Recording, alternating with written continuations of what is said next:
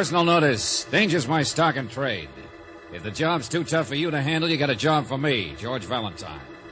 Write full details.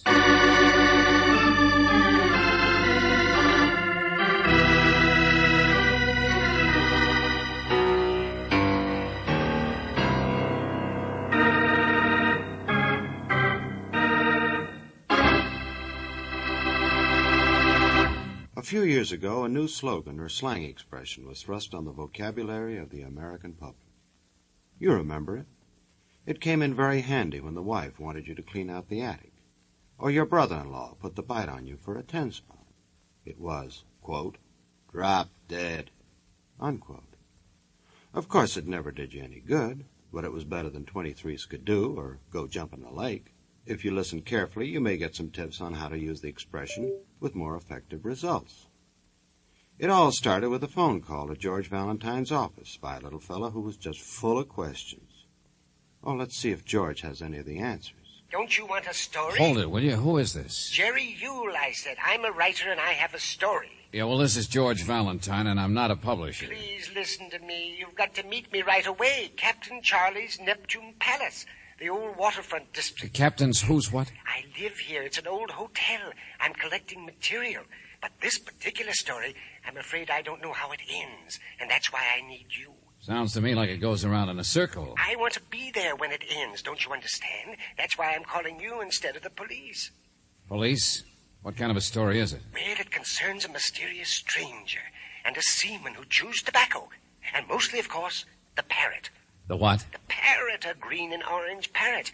Ordinarily, I don't like parrots myself, such mangy, squawking creatures, but Captain Charlie, of course, well, he's... A green and orange parrot. Now, look, friend, if you... Meet me in 15 minutes at the foot of Tide Street, please. You don't want anyone else to get their hands on this story, do you?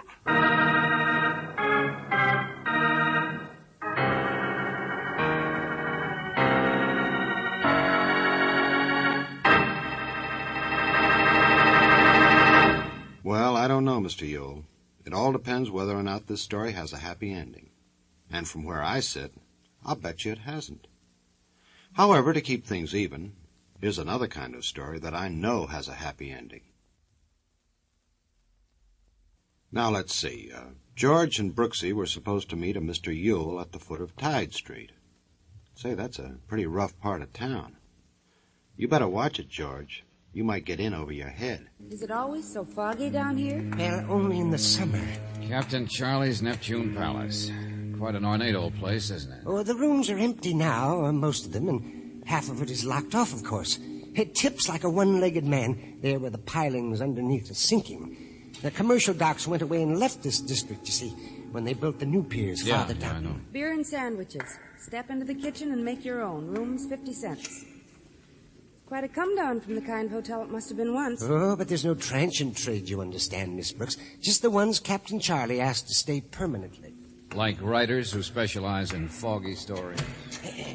Now, just be patient, Mr. Valentine. I want you to understand this setting, that's all. Its mood, its character. It's strange Shut yet... the door. Oh, hello. You want some coffee? Pour your own. Oh, don't look at me, friend. Captain Charlie, I suppose. No, this is Morton. Sure, I'm not crazy. I just look that way. Business cards, menus, and wedding announcements. That's his line. What? Why, he used to do the menus on the Lusitania, no less. Been sunk ever since. He prints Charlie's stationery for him. Not that Charlie ever uses any, but that's how he took him in. Where's the dad coming from? Who opened the door? That's all right, Sadie. Go back to your knitting. Oh, that's Sadie. She used to own the place back in the gay days when it was Sadie's Neptune Palace. Sure, but Captain Charlie never had the heart to throw her out either.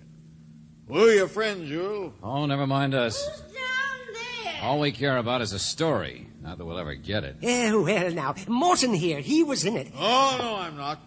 Charlie gave me a check for the $25. Don't mix me up in your fiction.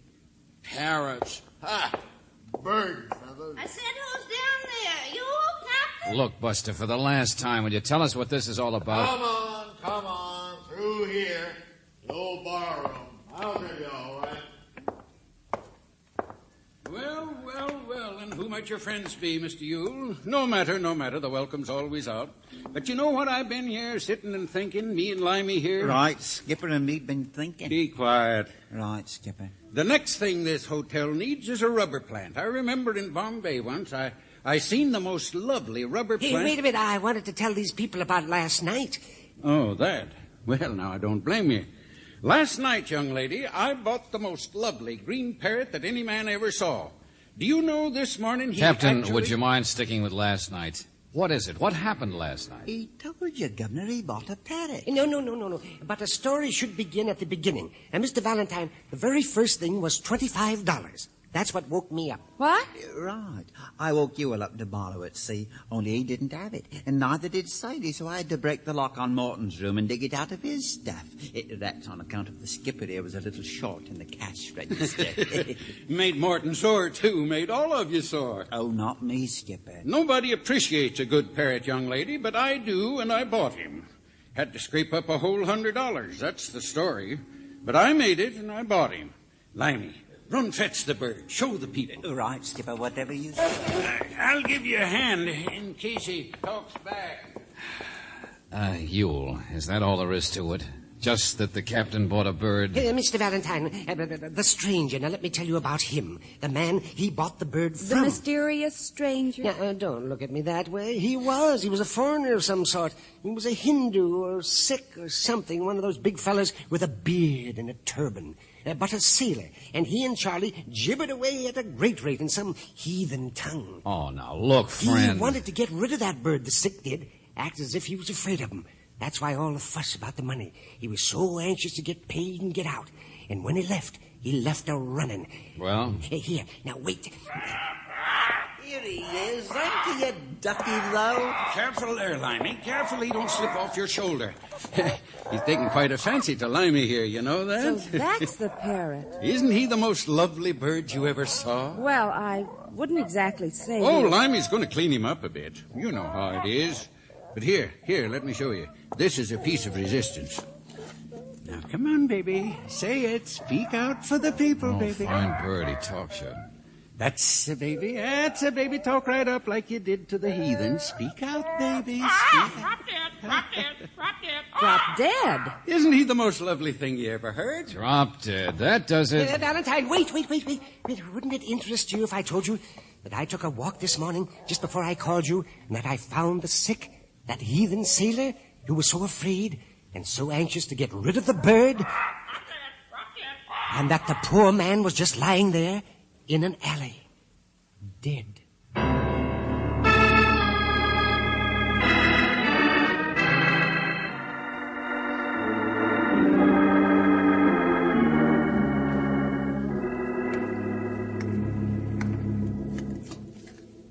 Now, wait a minute. That man didn't drop dead. He was rolled. Look at his pockets. See for yourself. Slugged and rolled, that's all. Yeah, you're right, Lieutenant. Only whoever hit him tapped him a little too hard, Chuck. It's happened more than once down here. But don't you think it's interesting that... And never mind that Eye of the Idol mystery magazine stuff either, Mr. Yule. What I want to know is why you didn't report this to the police quicker. But here in the alley, I knew no one would find him. Besides which, a beard and a turban. You don't even know he's the same guy you saw last night. I think he is. There's a whole shipload of these birds in port. Can you tell them apart? Routine, that's all. Routine case, and you got to clutter it up. Big mystery. Yeah. Okay, boys, where's that wagon? Well, Mr. Yule? I wrote a story about one of these fellas. Hey, wait a minute. What are you doing? Johnson will cut your gizzard out if you touch that body. You're in enough trouble as it is. Let go of me. The turban. Here, hold that flashlight. Oh, brother. There. You see? I told you it was the same man. Yeah, whoever rolled the sailor just wasn't so bright about where he'd carry his money, huh? 60, 70. Here, give me that. Yeah, it's the $100, all right. No, I'll keep it. Only so what? This still doesn't mean the parrot had anything to do with it. Hey, Mr. Valentine, look at this. Did you ever see an Oriental who chewed tobacco? What? A plug. Okay, so there's been somebody around here lately who chews tobacco, but... Oh, yeah, I remember. You said on the phone something about a seaman who chews tobacco. Yes, a big fellow, but an American seaman. Well, where did he creep in? Now, look, Buster, you'd better spill the rest of what you know fast. I've told you everything, honestly, I have. He was just a seaman, that's all. I didn't get much of a look at him, but this morning when I woke up, He was peering in my window, and when I shouted, he ran. I came out to look around. That's when I found the body. And then I ran. Well, that's a good idea. Mr. Valentine. All right, you two, Doc. Miss come Brooks on. is still back in the car. You will out of the other way. Tell Johnson I went to get her, will you, or some other lie? What? But I... No, you stay there and hold hands with Johnson. Hey, Valentine. See you later. I'm going to write a story.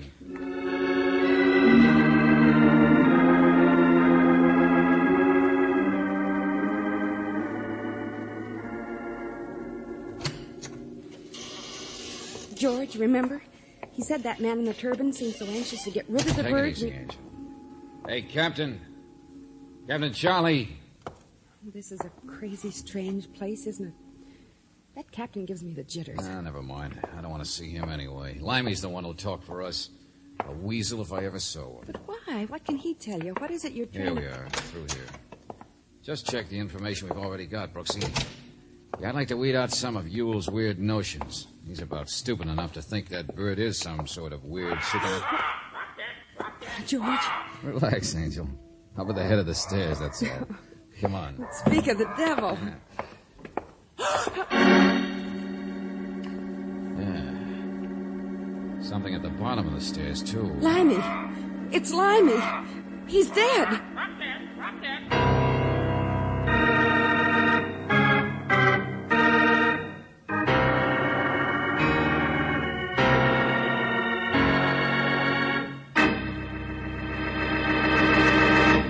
You know, I've always found it pretty tough to squeeze juice from a lime.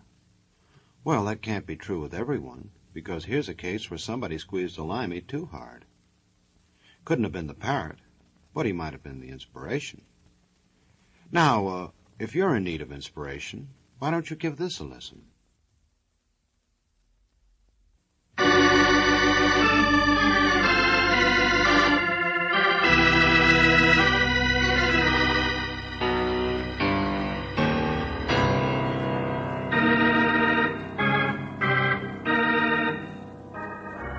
Now, if your name is George Valentine, you don't believe in the kind of story that has a parrot in it. When the parrot says drop dead, people drop dead. The only trouble is they do. First, a foreign sailor who sold the bird, and now the next man that the bird took a liking to, Limey. Yes, Limey is just about as dead as the sailor was. Who's going to be murdered next, George? Oh, Brooksy, cut it out, But will you? Limey didn't just fall down the stairs. It's a dark stairway. It could have happened. Only you doubt it. Yeah, I guess he was dead before he fell. But a guess isn't good enough, is it? It's also unbelievable, all these crazy characters. There's another explanation of some kind. You want to bet it's nice and simple? No. Okay, maybe not. But for instance, why is the parrot important? Why was that mangy captain so anxious to buy him in the first place? And why is Mr. Ewell so interested? I get the idea. So run out and get the police, will you? Well, what are you going to do? I want to see who's around, Angel. Mostly upstairs. Well, the bird is, for one. Yeah, I know. He hopped off down the hall. See you later. All right, George. You sure fell all right, Buster. Well, so who pushed you? Or slugged you first? Who? Get him off me! Help! What the? It's Sadie.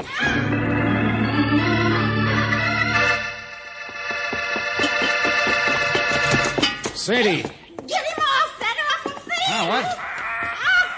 Get out that window! Go on, shoot! All right. Just a parrot, that's all. Just of all the ugly, mean, All right, take it screeching- easy. He's out the window now, huh? Sitting there on the kitchen roof like he was real proud of himself. Only what happened? Hopped through here across my face. I was sound asleep. I told Captain Charlie I wouldn't stay here if he kept that bird. I never allowed parrots when it was my hotel. This was a respectable place. Sure. But look, Sadie, did you hear any noise out by the stairs a while ago? Maybe about half an hour ago? No. Why should I? Everybody's been out, except that awful creature. I heard them go. Why? Skip it. Only tell me something, Sadie. How long have you lived here? 40 years now, I'd say, off and on, barring a couple of marriages. But I always come back. Oh, my lands, I wouldn't know any other place to live. None of us would. All been here for years with Captain Charlie, huh? Well, of course. Except that Ewell, naturally. He's recent. We're all sort of has-beens, but the captain, he keeps us all under his wing. He's a wonderful man. So generous, honest. That was what you wanted to ask about, wasn't it? Yeah, Captain Charlie. Ask anybody in the district about Captain Charlie. He's Okay. nothing bad about anybody here, except for that bird. Yeah. Well, I better get him off that roof. Well, don't you bring him back in here. You won't have that thing screaming at me. Oh, be quiet, Sadie. Somebody else trying to get him off that roof, too. Huh? Very popular bird. No, stay there. I can make it around the ledge. Just stay in your room. Easy does, boy. I'll be up there and get you in just a minute now. Keep the big crap shut, will you? Less noise now. That's the stuff. Wouldn't you know? A seaman. Now we got you, baby. Would have been easier to climb up with a ladder. What? Birdwatching society.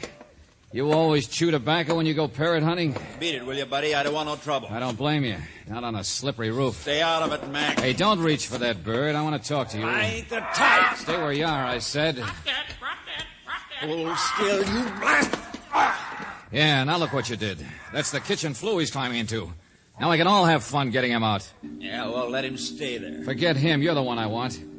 There's a little matter of people dropping Oh, dead. no, you don't, Mac. I had enough. I don't want no trouble. This is where I came in. Don't try that. Hey, you. So long, sucker. Look out. You'll slip. Look out!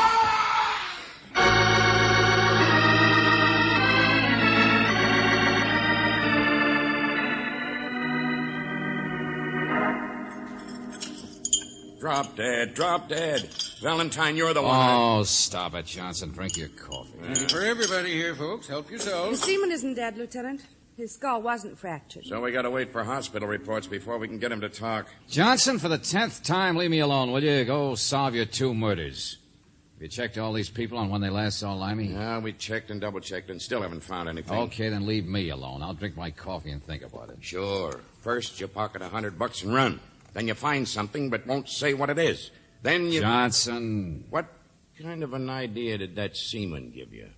What you got up your sleeve? Well, break up this picnic and maybe you'll find out. But you... All right, everybody, get out of here. There's a genius working on a story. That's all for now. Break it up.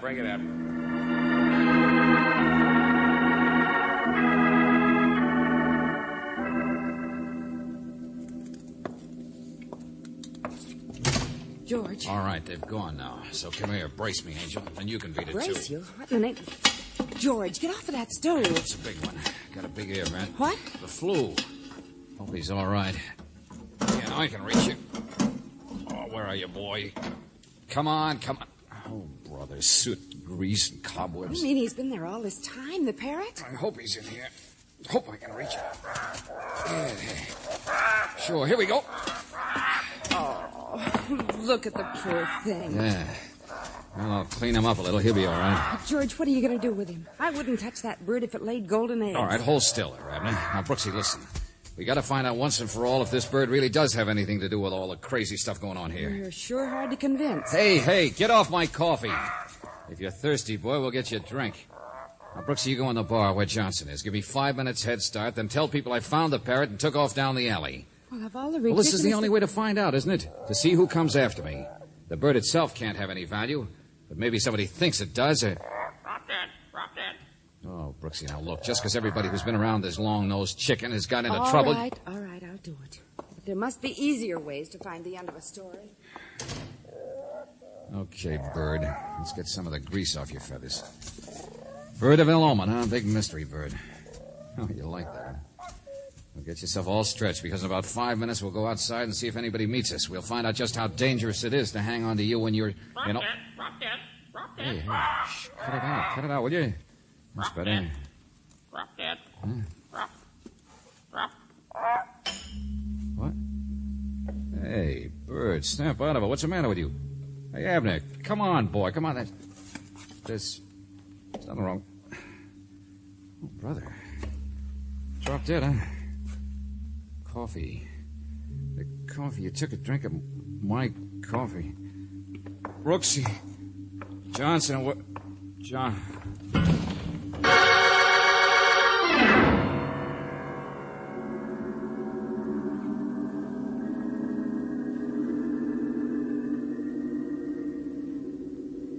George, listen to me. Can't you hear me? Here. Here, slap him with the wet towel some more. I'll do it, Captain. That stuff can't hurt him any. Get you and your crazy joint. Get out of here. All right. Oh. You all drink that stuff, too? Oh, George, here now, don't move. You told me 5 minutes. It was 5 minutes before anybody even started to look for you. Sure. Just me, huh? Just my coffee. We're not all dead, huh? Valentine, I regret to say. Never mind, I know. I'll loused it up again. An old-fashioned knockout drop. They keep them behind the bar. Naturally, they would in this kind of a place. Wait a minute. The bird. He's all right, George. And making a lot more sense than you are. Okay, Johnson, somebody doped my coffee. Everybody had a chance. Everybody knew I was going to be here alone. But at least it proves it's somebody right here, doesn't it? Eliminate the seaman? Yes, but why did this happen, George? We found you and the bird hadn't been touched. Hey, did you move me? What? Here, I'll help you. No, get up. don't touch me. If it wasn't the bird they were after, it was me. Only why me? What have I got that they That want? $100. Look in your pocket. See what was taken. Yeah. I thought I had it in this pocket. Oh, the wallet's okay. Everything else? 60, 70, 80, 90. No, it's all there. Oh, nobody'd commit crimes just for that amount of money anyway. No, of course not. So get on your feet. We start all over at the beginning. Johnson, I think better on the floor.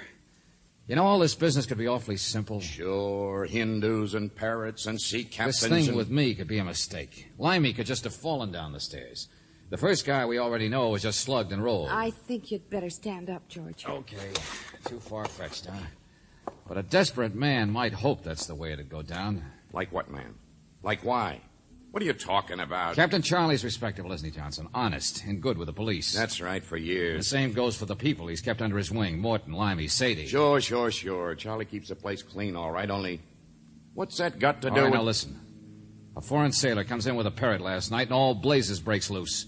Everybody's imagination dives off in 7 directions. It isn't imagination that the bird was involved in every crime, though, is it? Here with you? With Limey who took care of him? With the sailor who brought him in? Sure, and you get so wound up you don't notice something else that was involved with everyone. What, George? The money that paid for the parrot. Huh?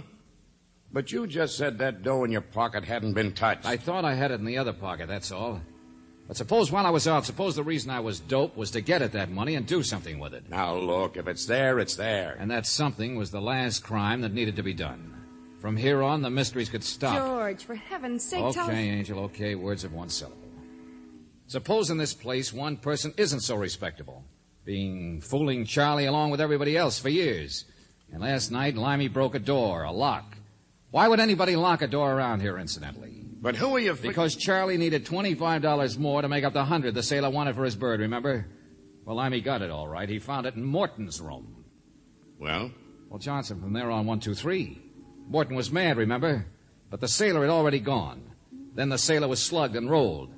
But if it was Morton, he couldn't find the money he wanted to get back. George, Limey didn't have any money. Limey was a weasel. Suppose he got to asking Morton about that money he took. Suppose he caught on to what I'm catching on to.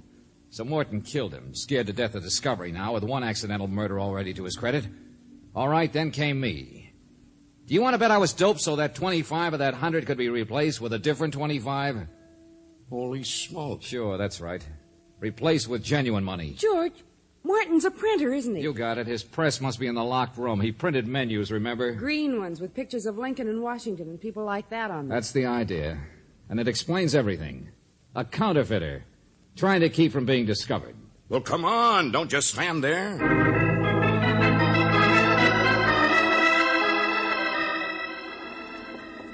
Morton. Hey, Morton. He was here just a second ago. He ran upstairs when you came out of the kitchen. There he goes. Martin, stop! Sergeant, get him! Hold it, Angel. Let the police do the rest. Hey, what's going on anyway? Look, ma'am, ain't this a lovely bird? You know, someday I'm going to get me a rubber plant and then...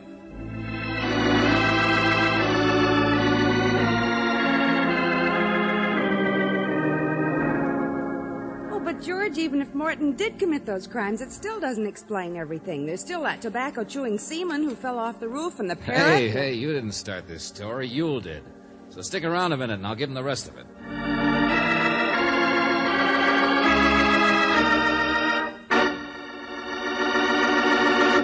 You're right, Brooksy. There are a lot of questions that still need answering.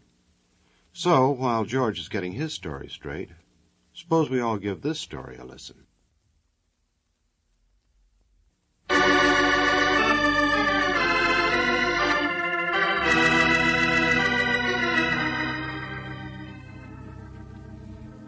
Yes, he was a counterfeiter, I understand. All he wanted was to get his $25 back. But the seaman, George... Oh, yes. The mysterious man chewing tobacco. Well, use a little logic. The sick, the foreigner who was so anxious to sell the bird in a hurry, didn't speak English. Yes, that made it all the more... So where did his bird learn to say drop dead? Oh. Yeah, and every clue Yule gave me about him suggested the obvious. The sick had stolen the bird and was trying to sell quickly before the guy he stole it from caught up with him. You telephoned the hospital, huh? Well, this might not be all clairvoyance, but sure. The seaman didn't want to get mixed up in any trouble, but he still wanted his bird back. Huh. His bird. And that's all there was to it? Oh, my beautiful romantic story of the waterfront. With all those strange characters. Watch it. Don't get carried away again. Oh, dear. My beautiful story. Anyway, cheer up, Mr. Yule. Maybe you could sell it to one of those mystery shows on the radio. Sure. Call it Drop Dead.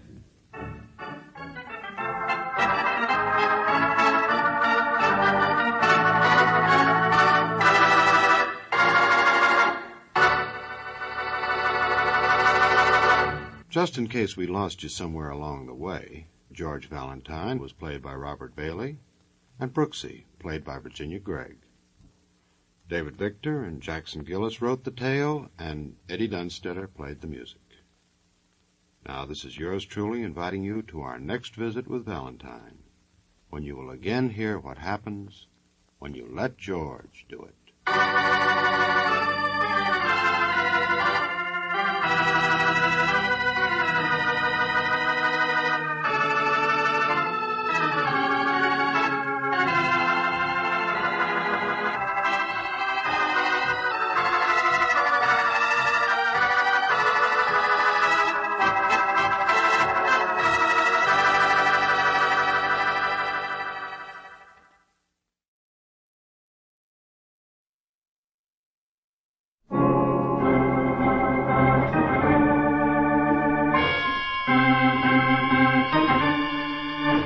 My name's Regan. I work for Anthony J. Lyon, Detective Bureau.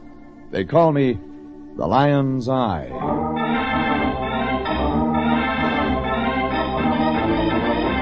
Jeff Regan, Investigator, starring Frank Graham as Regan with Frank Nelson as Anthony J. Lyon. So stand by for mystery and suspense and adventure in tonight's story of A Tree Grows in Encino.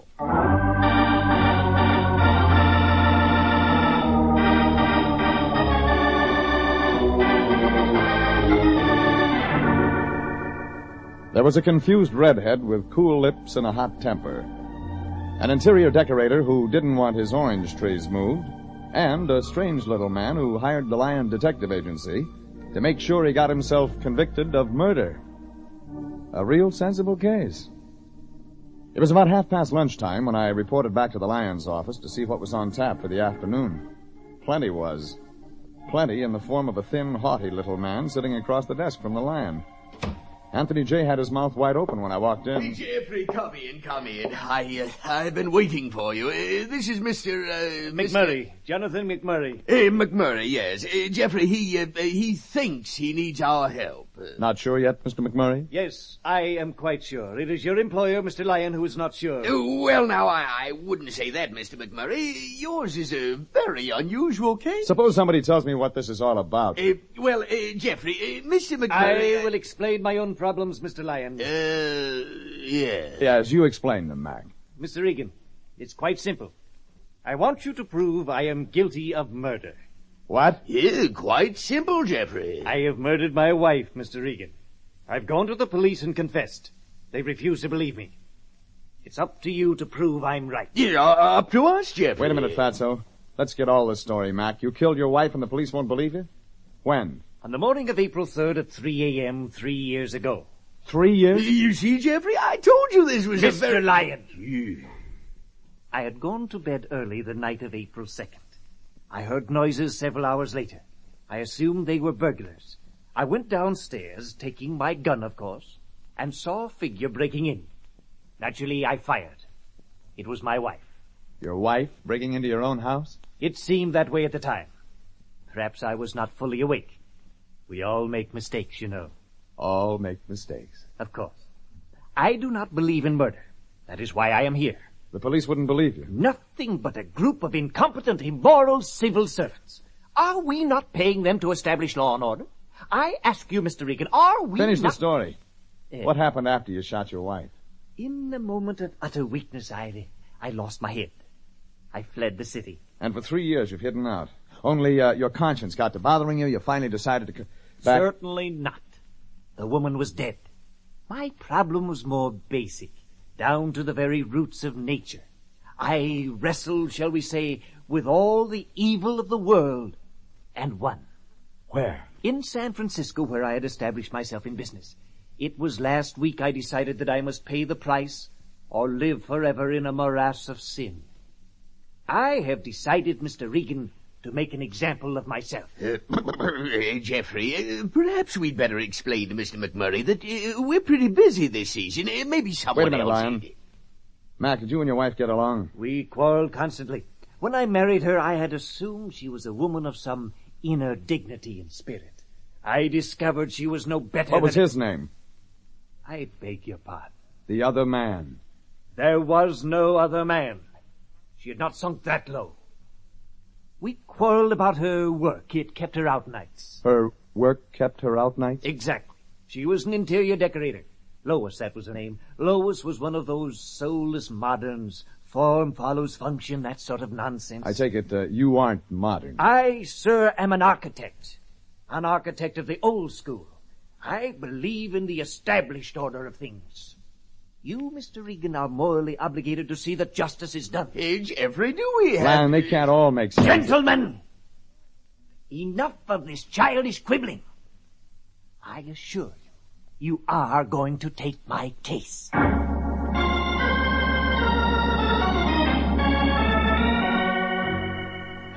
We took the little man's case. We took it with cash in advance and both fingers crossed. The Lion fumbled for his fountain pen, while McMurray calmly waited with his open checkbook. There was only one place for me to go. The police. You tell me you were looking for me, Regan. Right, Lieutenant Candid, just the man I was looking for. What's her name? This time it's a him. Jonathan McMurray. Never heard of him. Well, it happened 3 years ago. Claims he shot his wife. Never heard of him. Wife's name was Lois. Interior decorator. Oh, yeah. Blonde, about 5'5", blue eyes, age 28, weight 116. I remember. You met her? Nope, that was the description the husband filed with us yesterday when he came in. When you told me her name, I remembered. Sure. Sure you did, Candid. Regan guys are a dime a dozen around a police station. But dames with nice measurements? Oh, that's something else. Why didn't you book him, Candid? Book him for what? The murder of his wife. Believe that nut story? Are you kidding, Regan? Do I look like I've been on the force that long? Candid, a man comes to you and confesses to a 3-year-old murder. He's got a motive and a complete story, and you turn him away. Oh, take it easy, Regan. Mr. McMurray may like the coziness of the gas chamber, but it takes more than that to spend the taxpayers' money sending him there. Like what? Like a corpus delicti. A body. You should excuse the expression. No body? Regan, Lois McMurray, the little man's wife, disappeared 3 years ago. We can get at least 2 witnesses who say that when she got on the boat for South America, she wasn't dead. She was very much alive. Made sense. Sure, real fine sense. Candid told me his witnesses. One, Howard Nelson Whitmore, interior decorator, extraordinary, the missing woman's ex-boss. The other witness? Mrs. Nelson Whitmore. They'd been with Lois McMurray the day she'd sailed. That was April 4th, the day after McMurray claimed he'd killed her. When a client buys $100 worth, you give him $100 worth. I checked the address of Howard Nelson Whitmore and drove out. Robertson Boulevard, Beverly Hills. There was chocolate brown and chalk white, and twisted plywood and copper wire hanging from the ceilings. Average family could live a year on the cost of 1 month's rent. How do you do? May I help you, sir? Like to see Mr. Whitmore. You mean Mr. Nelson Whitmore. It's hyphenated, you know. How wonderful. Could I see Mr. Nelson Whitmore? Oh, didn't I tell you? He's in conference with his wife. And we won't discuss the matter again, Howard. Is that clear? Well, for the last time, it's absurd. Absolutely absurd. We'll see how absurd it is after it's done, and it will be done, you understand? This is the last time I'll put up with any of your fantastic schemes. Now, get out! You lame brain nincompoop out to... Well... Hello. Hello. Where did you come from, stranger? You're Mrs. Nelson Whitmore? For the time being, but then, of course, all things change. You know that, don't you? Sure. All things change. Maybe you and I could talk about that. Oh, I'm sure we could, Mr. Regan. Jeff Regan. I'm sure we could, Mr. Regan. My card. I'll be at home in an hour. Encino. Just off Ventura. You can't miss it. She was medium size and red hair and medium size and red hair. She drifted out of the place like a pneumatic cloud looking for a bolt of lightning. The secretary watched her leave and swallowed a couple of times and looked at me and swallowed a couple of times. You may go in now, Mr. Regan. I went in. Mr. Howard Nelson Whitmore looked florid behind his desk, his face flushed and his eyes liquid anger. He was holding a long steel letter opener, which he tapped steadily against the desk. My secretary said you wished to speak to me, Mr. Regan. Maybe I ought to come back later. You can discuss whatever you wish to discuss right now. Your wife always like that? I said we could discuss your business now. Sorry, old man. Forget it. It's just that sometimes she drives me nearly out of my mind with her schemes, her stupid, idiotic schemes. Like what? We have a small orange grove out in Encino. I shouldn't say grove, really. Only 10 trees. She doesn't like oranges? No, she wants them moved. Can you imagine that? She wants those 10 trees uprooted and transplanted to some other part of our land. She says they'll blend into the landscape better. And you don't think so? Of course I don't think so. Planted those trees myself 3 years ago in the spring. And planted them where they are because that's where they belong. Trees belong certain places, is that it? I will not have you questioning me this way. I planted those orange trees where I wanted them planted, and that's that. They've been there for 3 years, and they've stayed there. Okay, Mr. Nelson Whitmore. They're your oranges, and it's your land. I don't know what's gotten into me, Mr. Regan, letting a few orange trees upset me this way. It's just that I don't like people digging around my yard. It's a good idea. Never know what they might turn up. What's that? Nothing. I understand you and your wife were with Lois McMurray when she sailed for South America a few years back. No, sir. I didn't get the name. Mrs. Jonathan McMurray. Lois. Used to work for you. Yes, of course. Been so long since she left us. For South America, that is. Yes. South America. Yes, my wife and I went with her to the boat. Funny thing, her husband claims she's dead. Her husband? Jonathan McMurray. Yes, of course, the architect. Blundering idiot if ever I met one. You like people, don't you? I like decent people, not narrow-minded bigots like that McMurray fellow. He's still living in the dark ages. Yeah, but as far as his wife's concerned, Lois, she's gone. Out of the country. Yes. As far as I know, it was 3 years ago. Yes. 3 years ago this week. Maybe there's more. More? What else do you mean, Mr. Regan? More that you know that you aren't telling me? Like, why did she suddenly leave for South America? Mrs. McMurray sailed to South America with an admirer. In other words, she ran out on her husband. Precisely. Not that I could blame the poor girl. McMurray never gave her a divorce. She was literally forced into it. It all fits. Except for one little item. Yes? McMurray claims he shot his wife on April 3rd. You claim she sailed for South America April 4th.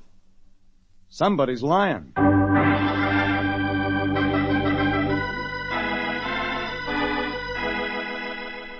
Somebody was lying. A decorator named Nelson Whitmore, or an architect named McMurray. Or maybe it was a bigger switch. Both of them lying. Maybe the answer to that one would be with a fire-breathing redhead named Mrs. Nelson Whitmore. She'd said she'd be home in Encino. It was an invite I wasn't going to pass up. I got out there around 5:30, the sun dropping down behind the valley hills, the grass around the place soft and moist, and the 10 orange trees lining the driveway to Mrs. Nelson Whitmore's house. It was redwood siding, sprawling over a hillside, weaving around like a giant snake. Ranch type for millionaires. Complete with gravel driveway, 4-car garage, and swimming pool. I rang the doorbell. Hello, Mr. Regan. I knew you were too intelligent to turn down my invitation. Red hair, Red dressing gown. Same texture. Soft and silky. A film of expensive gauze covering golden tan skin. This way, Mr. Regan. The drinks are mixed. You thought of everything. If we don't think of ourselves, no one else will. Or does that sound like a bromide? Sit here. Nice furniture. Herman Miller, Mr. Regan. Foam rubber throughout. You didn't come to discuss furniture, did you? I came to discuss a friend of yours, Mrs. Claire. Her name's Lois. Lois McMurray. Hmm? Lois McMurray. You know her. Quit stalling. Am I stalling, Jeff? Can't take you that long to think up an answer. Why do you want those orange trees moved? Your mind does travel, doesn't it? That's still no answer. Oh, very well, Jeff. You're being a cad, you know, a real cad. I get paid to be a cad. You're a private detective? I thought so. Look, Claire, there's a big fancy game in progress. Somebody's playing somebody else for a sap. I get paid to find out who. By the hour. That must make you terribly expensive, Jeff, who paid you. Wrong pitch, lady. Give me answers instead. Have it your way. I want the orange trees moved because I want them moved. I don't have to answer for that to you or to my husband. It couldn't be because you think there's something under the ground you ought to know about. Oh, what a fantastic idea. Keep talking. I won't be questioned this way. Do you hear? Lois McMurray didn't leave on any boat for South America, did she? Get out. You and your husband are lying, aren't you? Get out of my house!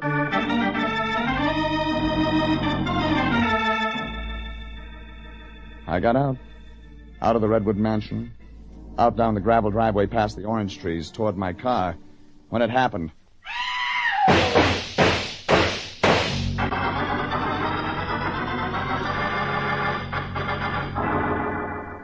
Inside the living room, the smell of cordite, and behind the thick blue clouds stood Mrs. Claire Nelson Whitmore. Stood staring at me, a dazed look on her face, a gun hanging limp in her hand. At her feet, the haughty little man named Jonathan McMurray, dead. Claire Nelson Whitmore looked at me, blinked twice, then collapsed unconscious at my feet.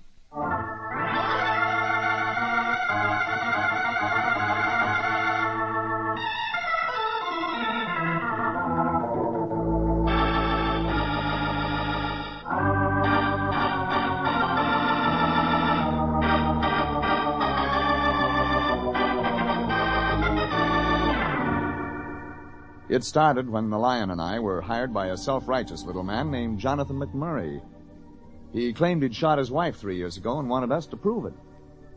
Only I met an interior decorator and his wife who claimed they'd seen the McMurray woman leave on a boat for South America, very much alive. The only thing that made sense was that I was standing in the living room of the decorator's wife, Claire Nelson Whitmore, and she was lying unconscious at my feet. And next to her was my client, Jonathan McMurray. Not unconscious. Dead.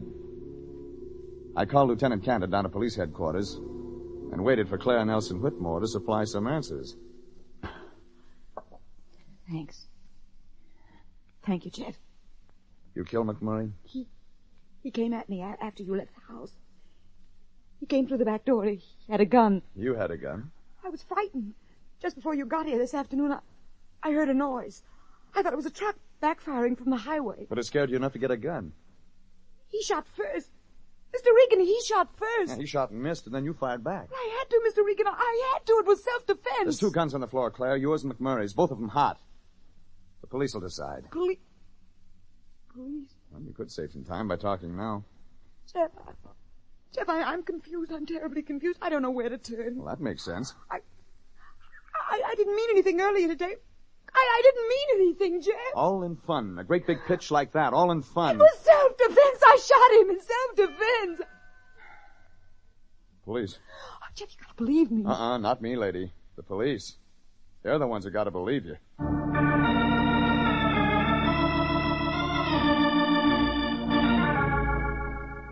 Lieutenant Candid came in with a photographer and 3 detectives. An ambulance showed up a couple of minutes after that with a medic and 2 stretcher bearers. I gave Candid the whole story, the business about the orange trees included. He listened, nodded for one of the detectives to take notes, and then told me to stick around. He and another guy went into Claire Nelson Whitmore. 10 minutes later, he came back out. State of near collapse. Couldn't get much, Regan. I thought maybe. The dead man's gun had been fired twice, and hers 3 times. She wasn't hit, Regan. She didn't say anything about McMurray's wife, Lois. Nope. Nothing you hadn't already told me. Just one thing bothers me, Regan. Just one thing? Those orange trees. Why does she want to move? No, she says they look better somewhere else. You think it's as simple as that? I don't think anymore. I gave it up when McMurray hired me. If you're looking for logic in this one, Candid, forget it. She's an awful good-looking dame, Regan. Yeah? I'm partial to redheads. Sure. Redheads and oranges. Regan, I think I'm going to dig for oranges. You figure it that way, huh? Lois McMurray disappeared 3 years ago, and that's when the orange trees were planted. Howard Nelson Whitmore, the redhead's husband, made a special point of telling me that, Candid. Oh, now, Regan. He laid it out like a bad joke in a comedy routine. You mean you think he deliberately wants us to Look, think... Candid, you dig. I'll try another idea. Okay, Regan. I'll dig. Candid called the city, and the city sent out the diggers. Maybe I was off base. Maybe I'd had too many weird stories for one day. But the orange tree routine smelled as phony as Limburger in a perfume shop. I called my boss, the Lion. Anthony J. Lyon Detective Agency. Anthony Me, J. Fatso, get your pencil. Jeffrey, I've been trying to get in touch with you. Okay, you have. Jeffrey, that McMurray fella called here about 2 hours ago. What? Jonathan McMurray. He told me to tell you to forget everything. He told you that? Yes, he said something about going back to San Francisco, that divine law would right the wrongs, or something like that. Lion, are you sure? Is something wrong, Jeffrey? Just one little thing, Fatso. McMurray's here with me now. Oh, good. I wanted to ask him about... Dead, Fatso. Well, tell him for me. Dead? No. Yeah. Now listen, Lion, I've got an idea. I'll need your help. I want a complete check on Lois McMurray, Jonathan's wife. I want to know where she was born, how many kids in the family, if her parents are living, where she met her ex-husband, Jeffrey, everything. Are you out of your mind? Our client's dead, and besides... Don't argue, Fatso. Just get busy. Yeah, but Jeffrey... McMurray gets his money worth, Fatso, dead or alive.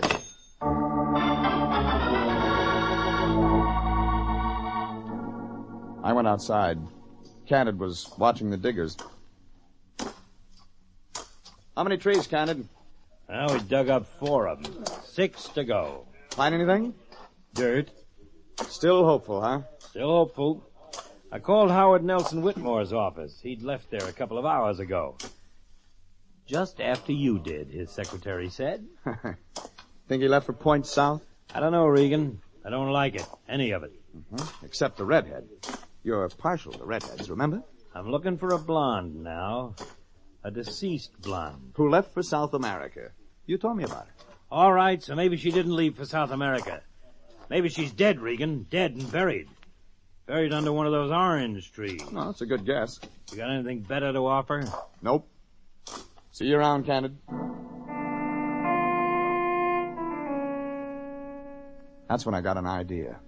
A halfway idea that kept growing until it was a big, full-blooded 100% idea. Claire Nelson Whitmore said she'd heard a noise, like a truck backfire from the highway. She said that's why she'd gotten out the gun. Maybe she was telling the truth. Maybe there was one story in the tangle of lies you could believe. I decided to believe it, and that was an answer in itself. Behind the house, the garage was built for 4 cars. It was loaded. Servants' quarters, and then, over a couple of yards, swimming pool. I headed that way, checking the garage, trying the door to the servants' quarters, finding bushes, shrubs with nothing behind them. Up the hill, the swimming pool. Quiet. Still, like a mirage in the desert. Emerald pool, tile and brick, oval shape, expensive. Claire wasn't lying. She'd heard that noise. I found her husband, Howard Nelson Whitmore, in the swimming pool. In the swimming pool with a hole in his back.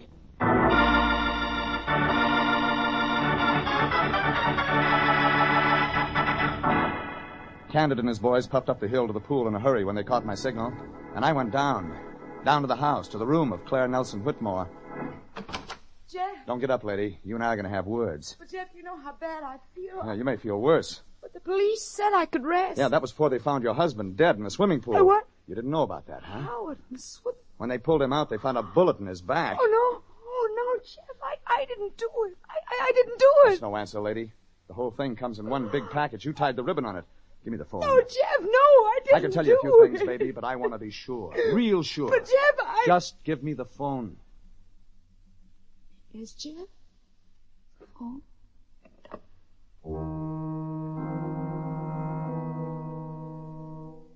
I gave the operator the number, and the red-headed woman sat frightened on the bed while I talked. Her eyes looked at me, cutting, deep, staring through the tension, knowing what was happening and hoping it wouldn't happen. I got the line, and I got my answer, while the red-headed woman sat staring at me on the bed. Jeff, what did you find out? About Lois McMurray? What I thought I'd find out. That she's from Chicago. She has no brothers or sisters. That her parents are both dead. She's alive. Yeah. She's alive. And Jeff, what does it matter about her? Lois McMurray met Jonathan in Chicago, just after she got out of prison. McMurray made her his project for the year. Salvation, his version of it. She married him. She married him because she didn't know what else to do. She married him because girls with prison records don't have a lot of choice. She married him and he converted her. Go on, Jeff. He taught her to live a decent life, as he called it. She was his project, remember? The straight and narrow. She didn't love him. She never loved him. Who could? But she was a confused woman. She needed something, somebody. She got little Jonathan McMurray, crackpot crusader. Oh, she got him, Jim. Then she learned to hate him. Hate everything about him. Hate his pettiness, his cruelty, his self-righteous conceit. But he wouldn't give her a divorce. That was wrong. She didn't appreciate his good deeds. She hated him, Jeff. She hated him. Yeah, Lois. You hated him. And then you met Howard Nelson Whitmore. He was the opposite of McMurray. Clever, crafty, and in love with you. He cooked up a scheme whereby you could get rid of Jonathan. He framed up that burglar routine.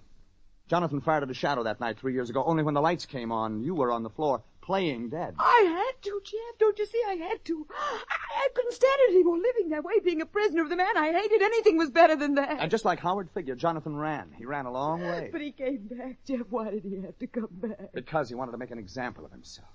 You and Howard spoiled that. You were alive, not dead.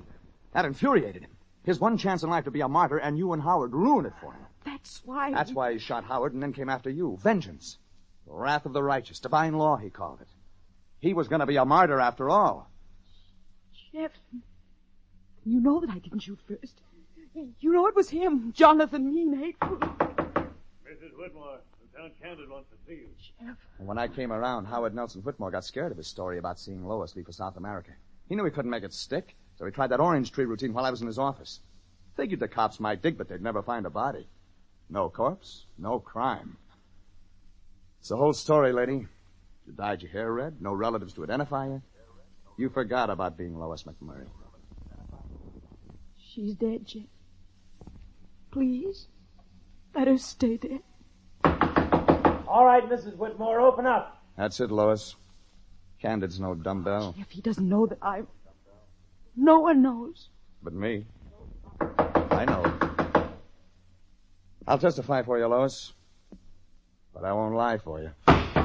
All right, open up that door. You've got hands, Candid. Open it up yourself.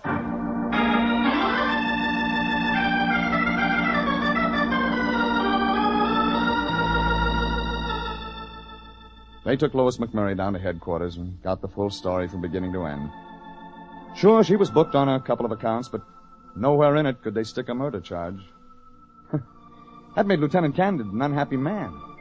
After all, he figured maybe the chief would begin to think he was partial to redheads. But when I got to the office the next morning, my boss, Anthony J. Lyon, looked as cheerful as a kid with the measles. Hi, Fatso. Oh, hello, Jeffrey. Nice day, huh, Lyon? Real nice day.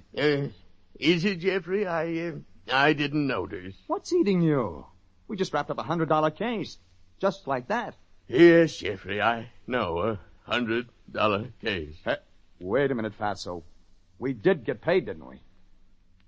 McMurray may have been a murderer, but not paying would be something else to him. You know, a sin to cheat. Yes, Jeffrey. Mr. McMurray didn't plan to cheat us. In fact, he said he'd send me the money later. Later?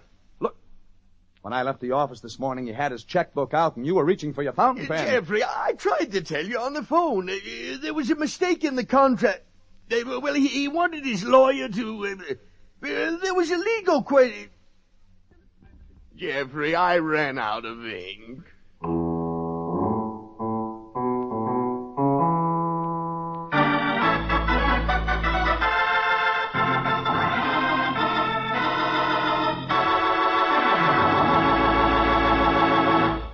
Jeff Regan, Investigator, is written by William Frug and William Fifield, produced and directed by Sterling Tracy, and stars Frank Graham as Regan with Frank Nelson as Anthony J. Lyon.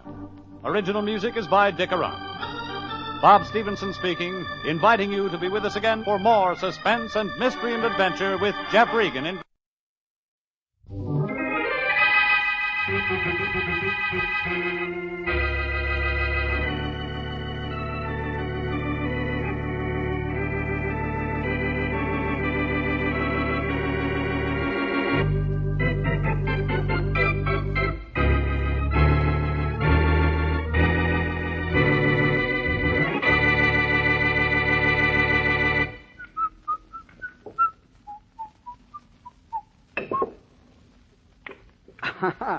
Didn't think I'd make that one, did you, Sam?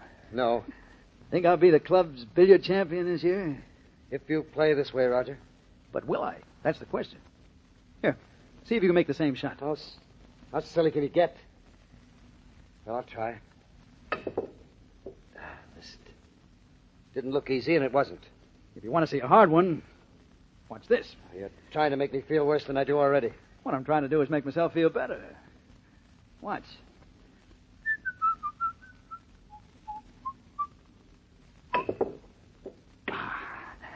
That's what reverse English does for you. Here now, you try it. See if you can. No, I've had enough, Roger. Hey, Sam. Nice boys don't throw cue sticks on the floor. I'm sorry, I didn't mean to, but no use, Roger. What's no use? I can't stop thinking. I can't stop wondering who I was and what I did before I came to town. Look, Sam, you've been talking about that now for 10 years. Will you cut it out before you give everybody the creeps and drive yourself crazy? I can't. Lately, it's been getting worse.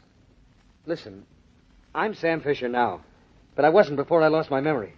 Roger, don't you understand why I'm so jumpy? I came to this city a little over 10 years ago with no memory of who I was or where I'd been or what I'd done. I had an accident, and I woke up in Kansas City, and I didn't know my name. No one did, or where I'd come from. They just found me in the street, unconscious. So what, Sam? Everybody knows who you are now. You're a happily married man, an important business executive. One of the city's best-dressed men. But I've got to know who I was. I've got to. I'm sorry, Roger. I've got to get out of here. This place is getting on my nerves. I'm going to get some air. Don't go too far away, Sam.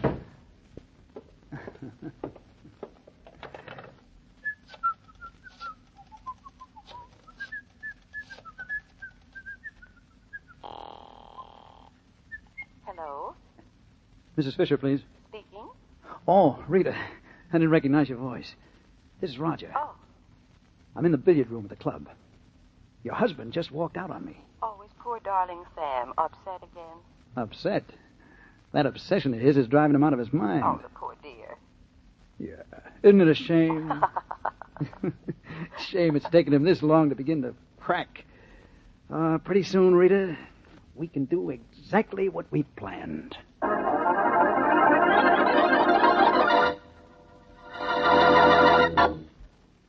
And now on to Dick Calmer as Boston Blackie. Enemy to those who make him an enemy. Friend to those who have no friend.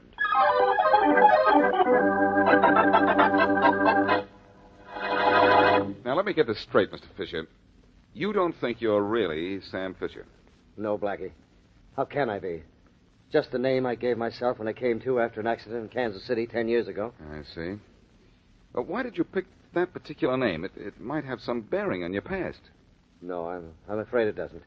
You see, I call myself Sam Fisher because my doctor's name was Sam, and he was an excellent fisherman. Well, that takes care of that. Tell me this.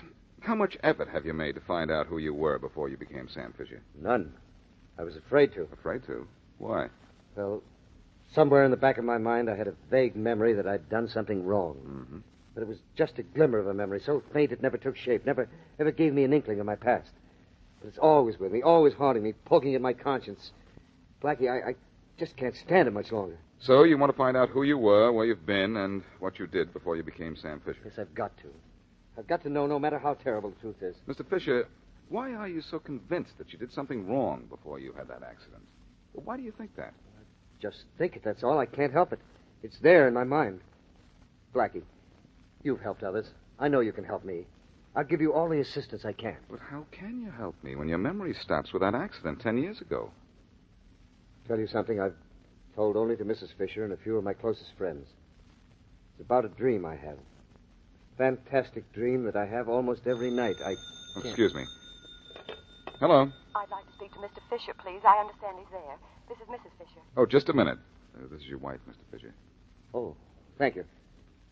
Yes, Rita? Oh, Sam, I hope I've called you in time. The maid said you left for Boston Blackie's an hour ago. How much have you told him? Well, not very much of anything, dear. You sound awfully upset. What's the matter? Well, Roger just phoned. He's found out something about you. Before the accident? Yes, Sam, and it's awful. Don't tell anybody anything, not until you've seen Roger. He's found out something about me. What? What did he find out? I don't want to talk about it over the phone. Roger will tell you. He's waiting for you at the club. Now get down there right away. All right, dear, I will. Right away. Well, that sounded important and encouraging. Blackie, I'm sorry, but I'll have to leave. Leave? But you were just about to tell me about... I'm sorry, Blackie, but I can't tell you anything now. Wait a minute, Fisher. Do you... I don't think I'll need your help. I don't think anybody can help me now.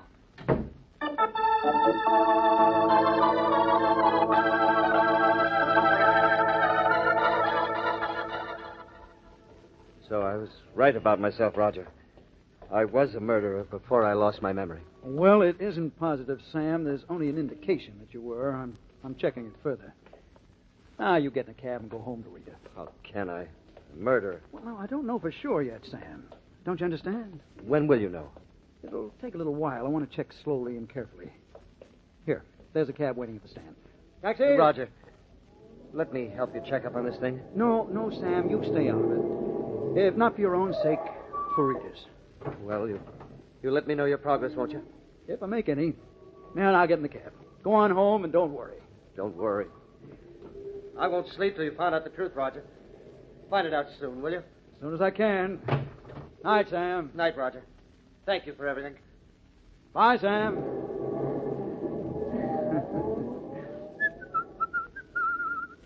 You're a nice guy, Sam. You'll live a long and happy life, I imagine. But you'll never be seen again.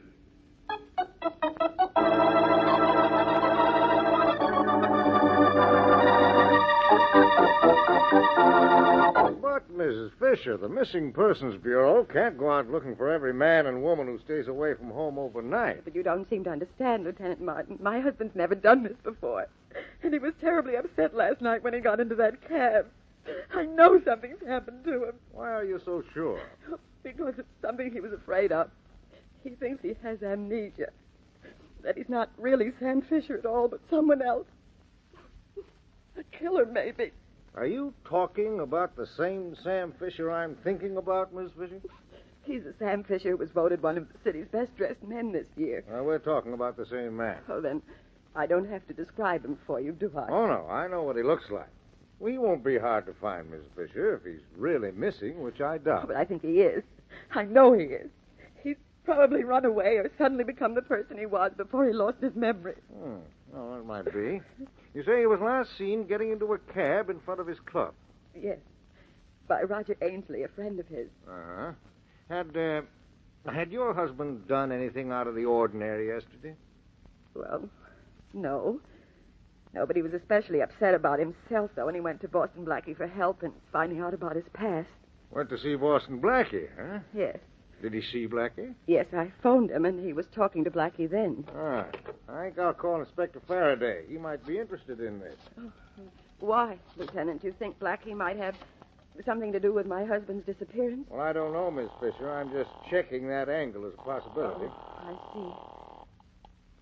Faraday speaking. Hello, Inspector. This is Lieutenant Martin over in Missing Persons. Oh, hello, Martin. You found anything lately? No, we just lost one. Yeah? Sam Fisher, last seen getting into a taxi outside the Arnicle Club. Arnicle Club, huh? Yes, I know that doesn't interest you, Faraday, but this might. Fisher was up to see your friend Blackie the evening he disappeared. Up to see Blackie, huh? Well, this is more interesting to me than you think. It ties in with a case the homicide department's just started work on. I can follow your missing Mr. Fisher's tracks step by step, Martin. You can? Sure. He left Blackie, went to his club, took a taxi from his club to the waterfront, and then disappeared. How do you know he went to the waterfront? Because we just found the cab he took. The cabbie's report shows his last stop was the Arnicle Club. The cabbie described Fisher as his passenger? The cabbie wasn't in condition to describe anything. He was dead, strangled with a necktie. And I think I can tie Boston Blackie into this, too.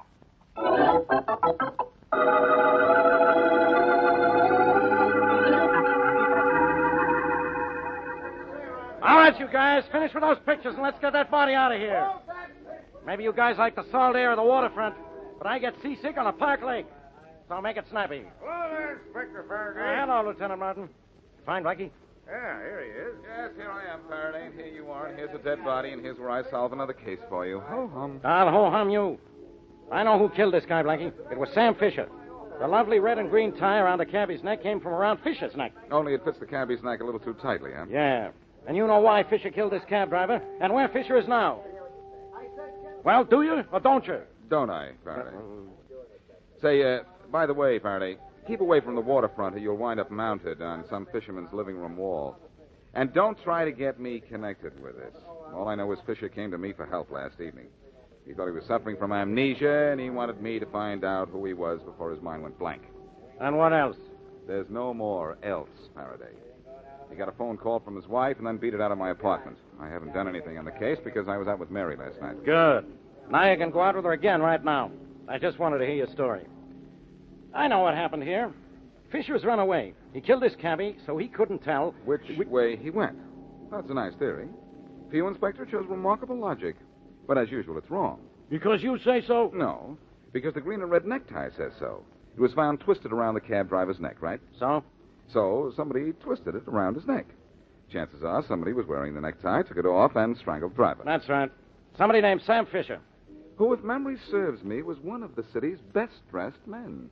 What's that got to do with him not killing this guy here? Fisher wouldn't wear a tie like that green and red thing, Faraday. It's monstrous. He wouldn't be found dead wearing it, much less use it on somebody else who's found dead. That's what I like about you, Blackie. You keep saying that you're always helping me, and the first thing you do always is complicate things. If Fisher didn't kill the cab driver, who killed him? I don't know, Faraday, but as long as I told you who didn't, I might just as well try to find out who did.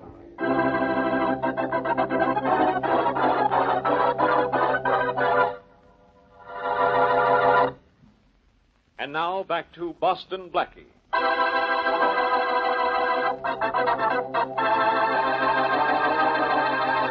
Wealthy and prominent Sam Fisher recovered from an accident 10 years ago, but suffered loss of memory.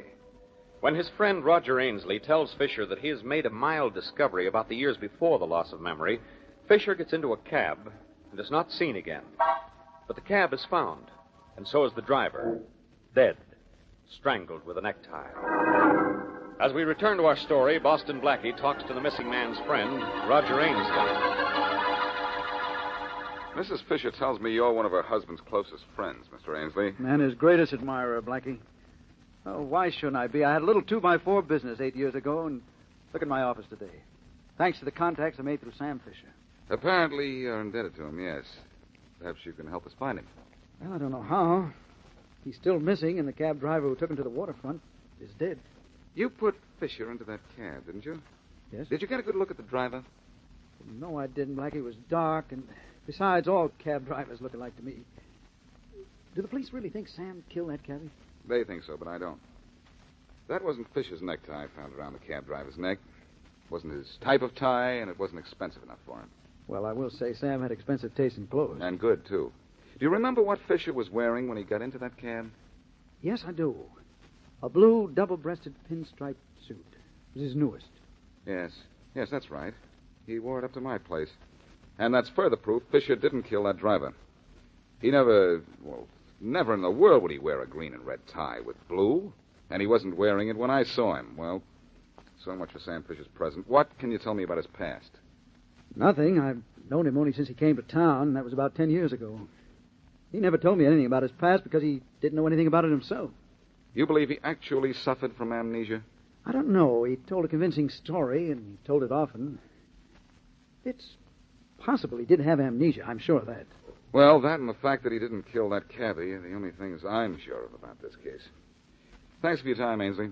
Don't mention it. Well, I will mention this. You may hear from me again. Well, you know where to reach me anytime you want.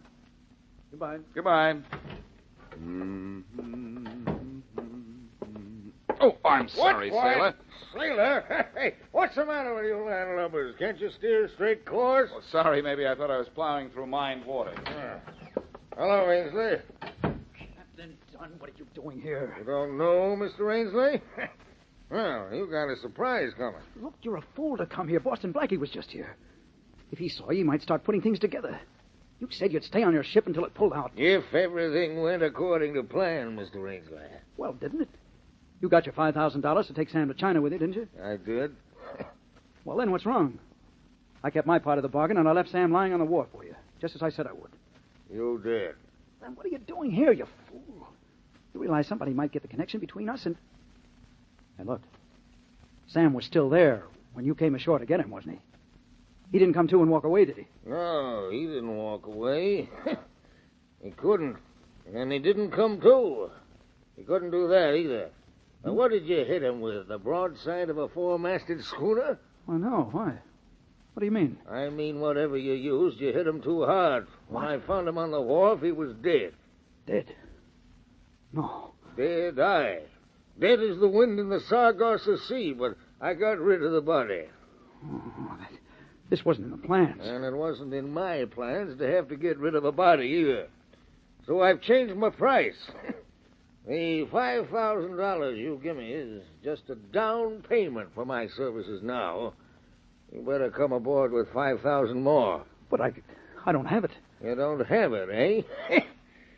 You better get it, landlubber. You better get it.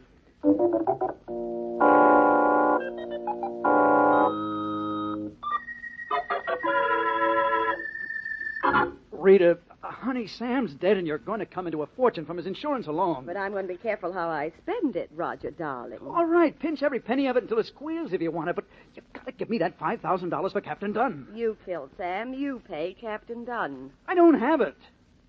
Besides, I didn't mean to kill Sam. It was an accident. I hit him too hard. You certainly did. Look, Rita, what's the matter with you? Why don't you stop? You trying to get rid of me, too? No, I'm not.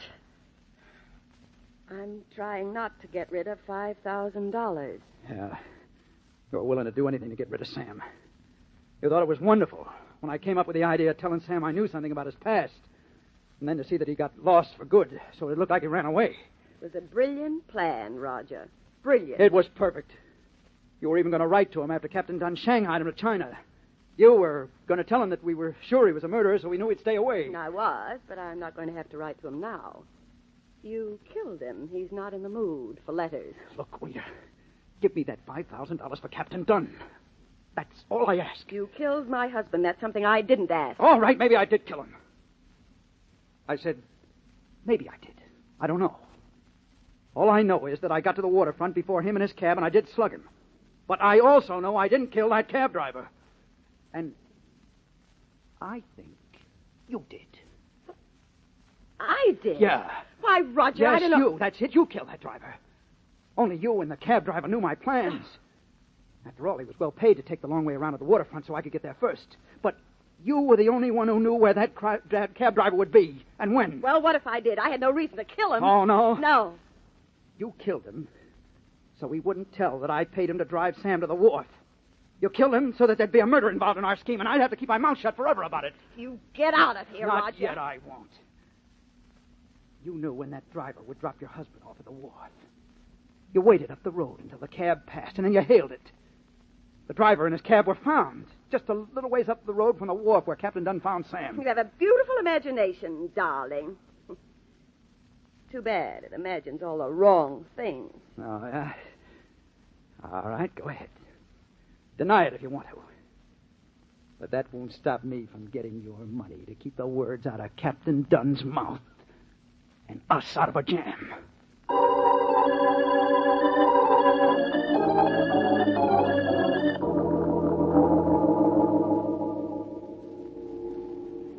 Listen, Blackie, are you trying to make a beachcomber out of me?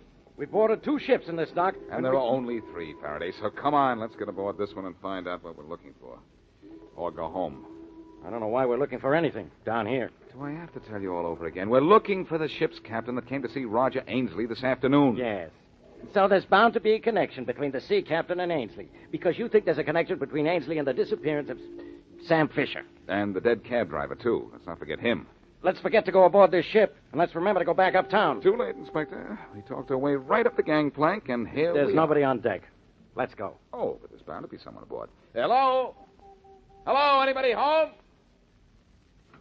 Hey, who's there? That's the man, Faraday. That's the man who saw Ainsley this afternoon. Yeah. Ahoy down there! Who's calling? I am, Captain. I want to talk to you. Aye? Well, come up to my quarters. I'm dressing to go ashore. Thanks. Come on, Faraday. These steps here. Blackie, if this is a wild goose chase... Oh, come on now, Faraday. We're on board a ship. Be nautical. If anything, we're on a wild gull chase. Throw that joke overboard, will you? And don't let go. Oh, You Faraday. men want to see me? Well, it's always proper to pay a visit to the captain of the ship when you invite yourself aboard, isn't it? You are the captain. Aye. Come in. Seems to me I've seen you before. You have. You bumped into me just outside Roger Ainsley's office door this afternoon. Oh, so I did. You're still steering a zigzag course. No, from now on I hope to go straight to port. This is Inspector Faraday of the Homicide Squad. Matey? I'm Boston Blackie. I don't think you told us your name. Dunn. Harvey Dunn. What do you want aboard my ship? We'd like to know why you went to see Ainsley this afternoon. Personal business. I suppose you want to know why I'm wearing civilian clothes to go ashore tonight. That's personal business, too. Anything else? No, but I wonder if you know a man was killed and another man disappeared in the vicinity of this wharf last night. Yes, I know. Heard it on the radio. Yeah, nice new tie you have there, Captain. You got something on your mind, Blackie? That tie, Captain Dunn. The rest of your shore clothes are rather old, but the tie is new, brand new. You didn't leave your old one somewhere, did you? No. I threw it away. You threw it away, it flew down the road and wrapped itself around a cab driver's neck and choked him to death. Hey, Blackie, that red and green striped tie would be okay with the captain's suit, wouldn't it? Yes, Faraday, but it isn't okay with the captain that we've caught him with his Mike! necktie. Henry, come here! Mike, Henry! Yeah, Captain Dunn. Uh-oh, Faraday, these guys are big. Mike, Henry, get to work on these. I can't. All right, get over there. You're in this too, Captain. Scram, Faraday, and get to a phone. I can't. I'm too busy. Oh, It yeah? won't be for long. Come here, you luck. You all right, Faraday? A little bruised, but still here. How about you? Present. And Dunn and his slugging chums are all accounted for. Yeah. It was that table leg that accounted for little Mike there. It's a handy little gadget, table leg. I got Henry, boy, with an arm. My arm with a fist on the end of it. And look at our friend the captain. He looks all at sea.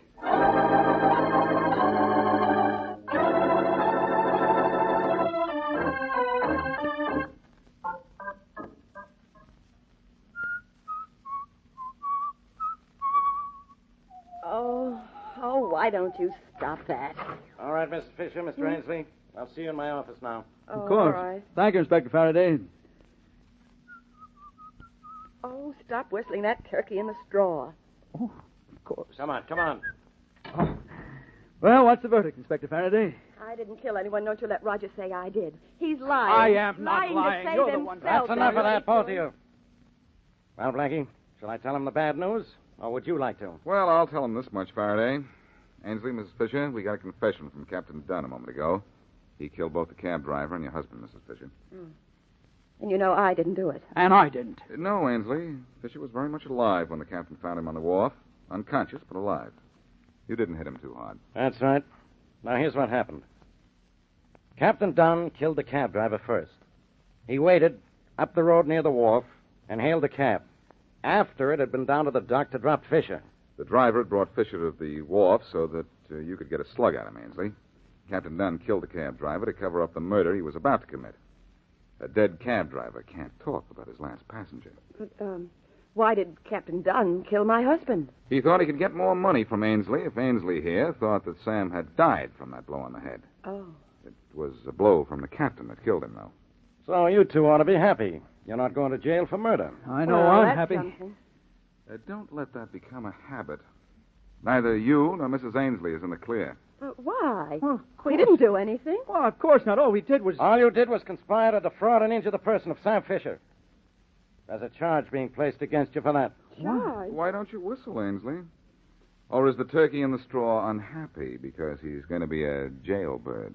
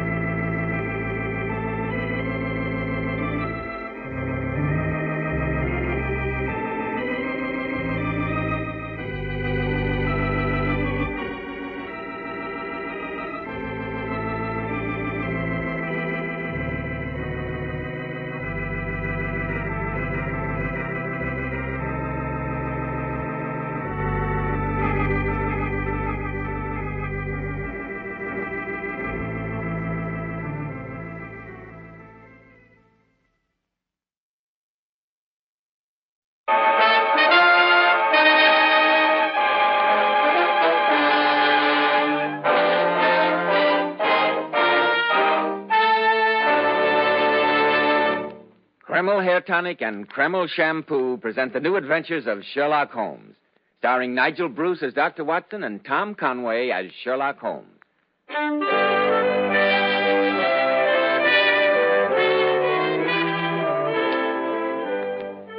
Once more, we're about to visit Dr. Watson, the friend and chronicler of Sherlock Holmes and his amazing adventures. We find him sitting in his well-worn armchair, an eager look on his face and a humorous twinkle in his eye. Can it be that the good doctor looks forward to his weekly appearances before the microphone? Good evening, Mr. Bell. It certainly can.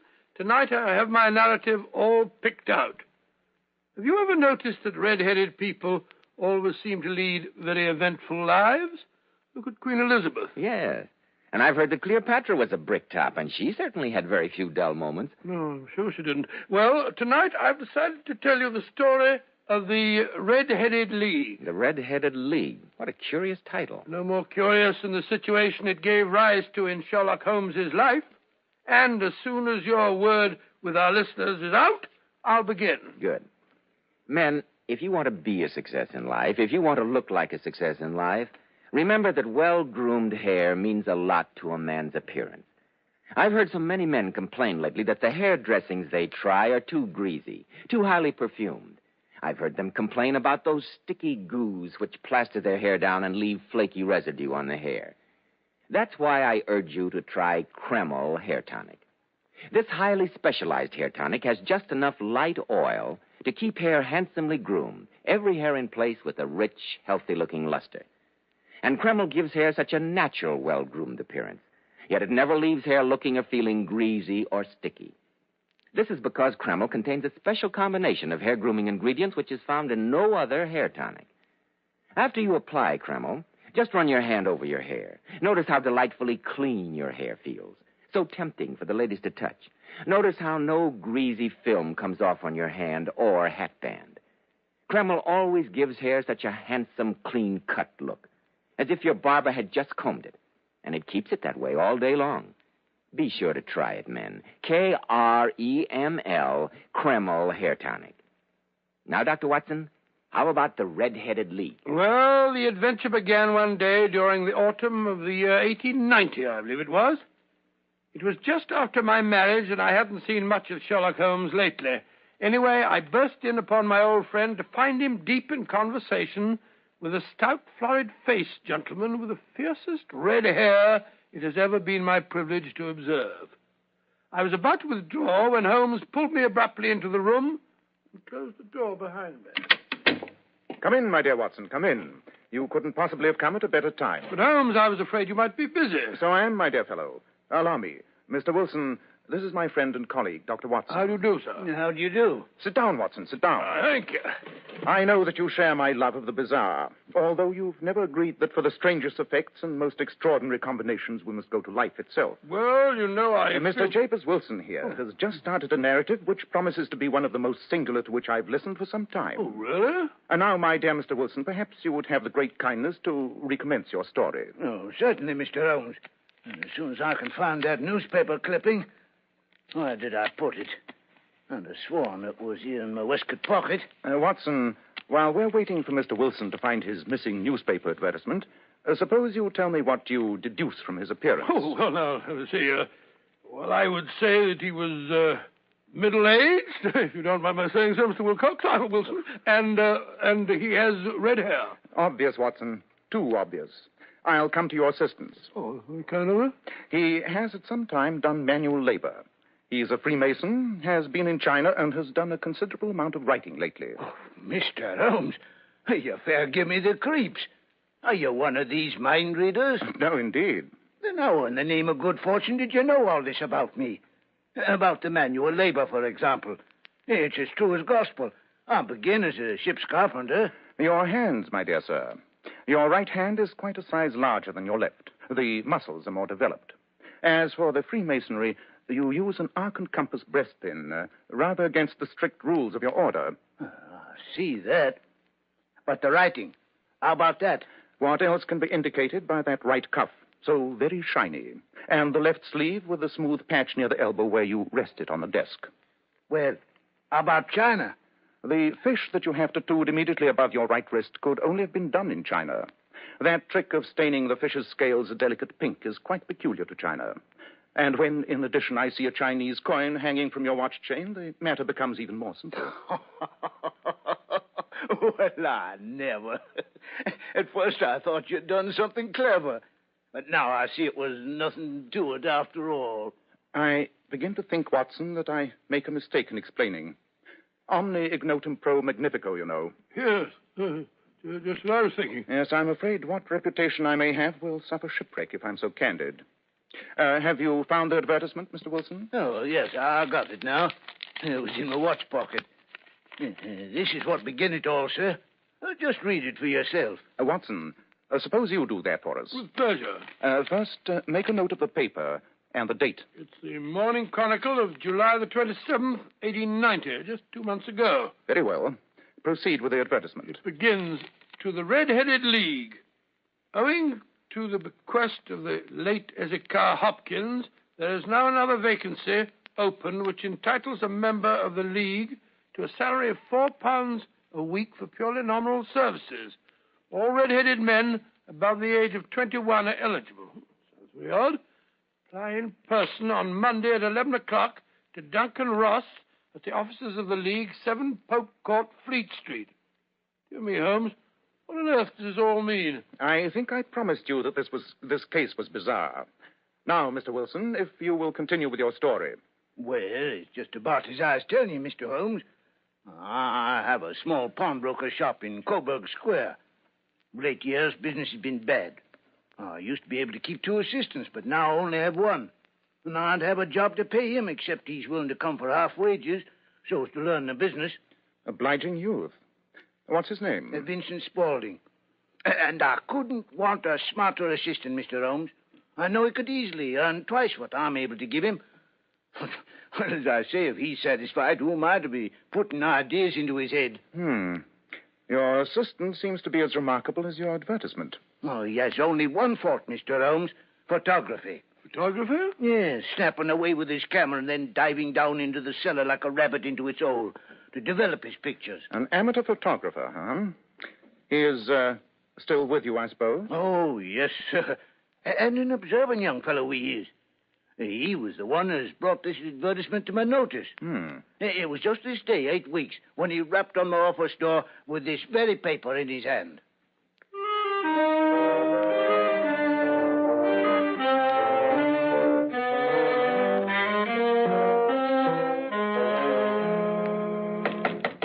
Come in, come in. Oh, Mr. Wilson, sir. Oh, it's you, Vincent. What's the matter? Well, I wish to heaven, Mr. Wilson, that I was a red-headed man. Why? Well, look here, sir. What it says in this paper. There's another vacancy in the League of the Red-Headed Men. It's worth a pretty penny to him that gets it. A red-headed league? Never heard of it. Never heard of the League of the Red-Headed Men? No. Oh, Mr. Wilson, and you eligible for one of the vacancies. Huh? What are they worth? Oh, merely a couple of hundred a year, but the work's slight, and it needn't interfere much with one's regular occupation. Couple of £100 a year, huh? Let me see that paper, young man. Yes, here you are, sir. As far as I can make out, the League was started by a millionaire named Ezekiah Hopkins, a red-headed man himself.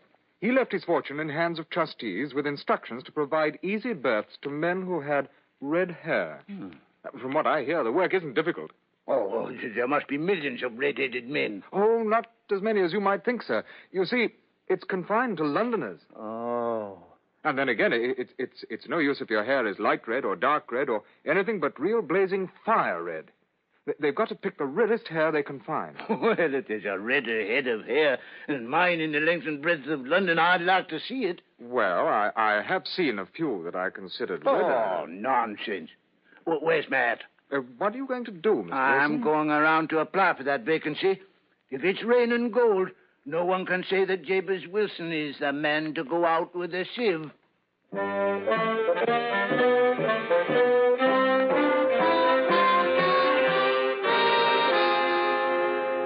And did you get the job, Mr. Wilson? I did that, Mr. Holmes. There wasn't a head of hair could touch mine for redness, if I do say so myself. And there was thousands competing. And what was the work? Oh, purely nominal, like the paper said. And it paid £4 a week, regular as a clock.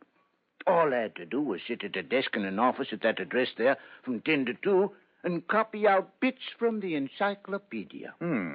Educational as well as remunerative. And how long did this work continue? About 8 weeks. I was pretty well through the A's.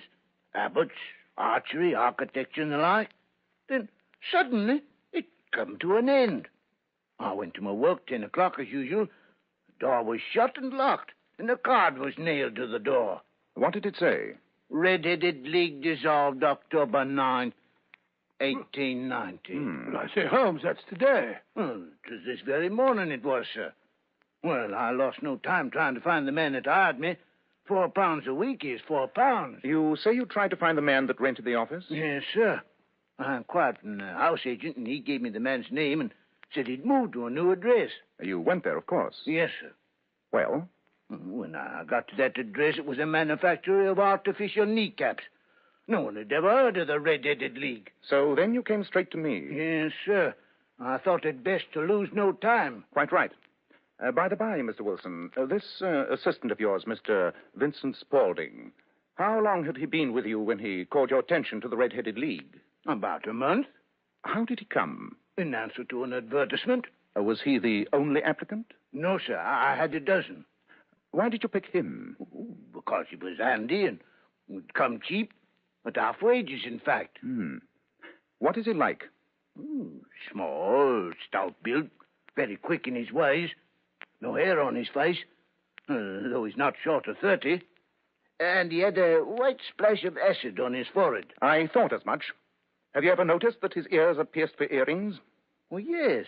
He says a gypsy did it for him when he was a lad. Watson, what day of the week is it? Well, it's Saturday, of course. Saturday, dear me, so it is.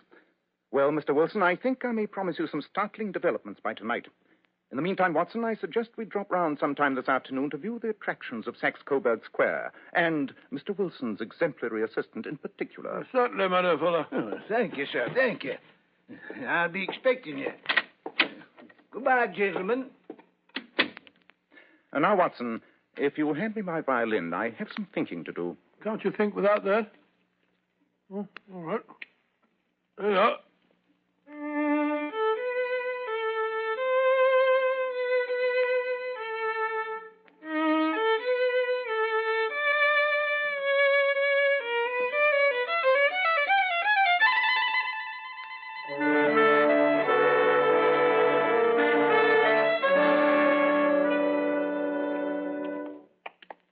Well, here we are, Holmes. This seems to be Saxe-Coburg Square. Shabby, genteel little backwater of a place. And this, I fancy, is our friend's shop, the 4-story building with the 3 gilt balls over the door. Yes. Well, the square itself seems fairly uninteresting, huh? Yeah, very depressing. Let's see what streets backs onto it on this side. Come along, Watson.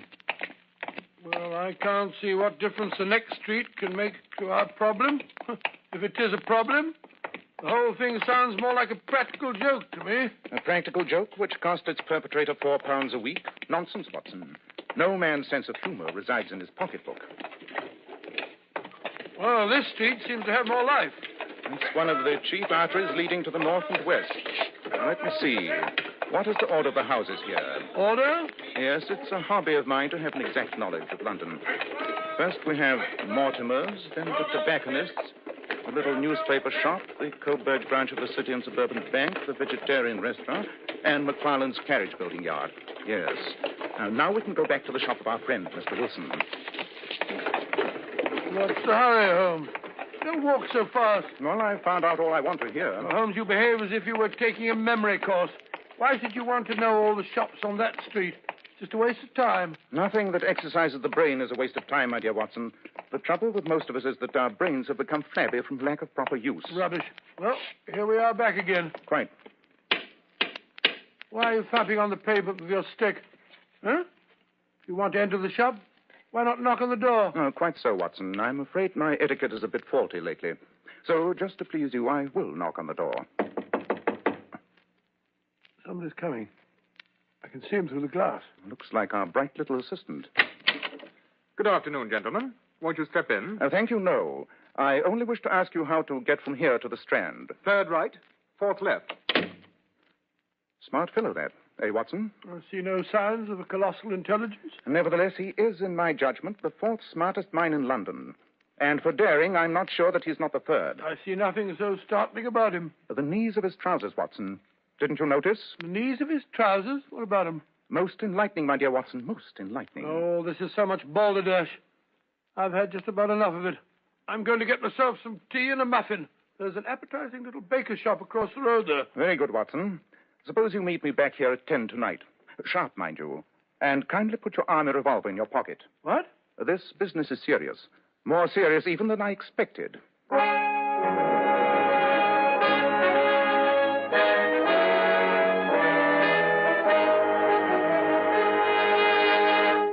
In just a moment, we'll rejoin Sherlock Holmes as he endeavors to solve the strange case of the Red-Headed League. Leading hair specialists in this country constantly advise us to take better care of the hair we've got.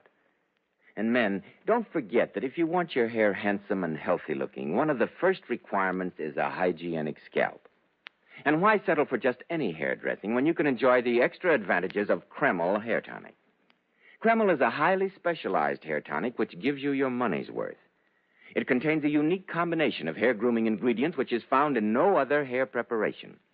It keeps hair attractively groomed at all times, looking so neat and orderly. But Kreml does lots more than keep hair looking handsome. A Kreml massage stimulates circulation right in the surface of your scalp and leaves your scalp feeling so alive and invigorated. At the same time, Kreml removes dandruff flakes, and it's excellent to lubricate a dry scalp. And if your hair is so dry that it breaks off and falls when you comb it, Kreml actually helps condition the hair, in that it makes it feel softer and more pliable. So men, take better care of the hair you've got. Buy a bottle of Kreml at any drug counter. Ask for an application at your barber shop. Use Kreml daily for better groomed hair for a more hygienic scalp. Kreml, Kreml Hair Tonic. Now, Dr. Watson, you were going to meet Sherlock Holmes that night in Saxe-Coburg Square. Yes, Mr. Bell. Our rendezvous took place right on the dot. I remember the hour was striking. I say, Holmes, it's 10 o'clock now. How long do we have to stand here in this confounded rain? I'm soaked to the skin. Until the other member of our party turns up, Watson. Ah, here comes a cab. I think you'll be in it. Whoa! Yes. Good evening, Mr. Merriweather. Good evening, Holmes. Yes. I say, Holmes, why have you got to rout me out on a night like this? Saturday night, too. I shall miss my rubber of whist. It's the first Saturday night for 27 years that I've not had my whist. My dear Merriweather, I think you'll find that tonight you're playing for higher stakes than even you are accustomed to. And I can promise the play will be more exciting. Oh, indeed. By the way, this is my friend, Dr. Watson. How do you do? How do you do? But come, we must hurry. This way, gentlemen. Where are we going? Wilson's shop is here on the square. Oh, stop burbling, Watson. Oh, wasn't burbling, Watson. Follow me and don't waste time. In your message to me, Holmes, you said something about John Clay, the murderer, thief, smasher, and forger. John Clay? Who's he? My dear Watson, John Clay is one of our most colorful and dangerous criminals. A young man, but at the head of his profession. I'd rather have the braces on him than on any criminal in London. I've heard that his grandfather was a royal duke, and he himself has been to Eton and Oxford. He'll crack a crib in Scotland one week and be raising money to build an orphanage in Cornwall the next. We've been after him for years, Holmes, and haven't set eyes on him yet. Well, I trust I may have the pleasure of introducing you tonight. Here we are, down this narrow passageway. You'd better let me go first. Look here, Holmes. I don't like the look of all this. This passage goes underground. Gives me the creeps. I say, let's run into something. The wall, I fancy. I forgot to warn you. There's a turn here to the right. Yes, I found that out. Thanks very much. Ah, here's the door. Just a moment till I light my dark lantern. There. Now, Mr. Merriweather, if you will unlock the door for us. Just a moment till I find my key. Ah, here we are. Better let me go first, sir, in case we're too late. Ah, yes, the coast seems clear enough. Come along, both of you. Holmes, as I said, I don't like the look of this place. Your lantern throws such weird shadows. Smells like a vault.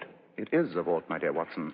The basement of the City and Suburban Bank, to be exact, of which our friend Mr. Merriweather here is managing director. Well, what are all those wooden crates doing here? They explain why the most daring criminal in London is taking such an interest in this particular place. Yes, Dr. Watson. These crates contain our French gold. French gold? Quite.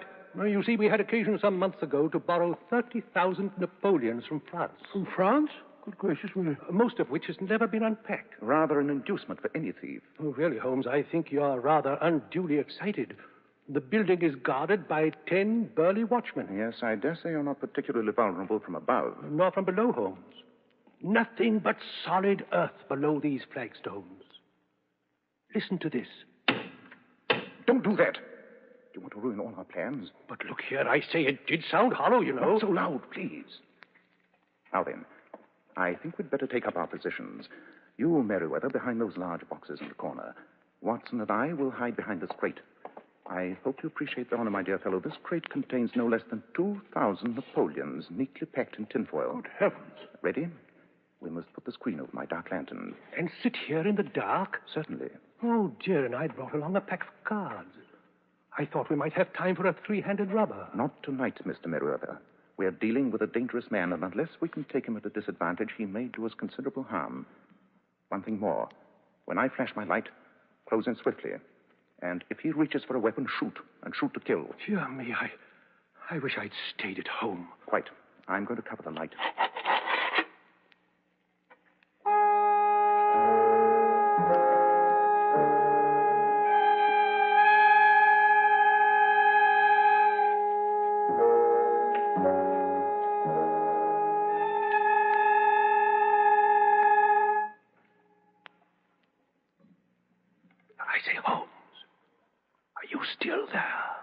Yes, I'm here.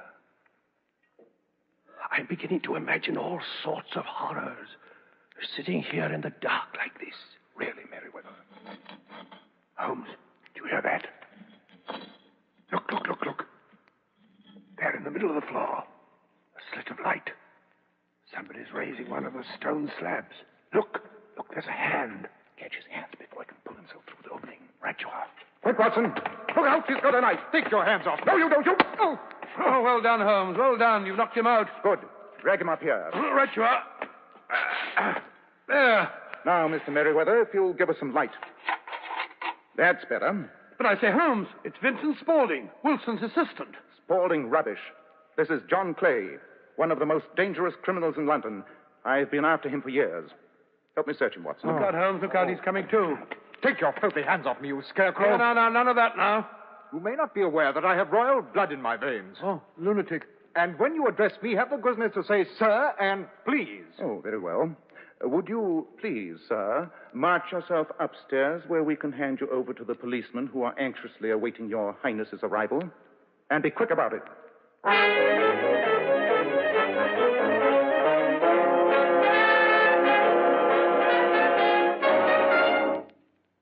Better have another spot of whiskey, Watson. Oh, thank you. Hey, Jervis. Feels good to get into dry clothes again after spending hours in that cold cellar. I say, not so much soda, Holmes. Do you want to drown it? Oh, God bless you, my dear fellow. Oh, thanks. I say, Holmes, when did you first begin to suspect that fellow Spaulding, I mean Clay? When Mr. Wilson told me he was anxious to work for half price. Always suspect anyone or anything that comes too cheap. There's sure to be a motive behind But it. how did you guess what the motive was in this case, I mean? I suspected his fondness for photography and his trick of vanishing into the cellar. The cellar. There was the end of this tangled clue. And why was someone so anxious to have our friend Mr. Wilson kept out of his shop for several hours every day? Activities in the cellar again. By the way, that Red-Headed League hoax is one of the cleverest dodges I've come across for some time. Too clever, in fact. When I heard of it, I knew there was only one man who could have originated it, John Clay. We've had our skirmishes, but this is the first time we've come face to face. Oh, so you went round to have a look at the shop?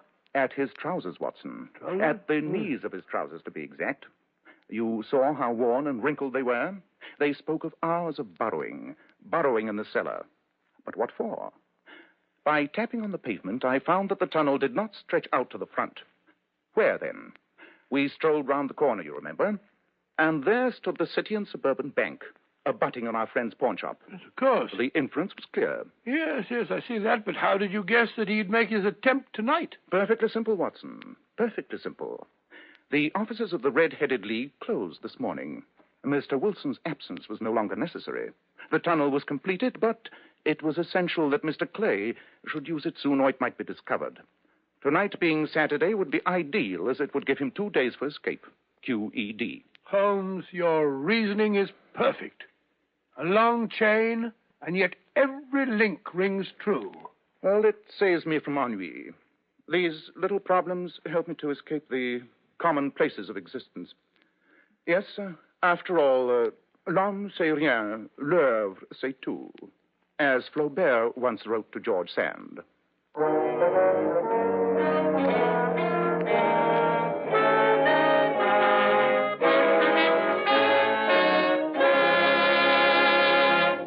Fascinating story, Dr. Watson. What a thrilling time you must have had during the days you lived with Sherlock Holmes. Well, I can't say that I was ever bored. I should think not. Ladies, how often you've heard it said that a woman's hair is her crowning glory. And how true this is. That's why you ladies should take the very best care of your hair, especially in shampooing. I'm glad you brought that point up, Mr. Bell, because many popular shampoos have a tendency to dry the hair. Well, here's one shampoo that will never dry the hair, never under any circumstances. And it's Kreml shampoo. Yes, Kreml shampoo is simply wonderful. It actually glamour bathes each tiny strand of hair so that it fairly radiates natural dazzling highlights. It leaves the hair simply gleaming with natural glossy luster. And what's more, your hair stays this way for days. Kreml shampoo is not a soapless shampoo. It's not a cream shampoo. It's not a caustic soap. It's not a drying detergent. It's entirely different. Kreml shampoo whips up a luxurious active foam, even in the hardest water. You can use it as often as you wish over a long period of time, and it'll never dry your hair. In fact, Kreml shampoo has a built-in oil base, which actually helps keep the hair from becoming dry or brittle. Remember, ladies, that divinely beautiful Powers models wash their hair with Kreml shampoo. They claim no other shampoo leaves their hair more shining bright, yet never dries the hair. Why not try it? Kreml, Kreml shampoo. Now, Dr. Watson, what about next week? Well, now let me think. Well, Mr. Bell, one of the favorite fictional problems of your modern mystery writer is the so-called locked room story. Yes, I know him. Somebody gets murdered in a sealed room, locked from the inside, and the detective has an awful time finding out how it was done. Quite correct, Mr. Bell, quite correct. And next week, I'm going to tell you how, just 10 years before the turn of the century, Holmes actually encountered such a problem and solved it. I call the story Murder in the Locked Room.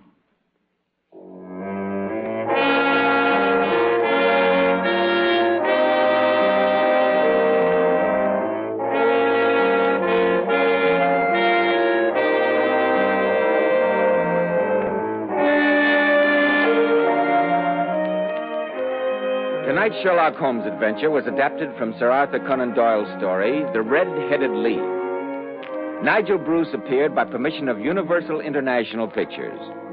Tom Conway through the courtesy of Eagle Lion Pictures. The Sherlock Holmes series is produced by Tom McKnight, with original music composed and conducted by Alex Steinert. This is Joseph Bell speaking for Kreml Hair Tonic and Kreml Shampoo, inviting you to be with us next week at this same time when Dr. Watson will tell us about Murder in the Locked Room.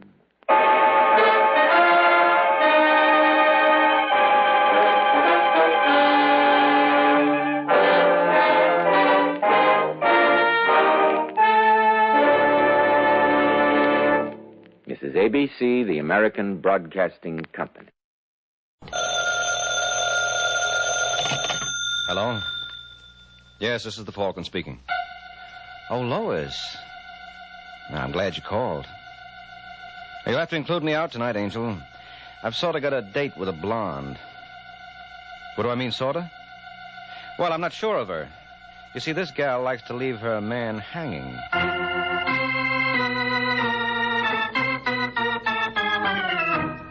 The Adventures of the Falcon, starring Les Damon.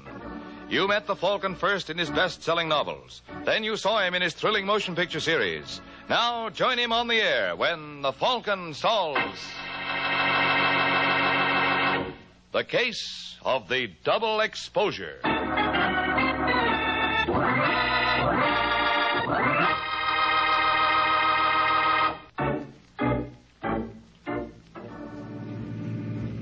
It is early Sunday evening in New York, and a black chauffeur-driven sedan tears along one of the more deserted roads of the Bronx.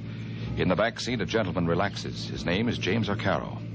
Mr. Arcaro is a man who knows his way around, but at the moment he has begun to have his doubts. Say, Ralph, wasn't that Marshall Parkway? I guess it was, Mr. Arcaro. Well, what are we doing here? I told you I wanted to go to Eileen Chambers' place. I must have misunderstood you. Wait a minute. You're not Ralph? No. Where is he? Let's just say he was indisposed, so he sent me in his place. Stop the car. Anything you say, Mr. Arcaro. What do you think you're doing? I'm going to open the door for you. What for? I'm not getting out. I got $500 and a gun that says you're wrong. What's the idea? You know. You're just trying to make conversation. All right, Arcaro, out of the car. Okay. Tell me something, pal. Sure, but stay where you are and keep your hands at your side. Can I smoke? Yeah, but never mind reaching in your coat pocket. You can have one of mine. Here. You spare a light? Why not? Happy now? Yeah. I just wanted to get a look at you. I don't think it's going to do you much good, Mr. Arcaro. You never can tell. Your name's Ford, ain't it? Well, I'm flattered. I didn't think a big shot like you would know a peasant like me. Who you working for? None of your business. You're one of Marvin Draper's boys, aren't you? Who? Marvin Draper. Ah, come on, Ford, admit it. What do you got to lose? You all through with that cigarette? Were you the boy who took care of my partner, too? I don't know what you're talking about. Eddie Hutton. They tell me 6 months ago he took a dive in the Hudson River, forgot to come up. Now, how could that happen? Maybe because he was wearing a cement bathing suit. I wouldn't know, Mr. Arcaro. That's out of my line. Now, let's get this over with. Okay, Ford. But I'd like to ask you one other favor. What? Well, maybe you hear I'm kind of proud of this face. I wouldn't like you to mess it up. How about giving it to me in the back of the head, huh? Oh, that's a reasonable request. I don't see why I can't accommodate you. Turn around. You ready? Wait a minute, Ford. Can you work a little closer? Why not? How's this? Why, I can't see. I'm practically on top of you now. That's all I wanted to know. Let go. I said let go. Go be nice to people.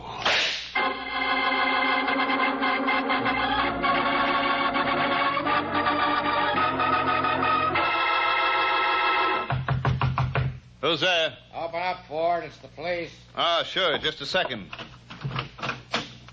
Well, if it ain't Sergeant Corbett. Darned if it ain't. It's on your mind, Sergeant. Where were you at 9 o'clock tonight? Right here. Oh, that's interesting. Why do you suppose Jimmy Arcaro told us you were with him? What? You're pretty careless, fella. Next time you leave a man for dead, you better take a saliva test. What are you talking about? He was found by a prowl car 20 minutes after you left. You're lying. I pumped... Go on, Ford. What were you going to say? You pumped 2 slugs in him? Sure. But he didn't die instantly. He was obliging enough to stick around for that prowl car and give him your name before he kicked off. Who are you trying to kid? Don't believe me, huh? And how would I know that Arcaro put up a battle before you killed him? You're crazy. And you're careless. You should wear overalls when you're working. What's that spot doing on your pants? Huh? Where? Right near the cuff. Don't tell me it's lipstick. Come on, get wise to yourself, Ford. You're through. Your only chance is to play ball with us. No. I'm telling you, yes. Did Marv Draper put you up to this? Come on, Ford. Don't be a patsy. Why should Draper get away while you burn? Draper had nothing to do with it. Then who hired you? I don't know. You don't know? So help me, Sergeant. It's the truth. When I got home last night, there was an envelope under my door with 5 bills in it and a note. What kind of a note? Said if I knocked off Arcaro, it'd be another 500 tonight. Was there? No. Where's the original note? I tore it up. You're lying. Why should I? Listen, you punk. I want the truth. Who hired you to kill Jimmy Arcaro? I tell you I don't know. Well, until I find out, I'm going to make it so hot for you that when you sit in that seat at Sing Sing, you'll think you're squatting on an icebox. Now, let's go.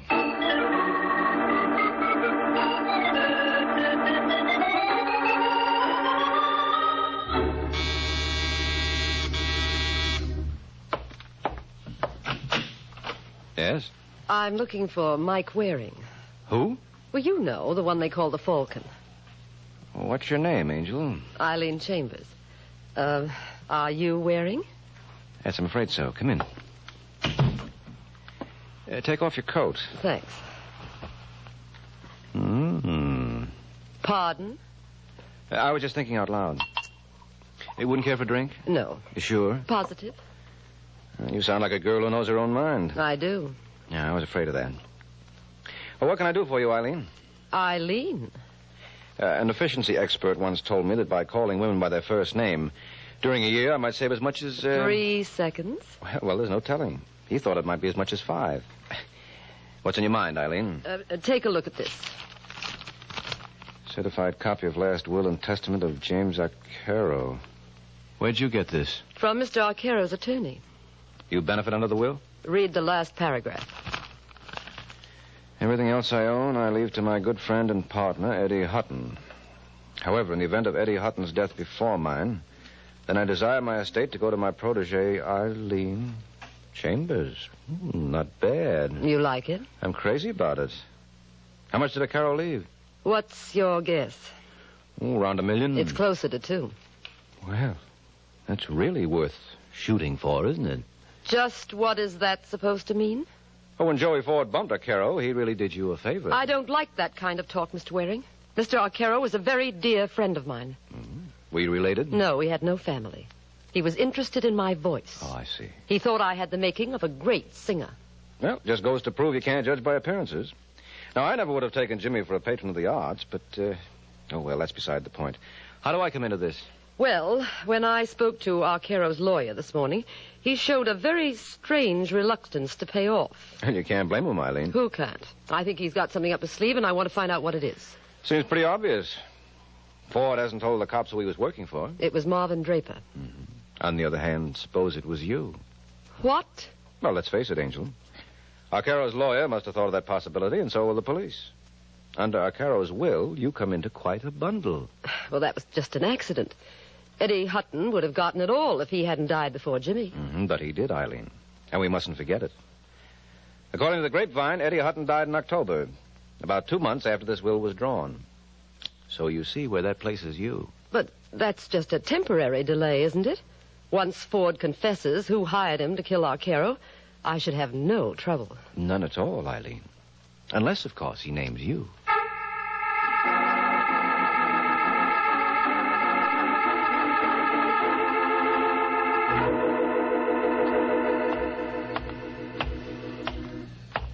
Say, mister. Mister? Who, me? Yeah. Did you happen to have a match with you? I think so. Yeah. Thanks. It's all right. Keep the whole pack. If you want to keep your health, you'll behave yourself. What is this? Just walk around the corner. I got a car waiting. Why bother? I can get a cab. Don't be cute. You've read enough books to know why I'm keeping this hand in my pocket. Oh, yes. Forgive the oversight. I'll start walking. Look, friend, I don't want to be difficult, but you got the wrong boy. You're Mike Warren, the Falcon, aren't you? Yeah? Well, then don't worry about any mistakes. My brother wants to talk to you. Your brother? Yeah. He's waiting for you in the car. Here he is, Eddie. Nice going, Alex. Get in, Waring. Sure, be glad to. All right, Alex, let's go. Right. Any place in particular you want Alex to drop you, Waring? Police headquarters will be fine. Well, I'm afraid that's a little out of our way. All right, now look, what's this all about? Don't tell me you don't recognize me. No, I can't say I do. Ah, such is fame. To think only 6 months ago, my picture was all over the front pages. Hey, wait a second. Yes? You're Jimmy Arcaro's partner, Eddie Hutton. You hear that, Alex? Yeah. Give the man a cigar. But I thought... I was at the bottom of the Hudson River. You can't believe anything you read these days, can you?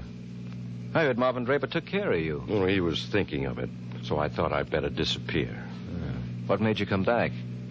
I got a wire from Alex this morning telling me that Arcaro was dead, and you were working for Eileen Chambers. My, how news travels. If you got a fee out of her, you ought to return it. Why? Because you can't earn it. Under the terms of Jimmy's will, all his money goes to me. Miss Chambers won't get a dime now. So, she'd better start saving her money.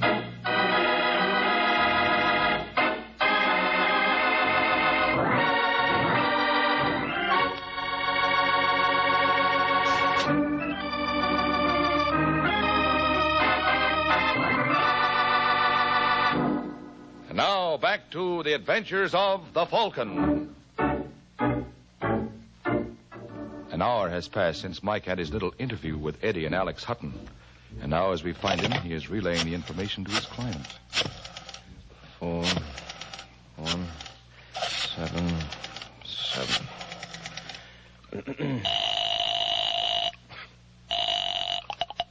Yes?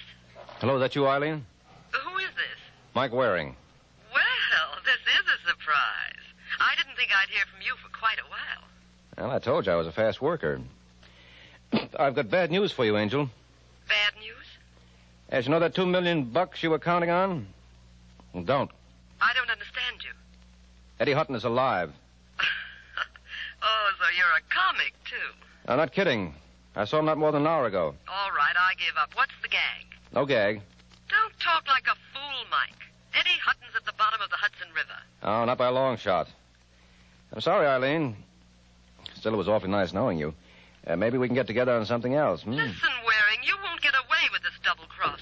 No, you're wrong, Angel. I don't believe in threats. Well, before you make one, hold the phone, huh? There's someone at my door.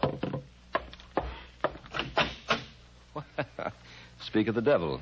I want to talk to you, Waring. There's no point in playing a repeat engagement, Hutton. I've already convinced you're alive. I was just telling Eileen.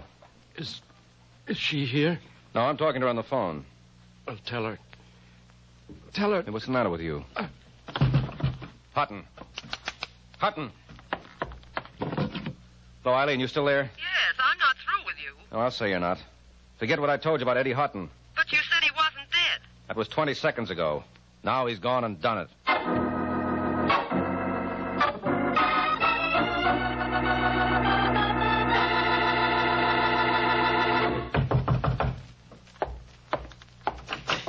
Yeah?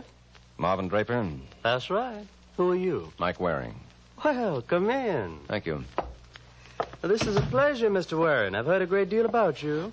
I've heard a lot about you, Draper. Well, believe me, sir, I've done nothing to deserve it. You're just a little boy from down south, came up to see the big city, huh? You're mocking me, Mr. Waring. You don't like that? No. So, if that's all you came here for... Not quite. I thought we could talk a little business. I'm a private detective. Well, then you're wasting your time. I don't need one. You never know. Now, don't tell me that fellow who killed Arcaro confessed he was hired by me. No. But remember a man named Eddie Hutton? Vaguely. Well, I wouldn't be surprised if the police want to talk to you about his murder. Well, they're a little late, aren't they?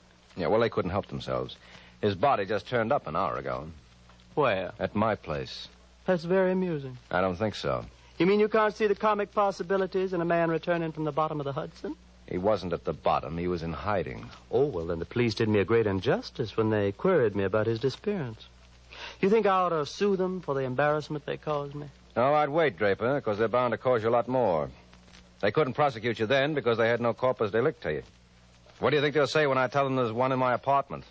Well, I'm not a gambling man, sir. But I wouldn't mind risking a few bob wagering I know what they'll tell you. Yeah, what? That you're crazy, Mr. Waring. Now, you just see if they don't.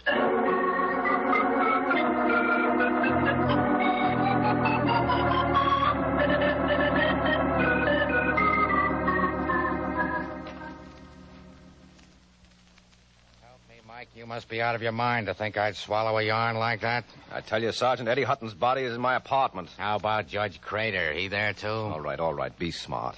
But when your boys get back... What boys? Well, didn't you send a detail to my place after I called you? You kidding? Listen, Corbett, I'm not clowning. No, I don't think you are. What's your angle, Mike? Angle? You must have one. You working for Draper? Would I come here if I were? I represent a girl named Eileen Chambers. Who's she? Jimmy Carroll left her some dough in his will. Is that so? Oh, now look, Corbett, she didn't kill him. You said she collected under his will. Well, that doesn't mean anything. Has Ford talked yet? No. I'm beginning to think that story of his about the $500 in the envelope is true. But you do believe Draper was behind that? Yeah. Okay, then this is your one chance to nail him. How? Through the murder of Eddie Hutton. You're going to start that again? Listen, Sergeant. Suppose Hutton was seen around town today. So? So this was a perfect spot for Draper to act. Somehow he poisoned him. Poisoned? Well, that's the only thing I could figure out. There wasn't a mark on the body. Ah, that makes a lot of sense. A man sits down with a guy he knows wants to kill him and lets himself be poisoned, just like that. All right. Maybe he wasn't poisoned. I'm no doctor. Draper could have killed him 100 different ways. Look, why don't we go over to my place and you can see for yourself? Okay, Mike, I'll go along with the gag. All I ask is one thing. I got no sense of humor, so be sure and tell me when to laugh.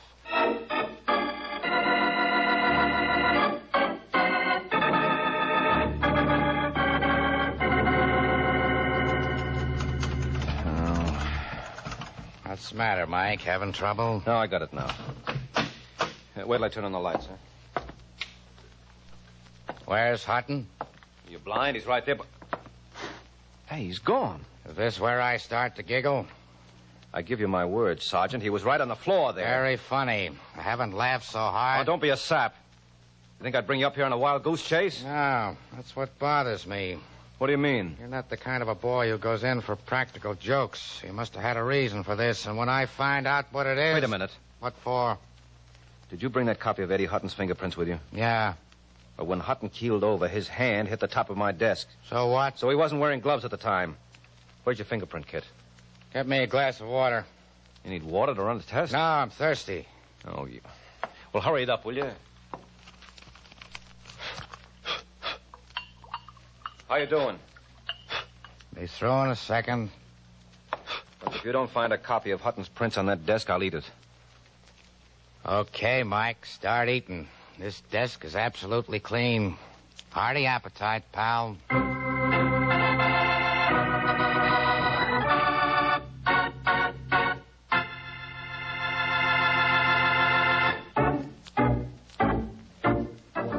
A short while ago, Mike was dumbfounded when, after promising Sergeant Corbett the body of Eddie Hutton, he discovered he couldn't deliver, for the body was gone without a trace. And understandably enough, the good sergeant sees very little humor in the situation. Now, let me tell you something, Mike. You're not going to get away with this. If you think you can pull a stunt like this and make me the stooge... Oh, you're out of your mind, Sergeant. Oh, that's good. That's good, coming from you. I tell you, Eddie Hutton's body was here. Draper must have removed it. You had sent a squad when I called you. Don't give me that. Oh, you're talking like a child. Why would I dream up a story like that about Hutton? I told you how his brother Alex hijacked me this afternoon. Well, for your information, Alex Hutton is in Florida. He's what? Yeah, he was picked up there a couple of days ago for making book. Before they let him go, they wired us if we wanted him for anything. So, if you've got anything else to say... Shut up. Who do you think you're talking to? I'm sorry, Corbett. I didn't mean it that way. You see what I see? Where? On the carpet, under the sofa. That pocket comb? Yes, that's not mine. Someone must have kicked it there. Where's your fingerprint outfit? Listen, Mike. Well, what have you got to lose? All right. Now, don't touch it. You got enough powder? Yeah. Well? Can't you be quiet for a minute? Well, what do you know? There's a right thumb and forefinger on here. Look at this copy. They both belong to Eddie Hutton. Well, what did I tell you? I take it all back. Where's your telephone? Come in. Hello, Waring. Oh, so he was in Florida, huh? Say, what goes on here? You're just the boy I want to see, Alex. Sergeant, meet Alex Hutton. Is he the one? Yeah, he's the one. I want to talk to you, Alex. Well, that makes us even, because I want to talk to you. Where's my brother? Eddie? Who did you think I meant? He's not here. I can see that for myself, but where is he? He left my place 2 hours ago and said he was coming here. Well? Well, he hasn't been back since. That's easy to understand, Alex. He's dead. I don't like those kind of jokes, Waring. It's the truth, Alex. I'm asking you for the last time. Where's my brother? I told you he's dead. You just won't be serious, will you? Mike? All right, you better put away the rod, Alex. This man's a sergeant with the New York police. Yeah, and I got a badge, too. I asked you a question, Waring. And I answered it to the best of my ability. Eddie's dead, and you better reconcile yourself to it. Who killed him? I don't know. Maybe Marvin Draper. Yeah, or maybe it was your client, Eileen Chambers. Why should she? I suppose you forgot all about Jimmy Arcaro's will. Now, with Eddie out of the way, she's going to be sitting pretty. Yeah, you got a point there. Well, I'm going to let you in on a little secret, friend. Eileen isn't going to live to spend a dime of that money. You better watch your step, Alex. They can burn you for this. Shall I tell you something, Waring? If I can get Eileen, it'll be worth it. I'll be seeing your friends.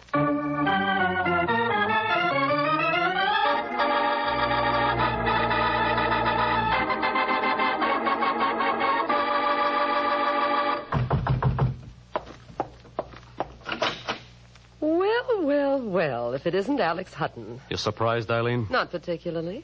Come in. Now, let me have your coat. No, thanks, baby. I don't think I'll be staying very long. That's where you're wrong, Alex. What's the idea of the gun? I'm just beating you to the draw. Are you crazy? Well, wasn't that what you came here for? Of course not. Well, then why do you suppose Mike Waring made up the story? Mike Waring? That's right. You talked to him? Uh-huh. How? For a smart boy, Alex, you made an awful boner. Didn't you ever hear of the telephone? Great invention. He didn't call him. Oh, yes, he did. He should be here any minute. Oh, there, that's probably him now. Come in. Hi, Eileen. Hello, Mike. Who is your friend? Oh, that's right. You haven't met, have you? Eileen, this is Sergeant Corbett. Glad to know you, Miss Chambers. Thanks. Isn't she a great gal, Sergeant? Look how she's in command of the situation. Just like the Marines in Korea. Aren't you proud of me? Oh, Angel, what a question. You're all in this together. You better be careful with those accusations, Alex. Let me have the cannon, Eileen. What for? Well, that's an awfully big gun for a little girl like you to carry. Oh, I don't mind. Don't think I'm swallowing this routine, because I'm not. You're all partners. Where's our motive? $2 million that Jimmy Arcaro left my brother. Sure. You hired Ford to kill Jimmy, and then one of you poisoned Eddie. You're wrong, Alex. Yeah, but then where is he? Where he's been for the past 6 months, at the bottom of the Hudson. What are you babbling about? That guy who died over at my place was a plant you dug up for the occasion. Are you nuts, Mike? Next you'll be saying he hired Ford to kill Jimmy Arcaro, too. Why, Sergeant, how did you guess? You took the words right out of my mouth.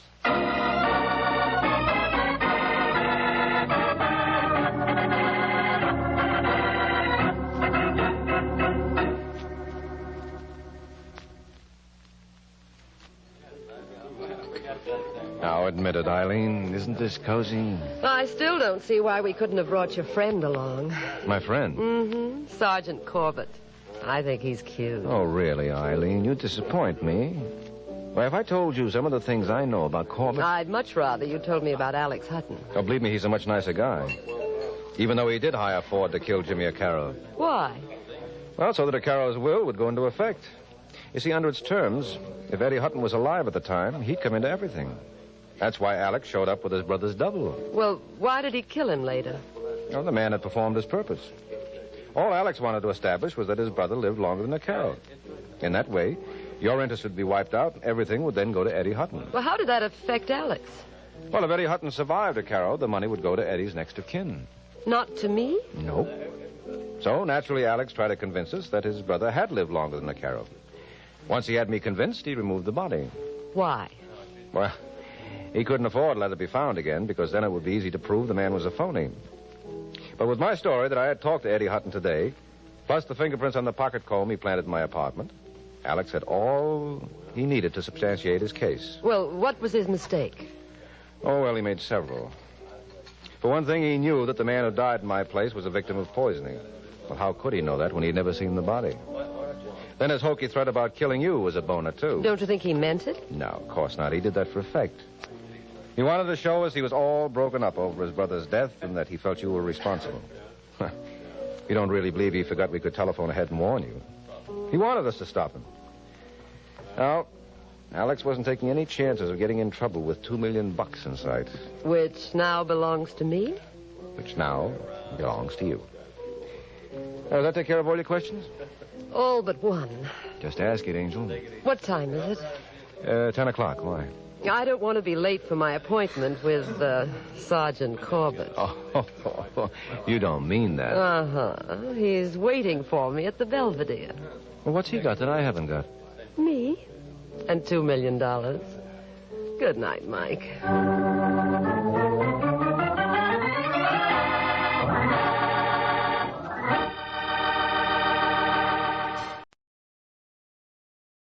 Wrigley's Spearmint Chewing Gum, the refreshing, delicious treat that gives you chewing enjoyment, presents for your listening enjoyment John Lund as Johnny Dollar. Henry Grant, Johnny. You read your morning paper yet? I'm on page 4 in my second donut. Well, turn back to page 1. There's a picture there of Mrs. Frank Loring. Oh, I read it. Enoch Arden divorce decree. Husband missing 7 years. New York court declared him legally dead. So? So we had him insured for $250,000. And this court decision means you'll have to pay off? Within 10 days. Something make you think Loring isn't as dead as he ought to be? It's a possibility. I had a phone call a little while ago from a woman up in Boston. She saw the item, too. What's her connection? She's a nurse. 10 years ago, when we issued the Loring policy, she was working for the physician who examined him. Now, her story may not mean anything, but, well, I asked her to take the first plane she could get and come in for a talk. She should be here by 11 o'clock. I'll grab a cab and come right over.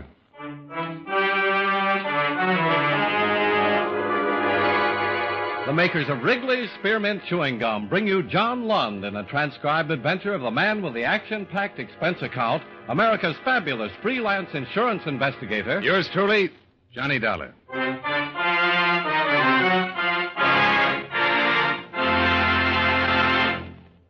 Wrigley's Spearmint Chewing Gum refreshes you. Wrigley's Spearmint Chewing Gum gives you real chewing enjoyment. Yes, for chewing enjoyment plus refreshment, it's Wrigley's Spearmint Chewing Gum.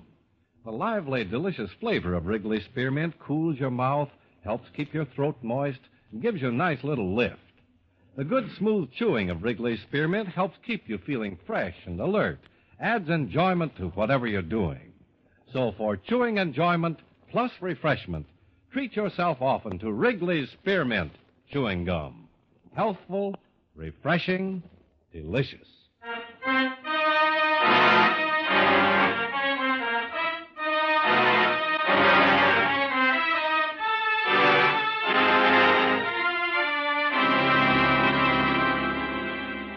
Expense account submitted by Special Investigator Johnny Dollar to Home Office, Hemispheric Life Insurance Company, Hartford, Connecticut. The following is an accounting of expenditures during my investigation of the Enoch Arden matter. Expense account item 1, 50 cents, cab fare to your home office, where Henry Grant provided me with a complete file of previous investigations and police reports covering the disappearance of Frank Loring. I was about halfway through them when Grant came in with an attractive woman in her early 30s. Johnny, this is Miss Ruth Boulogne, the young lady I told you about. How you Miss do? Boulogne, this is Johnny How do you Dollar. Mr. Dollar's an investigator, Miss Boulogne. I want you to tell him exactly what you told me on the phone this morning and, well, anything else you may have thought of on the way down here. Well, I don't really know whether I've anything to tell. You worked for the doctor who examined Loring when his policy was issued? Yes, Dr. Felton. That was in New York. I'd just gotten out of training. It was my first job. I was only there 3 months, then I went into the Army during the war. Mm-hmm. And since the war, I've worked in Boston, the Haywood Clinic. I feel sort of foolish telling you all this. I'm probably wrong. But she thinks she saw Loring in Boston, Johnny. When? Well, about 2 weeks ago. 2 weeks ago yesterday. Where? At the clinic. Look, really, I'm not sure about... You're not all this. hurting anybody, Miss Boulogne. Suppose you just tell us, and we'll take it from there. Well, as I said, it was 2 weeks ago. A man came to the clinic. He wanted to be vaccinated. He give his name? Yes, but it wasn't Frank Loring. He gave the name of Michael Walsh. I thought he looked familiar, but I couldn't place him. What was the reason for the vaccination? He needed an international certificate of vaccination. It's required by law for anybody going abroad. Oh, he was leaving the country. Well, I guess so. He wanted the certificate. I administered the vaccine. He came back 5 days later, and the doctor entered the result on his card and signed it. That's all I know. What made you connect this Michael Walsh with Frank Loring? I really don't know. I didn't until this morning. I remembered thinking I'd seen him before, and then when I saw that story this morning about Mrs. Loring, the name just came into my mind. You'd only seen Loring once, 10 years ago? Yes, but as I said, it was my first job, and I was impressed at the time having him for a patient. Why impressed? Well, I knew he was an actor. I'd seen a couple of shows he was in, read his name in columns, things like that. Did this Michael Walsh look like Frank Loring, as you remembered him? No, he didn't. I can't explain it. Well, it seemed worth a try, anyhow, John. Wait a minute, Grant. Let's not chuck it out so easily. I've been reading this file on Loring. Played a lot of character roles. Expert on dialects and makeup. A man like that could change his appearance very easily. Something about him, the way he moved, the tone of his voice. Something registered with this girl. He'd have recognized her, too, when he went to the clinic. She was impressed with him. She had a reason to remember. He didn't. I feel a little foolish.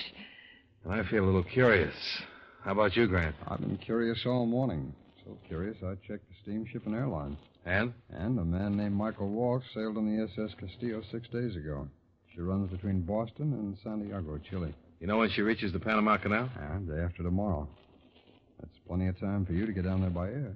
Yeah, with enough to spare for a stopover in New York and a chat with Mrs. Loring. Expense account item 2, $11.30. Train fare and incidentals between Hartford, Connecticut and the Greenwich Village section of New York, where Mrs. Frank Loring was living in up bohemian fashion. It was evening and the party was in full swing when I arrived. The apartment door was wide open, so I just walked in. Somebody shoved a glass into my hand like they used to do it at the local movie houses on dish nights. Wow. You must be Linda's boyfriend. Oh, must I? I knew it the minute I saw you. She always goes for the same type. Musician, aren't you? They always are. What do you play? Ring Alivio and double on Parcheesi. Oh, a funny one, eh? Well, Linda said when you got here to tell you the benefit is going to run late, so make yourself comfy and wait. She won't be here until 12. I'm Freddie. You must be a poet. How did you know? I'm psychic. Now, what's the party for? Oh, Marcia's celebrating. She's going to get $250,000 just because her husband, Frank, disappeared. She ought to be happy enough just to be rid of him. Don't be so bitter, lad. It'll throw your rhymes out of meter. I helped her get over him. I helped her. Anytime she wanted anything, all she had to do was call little Freddie. Now she's getting all that money and she'll just run out. Oh, she wouldn't do that to you, would she? Oh, no? That's how much you know about women. She's going to Chile, South America. Oh, now that's an interesting bit of information, Freddie. She thinks I don't know about it. The airline called to confirm her reservation while she was out shopping this afternoon. Which one of those lovely ladies is Marcia Loring? Those? She doesn't look like any of them. Marcia's out in the kitchen fixing sandwiches. She needn't think she'll get any help from me. Oh, maybe I can lend a hand. Listen, mister, you've got a girl coming. Oh, sure, Linda. Well, she told me to give Marcia a message. Besides, you don't want to talk to me. Interferes with your brooding. I'll see you later, Fred. Come on. Well, hello. Come in. I'm making sandwiches for the starving multitude. I know. I came in to help. How are you on opening bottles? Champagne? What, for those peasants? Beer. It's right there. The opener's on the hook. Oh, we're in business. What are you, a party crasher, or did you come with one of the girls? A crasher. Oh, the breed is improving. We both know some of the same people, though. Like who? Who's been hiding you from me? Fellow up in Boston. I don't know anyone in Boston. Not even Michael Walsh? Get out of here. Now listen, Mrs. Loring. I said get out. You weren't invited here. You don't belong here, so... What is it, Marcia?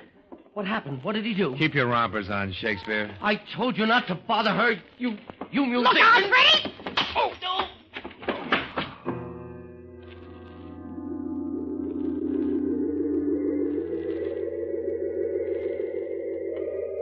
I came out of it lying on the cold stone of a basement areaway. And then I went in search of a diner, a telegraph office.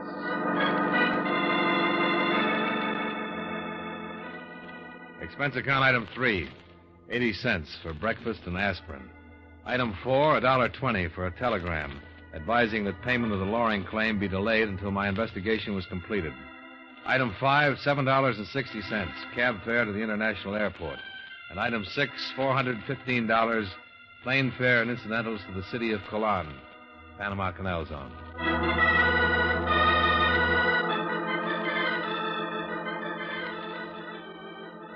As usual, it was raining in Colon. The SS Castillo had reached port slightly ahead of schedule. It was waiting to go through the locks when I made my way aboard. It was almost midnight. I located the name of Michael Walsh on the passenger list posted in the lounge, and then made my way to the inside cabins on B deck. I knocked on the door of cabin B64. There was no answer. May I help you, senor? You the cabin steward? Si. I'm looking for the passenger who occupies this cabin. Oh, Senor Walsh is not here. He's gone ashore. In this downpour? Si. Look, here's $5. All you have to do for it is to bring me the biggest towel you can find and open this cabin so I can wait inside. Yes, senor. But if you are waiting for Senor Walsh, he will not be back. Why not? He's booked through to Santiago. When he went ashore an hour ago, he took his baggage with him. I helped him with it. You know where he went? No, senor. He was most anxious to get ashore as soon as our lines were fast. I see. Ship's wireless take any kind of cablegram for him in the past 24 hours? Si. I delivered one to him in the middle of last night. It was most urgent, I think. He seemed most concerned. Yeah, I thought so. Thanks. I knew that Frank Loring, alias Michael Walsh, wasn't going to be easy to find. Away from the ship, he was likely to have a third name. And since he was an expert with dialects, there was every chance he'd adopt a different nationality. I thought about it as I made my way through the narrow, rain-swept streets. I seemed to be the only man without shelter in all of Panama. But I wasn't. Do you have a match, senor? Huh? Oh, I could hardly see you. Yeah, I got a match. I doubt it will light in this rain. You don't appreciate the rain, senor? In the rain, I always get what I want. The turistas, they never refuse Jose. Hey, that isn't a cigarette in your hand. No, senor. It is a gun. You join me in the doorway, no? Well, I'd rather die than say no.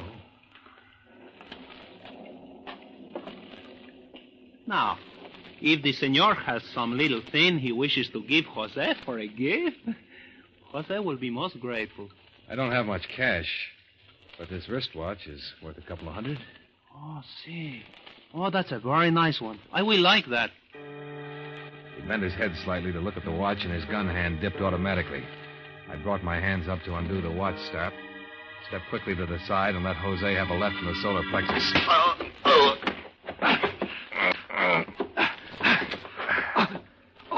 Now, drop it.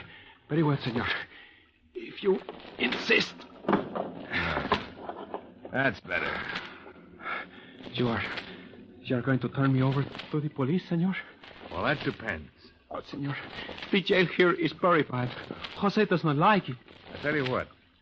You help me, and I'll help you. What kind of help does the senor need? Suppose the police or somebody were after me. Suppose I had to get out of here without using my passport. How would I do it? From Colon? There is no way, senor. Too many Americano officers. There must be some way out. 30 miles down the coast is Puerto Bello, senor. It was once the hiding place for pirates. In Puerto Bello is a cafe called the Geisha Girl. The Geisha Girl? Si. And the proprietor is Senor Kamamoto in Japanese. He is very good at making people disappear, senor.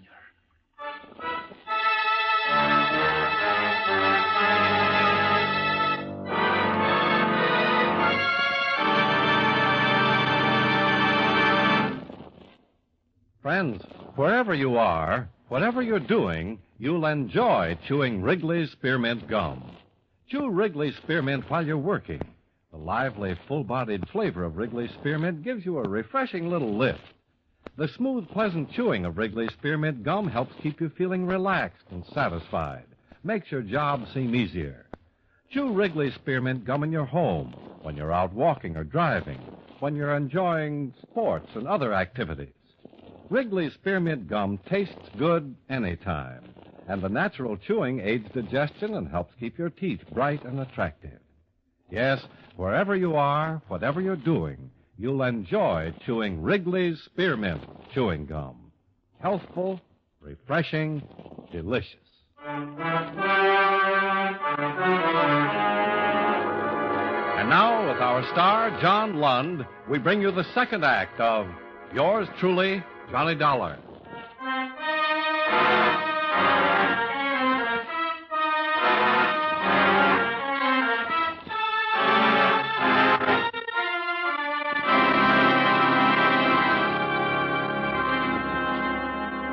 Expense account item 7. $20, flat rate. With a native taxi that slithered its way down the miserable, muddy road to Porto Bello, Caribbean stronghold of the old-time pirates. It was a port of intrigue, an international black hole, a Western Hemisphere counterpart of Shanghai or Calcutta or Suez. And at the bottom of the hole was the Geisha Girl Cafe. You look lonesome, mate. Maybe it's because I want to be. I don't know you, and you don't know me. Let's keep it that way. Now, that ain't no way to be. Especially here in Portobello, where we're all friendly like. You looking for Yamamoto? What are you, a cop? Well, I've been a lot of things, Governor. Never a cop. What's the matter? Start on a little trip and forget your passport? Let's say I lost it. What are you doing? Running a private embassy? Yeah, I'm sort of a missionary for people in trouble. You look like you're in trouble. I'll talk to Kamamoto about that. Where is he? Try the storeroom back there.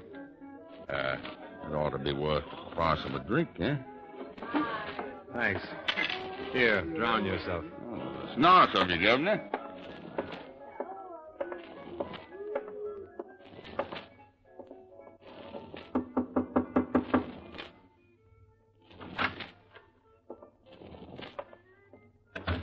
Kamamoto? Ow. Hey. Anybody in here? Oh, matches.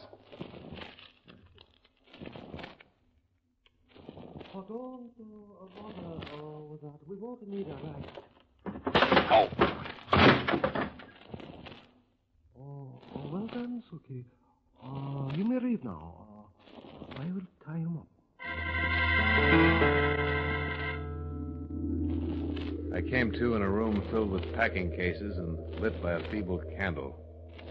2 men were seated on a couple of small barrels. One of them was the Cockney who had spoken to me in the bar. The other was a Japanese. Are you feeling better, Mr. Dollar? How did you know my name? Oh, from your American driver's license? Is that all they had on him? Well, there was some money which I will find most useful. You were carrying the exact amount required to pay for your passage, Mr. Dollar. Over $1,000? That's pretty high fare. I am a charitable man. My rates are based upon what my passengers can afford to pay. An unscheduled ship line is expensive to operate. So you will be taken aboard the Kiramatsu shortly. You will sail at 4 a.m. For where? You will be put ashore somewhere in South America. Venezuela, possibly, or Brazil. I'm not your only passenger. Oh, no. No, you are not. Well, how about untying me? As long as we're friends. Well, you will be untied when you reach your destination. Oh, now, wait a minute. I can see the point here where somebody might give you away, but why aboard ship? Well, fugitives from the law are a risky cargo, Mr. Dollar. The South American nations are rather thorough about their coastal patrol. So, if you are tied up, we can make certain you are not caught. What do you mean, Kamamoto? Simply that you're hot cargo, Mr. Dollar.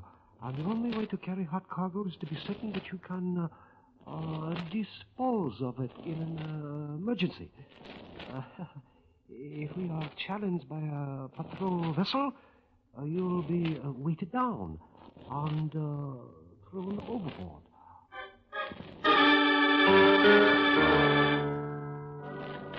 It was dark when they carried me aboard and left me still trussed in the deck cabin.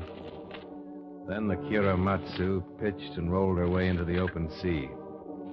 I knew that Loring was on board someplace, and I knew something else. Kamamoto had lied to the Cockney about what he'd found when he searched me. He had more than a driver's license. He had my insurance company credentials and my passport.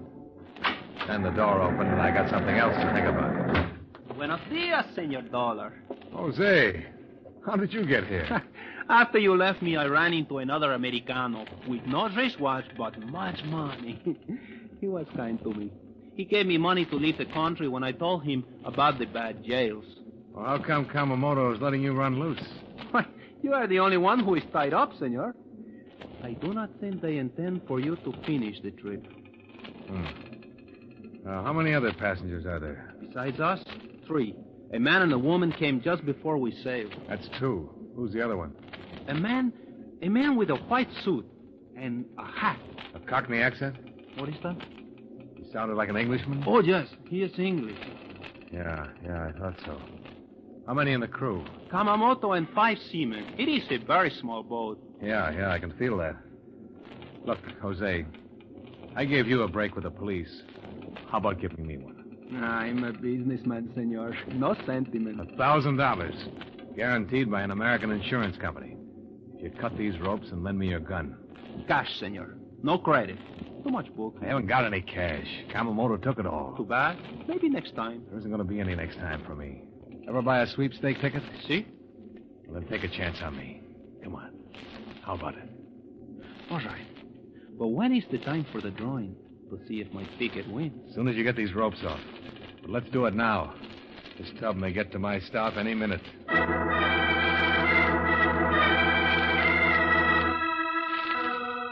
Jose cut the ropes and gave me his gun.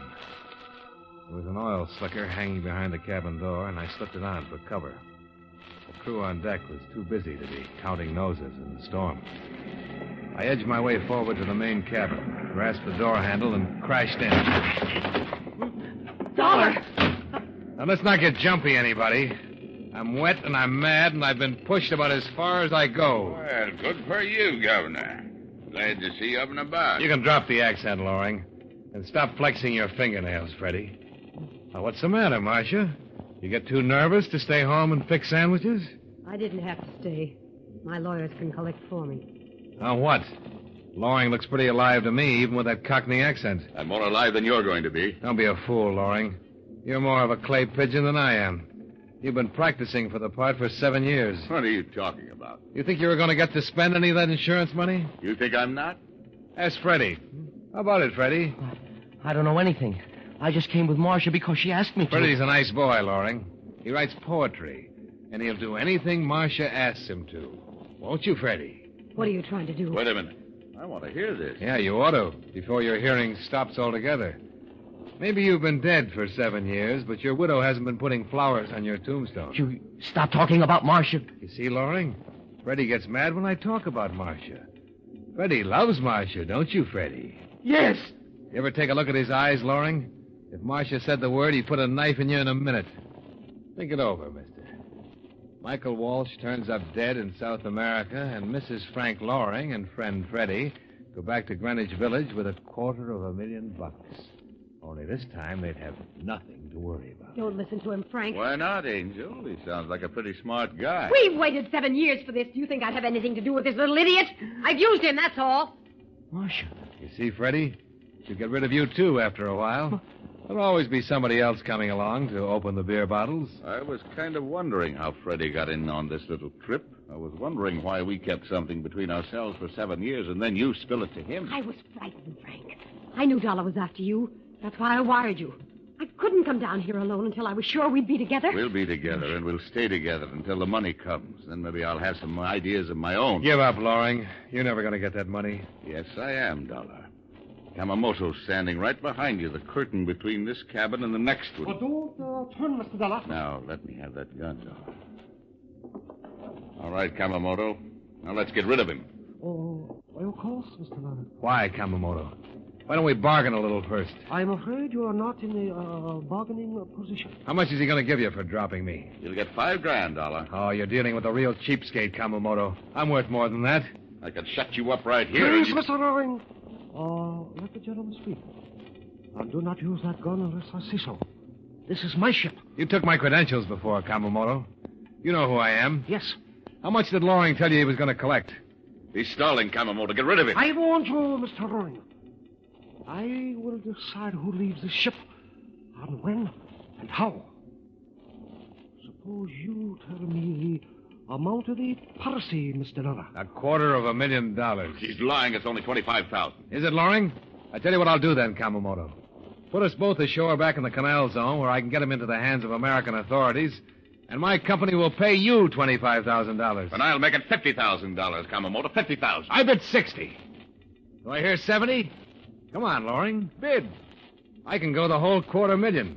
Won't cost my company any more either way. I'll kill you, Dollar. No. Loring and Kamamoto fired at the same time. Both of them were hit, but only Kamamoto went down. Loring turned to Marcia. You wanted him. You couldn't go together.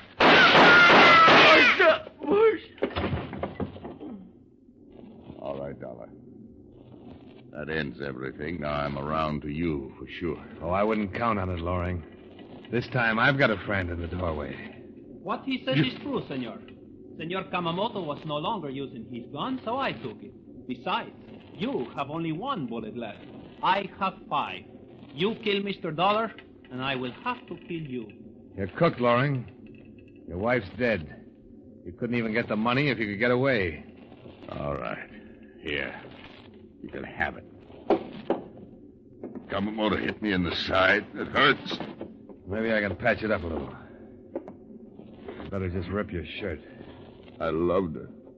She always wanted things more than an actor could give her. Whose idea was it? Hers. I hid out like a dog. She sneaked up to Boston to see me. Maybe once every 6 months after the first year. The rest of the time I was without her. I guess she wasn't lonely. Yeah. Some women never are.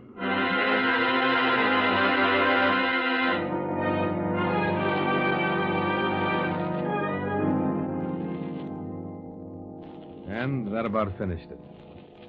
Expense account, item 8, $60, miscellaneous expenses. Expense account, item 9, $1,000 as promised to Jose. Item 10, $421.80. Plane fare and incidental expenses from Colan, Panama Canal Zone, back to Hartford. Total expenses, $1,879.80. Yours truly, Johnny Dollar.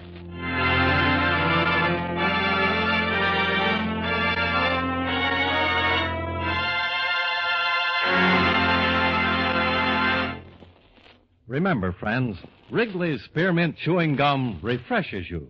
Wrigley's Spearmint Chewing Gum gives you real chewing enjoyment. The lively, full-bodied flavor of Wrigley's Spearmint cools your mouth, freshens your taste, sweetens your breath. The smooth, pleasant chewing of Wrigley's Spearmint helps keep you feeling relaxed and satisfied.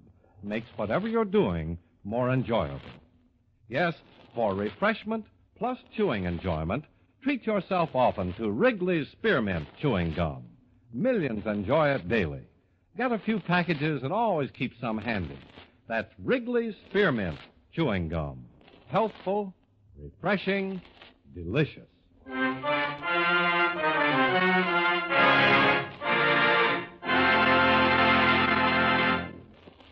Yours truly, Johnny Dollar, brought to you by Wrigley's Spearmint Chewing Gum, stars John Lund in the title role and was written by Joel Murcott with music by Milton Charles. Featured in tonight's cast were Stacey Harris, Jeanette Nolan, Sidney Miller, Mary Jane Croft, Elliott Reed, John McIntyre, and Howard McNear. Yours truly, Johnny Dollar, is transcribed in Hollywood by Jaime Del Valle.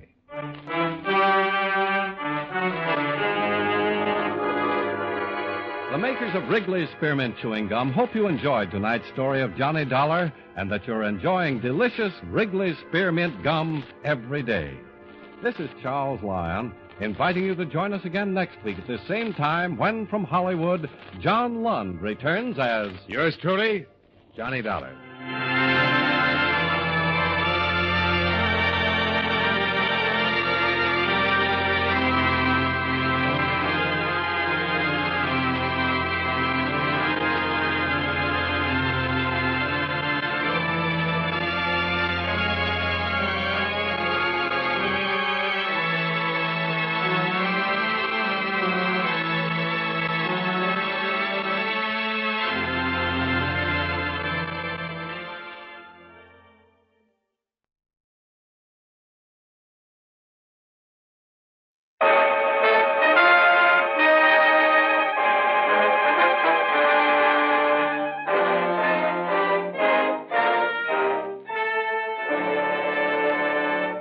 Kreml Hair Tonic and Kreml Shampoo present the new adventures of Sherlock Holmes, starring Nigel Bruce as Dr. Watson and Tom Conway as Sherlock Holmes.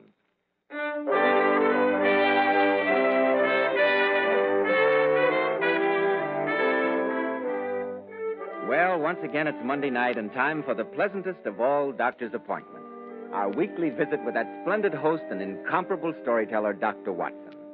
Good evening, Dr. Watson. Ah, there you are, Mr. Beryl, punctual to the minute, as usual. Draw up a chair and sit down.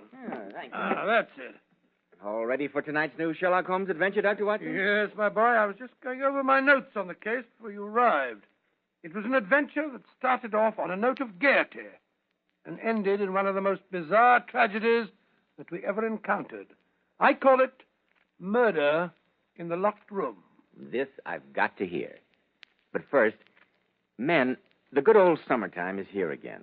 And after a day spent at the ballpark, on the golf links, or just loafing under the sun, does your hair look as stiff as a straw, dry, matted, and tangled?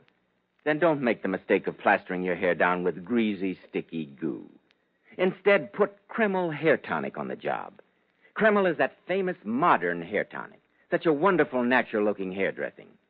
Kreml has just enough light oils to keep dry, stringy hair neatly groomed throughout the hottest, most humid summer day. Yet Kreml never leaves the hair looking or feeling greasy. It never leaves any unpleasant odor. Kreml always feels so clean on both hair and scalp. Kreml is able to give you all these advantages because it contains a special combination of hair grooming ingredients which is found in no other hair tonic. So, men, make Kreml a daily must this summer for that handsome, clean-cut look from morn till night. Kreml, Kreml Hair Tonic. Now, Dr. Watson, how about the new Sherlock Holmes story, Murder in the Locked Room? Well, Mr. Bell, that adventure took place many, many years ago. It began on a grey and murky afternoon in Baker Street. We just finished tea, I remember, and Holmes was busying himself with some chemical experiments. For some time he sat there in silence with his long, thin back curved over a retort in which he was brewing a particularly malodorous product. As I glanced across at him, seated there under the gaslight, his head was sunk upon his breast, and he looked like a strange, lank bird with dull grey plumage and a black topknot. Suddenly, he turned to me and spoke.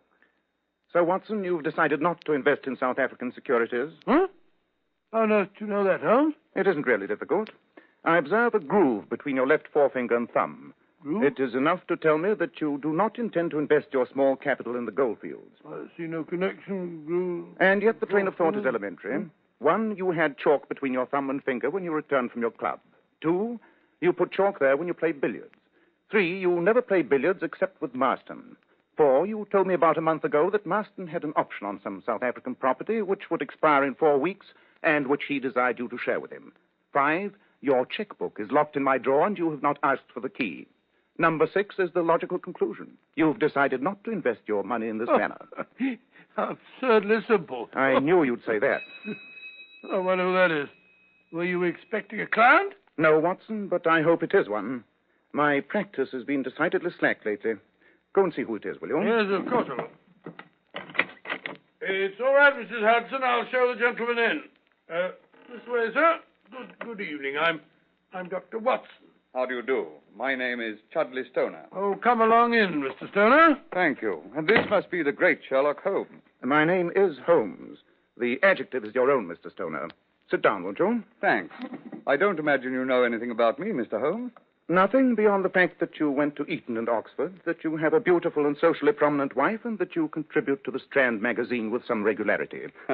I'm disappointed in not receiving one of your famous deductive analyses, Mr. Holmes, but I'm glad that my name is familiar to you. You contribute to the Strand magazine, sir, too? That's very interesting, Stoner. Perhaps you read some of my humble efforts. Yes, indeed, Doctor. Very colorful stories they are. Oh, thanks very much. If you don't mind my saying so, Mr. Stoner, your own stories, which also deal with the world of crime, seem to me to be even more sensational than Watson's. Probably because he has the facts to work with, whereas I have to depend on my gift of imagination. But the reason I've come to you tonight, Mr. Holmes, has nothing to do with imagination. I find myself mixed up in a real-life murder that is as puzzling as any problem I've dealt with in fiction. A murder, Mr. Stoner? I say, really, you The don't... facts, please. Well, Mr. Holmes, I'll give them to you as briefly and concisely as possible. I just got back from Paris yesterday. My secretary went with me. He did not return. The French police say he committed suicide. I know that he didn't. Oh, how do you know that, Mr. Stoner? The boy had everything in the world to live for. No financial worries and a very promising future ahead of him. Please describe the circumstances under which his body was found. Well, I'd left him alone in his room. When I came to fetch him, there was no answer to my knock. I tried to look through the keyhole, but the key was in the lock from the inside, and I could see nothing. After some time had elapsed, I got worried. A friend of mine, an inspector of the police, was dining with me that night, and he suggested we should investigate. We broke down the door. My secretary was dead, a bullet in his heart. Inside a room, locked from the inside, huh? Obviously, the police were right in thinking that it was suicide, Mr. Stoner. Of course, you examined the room thoroughly for traces of some other method of ingress? Meticulously. The windows were locked tight. No sliding panels? None. Where was the revolver? Beside his right hand, one bullet gone. And you say the key was in the inside of the door? Yes, and that's why the police wrote it off as suicide. Mr. Holmes, how would you explain such a situation? I'd like a few more facts before giving an opinion. You say you examined the room meticulously. Was there no oddity? Nothing out of place? Nothing peculiar in that room? Nothing that I noticed. Perhaps a small pellet of wax, say? Yes, by Jove. I did find a wax pellet. It was lying on the carpet near the door, and I couldn't imagine what he was doing there. Well, there's your answer. One more question. This French inspector who entered the room with you, what was his personal relationship with your secretary? Odd that you should ask that. They'd quarreled the night before about some girl at the Folies Bergère. Then there you have it, Mr. Stoner. The murderer left the room, locked the door from the outside, removed the key, and plugged the keyhole with wax. When the room was broken into, he simply slipped the key into the inside of the lock, thereby dislodging the wax pellet. Obviously, from what you've told me, only the inspector had that opportunity. Great Scott, a French police inspector, a murderer? Holmes, what are you going to do about this? Nothing, old chap. Huh? Beyond Nothing, old chap? wishing Mr. Stoner good luck with the editor of the Strand magazine. I don't think I follow you, Mr. Holmes. Oh, come now, Mr. Stoner. It's an intellectual game and, in its way, quite stimulating. But don't think you can hoodwink me so easily. Holmes, what are you talking about? My dear Watson, I read the papers carefully. What do the papers have to do with this? I've noticed the presence of you and your lovely wife at so many social functions here in London in the past few days that I'm afraid I can't possibly accept your Paris story. The obvious answer remains, you've come to me with an imaginary problem in order to solve a difficulty in one of your stories. Mr. Holmes, you're even smarter than I gave you credit for. But this is disgraceful, sir. Wasting my friend's time like this. I suppose I should apologize, Mr. Holmes. But here's the way it happened. I came home late last night, a little under the weather. I had the most wonderful idea on earth for a story. I was going to call it The Locked Room. I'm convinced I made some notes on the story last night, but when I wakened this morning, I couldn't find them. All I could remember was the problem, but I had no idea how to solve it, and so I came to you. I see. It's an excellent idea for a story. Though I have known similar locked room problems, in fact, I don't recall that fiction has exploited their possibilities as yet. Holmes, why are you so calm?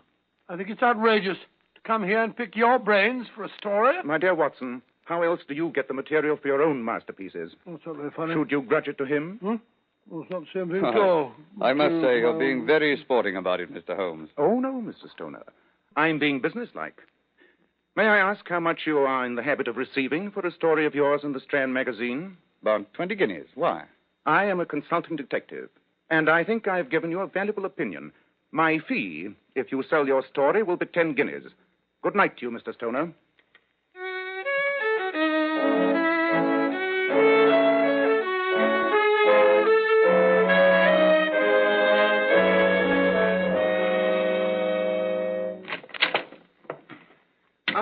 There you are, Monsieur Stoner. A remarkable deduction, Andre. Yes, here I am. I've spent all afternoon searching for those notes on the story. I could not find any trace of them. And yet I could swear I did some work when I came in last night. You are sure I didn't give you some dictation? Oh, quite sure, Monsieur Stoner. If you will pardon my saying so, you were a little... Yes, go on, Andre. Say it. The secretary has some rights. I was drunk. That's what you mean, isn't it? Oh, I meant no offense. It'd be rather a relief if you did. You're always so infernally polite. Where's my wife? She's in the library with your brother-in-law, Monsieur Seal. Very well. I'll need you after dinner, Andre. I'm going to work on the story tonight. Yes, Monsieur Stoner. Hello, Chad. I was beginning to worry about you not being back for dinner. I stopped at the club. Good evening, Chad. Hello, Henry. And how is our master of the violin this evening? Chad, don't make fun of my brother like that. Yes, Chad, go easy. I can't learn the violin in 2 easy lessons, you know. Violet accompanied me on the piano just now. She says I'm improving. I don't doubt that you're improving. You couldn't become worse. Chad, you're intolerable. Henry's our guest. An unwanted guest as far as I'm concerned. He's been here 2 months. Why doesn't he try and get himself a job instead of mooning around here all day scraping away at his fiddle? That's the last time you've insulted me, Chad. I'm leaving here in the morning. I hope I can count on it. How dare you, Chad? How dare you? If Henry goes in the morning, I shall go with him. Now, Violet, take it easy. You've been drinking again, and you're disgusting when you drink. You made an absolute fool of yourself in front of Andre last night. You're very protective about him. Are you sure those calf eyes he keeps making at you are entirely unreciprocated? I hate you, Chad. I'm not waiting until the morning. I'm leaving tonight. Now, wait a minute, Violet. I'm sorry. I don't know what makes me do it. I get a few drinks and I just feel that I've got to hurt you. Well, you certainly succeed. I used to think it was the so-called artistic temperament that made you this way. Now I realize it's drink. I'm sorry, Violet, but it's not been too easy for me. Having Henry around all day gets pretty trying, particularly when I'm attempting to work. But he's planning to move soon anyway. Surely you can tolerate it a little longer.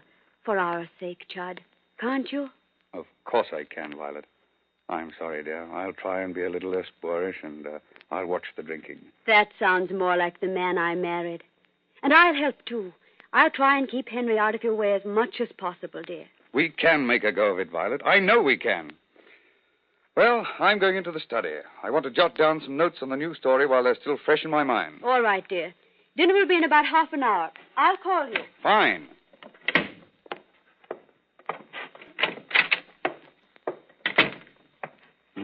locked room. Yes, that'll be a good title. It'll be worth giving Sherlock Holmes 10 guineas for the help he gave me. Who is it? Is that you?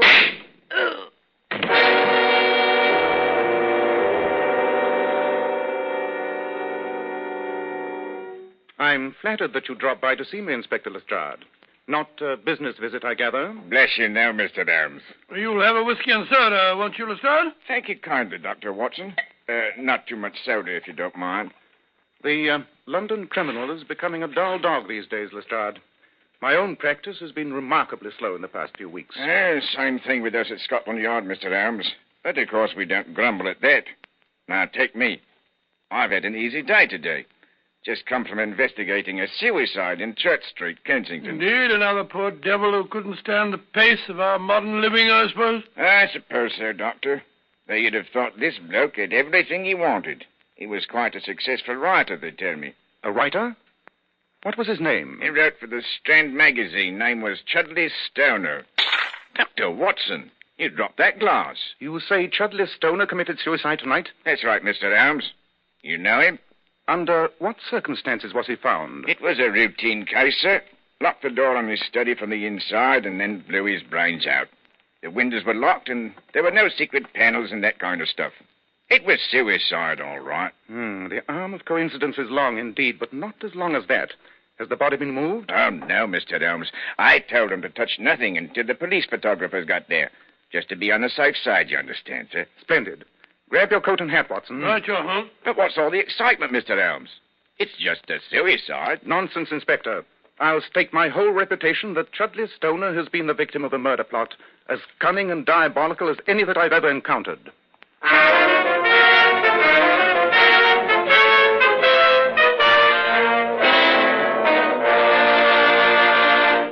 In just a moment, we'll find out if Sherlock Holmes is correct in deducing that this is murder. Are you one of the many men who find it difficult to keep your hair neatly groomed in summer? Does the burning sun bake and scorch your hair, making it look messy and not the least attractive? Then try Kreml Hair Tonic. Just notice the amazing change in the appearance of your hair. You see, Kreml does lots more than just keep your hair looking handsome. This highly specialized hair tonic gives you your money's worth. It contains a unique combination of hair grooming ingredients which is found in no other hair tonic. Kreml is simply great to lubricate a dry scalp. And if the sun dries your hair so that it breaks off and falls, Kreml helps condition the hair in that it leaves it feeling so much softer, more pliable when you comb it. At the same time, Kreml removes itchy, loose dandruff and leaves the scalp feeling so cool, refreshed, and alive. Be smart, men. Buy a bottle of Kreml at any drug counter. Ask for an application at your barber shop. Use Kreml daily for better groomed hair, a more hygienic scalp. Kreml, Kreml Hair Tonic.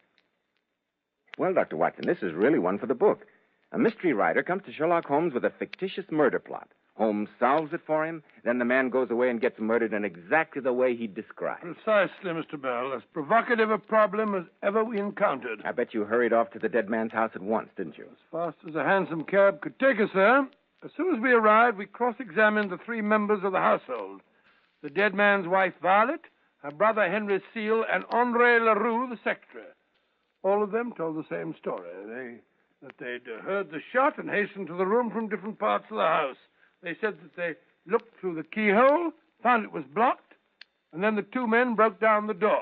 Just the same story as in the dead man's fictional problem, wasn't it? What happened next, Dr. Watson? Well, before we talked to the three suspects any further, Holmes, Inspector Lestrade, and I walked into the dead man's study to examine the body. I can almost hear Holmes now. As he said... It's not hard to find a motive. A beautiful wife, a worthless brother who'd been told to get out, an attractive and attentive young French secretary who hated the dead man's cruelty. Blimey. And I called it just a routine suicide. You'll notice that no wax pellet is in evidence this time. I'd say that the answer is obvious.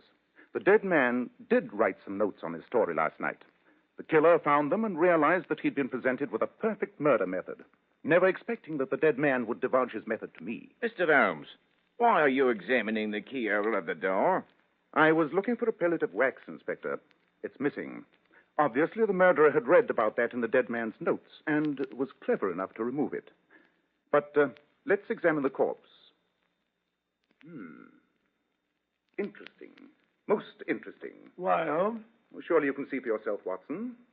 The bloodstains clearly indicate that the man fell here, some 5 or 6 feet from the desk.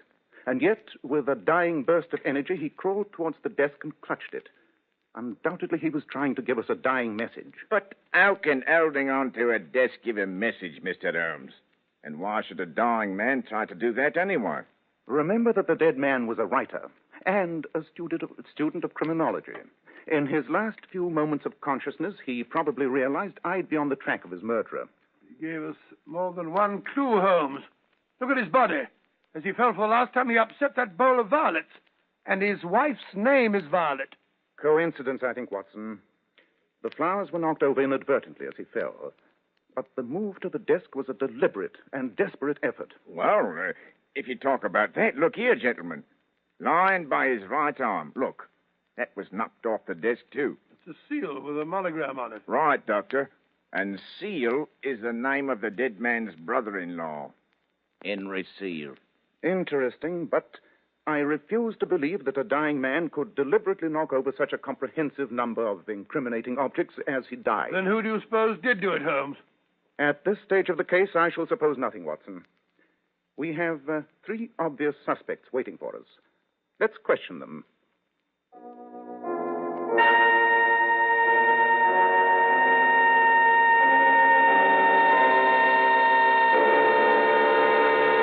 I don't know why they want us here. I know nothing Quiet, about it. please. Mr. Holmes wants to ask you some questions. No, Inspector. I only wish to ask them one question. You, Mrs. Stoner, how did you occupy your time while you were waiting for the police to arrive? I was so nervous that to try to calm myself, I did some knitting. I do quite a lot of knitting for the Coast Guard men, you know. I see. And you, Mr. Seal? What were your movements before the police arrived? I sat in the library, Mr. Holmes, playing solitaire. And you, Andre? I went to my room and worked on my account books. I realized that my job here was finished, and I thought I would get my books in order. I see. That's all for now, thank you. Come along, Henry. Lestrade. Yes, Mr. Holmes. I'd like you to get me those 3 objects spoken of.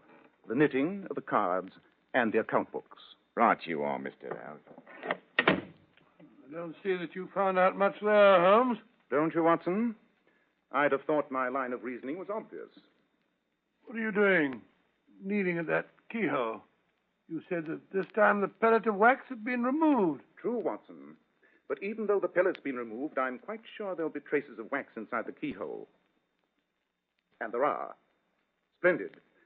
I shall remove this lock and take it back to Baker Street.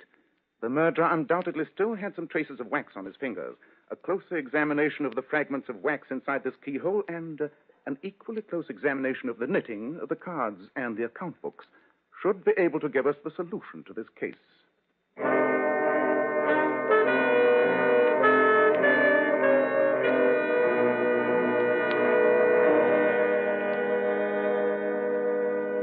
Well, Holmes, you've been poring over the microscope for nearly an hour.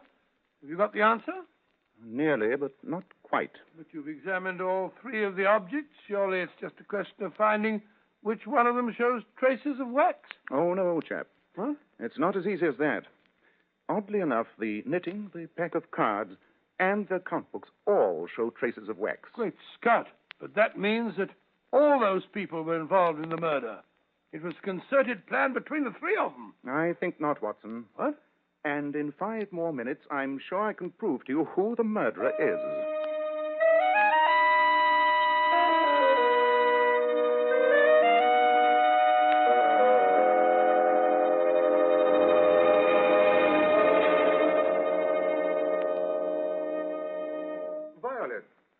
Violet, why are you sitting alone here in the library? Oh, hello, Andre. I'm so upset. They think the Chud was murdered. The inspector's still questioning Henry. I believe they think he did it. Oh, it's awful. Oh. Oh, now, don't worry, darling. Everything is going to be all right. Please, Andre. With Chud's body hardly cold. But surely now that he is dead, you always made me believe that if he were dead, we could be together, darling. I was insane. I thought he was neglecting me. that perhaps there was some other woman. But just before he died, we had a talk. I knew it was going to be all right again. But me? You mean you were making a fool of me? I was making a fool of myself, Andre. Please forget it. Forget it? No, my cold-blooded Englishwoman. I am not some stupid boy you can play with. You cannot throw me aside. I have risked my life for your happiness. Risked your... Andre! You murdered Chud. Of course I did. I hated him. And I hated the way he made you unhappy. And the fool gave me the perfect way to do it by telling me about his filthy story. And then forgetting that he had done so. You devil, get away from me. I'm turning you over to the police. No, you are not. You are going to join Chud since you love him so much. Andre, put away that revolver. Nice shooting, Watson. You got him in the wrist. Sorry. Mrs. Stoner, are you all right? Yes, but thank heaven you were both behind those curtains. I'm sorry that we had to wait until the last minute to disclose our presence. But it's just as well to have witnesses to a murder confession. What do you have to say for yourself, Monsieur Leroux? Nothing. Send for your policeman and have me taken to prison. With pleasure. Watson, ask Inspector Lestrade to step in here, will you? Tell him we have a customer for him. A customer for the gallows.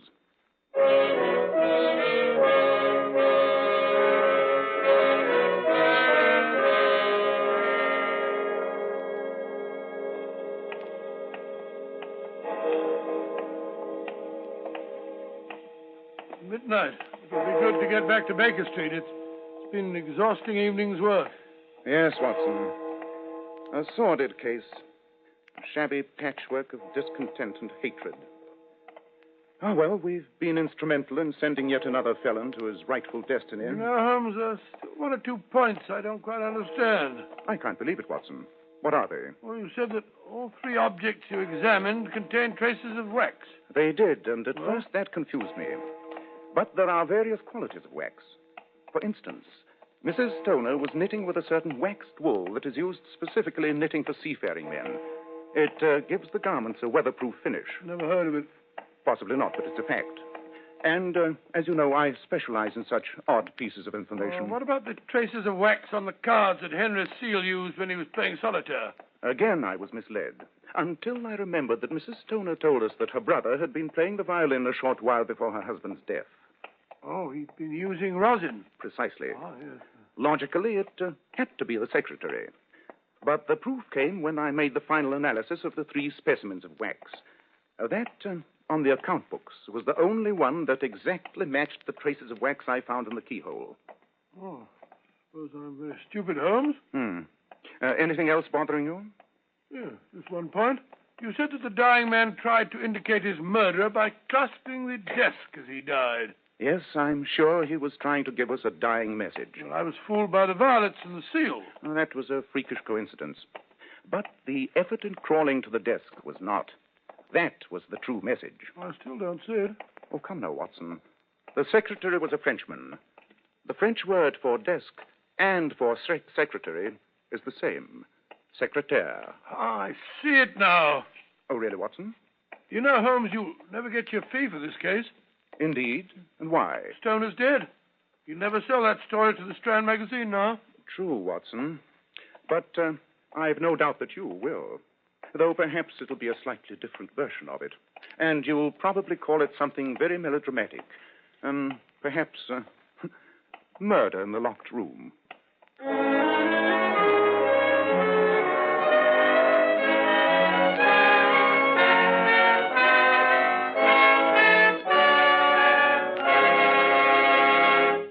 Ladies, when you want to look your radiant best, you naturally want your hair to appear just as beautiful and lustrous as it can be. So here's a tip from some of the world's most divinely beautiful girls, Powers models. Girls who are famous for their enchantingly lovely silken sheen hair. We glamour bathe our hair with Kreml shampoo. And I want to state right here and now that no other shampoo leaves the hair more sparkling clean. Really, girls, you'll be amazed how Kreml shampoo reveals all your hair's natural gleaming luster. It leaves hair shimmering with brilliant highlights that last for days. Kreml shampoo is not a cream shampoo, not a soapless shampoo, not a harsh soap, not a drying detergent. It's entirely different. After a Kreml shampoo, the hair fairly radiates natural glossy highlights. And Kreml shampoo never dries or breaks the hair. In fact, it even has a built-in oil base which helps keep the hair from becoming dry or brittle. How right you are, Mr. Bell. Kreml shampoo leaves the hair so much softer, silkier, with a lovely satin smoothness. The hair holds a wave better, too. So, ladies, buy a bottle of Kreml shampoo at any drug counter. See how easy it is to have naturally lustrous hair, a vision of shining beauty. Kreml, Kreml shampoo. Now, Dr. Watson, what about next week? Well, let me think next week. Next week, I think I shall tell you how Holmes and I returned to Baker Street one afternoon to find our rooms occupied by a beautiful young woman on the verge of hysteria. Well, that sounds promising. And who was the beautiful young woman? No, Mr. Bell, Mr. Bell, I've told you before about this. You'll have to wait till next week to find that out. I will say, however, that her story was horrifying enough to make our hair stand on end. I call this adventure Death in the North Sea.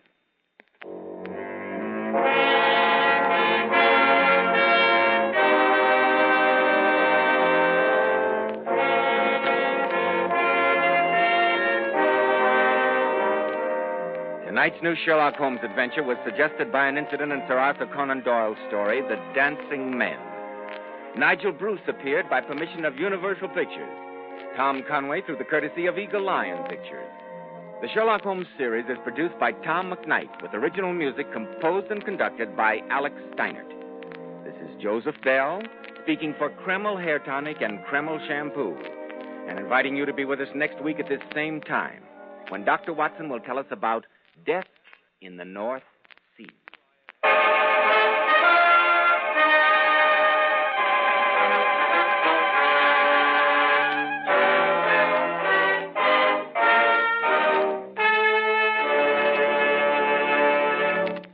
Save for the future the easy, automatic way. Buy U.S. saving bonds through your payroll savings plan or at your bank. This is ABC, the American Broadcasting Company.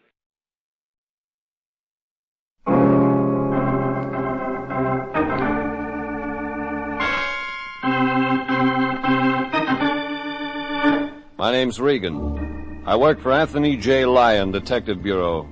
They call me the Lion's Eye.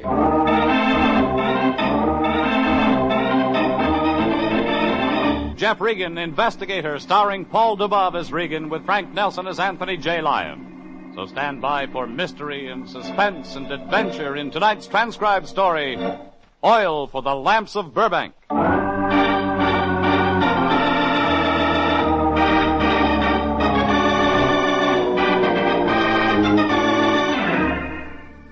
There was a girl in it, a young, pretty girl about 19, and her father, a scared little man who couldn't remember the last time he'd had an opinion. There was a boy about the girl's age, and he was dead. And then there was a woman. It all started with a phone call, a simple little 5-cent phone call that the Lion answered that Friday afternoon. Only what you didn't guess was that the conversation on the other end of the line was more than 5 cents worth of trouble. Yes, I've got that.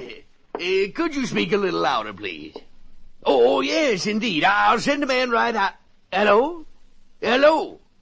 Hang up on your fatso? Yes, Jeffrey, I'm glad you got here. Sounds bad. Oh, Jeffrey, it is bad. That poor man, he could hardly get the words out. What's his name, Lion? Name?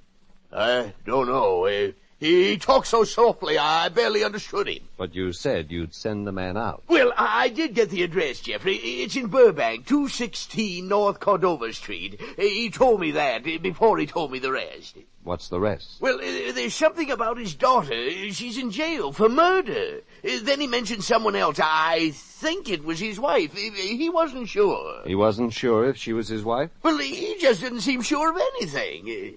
He didn't or you didn't? Now, Jeffrey, you know I always get the facts of the case. Like the client's name? Well... Or why he wanted to hire a private detective? Well... No, Now, Jeffrey, there were extenuating circumstances. As head of the Lion Detective Agency, I can only do so much. After all, some of the work is up to you. How much is he paying, Fatso? $50. You heard that all right. He said that before his voice got so soft. Sure he did, Fatso. He probably repeated it a couple of times. Yes, as a matter of fact, he did. Well, don't just stand there, Regan. Get out there and see our client.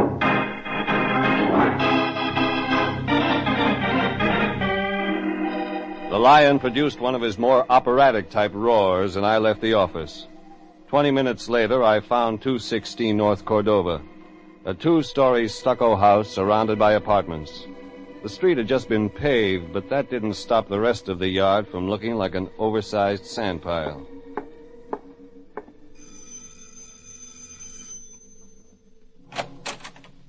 When the door finally opened, a little man, bald and red-eyed, stood peeking at me from behind thick-lensed glasses.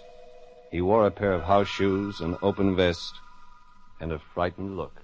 You're from the detective agency? My name's Regan. Well, I'm Clarence Andover, Mr. Regan. Please come in. I'll have to ask you to speak softly, Mr. Regan. My wife is upstairs asleep. Please sit here. My boss said something about your daughter, Mr. Andover. My daughter's in jail, Mr. Regan. I just don't understand. They've taken her to jail. When? Last night. They took Dorothy to jail last night. You want to tell me about it, Mr. Andover? But, Mr. Regan, she didn't kill Jimmy Withers. She wouldn't kill anyone. Maybe you better take it from the beginning. Well, the police. They came here this morning, and they told me Dorothy was in jail. They said she'd shot Jimmy. Don't you see, Mr. Regan? Dorothy wouldn't hurt anyone. Jimmy was her boyfriend? Yes. They were, well, almost engaged. You see... You talking to someone, Clarence? That's my wife, Mr. Regan. Well, Clarence, answer me. When I speak to you, I certainly expect... Oh, you are talking to someone. Well, Clarence, aren't you going to introduce me, or isn't your wife important enough to be introduced to strangers? Yes, dear. This is Mr. Regan. He's a friend. How do you do, Mr. Regan? You're selling something, I imagine. How do you do, might Mrs. as well Andover? know we aren't interested in buying anything. We certainly can't afford to buy anything on the little money Clarence makes. He should have told you that. Clarence, Mr. Regan shouldn't isn't you selling have told anything, the gentleman Emily. we can't afford to buy... What's that? He isn't selling anything? Mr. Regan is a private detective, dear. Mr. Regan is a private detective?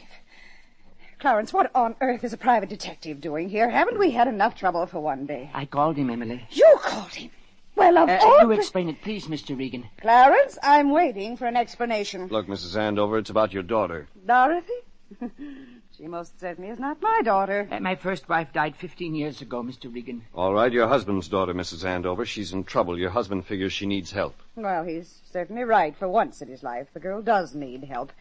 But I assure you, Mr. Regan, it's not the kind of help that requires a private detective. What that girl needs is spiritual and moral guidance. If Clarence had thought of that sooner... It's just like I always told you, Clarence, that girl would come to no good. You'll bear me witness, I told you so. So, Mr. Regan, if you'll just leave us alone, I'm quite sure we can handle our own problems. Isn't that right, Clarence? Well, Clarence? Yes, Emily, I guess that's right. Well, thank you, Mr. Regan, for coming out. We'll get along. I'm sure we'll get along. Won't we, Clarence? Yes, dear.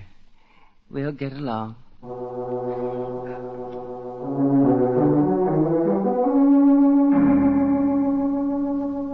Clarence Andover wanted help.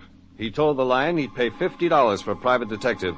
Only Emily, Clarence's wife, didn't see it that way. I decided to stick with Clarence. I headed my car for the city jail.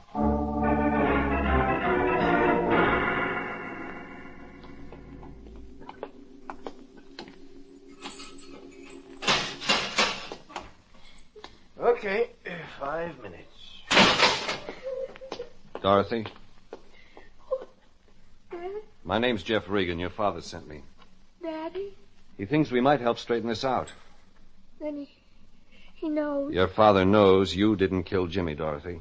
But we gotta prove that. I knew he'd believe me, Mr. Regan. Daddy believes me. Suppose you tell me what happened. Well, Jimmy and I, we were in his car. We were parked by the side of the road. Must I tell it all over again? If you want me to help. They made me tell it so many times. I know, but try it just once more, for me. All right, I'll tell you. We were in Griffith Park, Jimmy and I. We were talking, really, just talking. Go on, Dorothy. Suddenly somebody stuck a gun in the window and shot at us. Jimmy yelled, and I yelled, and then I guess I fainted. You didn't see who did it? No, I just couldn't see anything. It was so dark, and there was this gun in the window, and that's all I remember. When I came to, the police car was there, and they were looking at me. And What else? the gun was in my hand. The gun that killed Jimmy? Yes, that's what they said. That's all of it? Yes, that's all of it. Tell me about Jimmy. What did he do? Who were his friends, his enemies? He didn't do anything. He used to work for Daddy. Daddy has an electrical appliance store on Burbank. Jimmy used to work there? She made Daddy fire him. Your stepmother. She's awful. I hate her, Mr. Regan. I hate her. Why did she make your father fire Jimmy? Because he stole something. Tell me about that. He and another boy, George Dennison. They robbed the store one night. But Jimmy didn't really mean to do it. He brought everything back the next day. He just let George talk him into it. Daddy was willing to forgive. But not your stepmother. She took Jimmy to the police. They kept him locked up until he had to tell him who else was with him. So Jimmy told on George. He didn't want to, but they made him. It stands to reason George Dennison might like to get even with Jimmy for that. George had a bad record. When the police found out about him, he was sent to jail. And they let Jimmy go because he brought everything back. But it didn't do any good. What didn't do any good? My stepmother phoned everyone in town and told them not to give Jimmy a job because he was a thief. Is there anyone else who knew Jimmy who believed in him? My uncle, he believed in Jimmy. What's his name? Uncle Peter Cheney. He's not really my real uncle. He's my stepmother's youngest brother. But he's not like her, really he isn't. He's a lot younger and he's nice. He works for my father, too, and he lives with us. Maybe I'll have a talk with him. You'll like him, I'm sure you will, once you give him a chance. He's kind of odd at first. That's only because my stepmother brought him up. Okay, Dorothy, I'll talk to him. Oh, there's one more thing, Mr. Regan. I haven't told anybody about that. Yeah. Jimmy and I, we were going to be married tomorrow.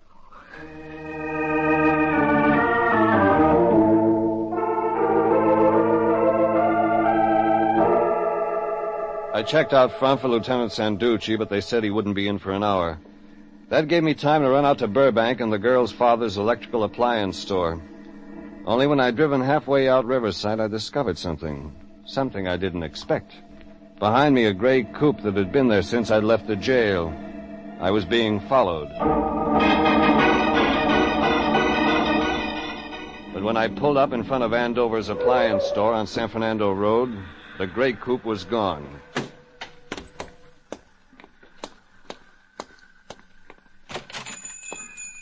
May I help you, sir? I'm looking for Peter Cheney. Then you've come to the right place. May I show you something in electrical appliances? No, thanks. Fine. If you'll step this way, I'll show you our new home exhibit. Suppose we start with your home. Now, here we have the latest in coffee makers. With this little gadget, I can Look, Cheney, never tell me about Jimmy Withers. A nice boy. Now, here we have a waffle baker, fully automatic, and it serves 4 people. Just Okay, Cheney, now we'll talk my business. Do you think your niece killed that boy? Dorothy Andover is not my niece. She's my sister's husband's child. I know that. Skip technicalities. I think we'd better skip the entire discussion, sir. I don't like your tone of voice. Jimmy Withers was killed at 11 o'clock last night, Cheney. Where were you at the time? I was at home reading, and I have a witness to prove it. Now, crude fellow, get out. That took care of that. Peter Cheney hurried off to another customer, and I walked outside to my car. Then I got another idea. A gray coupe had tailed me to Burbank and then disappeared. But maybe it had pulled over to a stop just before I did. Maybe the gray coupe was waiting for me to get started again. I left my car and walked down the street, then back. No sign of the coupe. Then I moved around the corner and back behind Andover's appliance store. There was a parking lot back there, and there was a gray coupe parked in it. The same car that had tailed me from the jail. 1941 Nash. License plate number 26N99072. But that wasn't what I wanted. What I wanted was inside, wrapped around the steering post in a neat little celluloid folder. The registration card that would tell me who drove the gray coupe. I leaned in, moved it around to where I could get a good look, and... Oh! I never got a chance to find out.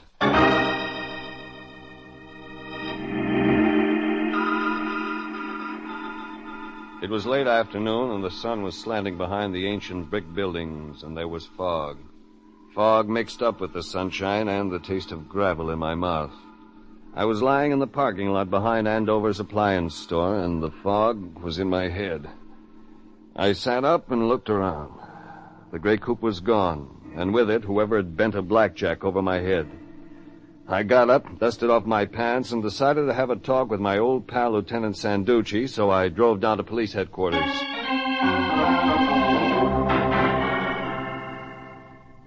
Regan, they tell me you wanted to talk to me. Yeah, that's right, Sanducci. You look like you don't feel very well. You know, that could be the most honest statement I've heard all day. Okay, Regan, what's the trouble? The girl you got on a murder rap, Dorothy Andover. Go on. You sure, Sanducci? All the evidence points directly to this girl. But you asked me if I'm sure, and I must tell you the truth. I am not. But you're still holding her. Regan, she was found with a gun in her hand. The boy was sitting beside her dead. What else can I do? Turn her loose and pray for a miracle? Okay. What about the dead boy? He was mixed up in a robbery with another kid about 6 months ago. Yeah. I know what you're thinking. The other one's name was George Dennison, the bad one. But you checked him. Of course we checked him. Regan, believe me, if there'd been any other way... George Dennison had an alibi. 6 witnesses, Regan. 6. Spent the evening in a bar. So, we have the girl. There goes your mullah, man. What's that mean? What a rotten way to make a living.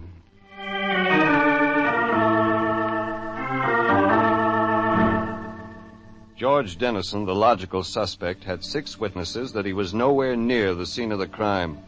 But I still wanted to talk to him. I went out to a phone booth in the lobby and called my boss, Anthony J. Lyon.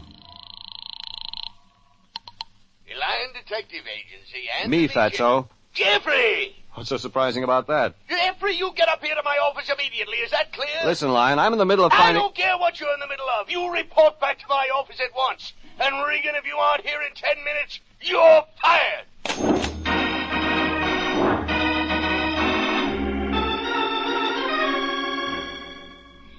Is that clear, Mr. Lyon? I'll sue. I won't have you and your employees disrupting my life. Regan, come here this minute. That's the man.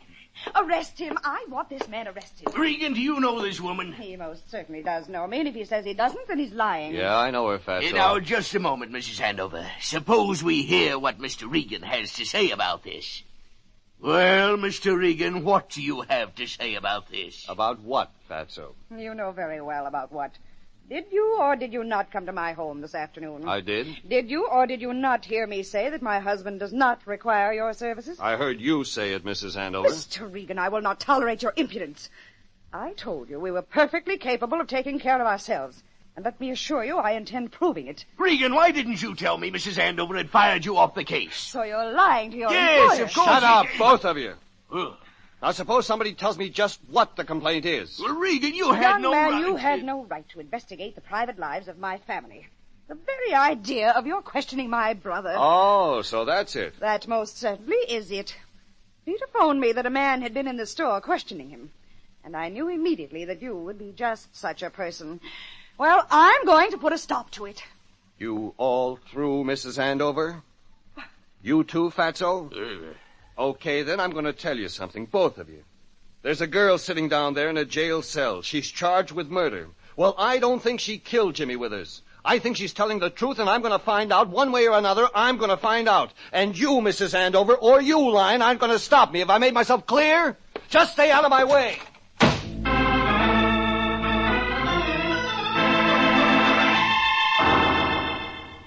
There was one visit left to make. One more place to add facts. I phoned Lieutenant Sanducci down at headquarters and got the address. Then I drove out. Boyle Heights, Wilmot Street, 4-family flat. And out front of the 4-family flat was parked a gray coupe. A gray coupe, 1941 Nash, license number 26N99072. I moved faster.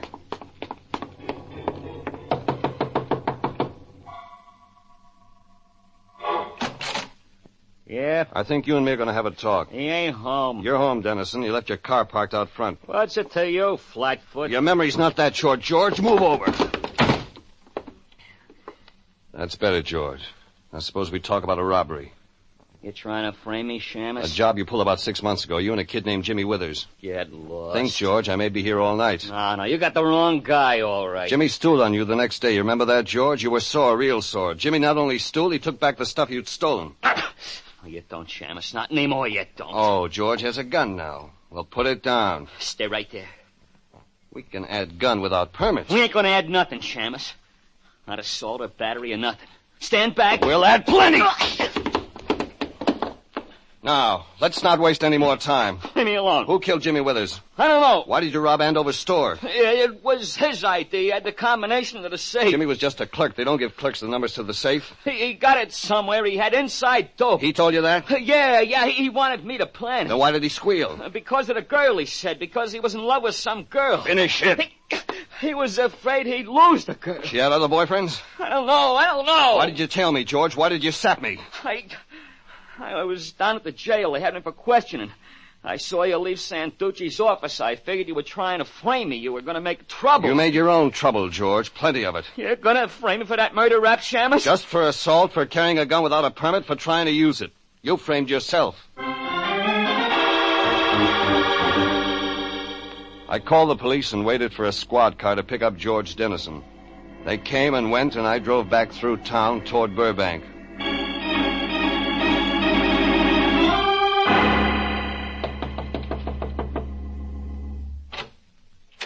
Yes? Oh, Mr. Regan. Mind if I come in, Clarence? Well, I wouldn't mind, Mr. Regan, but you see, that is, my wife is upstairs. She wouldn't care much for the idea, that it? Well, I wouldn't say exactly It's that. okay, Clarence, I'll say it. Besides, your wife's the one I want to see.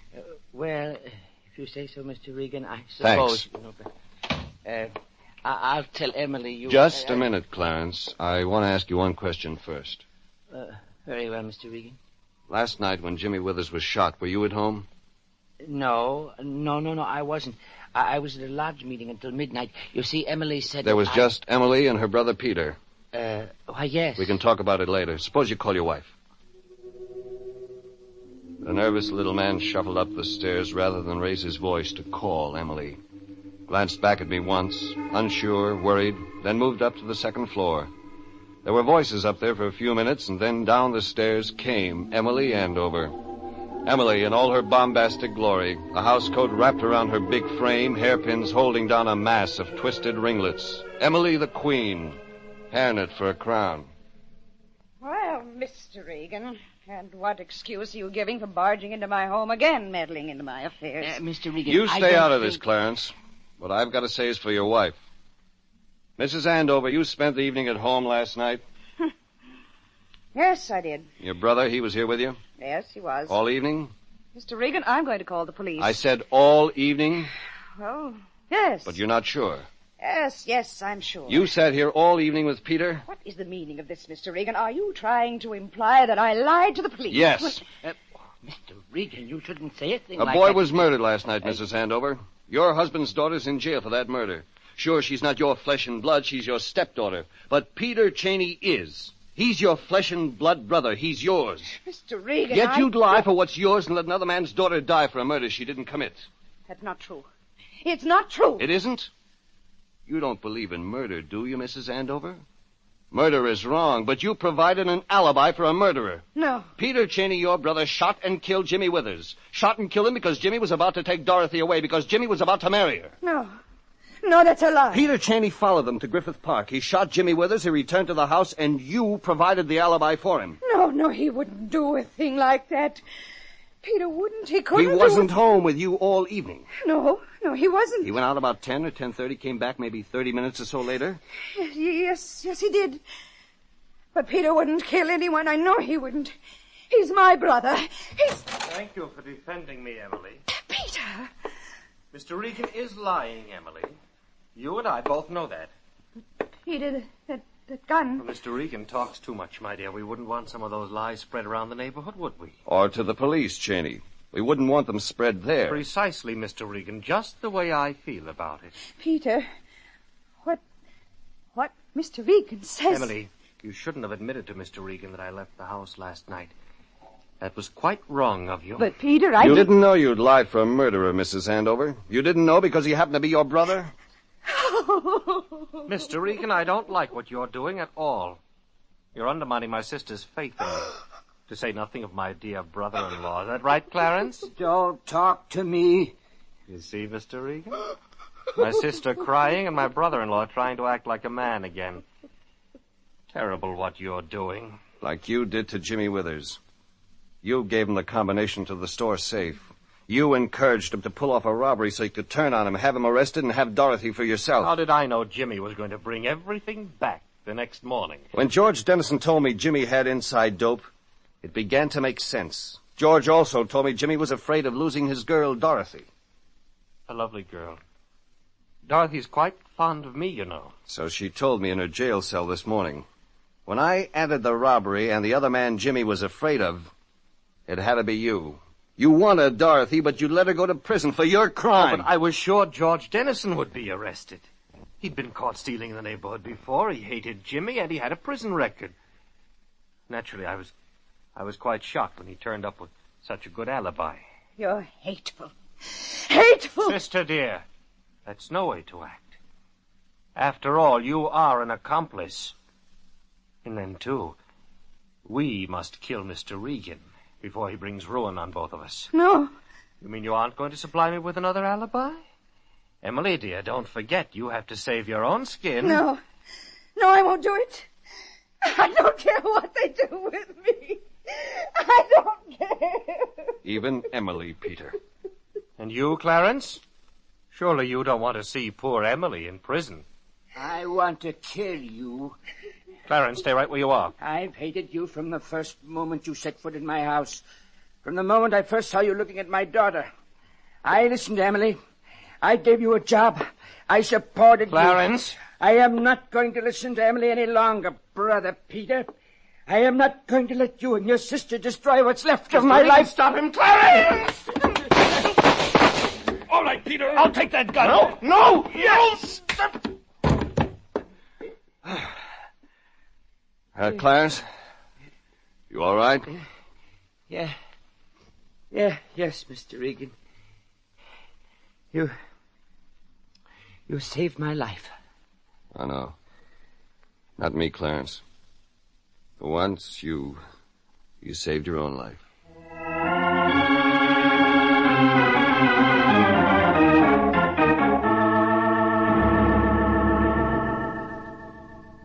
Lieutenant Sanducci showed up for the prisoner, Peter Cheney, and with him went his sister, Emily. It made sense that Emily wouldn't get off scot-free for lying to the cops. But Peter, he could plan nothing less than life. Clarence Andover watched them go, and the look in his eyes gave the whole thing more meaning. Clarence didn't need either of them anymore. Even my boss, Anthony J. Lyon, was happy when I showed up for work the next morning. The flowers that bloom in the spring, are the flowers, Jeffrey. Happy today, huh, Lyon? Not especially, Jeffrey, not especially. Funny. You sounded to me like a guy who just received a check. A check? Why, how ridiculous. Jeffrey, who told you? Clarence Andover. He said he was mailing the fee to the office last night. He did? Oh, the fee? Yes, he mailed the fee. Just like I said, $50. Very kind of him, I'm sure. $50. Yes, Jeffrey. I deposited his check at the bank this morning. Well, I'd have saved it to show to you, but you see, I wanted to get to the bank early. Avoid the rush. You understand. Oh, sure. I understand. Banks are crowded these days. If I'd gotten there any later, why, even as it was, Jeffrey, the line was halfway down to the next counter. $50, huh, Fatso? Well, Jeffrey, there was a small bonus included. Mr. Andover just enclosed a little something to buy a new doormat. You know, Lion, $100 will buy a lot of doormats. Yeah, $100? Who told you? That Clarence Andover added another 50 because we saved his daughter? Well, now, Fatso... Oh, very well, Jeffrey. $100 is in the bank. You'll get your share. Well, thanks, Fatso. I already have. What? I was at the bank this morning, standing in line right behind you. Jeffrey!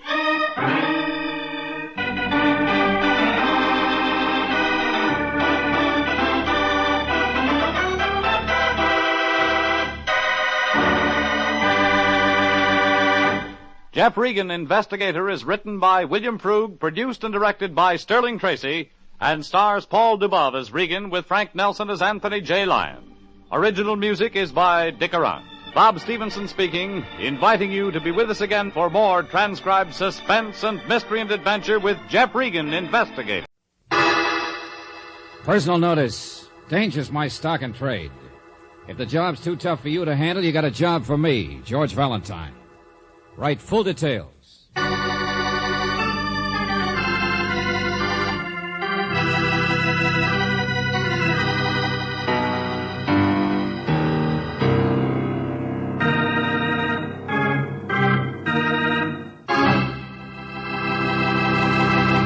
Say, have you got any skeletons hanging in the closet?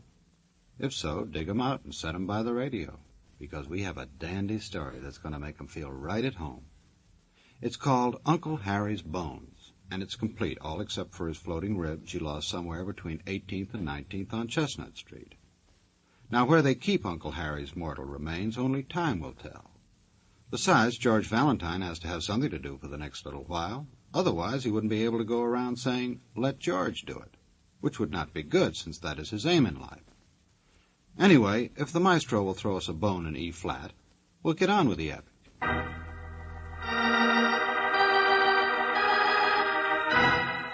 My dear Mr. Valentine, you will please report to me at the Stedman Farm. That's 2 miles down the road from Pine Lake if you turn right at the Red Silk Post Office, or the house with the unpainted shutters if you come over the hill. I want you to clearly understand that you're working for me, no matter what anybody says. And Lordy knows the people around here know how to say things. For instance, they all say Uncle Harry is their uncle, but he's not. He's mine, and nobody else's. Mr. Valentine, please come quick. My trouble is I don't know if Uncle Harry is Uncle Harry or somebody else's who's not important. I've got to find out. Now, don't you think? Sincerely, Sophie Sturdivant.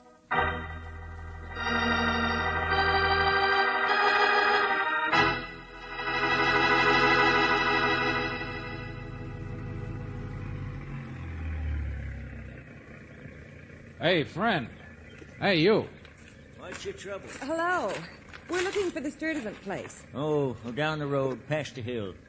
If you're looking for Doc Sellers, he's just gone into town, I think. Doc Sellers? Who's he? No, it's Sophie Sturdivant we wanted to see. Oh, Sophie. Her. Oh, what's funny? Nothing. Doc's her brother. He's all right. What's the matter with her? Nothing. Okay, thanks. Look out for your foot. Hey, hold up. Don't see many strangers around here. Where you from? Looney Bin? Looney Bin? Sure. Sophie's all right. What are you driving at, Buster? My name's Dorky. What are you driving at? Say, tell me something. Where does Sophie's Uncle Harry live? Who? Uncle Harry. Some kind of a character around here, I get it. Nope. No Uncle Harry around here. But she wrote... Look, this is a nice, peaceful place. People don't like strangers making trouble. None of my business, none of yours. Let well enough alone, I say. You'll live longer.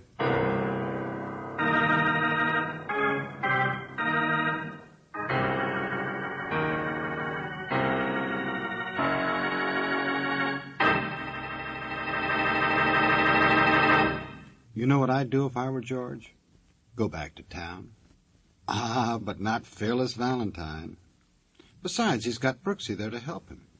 Just like I've got this to help you.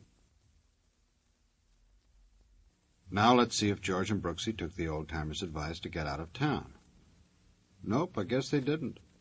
Because there they are, walking up to Sophie's front door. It's kind of a run-down place, isn't it? All places around here seem to be, George. Yeah. Mrs. Sturtevant? The door's open. She's probably out back in the kitchen. Mrs. Sturtevant? Sophie? She's not in the kitchen, George. Of course she's not. Who do you think does the cooking around here anyway? Hello. Yeah. We didn't mean to walk right in. You must be Doc Sellers. Well, I ain't Abraham Lincoln. You looking for Sophie? Uh-huh. I'm George Valentine. This is Miss Brooks. I seen your car out there. Just come in myself. Hey, sis! Come to the party. You're a doctor, are you? Sure. Want a pill? Here. Oh. Pretty good size, huh? No, I haven't practiced for years, but I still got these.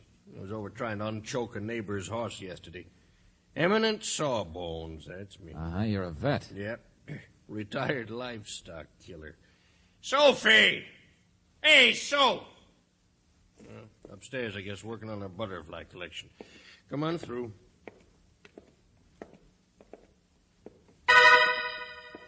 Sophie, for the love... She must have fallen down the stairs, George. I'm all right. I'm Here, all right. get her over to the couch. I'm all right. The ox, what'd you do, trip over your own feet? Oh, here, let me. She didn't fall downstairs. Huh? Yes, I did. That's what I must have done. But how did your face get those blotches on it? How'd you get that black eye? No one hit me. What'd you say that for? I mean, I fell, that's all. Look, did somebody slap you, knock you No. down? No. Well, who was it? Why? When did it happen? No, stop it. We've come to help you, Sophie. So why won't you tell us what... Oh, Huh? What are you looking at me for? no reason. Just wondered why she's still so Oh, scared. no, that's ridiculous. Doc's my brother. Oh, hey, Douglas! Douglas, come on in here. Is Douglas with you? Yeah, just got back from looking at the old office. Oh, what did you find? Nothing, not a blame thing. Oh, look, both of you, what are you talking about? Yes, Doctor. What is it? What do you want? Hey, Valentine, Miss Brooks, Douglas Kent. Just so you'll know, I'm not the kind of man beats up his own sister. How do you do? Hi. Sophie, what's happened? I'm all right, Douglas. Doug here's another crazy eager beaver like Sophie is, Mr. Valentine. Going off half-cocked whenever he gets... Mr. Valentine's here to help us. Isn't that right, Sophie?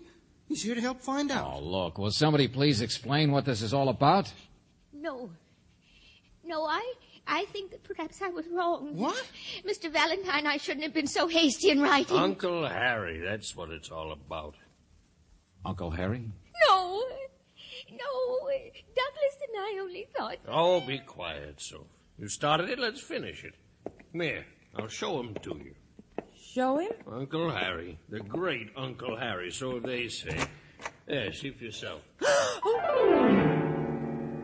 Skeleton. Nothing but a skeleton. Uncle Harry's bones. Says you. I was out fishing in the lake, Mr. Valentine, and my line got tangled, and here he is. But just a skeleton. I don't see how you can tell. Who was Uncle Harry? Man disappeared 5 years ago. Man who bought out the breeding farms, a hermit. Sophie's uncle. Uh-huh. Well, look, I don't know much about anatomy, but is a shin bone supposed to look like this? Well, go on, Doc, tell him. Oh, sure. Jump to conclusions, yeah.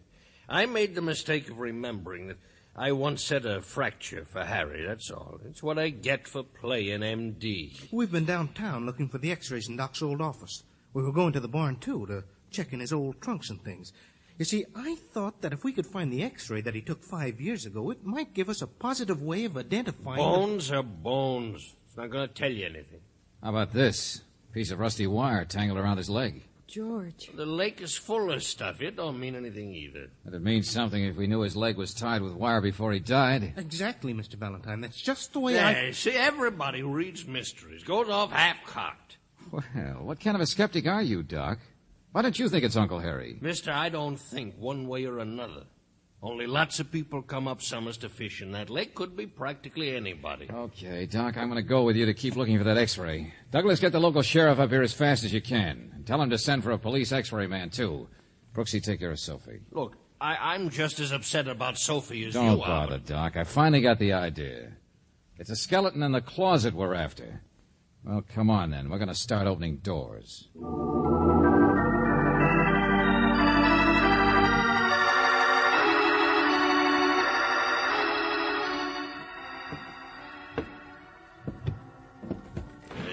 Wouldn't have set the blame leg in the first place if there was a real Sawbones around. Blasted bunch of recluses in this part of the woods. Yeah, sure. Did you try this box here? Old Sears Roebuck catalogs. Ugh, blasted cobwebs. Hey, how about the tin one? Oh, yeah, let me see. Your x-ray stuff ought to be boxed up somewhere that you could find it. Doc, where are you? Oh, that you, Sheriff? Right here. Meet Mr. Valentine. Worse than cleaning out an old attic. Aye. Don't stick your paw at me, young man. Wow. What's your trouble, Sheriff?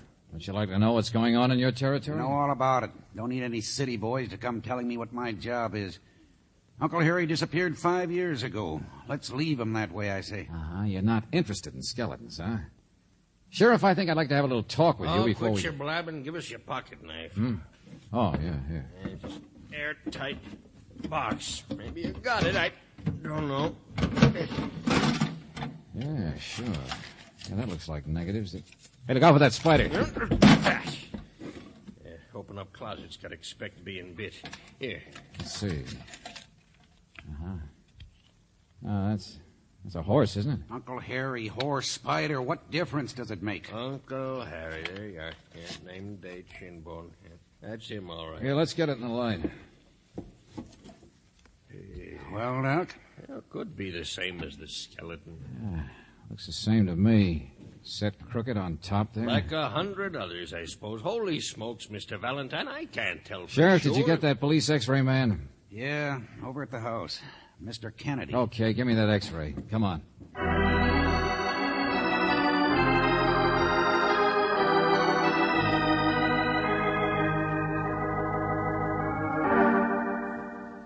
Absolutely. There's no question about it. But isn't it true lots of people have broken bones, Kennedy? I'll be glad to swear before a jury that this is the same bone.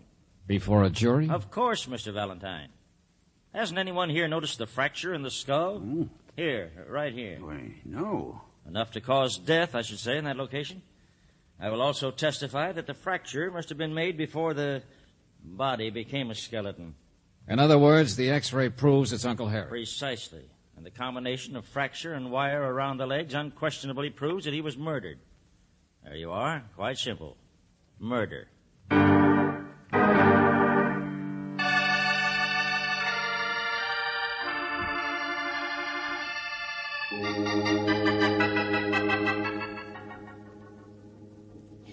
I knew it was Uncle Harry, all right, Sheriff, but the important thing is who did it. Sure, Sophie. Now me and Mr. Valentine Wait a minute, listen to her. Young lady, I've known Sophie for years, and anything But she knows who killed him.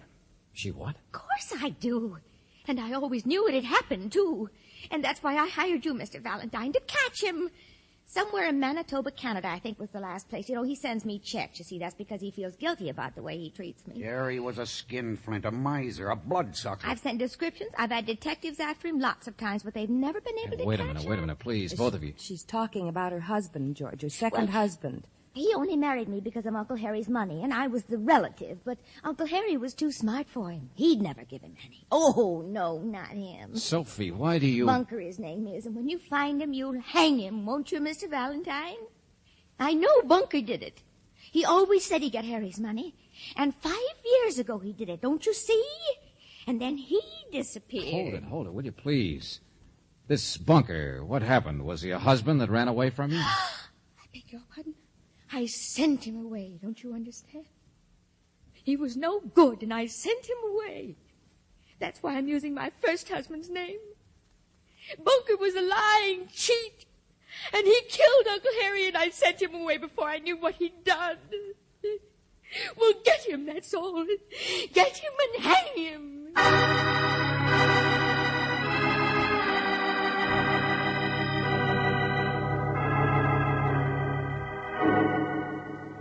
And now, Valentine, will you listen to the voice of reason for a minute?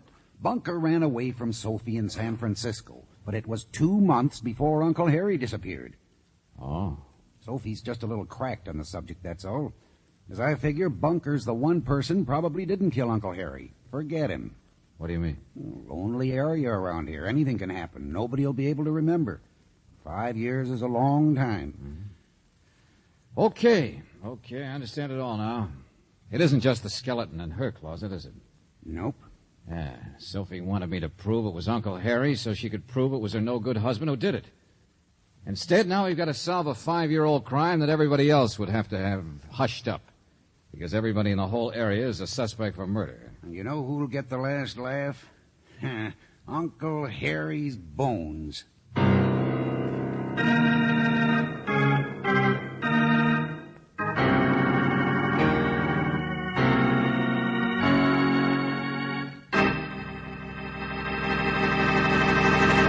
Now tell me, how is that possible? For Uncle Harry to start laughing, that is. It isn't. Not unless all that's left of Harry is his funny bone, which is a nice, happy thought. However, in case it didn't hit you quite right, here's something that's not off the elbow.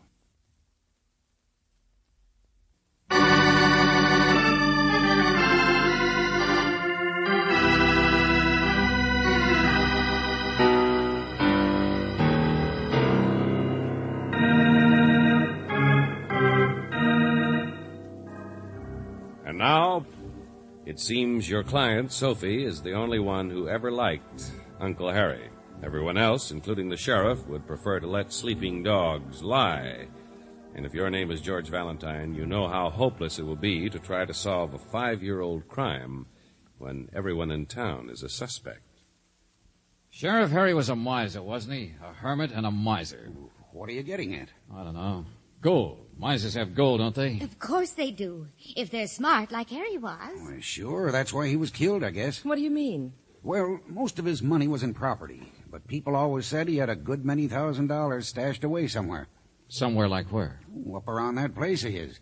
I could never find any, and I'm the one who boarded the place up after he disappeared. I mean, Uncle Harry's place. You mean there's a house, a farm or something? It's a cabin. Nothing but a cabin. Well, come on, Brooksy. What are we waiting for? About a mile around the lake from here. I boarded her up solid in case he ever came back. George, what about Sophie? Never mind her. Now I know who smacked her.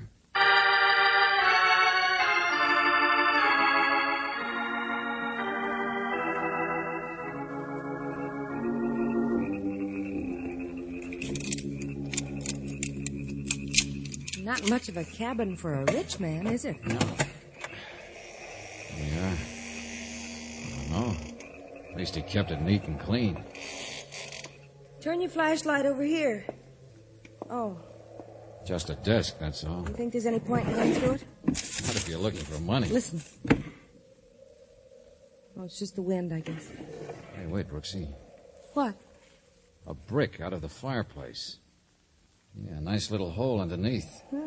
Maybe Uncle Harry did have some money. Sure, of course he did. What's the matter? Hole in the mattress. Place for a box. Oh. Hey, look out. Oh, I tripped.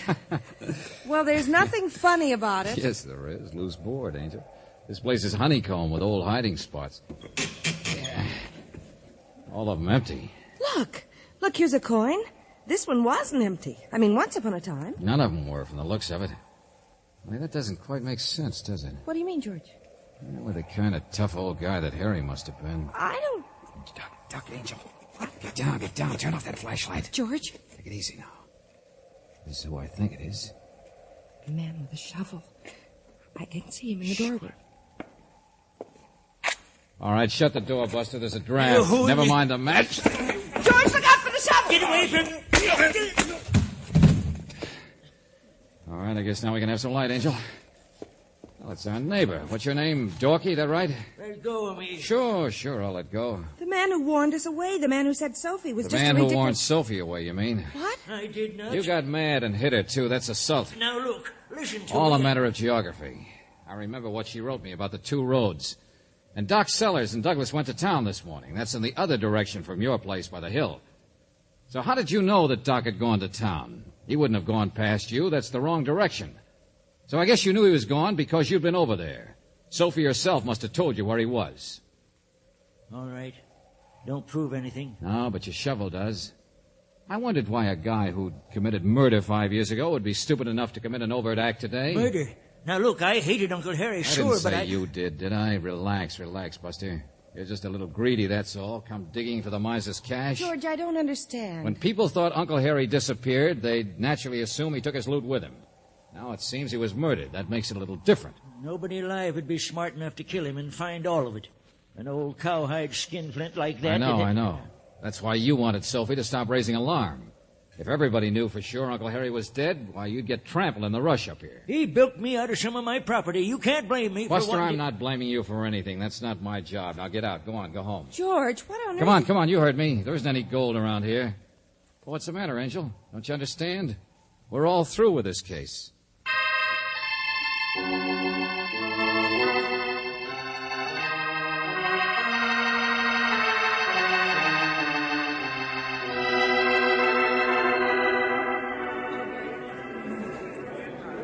Quiet, all of you, or I'll throw you out. Go on, Doc. Oh, sure, Coroner. There's not much to say. I've given my testimony. He's identified the body. That's all we need from Doc Sellers. Well, Sheriff, who has got something to say? I understood this fella Valentine had caught somebody up at Uncle Harry's shack. I know this isn't a court, but we sure want to hear everything that... I haven't got anything to add, Coroner. Now, see here, Valentine. No, Coroner. I'm all through with this case. Yeah, I'm on my way back to the city.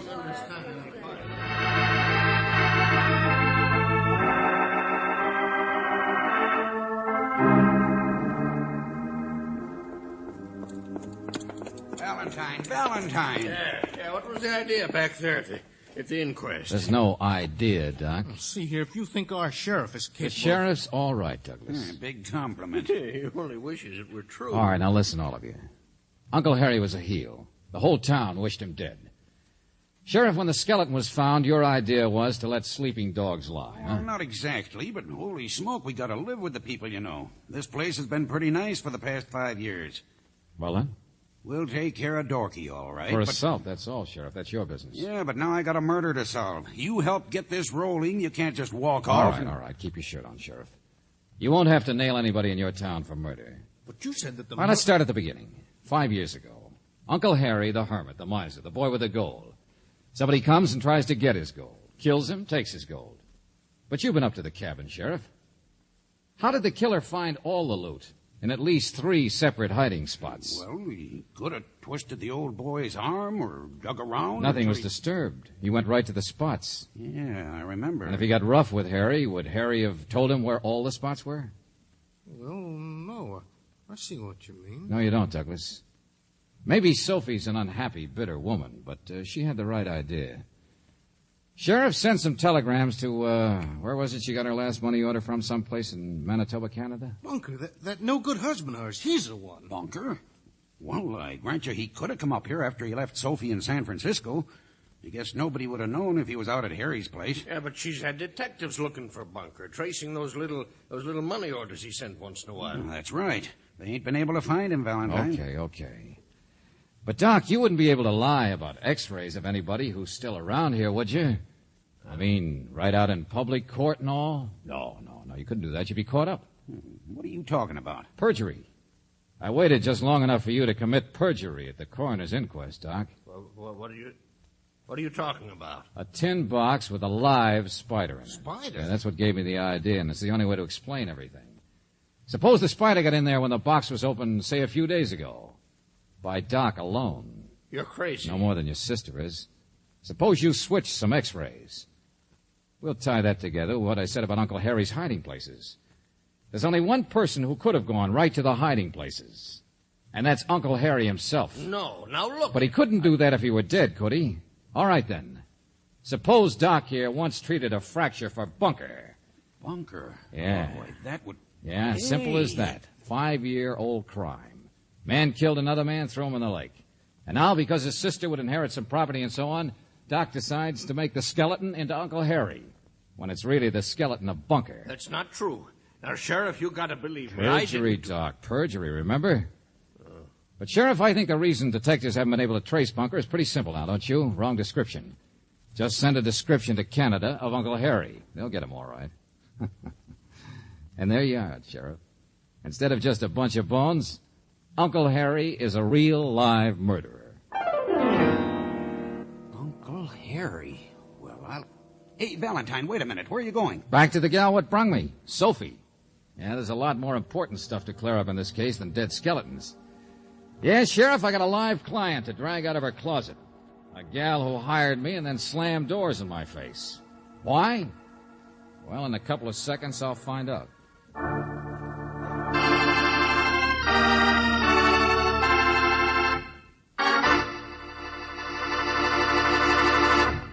You know, I'm kind of sorry for old Sophie. I've got a feeling that when George gets through with her, she'll be sorry the story wasn't called Aunt Sophie's Bones. But while we're waiting for the worst, let's give a listen to the best.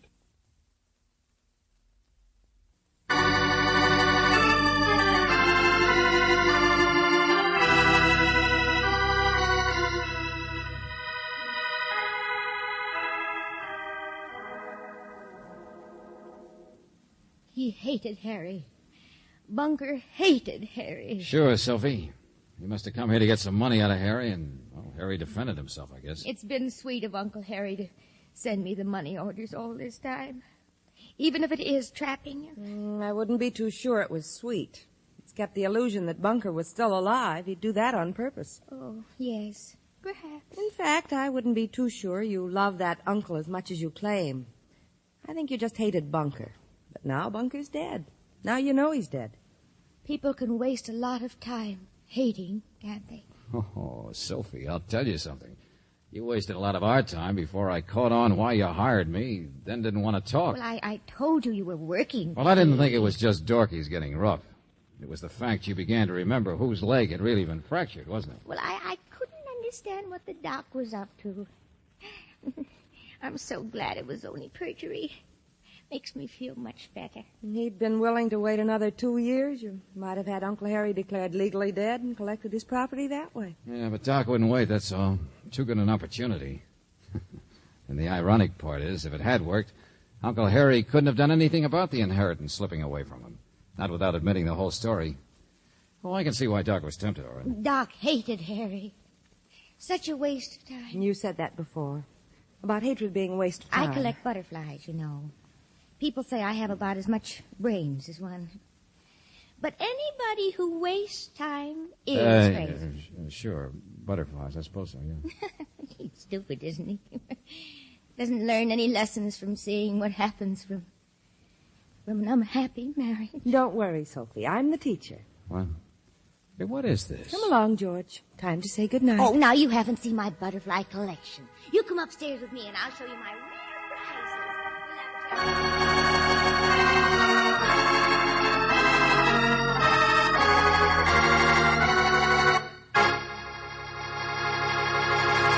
Well, you can hang Buster back in the closet now. It's all over. Oh, but before you do, be sure to tell it that George Valentine was played by Robert Bailey, and Virginia Gregg played Brooksy. The story was written by David Victor and Jackson Gillis, and Eddie Dunstetter dug up the music. Now, this is yours truly inviting you to another visit with Valentine, when you will again hear what happens when you let George do it.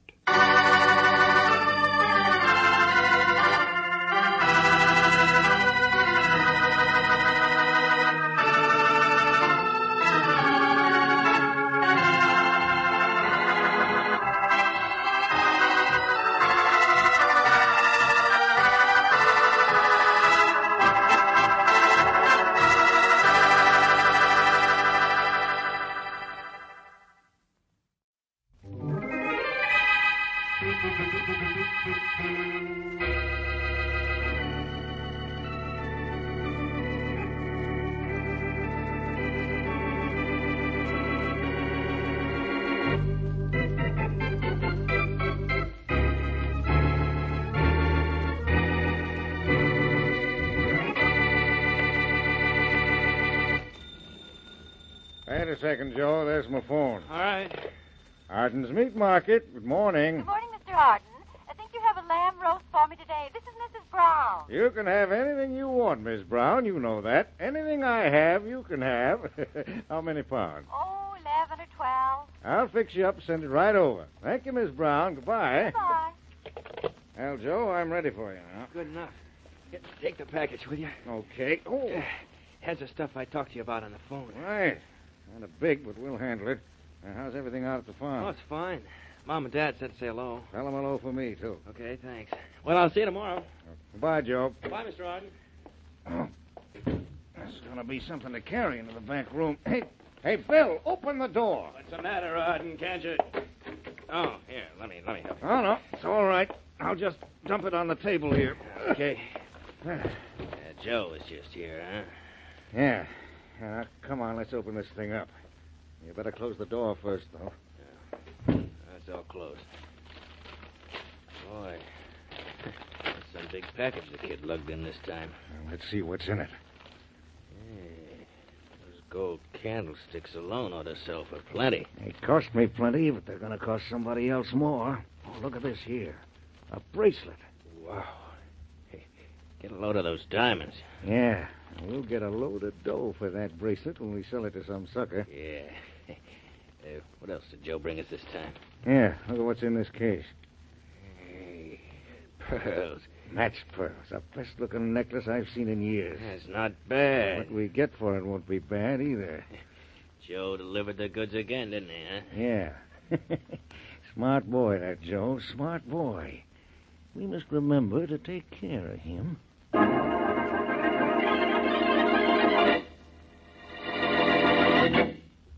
And now on to Dick Calmer as Boston Blackie. Enemy to those who make him an enemy. Friend to those who have no friend.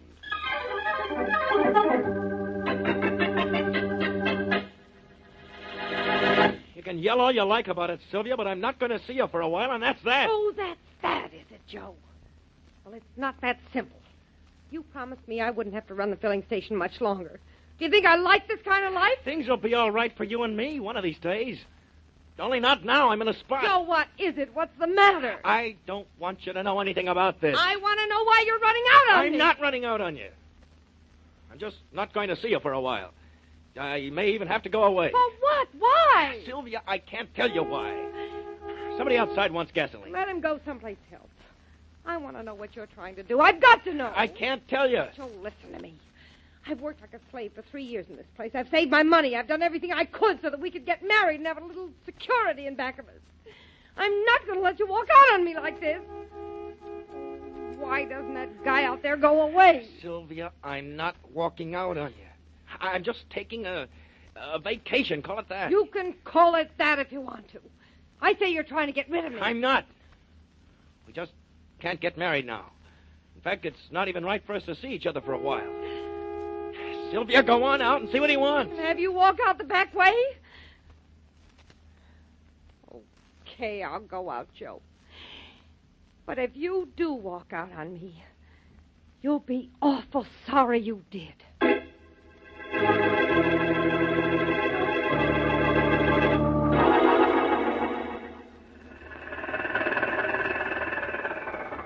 Well, here's 51 Sunset Parkway, Mother. This is where Boston Blackie's supposed to live.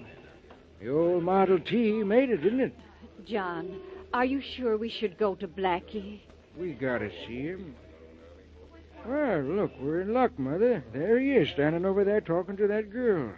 Recognize him from his pictures. Well, maybe we shouldn't have come, John. Now, Mother, I must talk to him. You know that. That Blackie's a real nice-looking fella. He certainly is. Well, I'm going to call him. Oh, Blackie?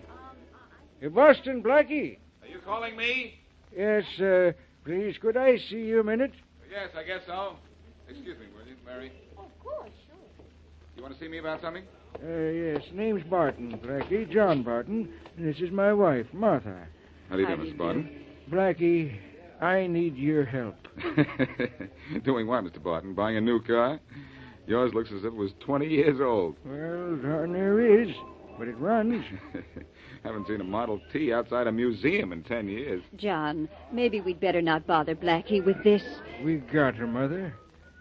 Blackie, my son is missing. Your son is missing? How long? Been gone for 24 hours. He's an adopted son, Blackie, and a little wild.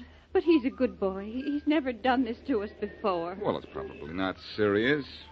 But even if it is, I'm not the one to see. You ought to go to the police. Oh, we're going to the police, all right, Blackie, but we wanted to come to you first.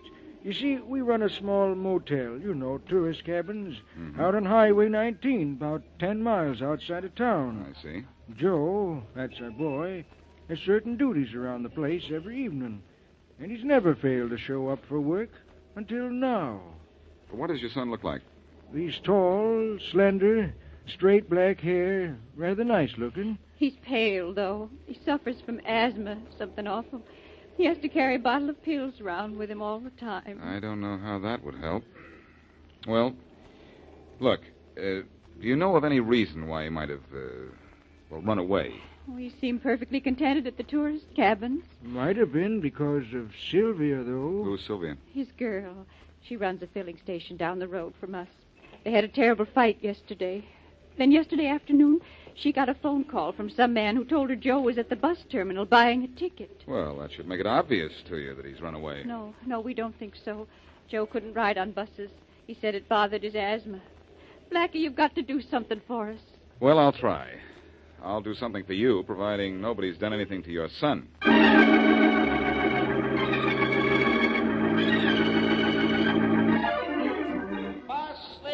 Ramp 6 for Buffalo, Cleveland, Chicago, and St. Louis. Now, Blackie, what else can I do for you? I don't know. You told me you didn't sell a bus ticket yesterday afternoon to anyone answering that description I just gave you. No, I didn't, sir. I'm sorry I can't help you. Oh, why don't you ask one of the other agents? He might have bought a ticket at some other window. I've asked at all the other windows. Well, if your man bought a ticket anywhere between noon and 9 in the evening, he bought it from one of us. Oh, thanks. Thanks a lot. Come on, Mary. All right. Come on, where, and what did we accomplish here? We learned a great deal. Either someone was fooling Joe's girl, Sylvia, when he phoned and said Joe was here buying a ticket, or Sylvia was fooling old man Barton. I know what that means. We're going out to see her. Uh-huh. We know the answer to who is Sylvia. Now let's see if we can find out what is she.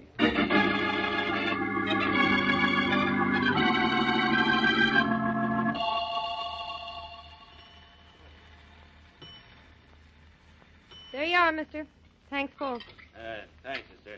Here's your money. Check your oil? No, thanks. Water? Battery? No. Hey, sure you got the cap and the gas tank good and tight. That's the first thing I learned in this business, mister. Okay. So long. Call again. Okay, you're next. How many? Not too many. Too many questions, I mean. Is your name Sylvia? Yeah. Well, I'm Boston Blackie. This is Miss Wesley. Hello, Sylvia. Boston Blackie. Oh, I heard of you. You too, Miss Wesley. Well, thank you. Look, Sylvia, you're Joe Barton's girl, aren't you? I was, till yesterday. How'd you know? His mother and father told me. They're afraid something's happened to him, and I'm trying to find him. Well, he'll be easy to spot if you get close enough to him. He's always taking a pill for his asthma. He never goes any place without a bottle of those pills. They don't do him no good, though. Look, Sylvia, did Joe give you any reason why he had to run away? Yeah, he did, kind of. He said he was in a jam. What kind, Sylvia? Did he say? No, Miss Wesley, that's all he'd say. But he acted scared. So I guess he is in a jam, a bad one, too. That's getting more obvious every minute. Who phoned you and told you Joe was buying a ticket at the bus terminal? I don't know. He didn't say. Would you recognize the voice if you heard it again? Maybe. I'm not sure.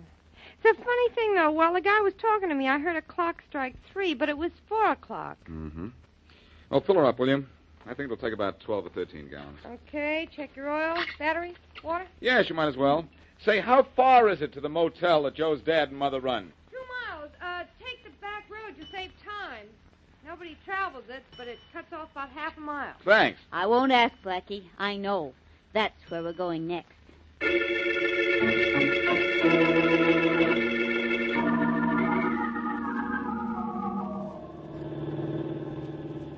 We've gone a mile, Mary. We're just halfway there. It's a beautiful day for a drive in the country, isn't it? Yeah, perfect. We weren't looking for that.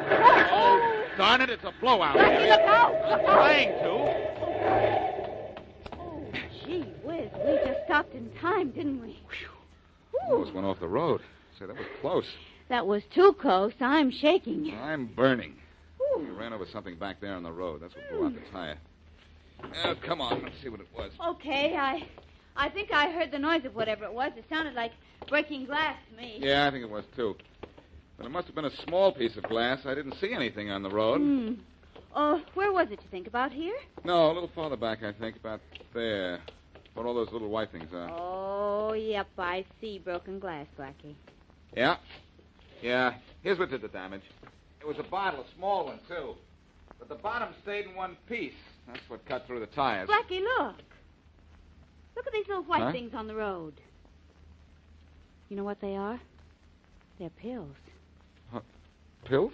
I don't know what kind, but they're pills, all right. Say, I'll say they are. And look what I found here.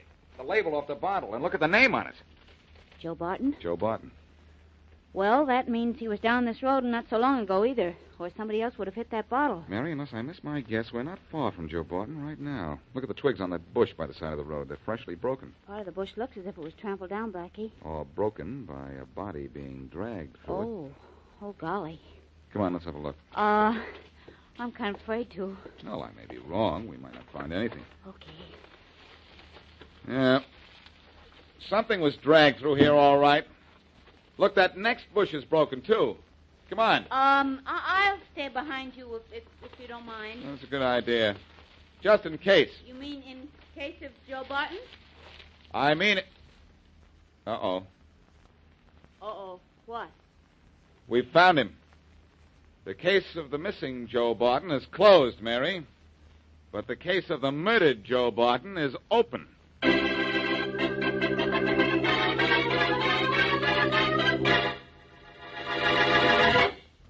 And now back to Boston Blackie.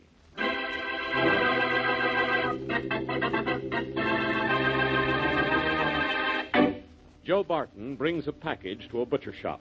But in the package are stolen jewels and silverware.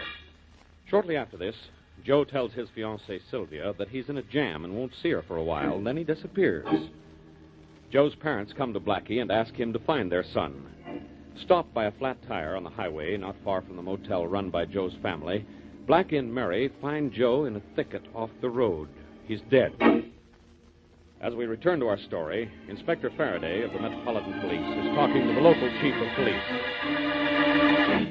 Now, look, Chief Fisher, I'm here because I've got an idea Joe Barton was killed in the city and his body hauled out here to be disposed of. Any idea who killed him? Nope, can't say as I do, Inspector Faraday. All right, have him under arrest and practically convicted by now. Yeah. Chief of police here, you know. Better get off on the road. There's a car pulling up. I see it, thanks. Say, it's turning in here. Hello, Faraday. It's Boston Blackie. Blackie, what are you doing here? I'm not sure yet. Stay in the car, Mary. This won't take but a minute. All right. Hi, Chief Fisher. Hello, Blackie. Chief, any luck yet in finding out who killed Joe Barton? Not a bit of luck, Blackie. You stay out of this, Blackie. The chief told me you found the body. That's enough. I'll find the killer. Hey, look at this fellow coming down the road. What's he trying to do, get arrested? He's turning in this side road. He must know his way around here. Never seen his car before. He must Hey, be... look out, he's going to hit that mud puddle. Up out of the way! A fine time to tell me. Look at me, I'm covered with mud. What's the matter, Inspector? Don't you city folks ever get mud on you? Say, did you see who was driving that car? It was Harold Walsh, a big-time operator in stolen jewelry. Huh? Are you sure? Yes, I got a good look at him, didn't you?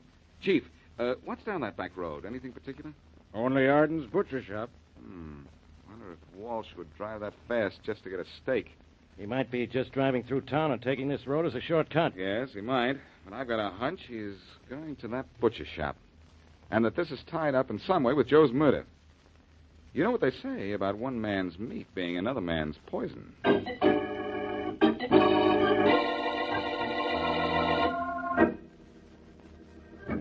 All right, Mr. Walsh. You want the candlesticks and the bracelet and the necklace. That'll be 10,000. No good, Arden. That's too much. 10,000 is my price. Look, I come a long way for this stuff. I intend taking it back with me. Pay my price or get out and don't get tough with... Put that gun away. I will, when we've made our deal. If you won't take reasonable dough for it, I'll take it for nothing. And you don't dare squawk. Keep your hands off that stuff. Oh, you got a gun too, have you? Drop it. I said drop it. The next time I shoot, I won't miss. That's a good boy. Now turn your back and face the wall. That's nice going. How was Bill. that, eh? You crept up in back of him awful quiet, and you sure hit him awful hard. The guy's got a hard head on him. Think I bent this piece of pipe on it. Come on, let's pick him up and get him out. Yeah. Hey. Wait a minute. What's the matter? Buddy. You hit him too hard, Bill. He's dead.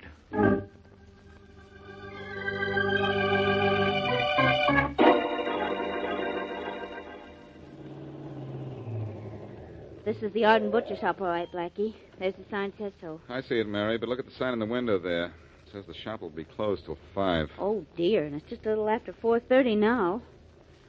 Well, what do we do, wait? No, that's nothing but a waste of time. Let's go back down the highway and see Mr. and Mrs. Barton. Well, what for? We've got nothing to tell them about their son's murderer. Maybe not, but maybe they've got something to tell us.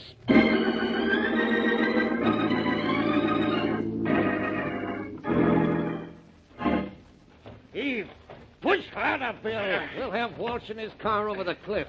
I'm pushing as hard as I can, Arden. Hey, you sure you got the car out of gear? It's out of gear, and Walsh is behind the wheel just as if he was driving. This'll look like an accident, sure. Yeah, there she goes, over the cliff. Look at her go. Yeah, that's some drop, huh? That's some drop. That's that.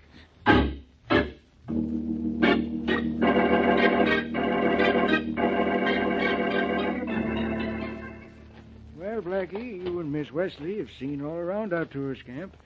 It was kept a little better when Joe was around. How'd you like it? Nice place you have here, Barton. I like those little cabins under the pine trees best of all. Oh, they're everybody's favorite, Miss Wesley. Well, come on in the house, both of you. Mother and I are having milk and biscuits. Oh, Mother, Yes? we're having company. Oh, it's Blackie. Come right in. Thank you, Mrs. Barton. Mrs. Barton, Miss Wesley, and vice versa. Hello, Mrs. Barton. It's nice to know you. Go right in the living room and make yourselves comfortable. I'll fetch you some milk in just a minute. Milk right from a farm. That's supply and demand all in one place. I'm a homemade cookie fan myself. I hope you'll like... Oh, look who's coming across the yard. It's Mr. Fisher, the chief of police. And he looks excited, too.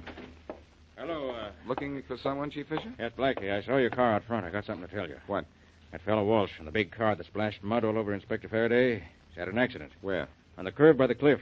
Went clean over and dropped all the way down. Happened 15 minutes ago, about 4:45. Fellow heard the crash, called me. Walsh is dead. He never got to the butcher shop then, huh? Dunno, he might have. But he went over the cliff heading in this direction, wherever he was coming from. Well, it's only a guess, Fisher. And I think Walsh was heading for that butcher shop when he passed us before, and that's where I'm headed for right now.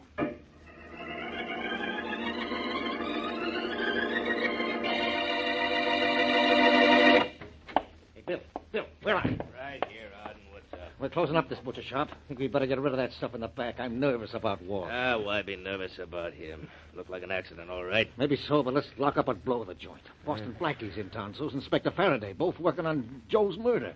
Hey, wait. I'll lock up this front door. That's it. I'll pull down the shades and let's go in back. Come on, make it snap. Hey, you sure have the jitters all right?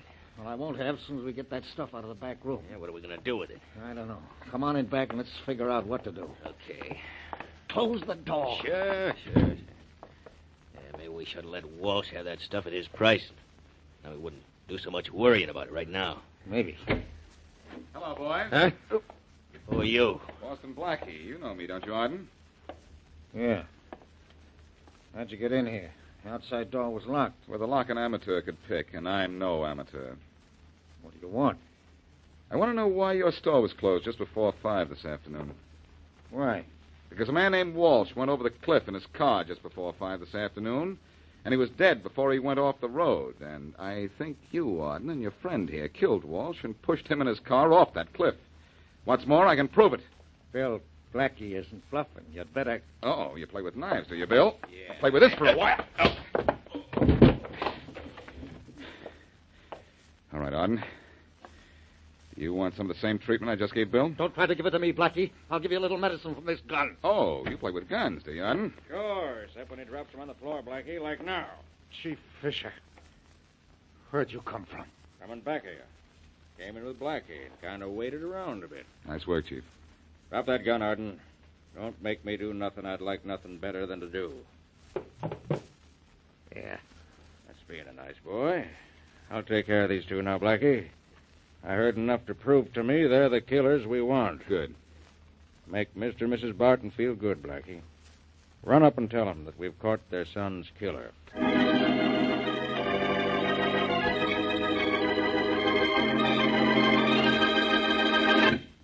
Mother, Yeah? Blackie's found out who killed Joe. Oh. He and Miss Wesley are here to tell us all about it. I told you he'd find out, and he did. Oh, I'm glad. It doesn't bring Joe back to us, but I wanted his killer to be caught.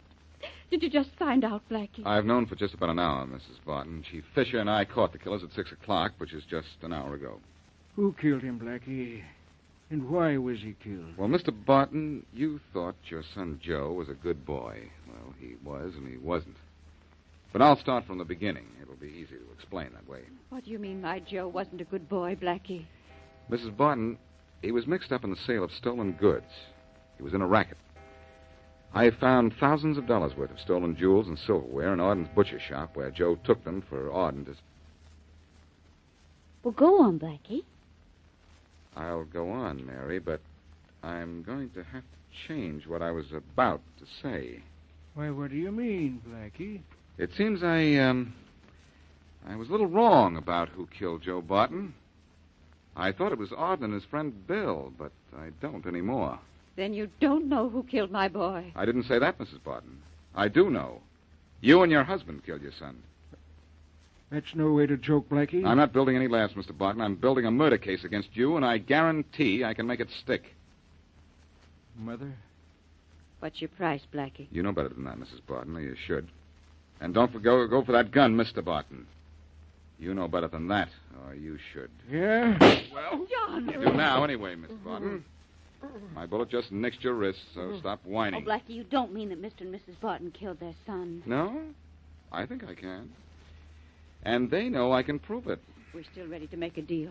We've got a lot of money we took out of selling stolen stuff to Arden. Have you? Well, take my word for it, it won't do any good. Where you're going, you don't have a chance in the world of spending it.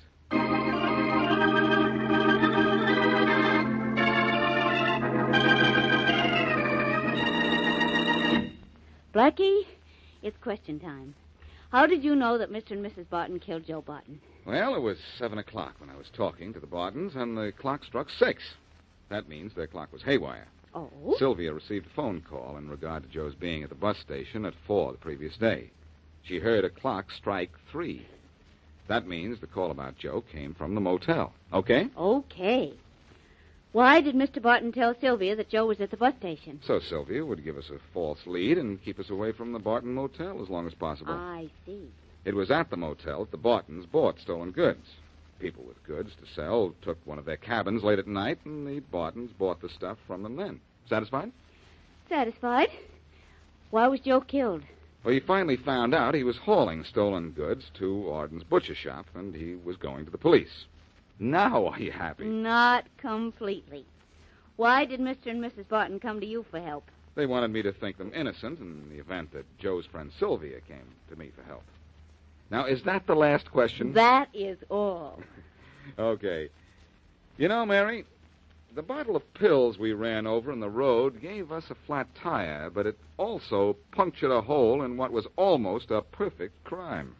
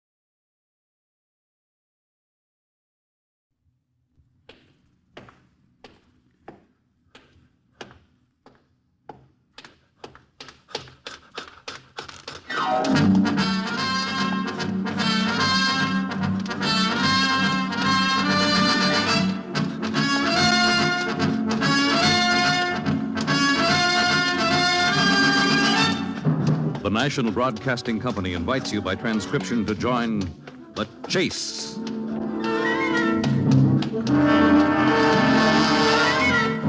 There is always the hunter and the hunted, the pursuer and the pursued.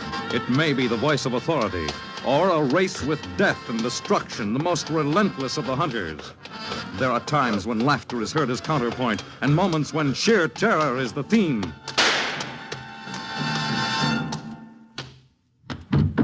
But always there is the chase.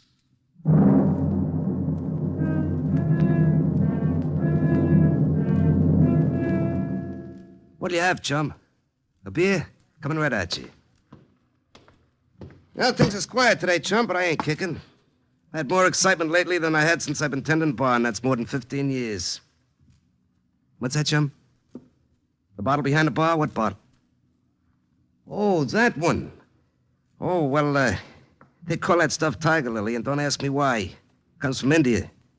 Here, take a good look. I'll tell you a yarn about it that'll curl your eyebrows. You know, tending bar's a funny business, chum.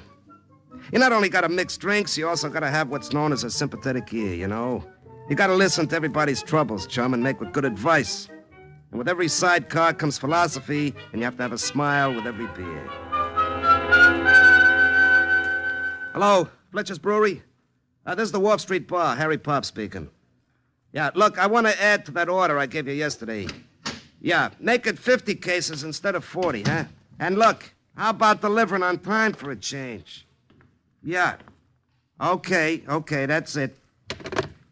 Well, what'll it be, mister? What do you serve? Well, anything you want. Scotch, rye, martini, Manhattan beer, name your poison. I think I'll have a cup of tea. You'll have a what? Tea. With lemon. Well, I'm sorry, mister. This ain't no tea room. Oh, you don't serve tea? We don't serve tea. What about coffee? I'll drink coffee if it's not brewed too strong. Are you sure you can take it? What? Now, forget it, mister. I'll see if I can wrestle you up a cup of Javy. You look like you need it.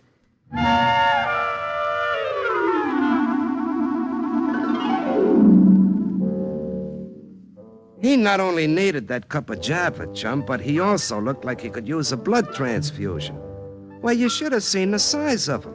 Maybe 5'5" with wedgies on, and to weigh 110, he'd need rocks in his pocket.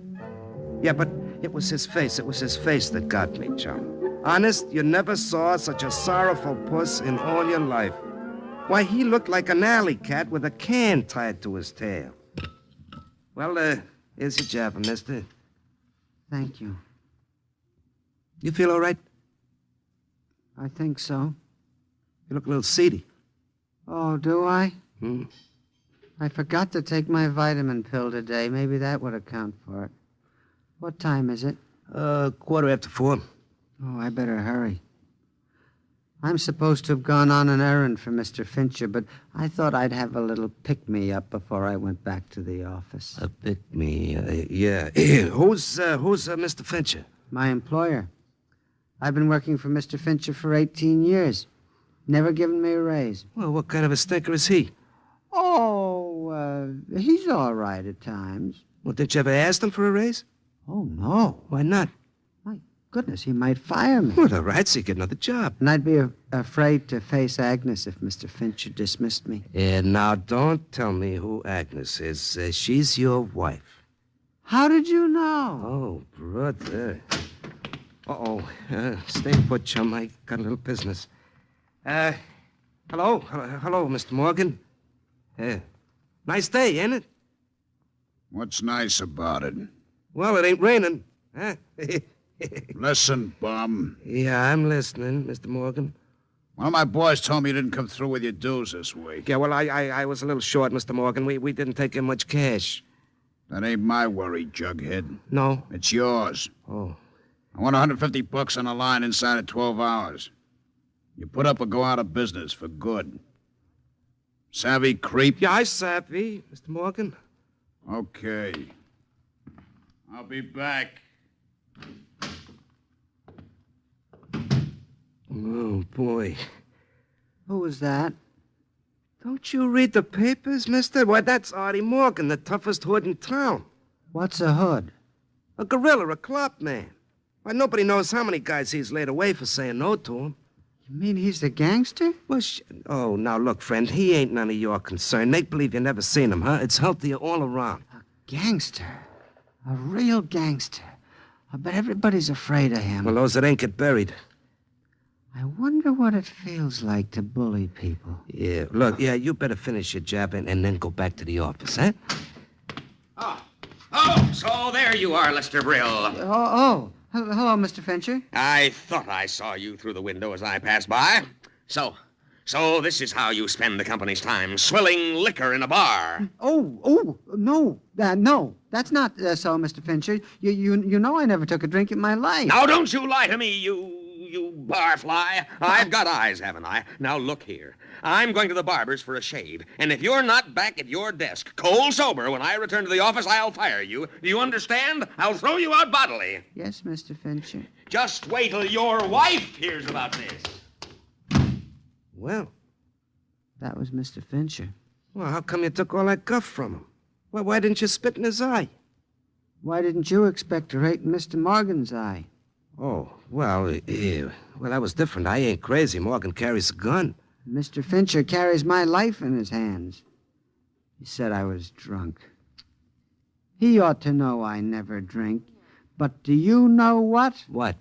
I've got half a mind to take a drink right now. No. Yes. And I'll show Mr. Fincher, and I'll show my wife. What does liquor taste like? I think you better stick to coffee. No. I want a drink. Give me something from the bottle on the shelf over there. Which bottle? The purple one with the funny shape. What, the tiger lily? Oh, is that what you call it? Well, that bottle's just here for show, mister. Some salesman brought it in for a gag. But it's such a lovely color, and the bottle is so pretty. Yeah, now look, mister. I don't even know what that stuff tastes like or what it does to you. I told you it comes from India. It might be dynamite. Well, just one drink won't hurt. Please. Okay.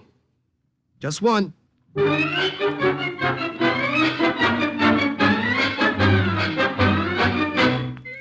Well, don't ask me why I let him have it. Maybe I was kind of curious about that tiger lily myself. And maybe I just wanted to see what happened when this bird had a shot inside him. So I poured him a hookah and watched him sip it slowly. Life is difficult, isn't it? It ain't so bad when you get used to it. Never been good for me. I can't remember when I haven't been running from someone or something. I can't remember when I haven't been afraid. Do you know what it's like to be chased, barman? Chased by what? Fear. Your own personality. The world in general. I am afraid of everything, but I can't escape. I can't escape. All right. Take it easy, mister, and finish that drink. It might make you feel better, huh? Well, how'd it taste? Hey, your eyes are popping like marbles. Now, don't you pass out on me, mister. Don't... Oh, it's your boss. He's back again. Still here, are you? You ungrateful little wretch. Disobeying my orders completely. Listen, bum. What? Take your hat off when you talk to me. Savvy creep.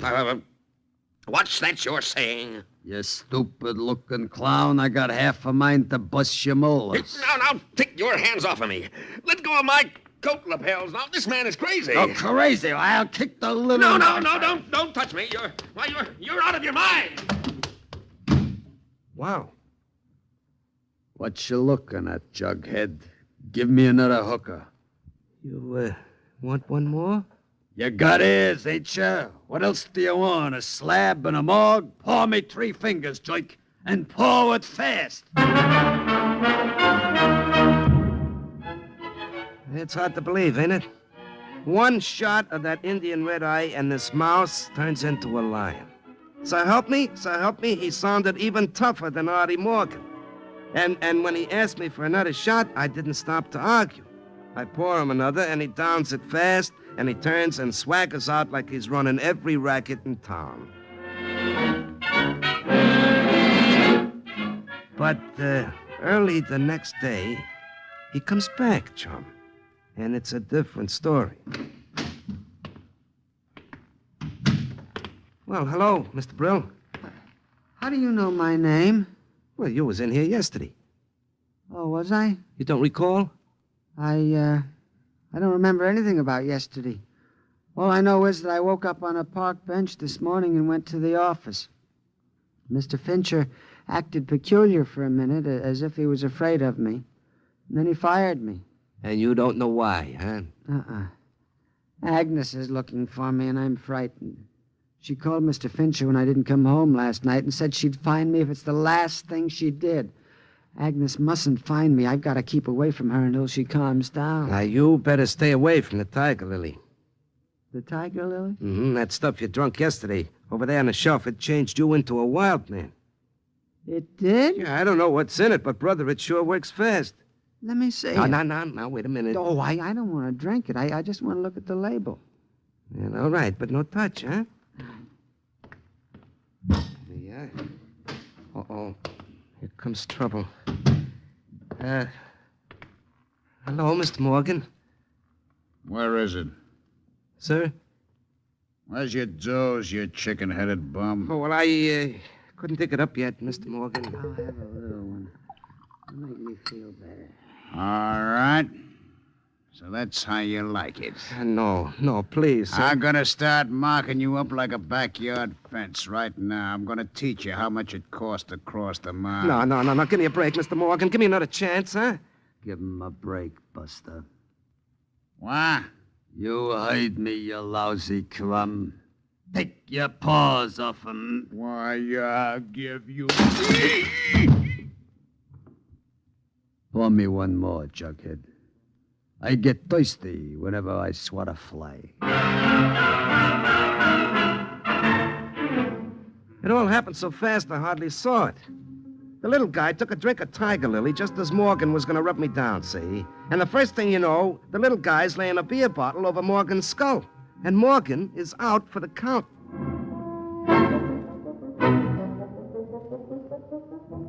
Well, 2 minutes later, Lester is walking out the door like he's got nothing on his mind, and I'm trying to bring Morgan around. And it took me half an hour. And when I finally got him to his feet, his eyes were still smoky like he's walking on his heels. So I lead him out of the door before he knows what happened. And, well, then I come back and start making plans to take care of the little guy's funeral. But the next day... Good morning. You still alive? I beg your pardon? I'm surprised to see you breathing. What do you mean? Well, you don't remember what happened yesterday? No. Well, you only crowned the toughest guy in town with a beer bottle, that's all. I did what? Artie Morgan, the biggest and hardest hood who ever lived. Why, I bet you he's got 2 of his torpedoes looking for you right now. You mean killers? Well, you're in trouble, friend. You're on the hook. I can't understand it. How could I have... That man I thought was following me.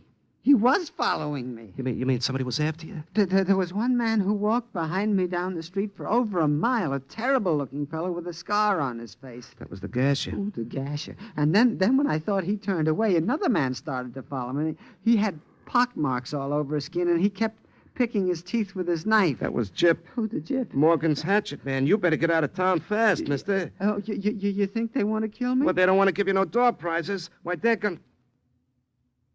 Do not turn around. Why? There's a dame staring in here through the window with blood in her eye. What does she look like? Well, she got a hatchet face and a jaw like a fighter. Ooh, that's Agnes, my wife. For goodness sake, don't let her in. Well, it's too late now. Oh, here you are, you miserable worm.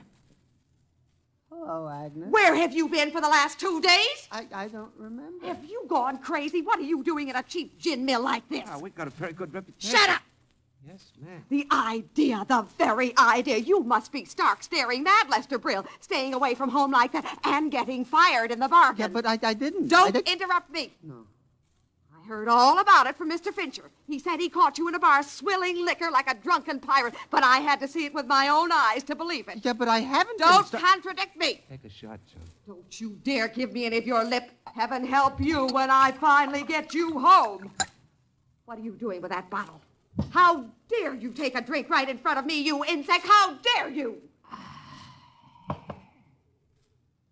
Drop dead, sister. What? What did you say? He said, drop dead. Blow. Take a powder. I'm getting tired of the yakety-yak. Lester Brill, is that you speaking? You hide me, hatchet head. Get me saw and I'll slap you down. Maniac. An absolute maniac. Squam! You done it, mister. Pour me another drink. Anything you say, champ. Hey. What's the matter? Outside, Nagasha and Chip, Morgan's boys. So what? So you got a rod, mister? I don't need a rod to handle them creeps.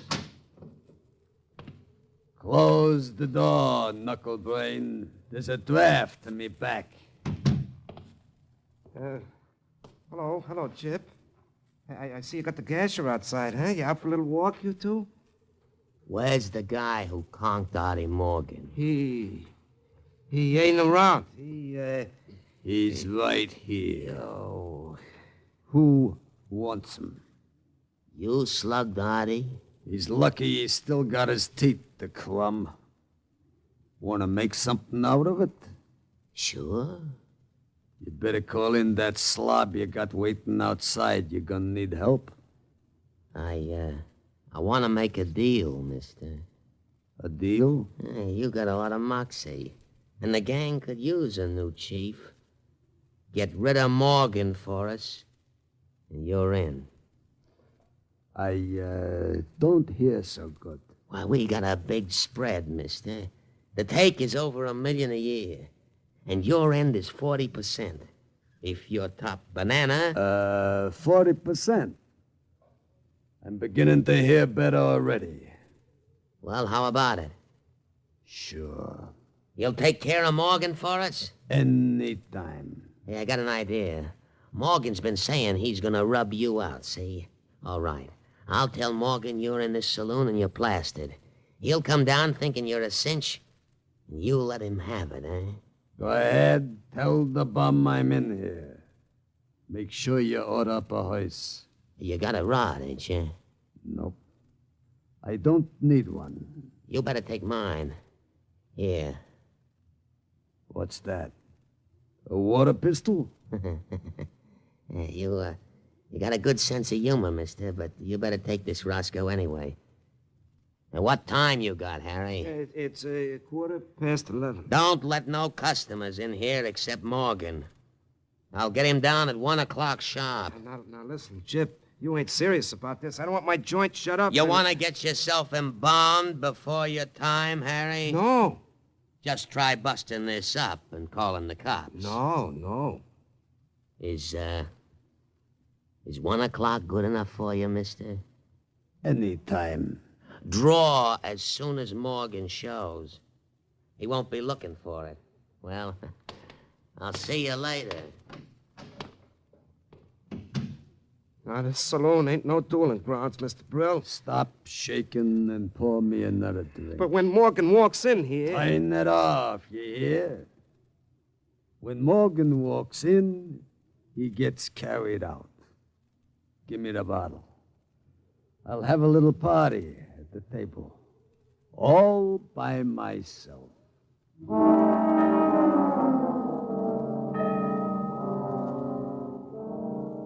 Well, you see how it was, chum? If I called the coppers, the gasher would gash me. So all I can do is wait around until the fireworks start. Well, I locked the door, and I walked back to the bar, see? And I had myself a drink on the house. Lester is sitting at a corner table, hoisting a glass. And the first thing I know, he's got his head on his arms, and he's snoring like a trooper. Well, that leaves me with nothing else to do but watch the clock go round and wait. And the first thing I know, it's 5 minutes to 1. Mr. Brill. Wake up. Mr. Brill. What? Oh, it's you, barman.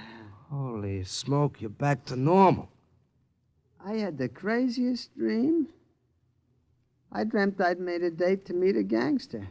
It was absolutely terrifying. Yeah, well, that was no dream, mister. What did you say? It happened. Oh, no. Oh, yeah. Oh, where? Right here. You made a deal with one of Morgan's torpedoes to rub Morgan out, and Morgan's on his way over here right now. But that's ridiculous. Is it? Feel in your right-hand pocket. My right hand.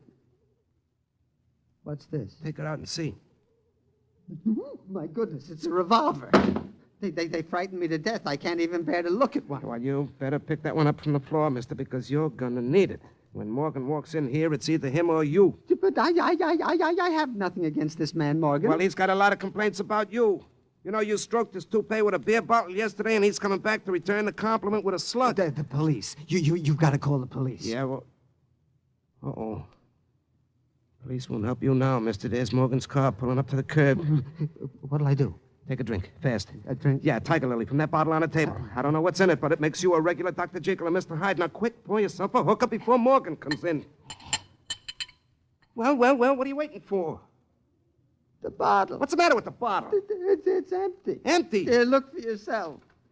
Holy cow, you must have finished it before when you passed out before. You get me another one, quickly. I ain't got another one. Oh, that's Artie Morgan with a heater in his hand. Open up in there. Where can I hide? Come on, let's get out of here. All right, in here. Now, this hall leads to an alley, and I got a jalopy parked there. Maybe we can make a run for it. How did I ever get into this mess? Never mind how you got in. The trick is getting out. Here, through this door. There. All right, there's the car. Now you get in.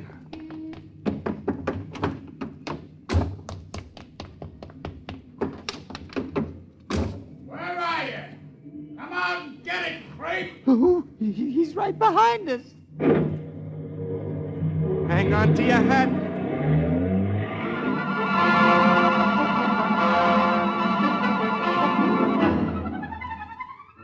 Well, chum, when I drove out of that alley, I turned left on 2 wheels and hot-footed it right down the avenue. I made 2 more left turns and then doubled back on my tracks. But just when I thought we gave Morgan the air, he turned the heat on. I guess we're safe now. Are we? Take a look through the window in the back. Ooh, there's someone chasing us. Yeah, that's Morgan. I can recognize his car. It's a bulletproof job with a Tommy gun built right in. What do we do? You're asking me. Well, the best thing is to stick with the heavy traffic. He won't pull anything in front of this mob. Oh, he's gaining on us. He's got a better car. Faster, barman. I'm going as fast as I can, mister, but it looks like it ain't fast enough. Well, hang on now. I'm turning right. Oh, no. What's the matter? We're on a dead-end street. He's coming up to us. He's coming alongside. Let go of the wheel, mister. Don't touch that.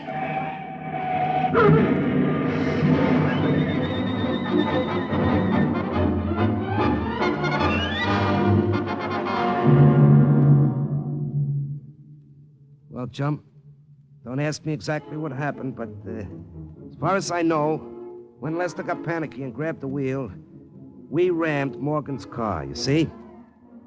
The next minute, the street is crawling with coppers, and I'm pulling Lester Brill out of the overturned jalopy. Well, he didn't come to until he was in the hospital. How you doing, Mr. Brill? You feel well enough to talk? Where am I? In the hospital. What happened? Plenty. I came out of the crack up with a bang on the nose. They called what you got a slight concussion. Oh, what happened to Mr. Morgan? Oh, don't you worry about Morgan. He's cooling off in jail. You know, they told me the DA's been looking for Morgan for the last 6 months. And when they let him out of stir, he'll be tripping over his beard. Oh, well, then it's all over. Well, almost. Almost? Yeah, you got company outside. Who? Your boss, Mr. Fincher, and your wife. My wife? Maybe the doctor won't let me see them. Now, the doc said it was okay. Now, listen, listen, Mr. Brill. Things have changed a lot for you in the last couple of days. Now, if you play this right, you're going to be a happier guy. Now, you just be quiet, and you let me do most of the talking. Oh, come in, folks. He's feeling much stronger. Thank you. Lester, are you all right? Hello, Agnes. Oh, terrible, terrible. What's this town coming to anyway? Great Scott, when I heard about that gangster, I could hardly believe it. But when the newspaper men came around and asked me for an interview, Lester, I gave them the facts. Yes, sir.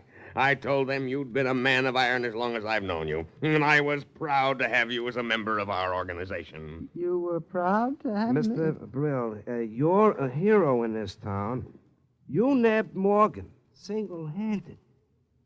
I'm a hero. Oh, Lester, darling. I should have known all along what a man you were. I've been so blind.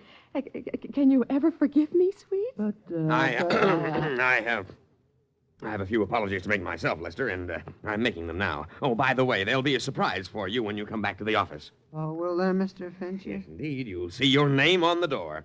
I've had you promoted, my boy. You're due for your vice president stripes when you get back. But, Lester, you must promise never to lose your temper again. You frighten me so, darling, and you're so nice when you're your own sweet self. Yeah, yes, Well, folks, I'll be on my way. I gotta get back to the job, you know. Anything more I can do for you, Mr. Brill? No, thank you, Harry. No, I'll be fine from now on.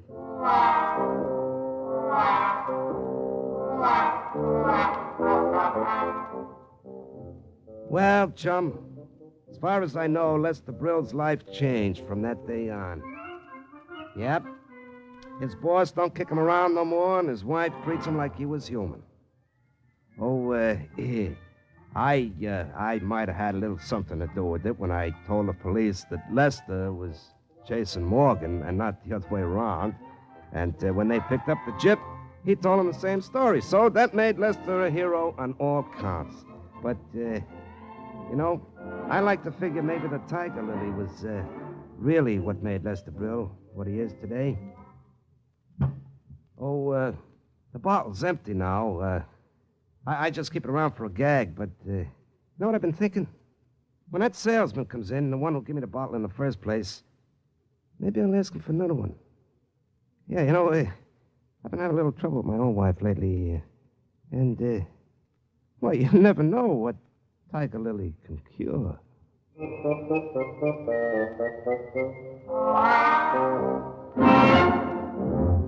In the animal world, there is the hunter and the hunted, hound and fox, hawk and sparrow, chicken and worm. But who is to judge precisely which is the pursuer or the pursued as we enter the chase?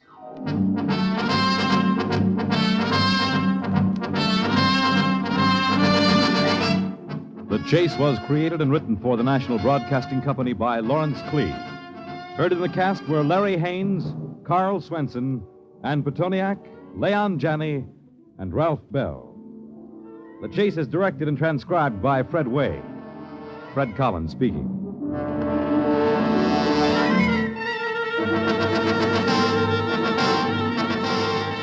Next week, murder is in the offing when a man's personality changes and takes on all the characteristics of an evil puppet on The Chase.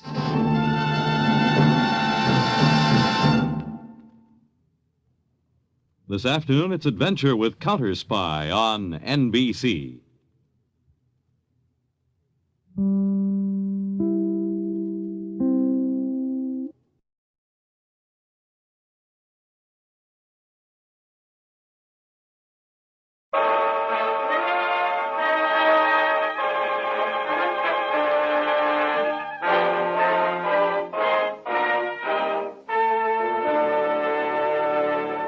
Kreml Hair Tonic and Kreml Shampoo present the new adventures of Sherlock Holmes, starring Nigel Bruce as Dr. Watson and Tom Conway as Sherlock Holmes.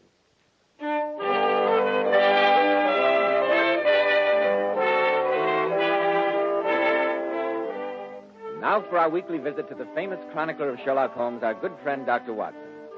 Well, Dr. Watson, how are you this evening? Oh, in the best of spirits, Mr. Bell. Thank you. And you? Never better, thank you. And am I correct in deducing that fated old newspaper lying upon your desk has something to do with the story you're going to tell us tonight? Indeed, Mr. Bell. Here you are. The London Times of September the 4th, 1903. Take a look at this. Judge's summing up to jury interrupted. Sensational solution by Mr. Sherlock Holmes. Yes, I think that you will find it equally sensational, Mr. Bell. It was one of Holmes's most dramatic cases. But first, you want a word with our listeners. Go ahead while I light up my pipe. Thank you, Dr. Watson. Men, in summer when you go without your hat, does your hair get dry, wild, and unruly looking? After a swim, does it feel sticky and stringy? Then remember, Kreml Hair Tonic keeps dry, wild, sun-baked hair looking perfectly groomed throughout the hottest, stickiest day, as if your barber had just combed it.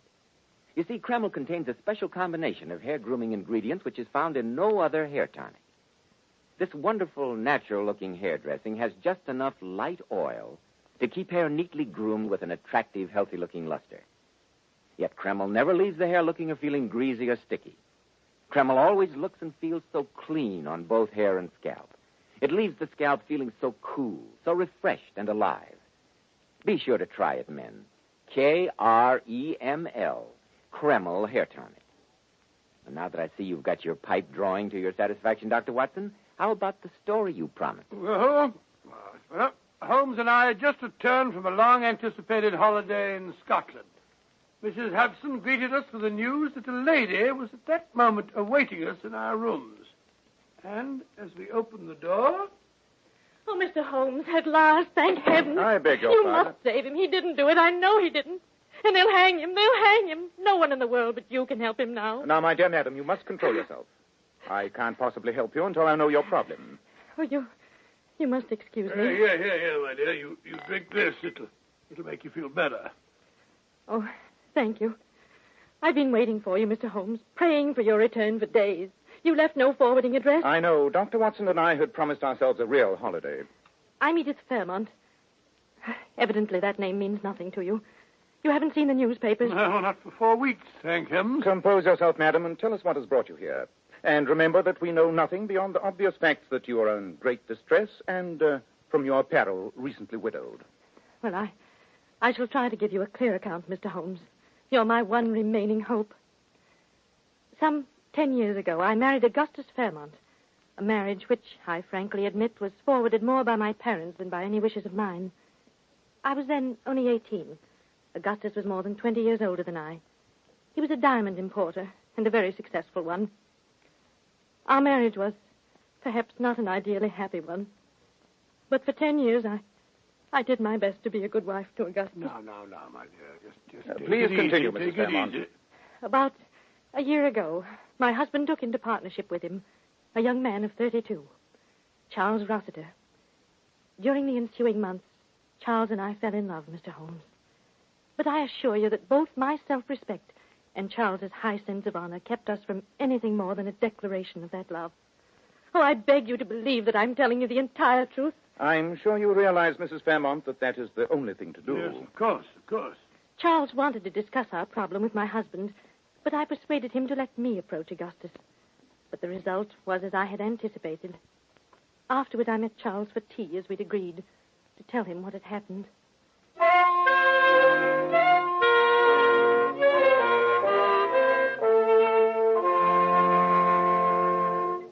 Edith, my dear, I thought you'd never get here. Oh, it was difficult, Charles, even more difficult than we expected. I hate to tell you this, my dearest. You don't have to tell me. I knew as soon as I saw you. Augustus refused even to discuss the possibility of giving me a divorce. You know how violent his temper is. He really frightened me. I wish you'd let me speak to him. Oh, I'm glad I didn't. His hatred for you is great enough as it is. But how can he want to hold you tight to him in marriage knowing that you love me? I should think that any decent Evidently, you don't know Augustus very well. He has an almost abnormal sense of possession. Whatever belongs to him, he'll keep, no matter what the cost. Very well, then. We've tried to do the right thing. Since he won't give you a divorce, there's only one thing left. Leave him. You and I will go to America or the continent and make a new life there for ourselves. I can't, Charles. You know that I love you, but we could never find happiness in that sort of life. I want to be your wife, Charles, to have children. And since that's denied us, we must stop seeing each other. I shall always love you, dear. Edith, you can't go out of my life like that. There's no other way. Goodbye, my darling.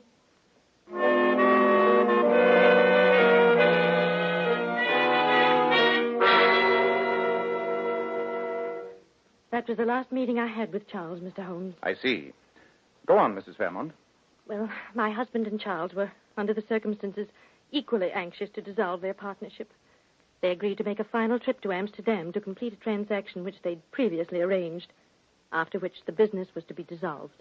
How long ago was this? A little more than a month ago. The day before they left, my husband, telling me that he was unable to find the revolver which he always carried when transporting valuable shipments of diamonds, asked me to buy him a new one. I did so, and he took it with him when he sailed. 2 days later, having completed their business in Amsterdam, Charles and my husband started back to England aboard the night boat from Flushing. My husband had with him over 10,000 pounds worth of unset diamonds which they'd purchased. I assume, Mrs. Fairmont, that this part of your narrative is all hearsay. What I'm telling you now, I've learned from the police. Charles and my husband had adjoining cabins on the boat. It was a foggy night in the North Sea, and about midnight, a German gentleman in the cabin adjoining my husband's, on the other side from Charles's, heard the sounds of a violent quarrel between Charles and Augustus.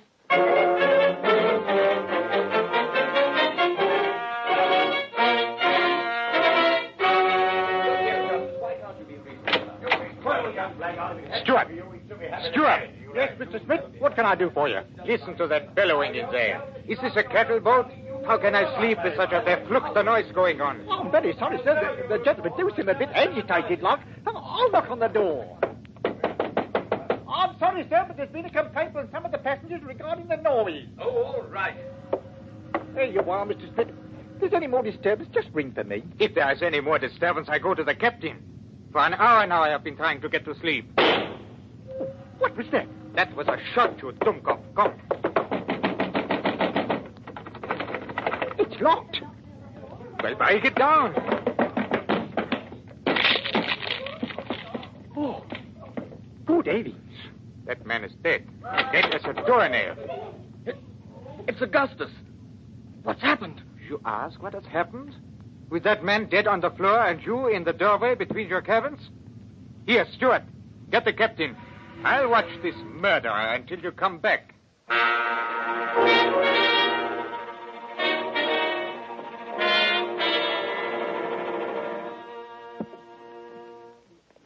There, Mrs. Fairmont. I can understand what a strain it must be for you to tell all this. Let me get you some aromatic... Oh, I'm all right, Dr. Watson. Thank you. Your husband had died instantly, Mrs. Fairmont? So the police said, Mr. Holmes. Apparently the revolver had been fired at very close range, directly into his head. They said he must have fallen dead on the instant. And the revolver? Well, it was gone, Mr. Holmes. The porthole which gave onto the sea was wide open. The police, of course, say that Charles threw the revolver out of the porthole after shooting Augustus.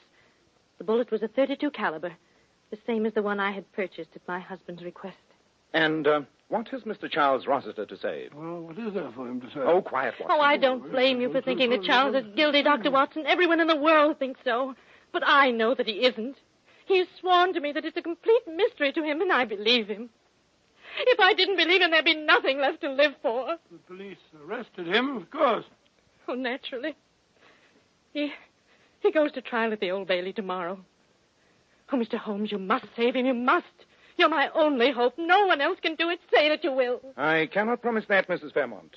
I'll undertake the case, but you must understand that anything I discover, even though it may be evidence damning to Mr. Rossiter, will be turned over to the police. That's all I ask.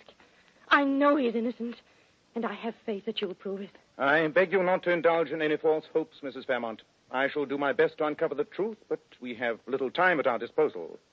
You omitted to mention what had happened to the diamonds. Were they found on your husband's person? Oh, I almost forgot. They seemed so unimportant. The diamonds were missing, Mr. Holmes. Huh? Missing? Oh. How do you account for that? The police think that Charles was going to steal them, and that suddenly realizing the impossibility of the idea, he threw both them and the revolver out of the porthole. Odd. Well, with the trial starting tomorrow, Mrs. Fairmont, Watson and I have much to do. Our first task must be a complete examination of the police records of the case. I know you'll excuse us if we hurry off, Mrs. Fairmont.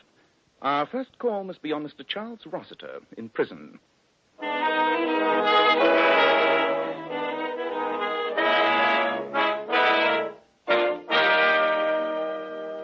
And as heaven's my witness, Mr. Holmes, I've told you and Dr. Watson everything I know. You say that you and your late partner had taken out business insurance on each other's lives? Yes, Mr. Holmes, to the extent of £25,000 apiece. £25,000 apiece? I say, that makes it look even worse, Holmes, huh? Unfortunately, yes. One more question, Mr. Rossiter. After the quarrel on the boat, when the steward had knocked and requested silence, you went back into your own cabin. Is that correct? It is, Mr. Holmes. And according to you, you heard the sound of a shot from Fairmont's cabin a moment later. How much time would you say had elapsed? Oh, a very short interval, not more than 15 seconds at the outside. Thank you. Well, Mr. Rossiter, I'll do what I can, but... Oh, I know it's hopeless. I wouldn't believe the story myself if I heard it from someone else. Tell me, Dr. Watson, you're a medical man. Could I conceivably have had a lapse of memory? Could I have shot Fairmont without knowing anything about it? Well, it seems to me almost inconceivable. I never heard of a case of amnesia or loss of memory that began and ended all in the space of a couple of minutes. Well, come on, Watson. We must be going. Mr. Holmes, do you think there's any chance? Keep up your courage, Mr. Rossiter. There's always a chance. Water.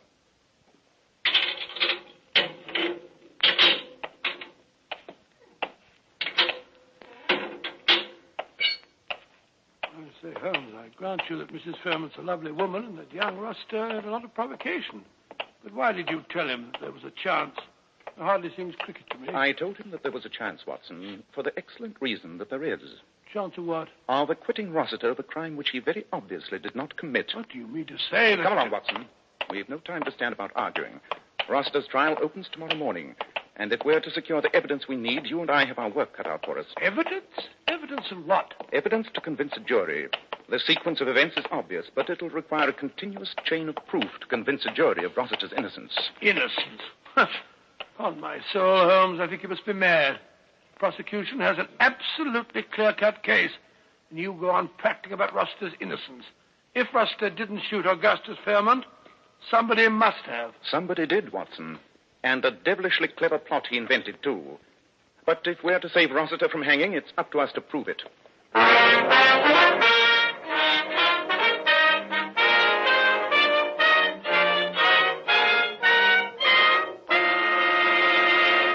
In just a moment, we'll find out if Sherlock Holmes is able to prove it. Men, on hot, sticky summer days, your hair needs extra special care. And when you buy a hair tonic, why not buy one that does lots more than keep your hair looking handsome? Why not get your money's worth and buy Kreml hair tonic? No other hair tonic keeps the hair more neatly groomed and attractive looking. Kreml gives hair such a handsome, clean-cut appearance. It keeps the hair perfectly groomed throughout the hottest, stickiest day. It never looks or feels greasy or sticky. In addition, Kreml is simply great to lubricate a dry scalp. At the same time, it removes itchy, loose dandruff and leaves the scalp, feeling so clean, refreshed, and alive. No wonder Kreml is preferred among America's most prosperous men. Buy a bottle of Kreml at any drug counter. Ask for an application at your barber shop. Use this highly specialized hair tonic daily for better groomed hair, a more hygienic scalp. Kreml, Kreml hair tonic. Now, Dr. Watson, what steps did you and Sherlock Holmes take next to prove Rossiter's innocence? Well, Holmes and I hurried to the offices of Fairmont and Rossiter in Hatton Gardens. Assisted by Fairmont's chief clerk, a little dried-up wisp of a man, we spent the next hour in an intensive study of Fairmont's old checkbook stubs. There's no question of it, Watson.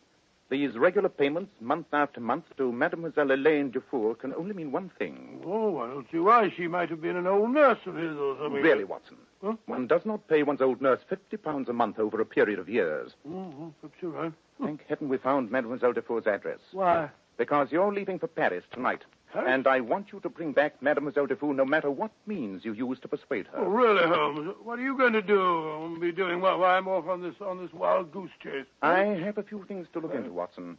Quite a few things.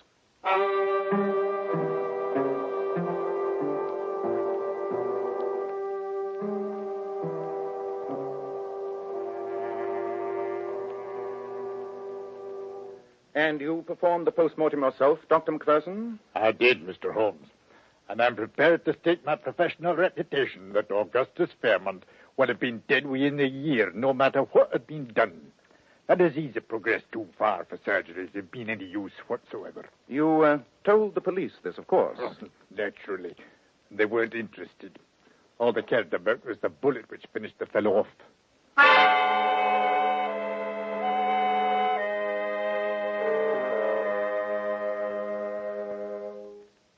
Of course, you understand, Mr. Holmes, that after the police had finished, this cabin was all straightened up. New carpet on the floor, everything ship-shape. Quite.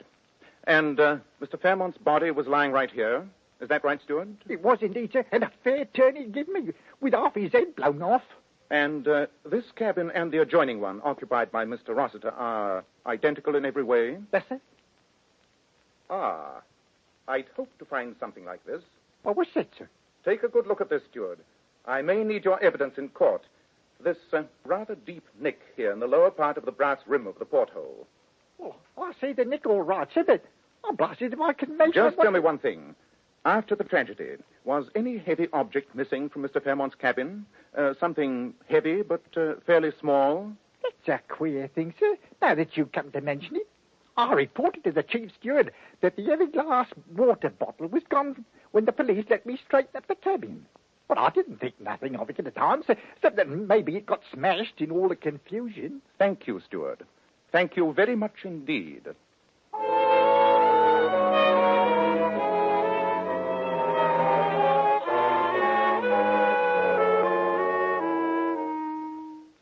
And you asked me to come back to England with you, Dr. Watson? Yeah, I do indeed, Mademoiselle Dufour. To go into court and tell everything? I know nothing about your English laws. Perhaps I render myself liable to prosecution. All this for the sake of a man whom I have never seen. Not only for his sake, mademoiselle, but also for the sake of the woman who loves him. And, most important of all, for the sake of right and justice. To save a man from hanging for a crime that he did not commit. There's no way in which I can force you to come with me. I can only most earnestly beg you to do what we both know is the right thing.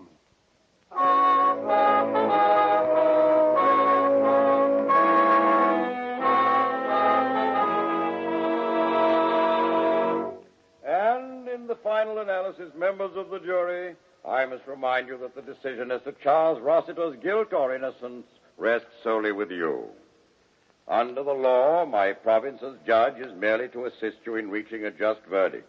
And this I have endeavored to do by summing up for you the evidence to which we have been listening during these last 3 days. The prosecution has endeavored to prove to you that this man, who has not denied his love for Mrs. Fairmont, knew that they could never be together so long as her husband should live. You have heard the evidence of their quarrel on the boat, of the shooting, and of the scene found by Mr. Schmidt, the steward, and the other witnesses when the door to the cabin was broken down.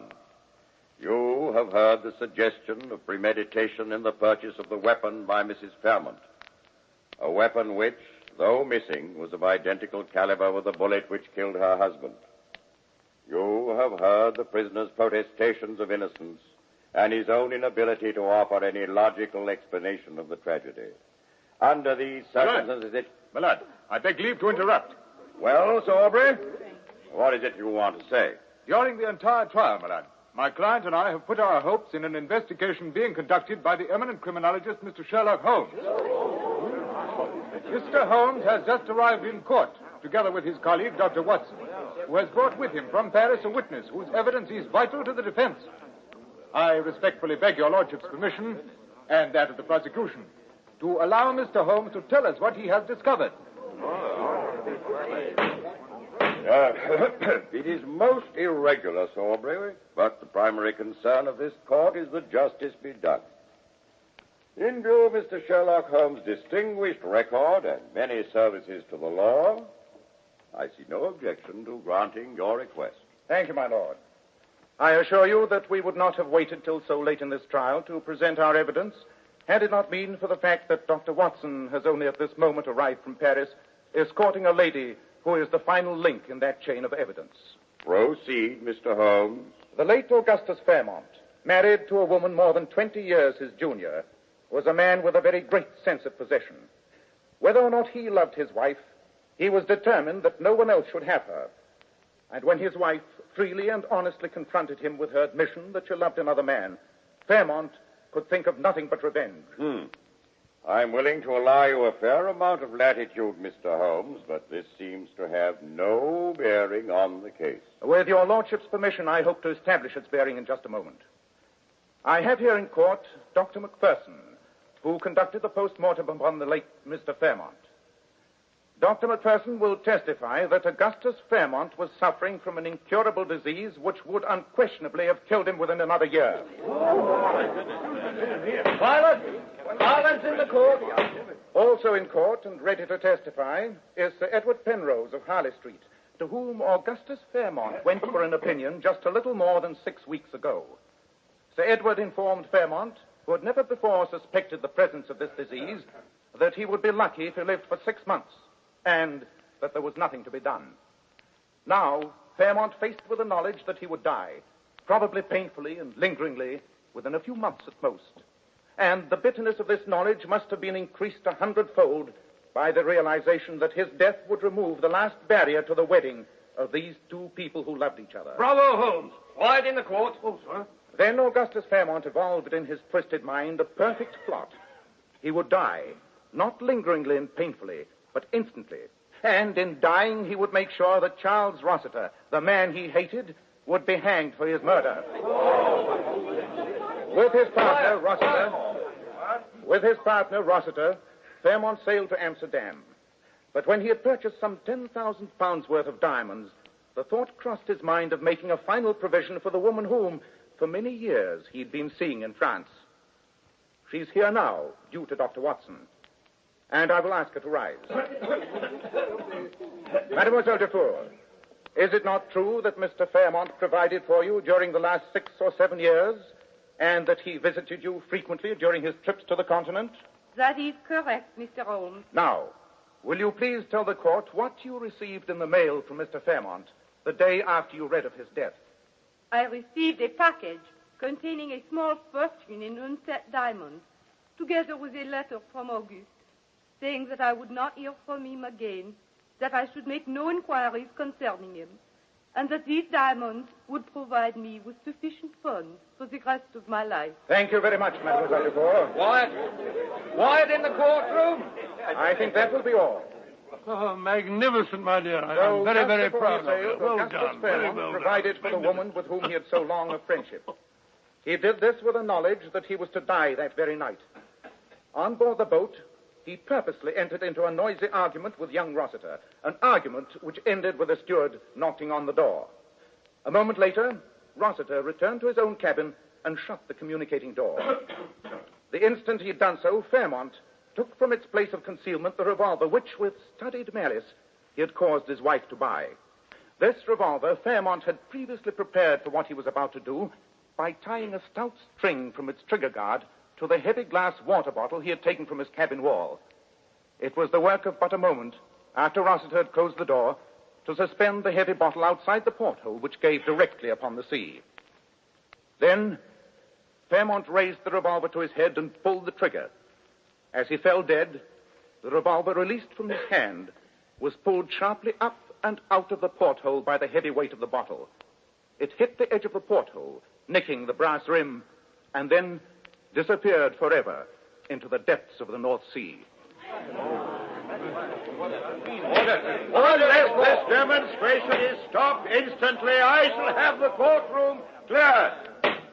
My lord, in view of the evidence offered by Mr. Sherlock Holmes, the Crown withdraws its charge against Charles Rossiter. Oh, great work, Holmes. Great work. You brought it off, old man. I never could have, Watson, if you hadn't been persuasive enough to get Mademoiselle Dufour here in time. Very good to say so, boy. Ah, look.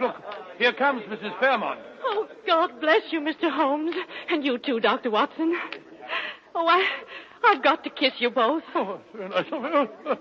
Upon my word, that's the nicest fee we've ever had.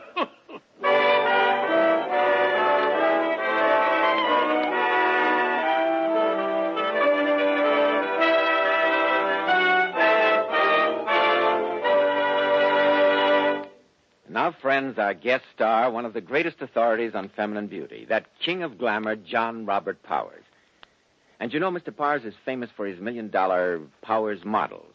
Gorgeous girls you often see on magazine covers, in the movies, in exclusive fashion shows. Ladies and gentlemen, by special transcription, Mr. John Robert Powers. Good evening, friends. I have a little surprise for you this evening, as I brought along one of my most attractive Powers girls of all times, Ellen Allardyce. And perhaps we can get Ellen to tell us how she keeps her hair so bright and shining. Will you, Ellen? I owe all that to you, Mr. Powers. Do you remember how you told me to always wash my hair with Kreml shampoo? I certainly do, Ellen. I tell all my Powers girls to use Kreml shampoo. I'm thoroughly convinced that no other shampoo leaves the hair more radiant with such natural, brilliant luster. And Kreml shampoo keeps it that way for days. What I like about Kreml shampoo is that it never dries the hair. That's right, Ellen, because Kreml shampoo has a built-in oil base. This oil base actually helps keep the hair from becoming dry and brittle. I know it. Kreml shampoo always leaves the hair so much silkier with a lovely natural satin sheen. And I love the way Kreml shampoo whips up just lots and lots of luxuriant active foam, even in the hardest water. Ellen, I think every girl owes it to herself to try Kreml shampoo. I feel certain she'll be in for one of the greatest beauty thrills of her life. Because, without a doubt, in all my years spent in helping women become more attractive, I've never come across a more beautifying shampoo than Kreml shampoo. Many, many thanks to you, Mr. Powers, and to your very lovely Powers model, Miss Ellen Allardyce. Now, Dr. Watson, what about next week? Well, now, let me see. Next week, in answer to many requests, I think I shall tell you about the most gruesome and most horrifying experience that Holmes and I ever had. It concerns the frightening happenings at Stoke Moran, the home of Dr. Grimesby Roylott, and tells how Holmes solved the mystery of the death of one of Dr. Roylott's two daughters and prevented the murder of the other. I call it The Adventure of the Speckled Band.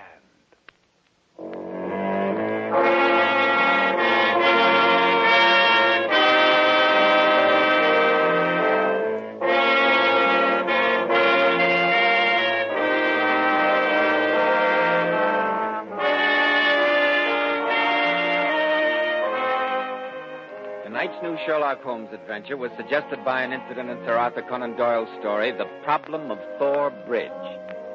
Nigel Bruce appeared by permission of Universal International Pictures.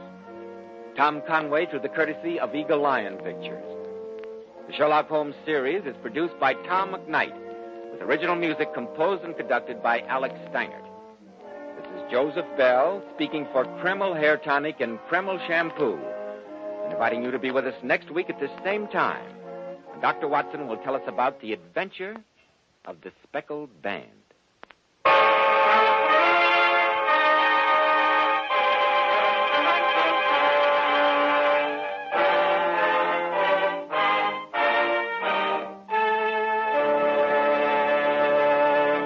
This is ABC, the American Broadcasting Company.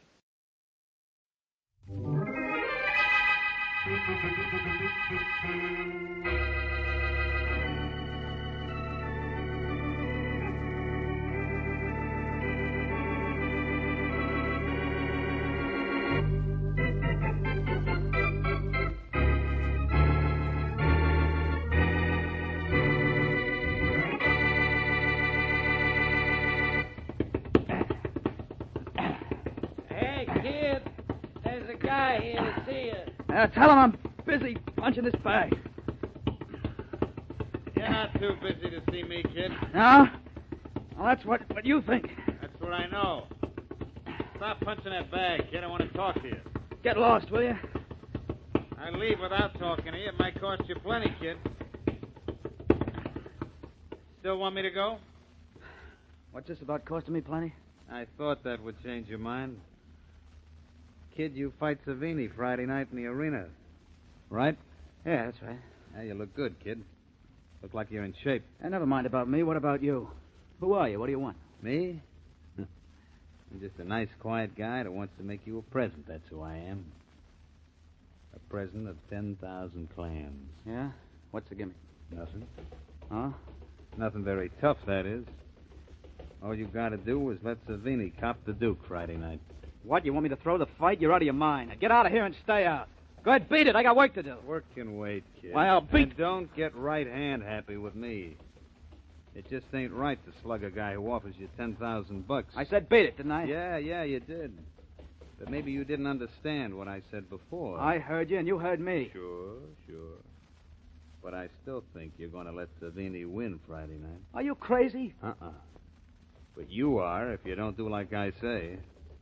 Savini Friday night. I told you to take a powder, mister. There better be plenty doing.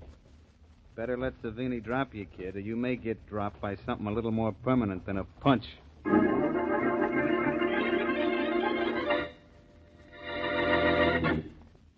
And now meet Dick Calmer as Boston Blackie. Enemy to those who make him an enemy.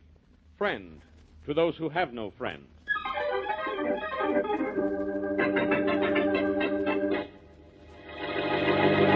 Sorry to have to drag you up to my apartment, Mary, but I have to get that report to Kingston in the mail right away. Just what would Charlie Kingston do without you, Blackie? Go broke?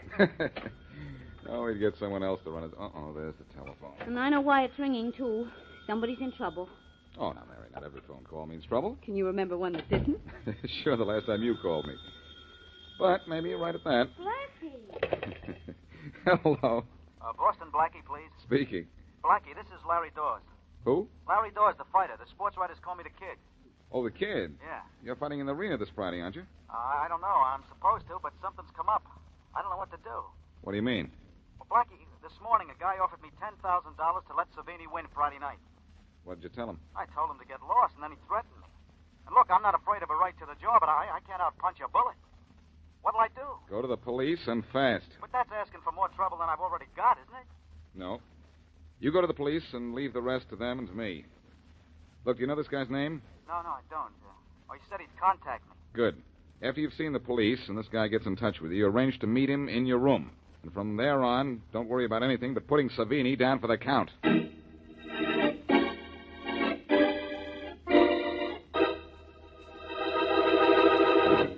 Hear anything in the kid's room yet, Barney? No, nothing yet, Inspector Faraday.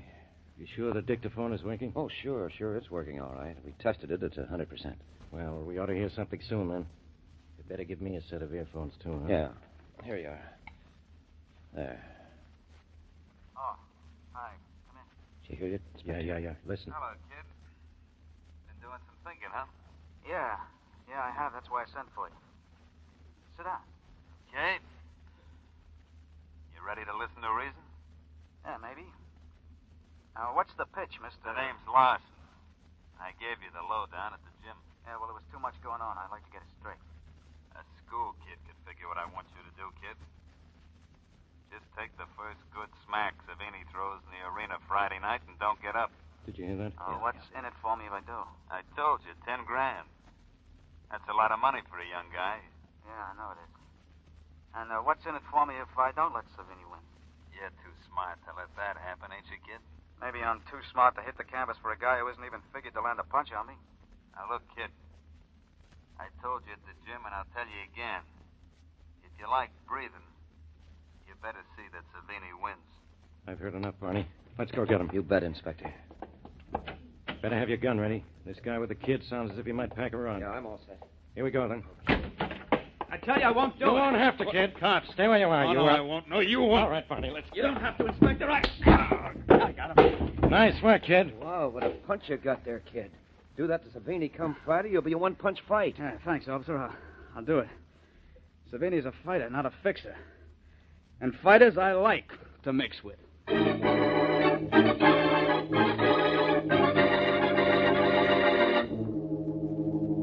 Did you post bond for Larson, Harry? Yeah, Mr. Thompson, just about a half hour ago. Good.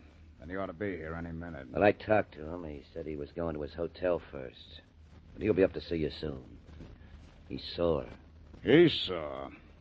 I suppose he thinks I'm happy. Well, he didn't say how he figured you were feeling. Here he is now. Better be.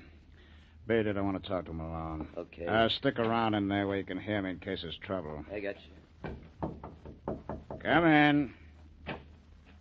Hello, Larson. Hello, Thompson. Oh, now look. Take that sour look off your face. Things aren't as bad as all that. Things aren't bad, huh? The cops got me, and what's more, they have all the proof they need to send us to jail. Us, Larson? You're having a little pronoun trouble. Oh, no, I'm not. Who sent me to the kid? You. Who told me to make my offer? You. Who's running this whole show? You. But who's going to take the rap? You. Oh, no, I'm not. Oh, yes, you are.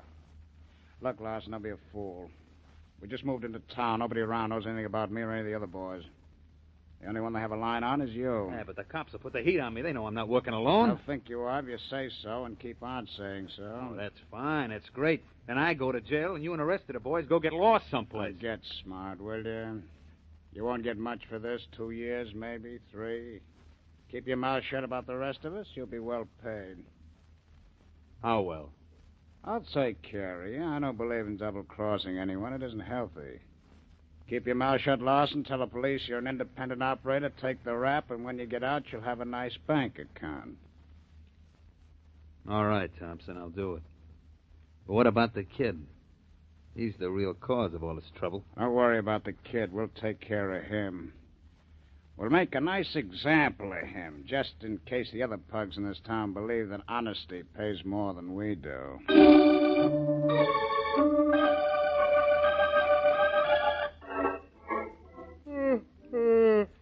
Look, Larson, yawn in my face once more, and I'll have them raise your bail so high the United States Treasury can't post your bond.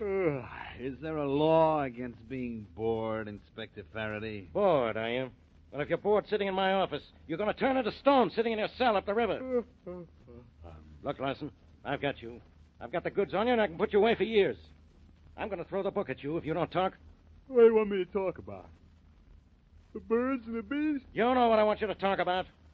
Who's your boss?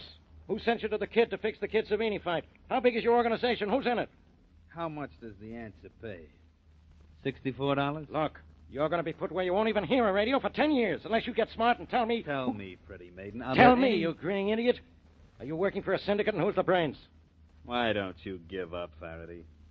I told you 50 times if I told you once. I'm a lone operator. It was my own idea to go to the kid. The 10 grand I offered him was to come out of my own pocket. I don't believe it. Here we go again. And we're going again and again, until you tell me the truth. My dear Inspector Faraday, I cannot tell a lie. I did it with my own little racket. Now, will you stop asking me questions? Will you stop lying to me? All right, Larson, you win. But believe me, when you come up for trial, you'll lose.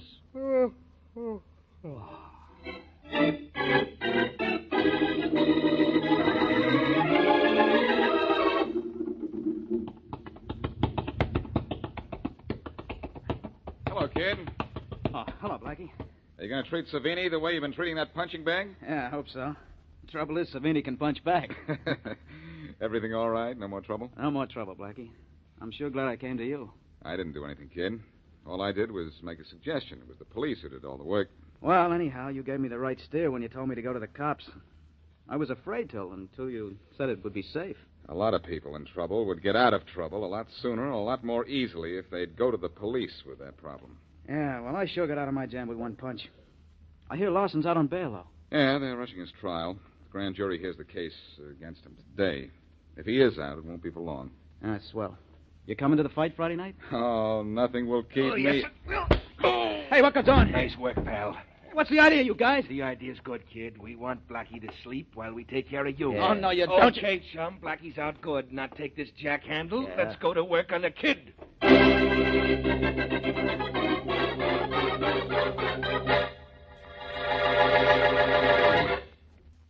And now back to Boston Blackie.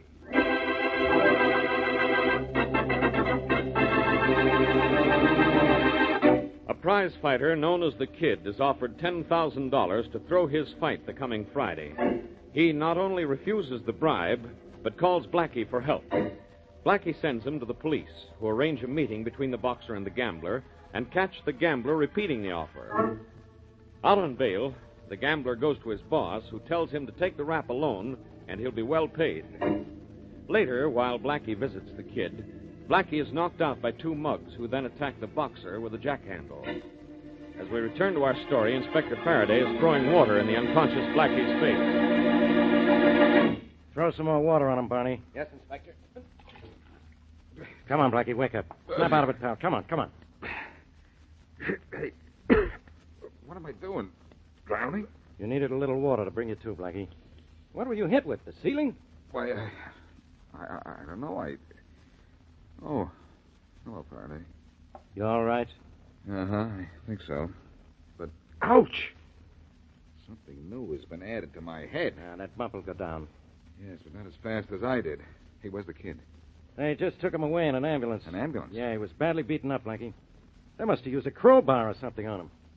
But he'll recover. I hope. Yeah, don't worry, he will. What happened here? Well, I don't know. I was talking to the kid when something hit me from behind and I went out. But I have an idea what happened. Larson? Faraday, we can pick up a dozen like Larson and still have nothing till we get the guy who's in back of this fix ring. How do we do that?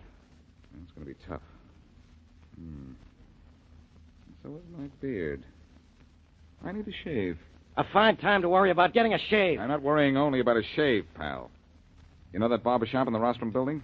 Sure, I know it. Why? I understand that anybody who knows his way around that shop can place a bet on anything he likes. I'm going over there, Faraday. Yeah? I'm going to that barber shop to see if I can find out who's trimming the suckers in this town.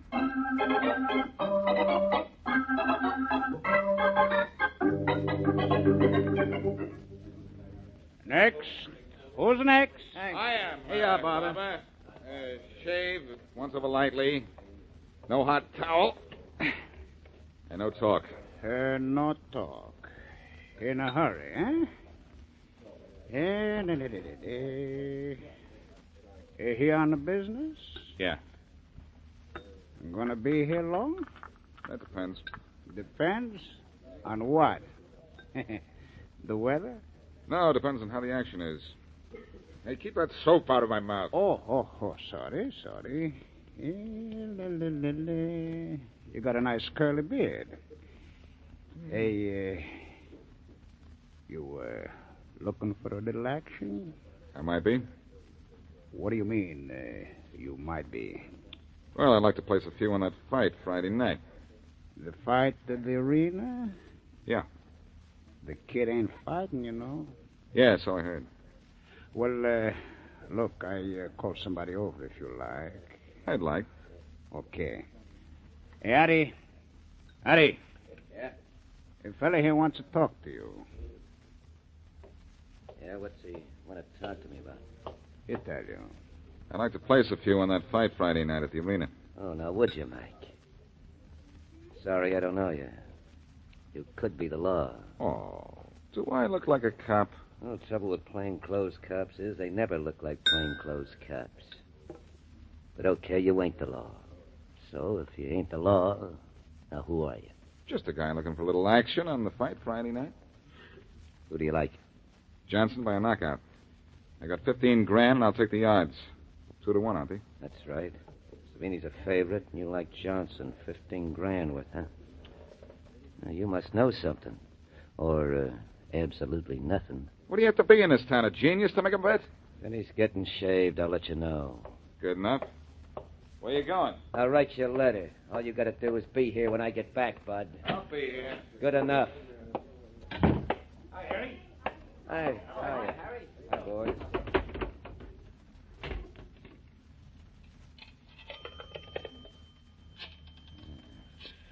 $15,000, 2-1, huh? Come on. Thompson speaking. Mr. Thompson, this is Harry. Well? I got a guy who likes Johnson to fight Friday. Likes him 15 grand worth. Do I take it? Who's the guy? I don't know him. Only, he ain't the law. Okay, if you're sure. Lay him 30 to 15. Good enough, boss. We got about all we can carry on Savina now, ain't we? We're loaded up to the ears. Take that bet, but no more action, Harry. And come back here when you're through. Sure, boy. Why, what's up? I want to get Pete, and then you and I and him are going to pay a call on Johnson. We're going to take out a little insurance on him not winning Friday night.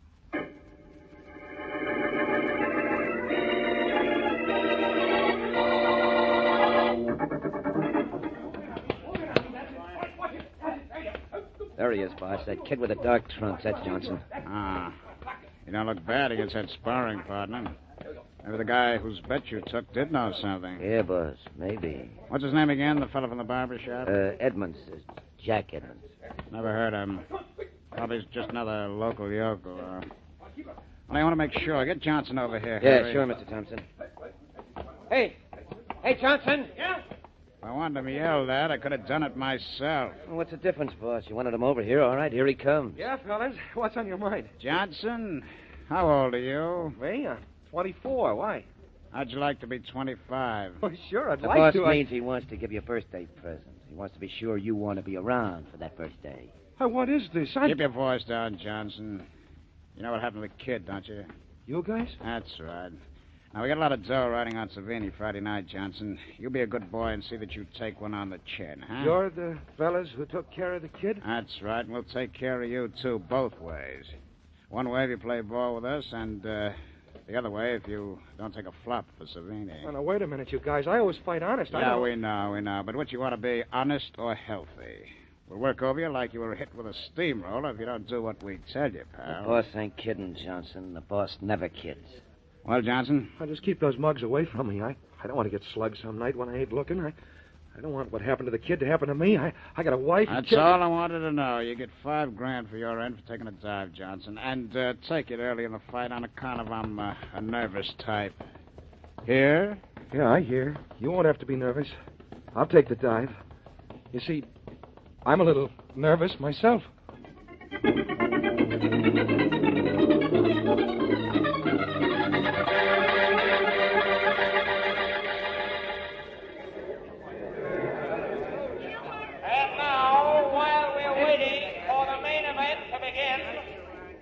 I want to introduce you to the man who fights in this arena next Friday night, the KO artist from East Chester, Billy Peters.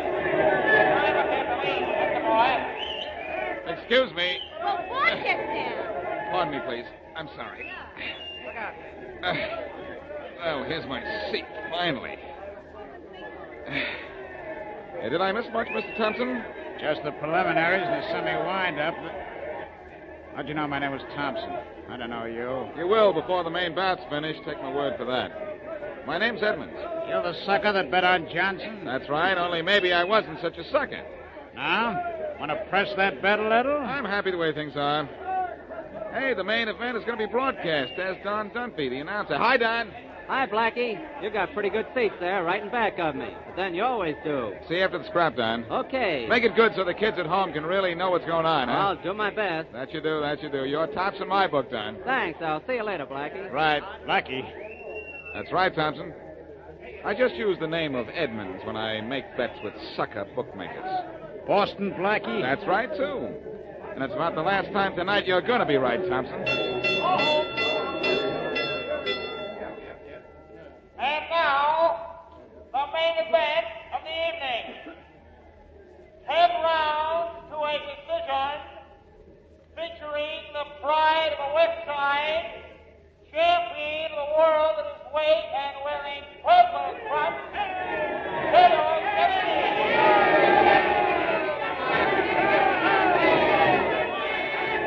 wearing black trunks in this corner, the young challenger from the Midwest, Billy Johnson.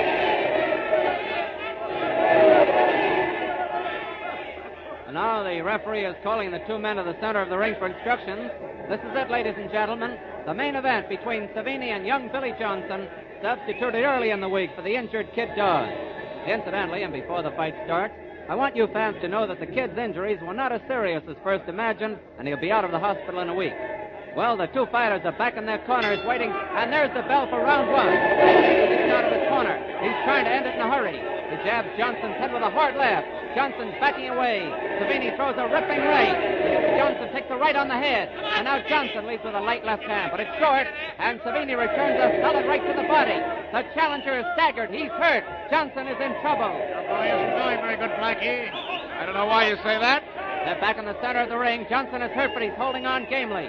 Savini is moving into the kill, but he's getting careless. His guard is down. There goes his right in a roundhouse. He waits. Johnson beats him to the punch with a right cross. He follows with a left on the jaw. And now another left to the pit of the stomach. And there goes the right. It's a modern version of the 1-2. The 1-1-2. Savini is down on one knee. Surprised, dazed. He's taking the count. I'll pick it up for you. 4, 5, 6, 7, 8, 9. Savini is up. Johnson rushes at him. He hooks a right to the body, and now a left to the head, and another right to the jaw. A left to the stomach. Savini is starting to fold. Here comes the crusher, and the crowd knows it. A right to the chin, and Savini is down. Your boy isn't doing so good, is he, Thompson? Shut up, Blackie. There's the count, but you can forget all about it, folks. That is, if you can hear me above all this noise. It's 6, 7, 8, 9. That's it. That's all. The fight is over. It's Johnson by a knockout. Dirty double-crosser, that Johnson. I'll take care of him, but good. Where are you going, Thompson? I'll take care of that Take rat. a look around you, Thompson. What? Where? See the men on the other side of you? Inspector Faraday's men. So what? They got nothing on me. Nothing but a transcript of the threat that you made to Johnson when he was training for this fight. You're finished, Thompson. No, I'm not. I'll get over the slowest seats. I wouldn't do that if I were you. Those guys in back of us haven't moved, or haven't you noticed? They're Faraday's men, too. What? You think that fighter you bet on got knocked out. Wait till you find what happens to you.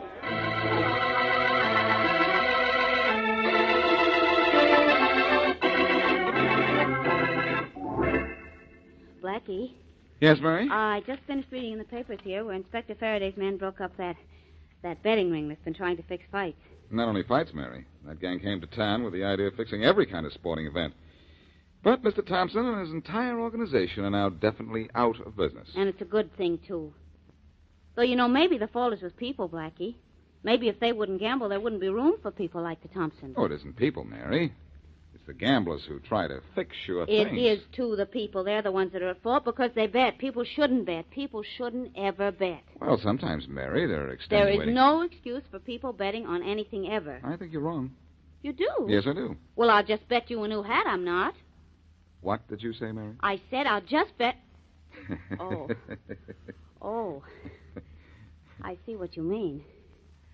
Well, at least the Thompson betting ring is busted up. And I think for good, too, this time. Yes, it is. You see, Mary, when I placed that $15,000 bet, Thompson began to worry a little, which is what Faraday and I wanted him to do. Mm-hmm.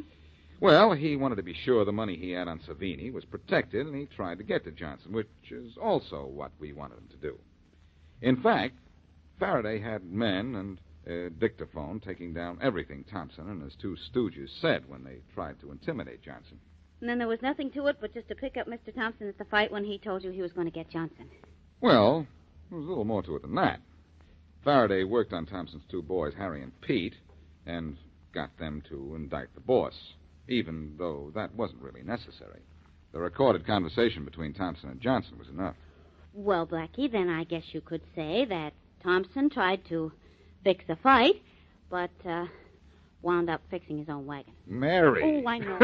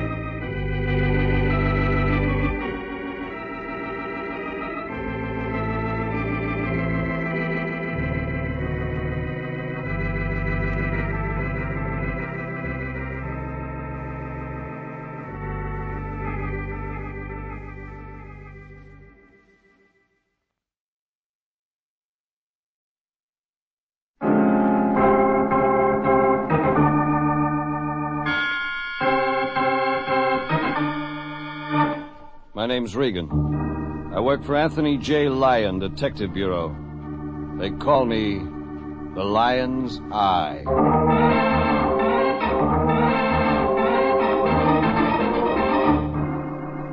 Jeff Regan, Investigator, starring Paul Dubov as Regan, with Frank Nelson as Anthony J. Lyon. So stand by for mystery, suspense, adventure in tonight's transcribed story, A Claw, a Corkscrew, a Coffin, a Crab.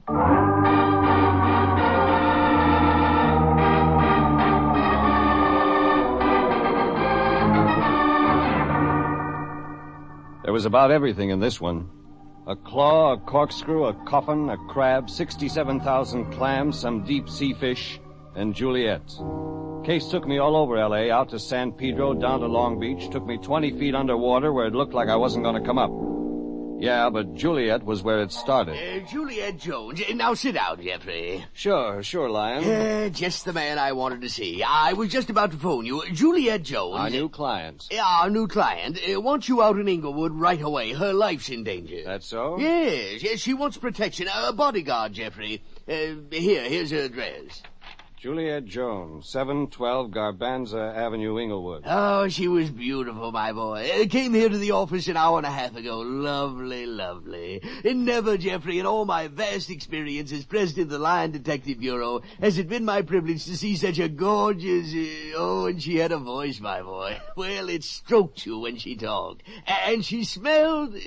As a matter of fact, Regan, she smelled of tea. Tea? She's a broken Pico tester. You don't tell me. Yeah, I do. She feels, smells, and tastes broken Pico tea. The very best, Jeffrey. Best black tea, of course. She wouldn't think of testing green or oolong, or so she said. Sure.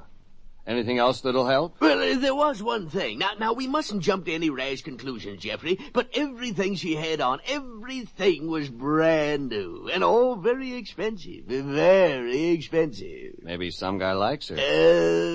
Yes, I suppose that would be it. Look, Lion, if you think she's a phony, we just don't take her case. Now, Regan, don't start that. What's the matter? She give us dough? Juliet Jones advanced us $400. That's a broth of clams. Yes, it is. Look here, my boy, just look. 1, 2, 3, 4. 4 $100 bills. Oh, Jeffrey, isn't life wonderful? Life was. I drove to Inglewood. She was there. It was like the Lion said. Hair tawny, eyes that were golden when she looked at you a certain way. And she looked at you a certain way. I found out the guy threatening her life was named Adam Garth. Then we found a place for dinner and danced. After 9 o'clock, I was on time and a half.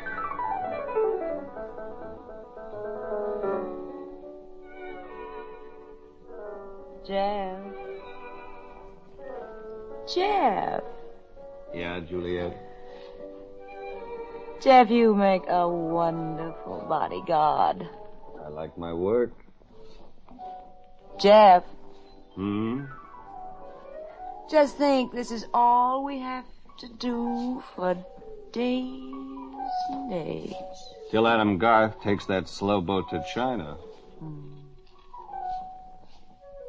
You know, I'm going to be sorry when Adam Garth gets tired of trying to kill me. Because, Jeff, then what reason will I have to hire my own private detective? Lady, let's try fresh air. Oh, Jeff, how marvelous. I know just where there is some.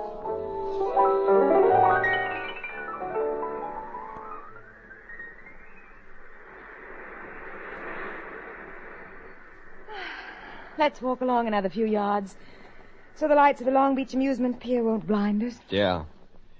Juliet. Yes, Jeff. Adam Garth. Oh, Adam Garth. Maybe I ought to take off and hunt him up. You just stay right with me. Sure, it's nice work, but if Garth is gunning for Jeff, you... I explained. I looked at the guy once. He's a big lug, Jeff. All thumbs. In the brain, I mean. I looked at the guy. He fell over his thumbs. That could happen. Well, it isn't easy to be a girl like me, every guy's dream. Guess not. You gotta be triple careful, huh? I didn't do anything, Jeff, to encourage Adam Garth to think... But he got crazy all of a sudden. He thought he owned me. You told him he didn't. He said if that was it, then nobody else would. I see what he meant. Adam Garth threatened to kill me. He said Jeff, he said he'd fix it so my beauty would never wreck another guy's life. You hired me to block his punch. Yes, Jeff. I want you with me every minute, all day, evenings, wherever I go. Because...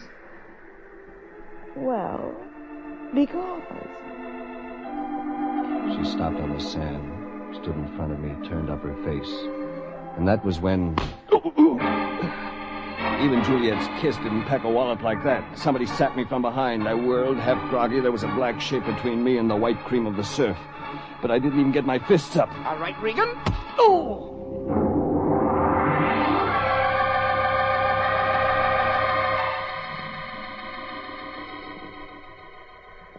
Couldn't figure it out for a second where I was.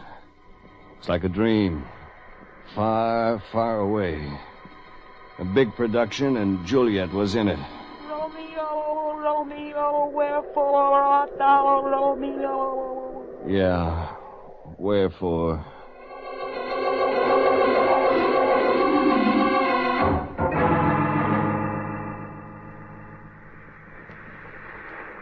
Coming out of it now, are you, Regan? Yeah. Yeah, I guess so. Your jaw where I hit you. All right? Oh, sure. Well, then you'd break it up off the sand, Regan. Yeah. Okay. You can stand up. Fine. Now, just sit down here on this bench. I'll stand in front of you. Thanks, I'll stand. Sit, Regan. Yeah. That gun in your hand, yours or mine? Mine. Yours is in my pocket. Sure, that's how it would be. Juliet take a walk someplace? That's right. She took a walk. With Adam, maybe? Why, yes, Regan. To get apples. Candied apples up on the amusement pier. Yeah, well, you're not Adam. You don't fit the description Juliet gave me. Squat, hairy guy, thumbs in the brain. You're a little taller, smarter. And I have my clothes on. Regan, quit kidding. Where's the money? I got $4.75 in my pocket. Oh, that's enough, lion's eye. You know me. You're one of those private investigators. It'd be hard to do any kind of a job. This time you took the wrong assignment. Working for Juliet Jones. That's right. Regan, I want $67,000. Just don't happen to have it on me. I didn't expect you to, but wherever it is, get it.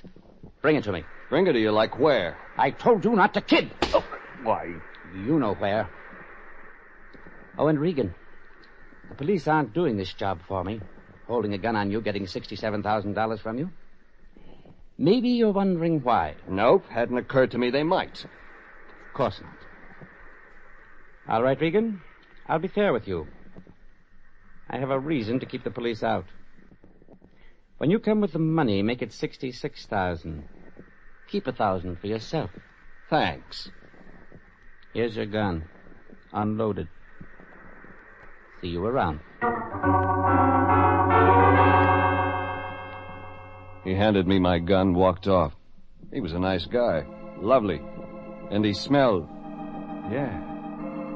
Yeah, when he came up close and handed me my gun, I caught a whiff of... I couldn't place it the first second, but then I remember what the lion had said about Juliet Jones. He'd said she was lovely. Said she was lovely and smelled of tea. That was it. The tough guy that was 67,000 G's starved, he smelled of tea, too.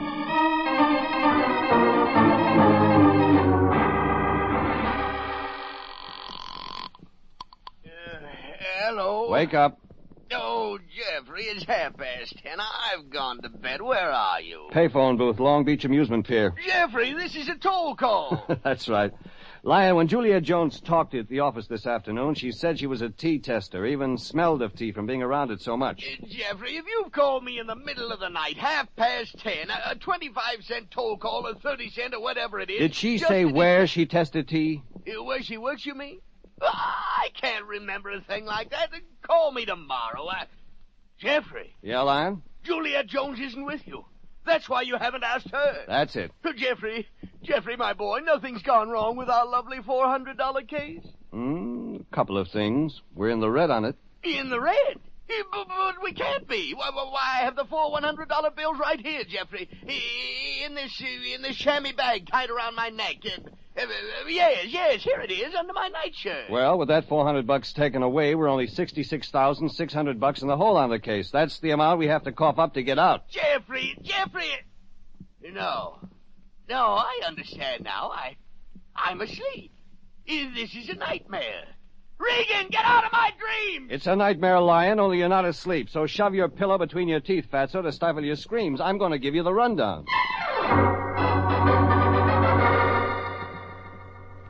Lion whimpered, moaned, but he took it. One thing, story shocked his memory into double quick. He remembered where Juliet Jones had told him she worked. The Phelan Great East Importing Company place was called. Tea Importers, San Pedro Docks.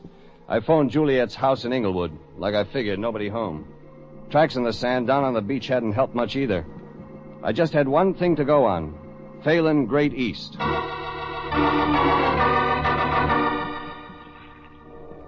I drove out to San Pedro, dock section, parked.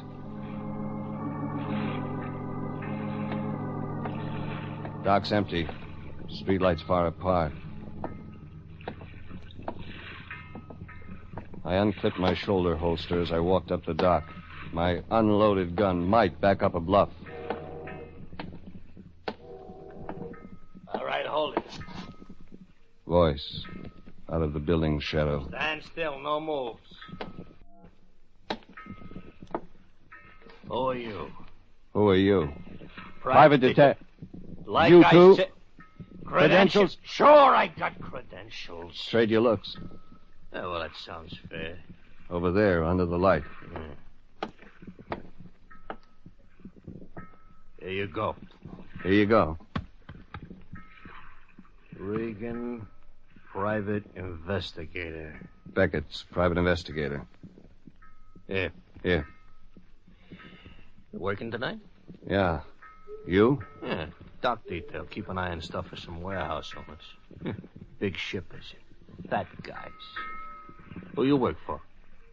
I work for a fat guy. That's the way it is in this world. The smart work for the fat. Beckett. Yeah. Phelan Great East warehouse around here somewhere. Yeah, that's it up there. Go up the stone steps, turn into the alley. There's a door in the alley. Yeah. See you, Peeper. See you, Peeper.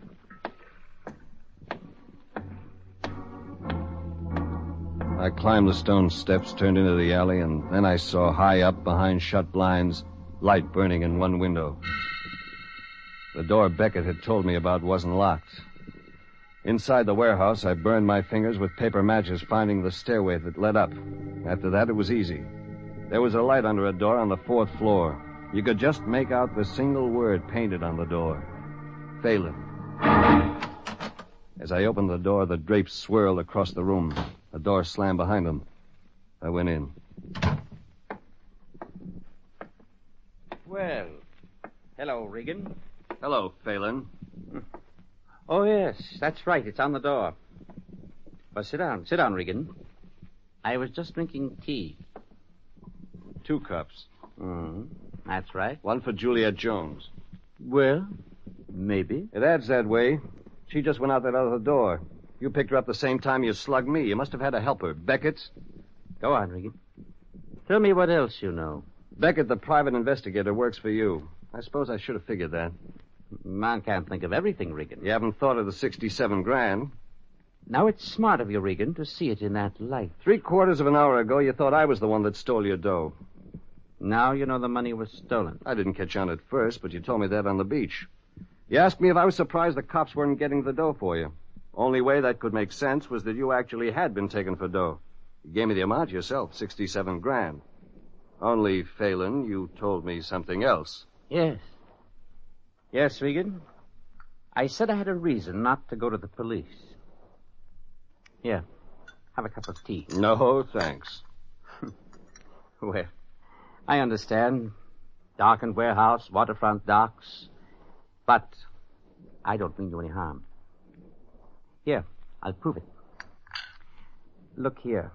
The tea leaves in the bottom of this cup. Yeah? Well, I read them, you know. Now, let's imagine this is your fortune. Go on. Well, now here. Now, this form in the tea leaves. A coffin. That means look out for trouble. And here, shape of a crab. You've got an enemy. And a claw, Regan. The enemy wants to kill you. See anything else? A corkscrew. Which means? Don't be curious. About why you don't want to go to the cops. I guess you can find your way back downstairs, Regan. I'll see you around. Yeah. Maybe you will.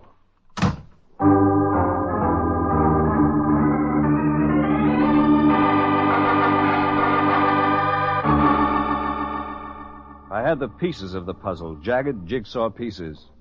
Phelan, a Phelan Gray East tea importer. He'd been robbed of $67,000, was out to recover the loot himself because he was scared to go to the cops. My client, Juliet, was mixed up in it. That made sense. She worked for Phelan as a tea tester. She'd blossomed out all of a sudden in new clothes from head to foot. She had 100 clam notes to pay private detectives. Then there was Adam Garth gunning for Juliet, Juliet said. I hadn't met him yet, but I didn't have to wait long. I let myself out of Phelan Great East warehouse by the door that opened on the alley. That was when I got a big surprise. Not who, but what she did. Jeff. Juliet. I knew you'd come out this way. I've been waiting. How come you beat it out of Phelan's office upstairs just when I got there? I'll explain all that later. Right now, there's something more important. The reason I've been waiting here. I've been hoping you'd get here in time. To what? Hold me. Huh? And you are in time. Not too early, not too late. Oh, Jeff, hold me. Hold me. Are you nuts? Jeff, I've got a good reason. A good reason. Jeff, you've got to hold me close to you and kiss me. You are nuts. Hold me. What? I think this will do it nicely. Now stand back, Jeff. I said stand back. Lady, you've skipped your rocker. Stand back, Jeff. I've got to get back from you now. I've got to get back. Jeff, stand back! She hurled backward, flattened herself against the far wall of the alley, and then I saw. End of the alley, away from the docks, man standing, watching us. You couldn't make out his face, but his posture, feet apart, right hand forward, meant gun ready. I sucked back flat to the wall across from Juliet. 6 spurts of orange from the black silhouette. Yeah, but Mr. Jealous didn't score. Instinct, anger, threw my right hand to my unclipped shoulder holster, brought my gun to ready. Then I remembered. My gun empty. Regan, why don't you shoot? No bullets, baby. Gun's not loaded. Oh, you stinking dumb sap. You dumb charlatan. I paid $400 for this. You did, huh? What do you mean? You let go of me? Oh, no, Juliet. Exactly what did you pay $400 for? Regan, let me go. Why, you little... Let go! Juliet ran down the alley toward the docks. Only I decided to play it away from the docks instead of toward. I couldn't go both ways, and the guy who fired the shots had disappeared in the other direction. It didn't figure he'd be hard to find. All I'd have to do was make myself available, and he'd find me. Only I didn't expect him to find me so soon. Walk straight ahead, don't look back, and don't try nothing. Okay, Garth. Hey, how come you know me? Well, I was born in the dark of the moon. Hey, don't make no gags. You healed? I got a gun with no bullets in it. Don't make no gags. Well, it's the truth. Look, Garth, we've got things to talk about. I don't know who you are. I'll show you. No funny stuff. Sure not. Here, look. Jeff Regan, private detective. Here's my license. Oh, looks okay. Garth, you stole $67,000 from Phelan. Yeah, I did. That's right. Yeah, I did. You seem pretty set up about it. I stole $67,000 from Mr. Phelan. I don't know what come over me. I'm sorry I did it, and I am ready to go to prison and pay the penalty for my crime. Hey, wait a minute. Huh? Turn off the gramophone. I don't know what you mean. Garth, where's the $67,000? Oh, I was a crazy fool. I tried to double it. I don't know what come over me. I went to Las Vegas, Nevada, and I... Lost every cent of it. Yeah, that's what I did. Garth, you gave the $67,000 or most of it to Juliet Jones before you left. No, that ain't what happened. Oh, yes, Garth. You gave the 67 G's to her. You went to Las Vegas to pretend to lose it gambling. You came back here to California. If Phelan had reported the theft, you'd have been caught. You expected that. You meant to serve your time. You figured it was worth it, Juliet waiting for you when you got out. Yeah, I know. Well, she will be. That's how we planned it. Yeah. Yeah, sure. Well, you want to start serving that time, Garth. So come on. Let's go.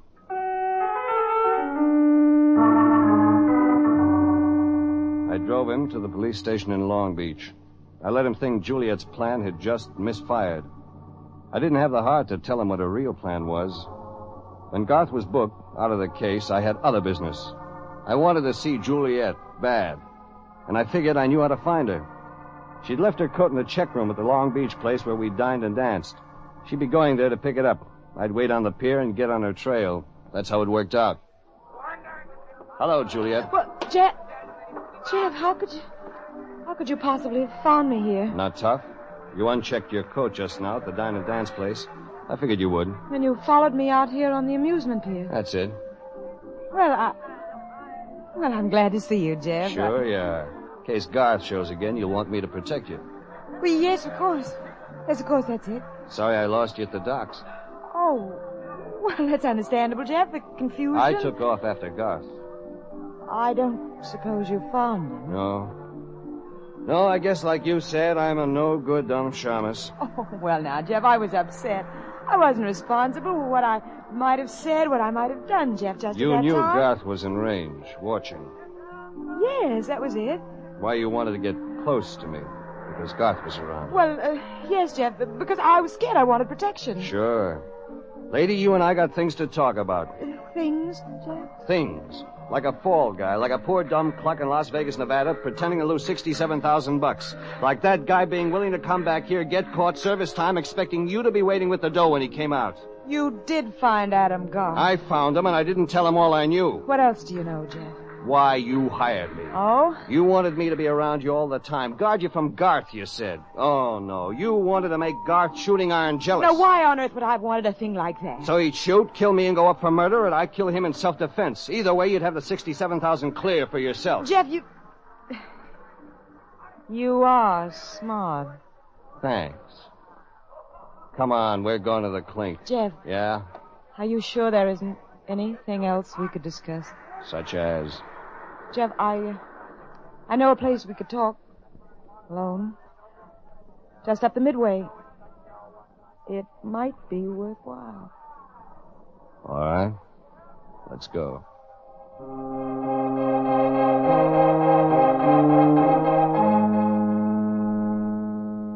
She was thinking of one thing, buying me off. I was thinking of something else. There was one little bit of the puzzle I didn't have, so I went along. She wouldn't get away. Not where she took me, anyway. There was a big steel tank at one side of the midway. Tank full of water, water full of fish. And down into the water and fish, 20 feet down, spectators were lowered in a diving bell. Juliet and I bought tickets. Went down. The two of us. Alone. This one reminds me of you. That's a man-eater, isn't it, Jeff? Yeah. Long, sleek, beautiful. Tiger shark. Jeff, over here through this porthole. On this side of the diving bell. Look, Yeah, lady? over there in that corner of the tank. Octopus. Could that octopus suggest you, Jeff? I mean, tentacles reaching out in every direction. Reaching for whatever there may be to grasp. What you mean is, can you buy me off? I've got a lot to buy you off with, Jeff. 67,000 years. And good looks. Good looks, Jeff. And something else. A way you and I could make a lot of money. Blackmailing Phelan. That's what I came down to this diving bell to find out about. Yes? Sure, baby. So talk about Phelan. She talked about Phelan. Turned out all he brought in from the Great East wasn't broken Pico tea. In a couple of minutes, the last piece of the jigsaw was in place. I had leads that when the Federal Narcotics Squad had got its teeth in, would send Phelan to the pokey for an even longer stay than Garth's and Juliet's. So that wrapped it up. Yeah, it wrapped it up. All of a sudden, I noticed something. It was silent in the diving bell. The air tube had stopped hissing. There were a couple of windows in the outside wall of the tank come on for customers by letting them glimpse the fish and the diving bell down in the water inside. Face appeared in one of the windows, grinned at me. Beckett. Phelan's Gunsel. Beckett drew his forefinger slowly across his throat. I was as dumb a shamus as Juliet said.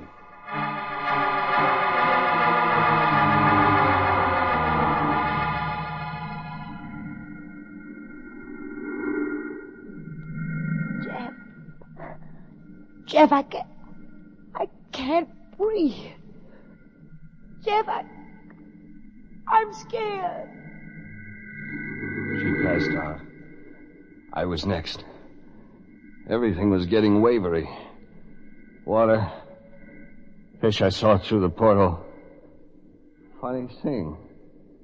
One fish looked in at me. Looked like my boss, Anthony J. Lyon. All right, now, stand back. Stand back, everybody. Give the man air. Please stand back. He's in a dangerous position. Hey, Jeffrey, my boy, are you all right? Oh, Lyon, what happened? Jeffrey, I came here to the Long Beach amusement pier after you telephoned. I was worried about our $400 case, you see. Yeah. And when I got here, that man Beckett was looking into the tank, making suspicious gestures. You tangled with him? No, not exactly, Jeffrey. I found the operator of the tank. Beckett had knocked him out, Jeffrey. I revived him, threw water in his face, you see, and he and I managed to get air going to you and Juliet again. The police were attracted by the disturbance, my boy, and they rounded up Beckett, and they've taken charge of Juliet, too. All this time I was as cold as a mackerel. Yes, my boy, you were. But, Lyon, one thing. Yes, Jeffrey? How come you're sopping wet? Well, it was nothing, my boy. I saw you in peril in that diving bell. My heart overflowed. I dove in to save you. Save me through the steel wall of the diving bell? Jeffrey, I was going to tear those steel walls apart with my bare hands. Lyon, you were going to do that for me? Maybe I've been misjudging you. Hey, Mr. Lyon. Don't bother me, lad. Well, Jeffrey, we'll forget the past. Let bygones be bygones. No man really sees another's metal till the test of battle. Mr. Lyon, please, Get away from me. Stop bothering me, boy. Go away somewhere. But, Mr. Lyon, here's your chamois skin bag full of money you dove into the tank to try to save.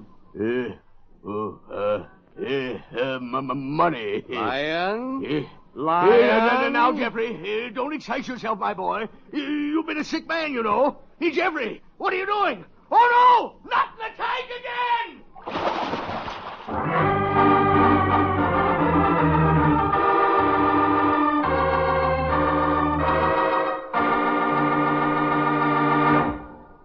Jeff Regan, Investigator, was written tonight by William Fifield, produced and directed by Sterling Tracy, and stars Paul Dubov as Regan, with Frank Nelson as Anthony J. Lyon. Original music is by Dick Arant.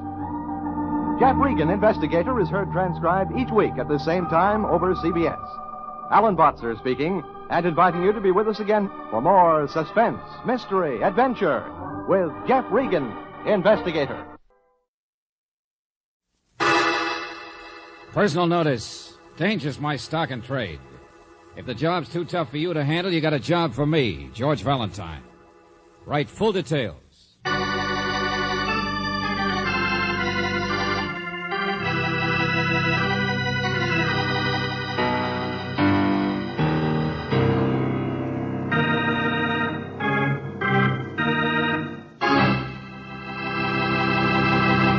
I wonder if the time will ever come when George Valentine runs into a problem that's even too big for him to handle.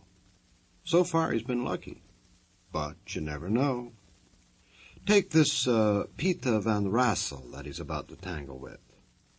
Peter is one of those charm boys with an accent who just arrived here from Rangoon. He looks like the type of character who could handle himself under almost any circumstances. But he must have hit a snag, because right now, all Peter has in mind is let George do it.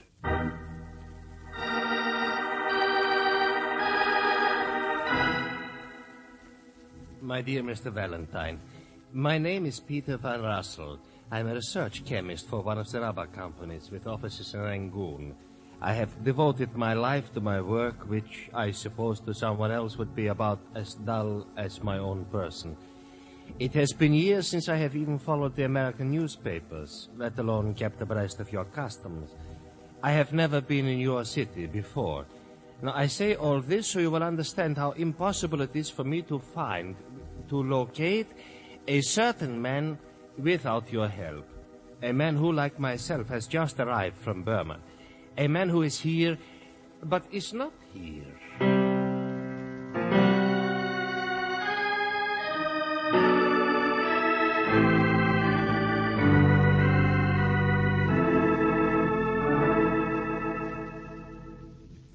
It is a debt of honor, you understand, purely a personal matter. I must see him. I only have a few days before I return to the jungle. Oh, wait a minute, Mr. Van Rossel. You said this man is here, but he isn't here. No, I assure you, it is just as confusing to me as it is to you, Miss Brooks. Well, to start at the beginning, what's this man's name? Hollowell. Terence Hollowell. He's about 40 years old. Tall, quite distinguished. Hollowell, does he live here? Did you look him up in the phone book? Oh, yes. He maintains a residence. Well, then what... Now, I telephoned, you see, from my hotel, and I was informed by a caretaker that Mr. Hollowell won't be arriving from Burma until tomorrow. Well, okay. Then he just hasn't got here yet. Now, yes, he has. I came by plane. I'm sure he was at least a day or so ahead of me. Here. No, that's a little torn. Cablegram. Van Rossel, Pan Am, Honolulu. Was waiting for me at the airlines office in Hawaii. Let me see that. Waste of time, you're trying to contact me. We'll write in detail, but assure you that under present circumstances, our meeting one another would be needlessly painful to you. A stroke of fate, that's all. Please understand, Terence Hollowell. Now here, this piece here, you see? That cablegram was sent from this city. He sent from here. So he is in town. Yet at his house, they insist he is not. He is here, and he isn't.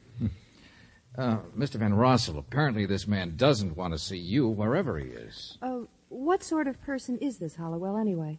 Oh, a traveler, a lecturer. You know, most charming fellow. He stayed with me for a week or so at my plantation north of Rangoon. No, but so easygoing. Not the sort to be mixed up in anything troublesome, you know. And you have no idea what he's talking about in that cablegram? No. And I think I should find out, don't you? There's a pearl necklace, 10 black pearls in a necklace. What's that? Well, that's the only thing I can think of. Hollowell is a man who admires beauty. I helped him to obtain a necklace, that's all. Oh, it's valuable. He paid nearly every penny he had, nearly $2,500 for it over there. So it's worth a lot more here. Oh, yeah. But what could be that... Yeah, I understand you, Mr. Van Rossel. What could have happened to a perfectly nice guy that made him disappear and yet not disappear? Yeah, precisely. Only what do I do when and if I find him? What is it you wanted to see him about in the first place? Oh, naturally, Mr. Valentine. I will explain anything you wish when the time comes.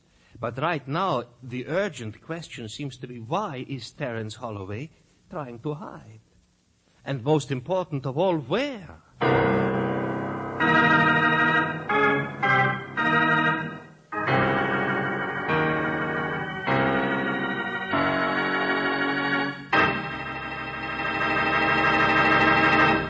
You know, if I had a monster like this Peter on my trail, I'd hide too. This boy spells trouble with a capital T. But then George is smart. He'll know what to do. And if you're smart, you'll know what to do when it comes to this. Now let's see how George is doing in his search for old Terence. I guess so far not so good. And Brooksy isn't being a bit of help either. George, Mr. Van Rossel has already tried calling the house here. I can't see any reason for our Always start with the obvious, Angel. Maybe this Hollowell just doesn't want to be bothered with our Dutch friend. You know, look me up sometime, and then the people take you up on it and you're stuck. But he was his guest in Burma. He wouldn't be rude. Hold on a minute. Good morning. Good morning. Are you from the house here? I mean... It seems so unusual. All those wonderful little birds out at this time of morning. Don't you think? Well... They should be sleeping in the middle of the day. Yes. But it's not hot, is it? There's no reason for them to be sleeping here. Well, we just wondered if you... Oh, my, no, I'm not from the house. No, indeed. You see? I have my umbrella. Yes, I see. Yes, this is Mr. Hollowell's house, though. I only carry my umbrella from habit, I suppose. It's ridiculous, isn't it? You haven't rung the bell yet. Yes. Yes, it's Mr. Hollowell's house. It's his. It's not like him, though, do you think? We've never met him. Oh, you've never heard him talk. You've never heard the beautiful words he uses. With such a sad expression. But so exciting. All the romantic places. The intimate, beautiful thought. What did you say? Oh, no, I haven't rung the bell, no. You may if you wish, but it won't do any good. Why not? She's at home. Perhaps she'll throw you out like she did me. What? His wife, Mrs. Hollowell.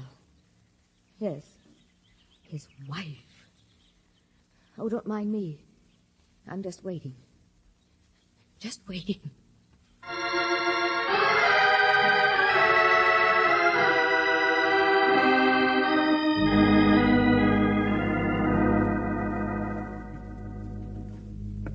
Who hired that maid? I asked you, who hired that maid? Lisa, for heaven's sakes, please. Not a day over 18 and straight out of a model agency, if you ask me. You've seen her. How could any man help seeing her? But I tell you, George, listen. Yeah, the maid said to wait in the hall. I won't have her around the house. I did not, Lisa. Now, please, why do you care? It's not your house anymore. You get your separation checks. That's all That's that why matters. I'm here. I haven't had a check for 2 months. You've been holding out again. There isn't any money, I tell You're you. lying. Oh, Lisa, darling, I couldn't lie to you if I tried. Don't you believe? Hello. Is anybody... Oh, excuse me. How do you do? Excuse us. I'm Miss Brooks. This is Mr. Valentine. The maid said to come... Of course. Visitors all over the place. Why not? I'm Mrs. Hollowell. Oh, but then you must be Mr. Hollowell. My name is Cy Kirby. And you walked in and are offended because I make a lot of noise. All right, I don't mind. I'm a nasty woman. Mr. Kirby is my husband's business partner. He belongs here. I don't. He's the one you want to see. What club do you represent, Mr. Valentine? What club? Don't tell me you're a process server. Which one of my husband's rich women friends do you... Lisa.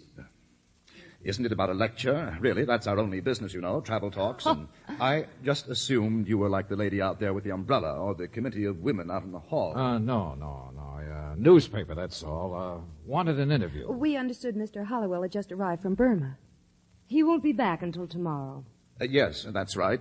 Tomorrow. Oh, I see. Well, I understood he might have arrived already. No, but I'm sure Mr. Kirby can tell you everything you want to know about my husband. Of course. Every bit of publicity counts. Uh-huh. Well, look, I wondered if we could get a picture of Mr. Hollowell. Naturally. Delighted. I suppose even Burton Holmes needs a little press cooperation now and then. Come along. We'll find a photograph in his desk.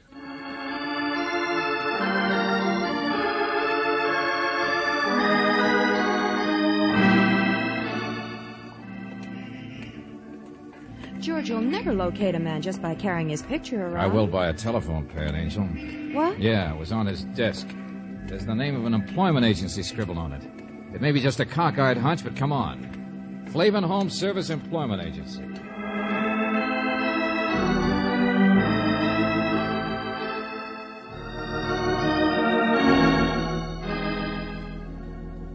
No, Mr. Flavin, there's nothing wrong. I just phoned you to check, that's all.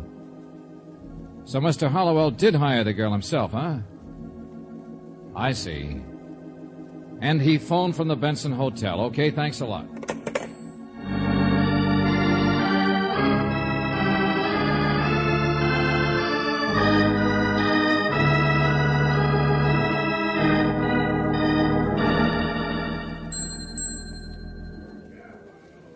Now, the man in the photograph, why, yes. Oh, yes, he's staying here at the Benson. His name is... Could you just tell me what his room number is, please? 325. Oh, but his key is in. I think he's probably across the street. What's this all about, Mr. Valentine? You mean that theater over there? No, a little jewelry store. I've seen him go in there before. Jewelry? Yeah. George, remember the pearl necklace? Yeah. What's that? I don't know, friend. It's all too much for me. Suppose we just wait. What's the matter? Give me that photograph. George. That's him, isn't it? Oh. May I have my key, please? 325. Mm-hmm. These people were just asking about you, Mr. Smith. Oh, they were? Mr. Smith? Why, yes, young lady. Mind if we step over here a second? Well, no, not at all. But, what do you wish to see me about? It's Hollowell, isn't it? Isn't that your name? Oh, why, yes. Yeah, but who are you? I don't understand. Neither would the clerk over there if you told him. Neither would I. No, I don't think there's any law against a man being incognito, is there? Who sent you? My wife? Her lawyer? Well, that's the obvious explanation, isn't it? She has a little trouble collecting money from you, I understand. Well, I suppose everyone has money troubles. Never these mind, days. I'm not interested. But, what is it you want? Every minute I want less and less, Buster. Come on, Brooksy. We've done our job. Nice to have met you, Mr. Hollowell.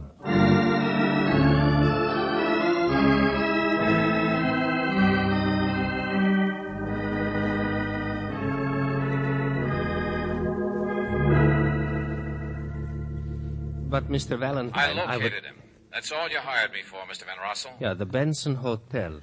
Now, you've done a very good job. Oh, wait a minute. Not so fast, friend. You said you'd do a little explaining yourself. Why he sent a wire brushing you off is another matter, and I want to know. Of course, yes. I said I would tell you. Well, a debt of honor, that's all. And I appreciate so much your finding him. I am really not concerned with whatever his little problems are. Well, then? Because I am only here from Burma, you understand, to kill him.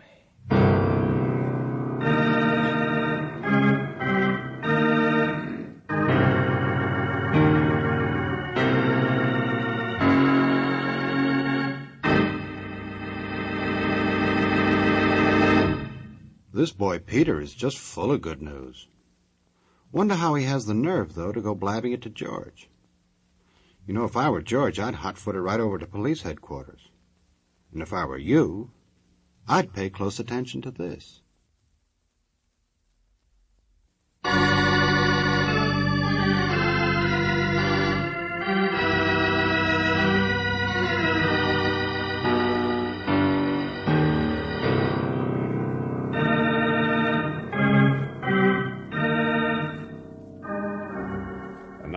Back to George Valentine. The business of Terence Hollowell is travel talks, only from what his partner says, they're not making much money at it these days. Hollowell has trouble with his wife, too, but most of all, he's likely to have trouble with your client. Because if your name is George Valentine, then you have a harmless-looking client, Mr. Van Rossel, who has just said, thanks for finding Hollowell, because now he can kill him. Hey, wait a minute, you... Van Rossel gone, George? Oh, yeah, sure. Hung up and ran. But it'll take him at least 15 minutes to get over here to the hotel. Well, he wouldn't just come and kill him. Why would he tell you? Why would he warn anybody and then do it? Oh, lots of crazy people in the world, Angel. But this is no time to argue about it. Hollowell went upstairs to his room, didn't he? That's right. Okay, play it safe. Find the house detective. Tell him what it's all about. As if I knew. Tell him to keep Hollowell there until I meet you. Where are you going? To try and tie this together fast so it does make sense. The jeweler's across the street, Angel. That pearl necklace is the only thing I know about that ties a would-be murderer to his corpse.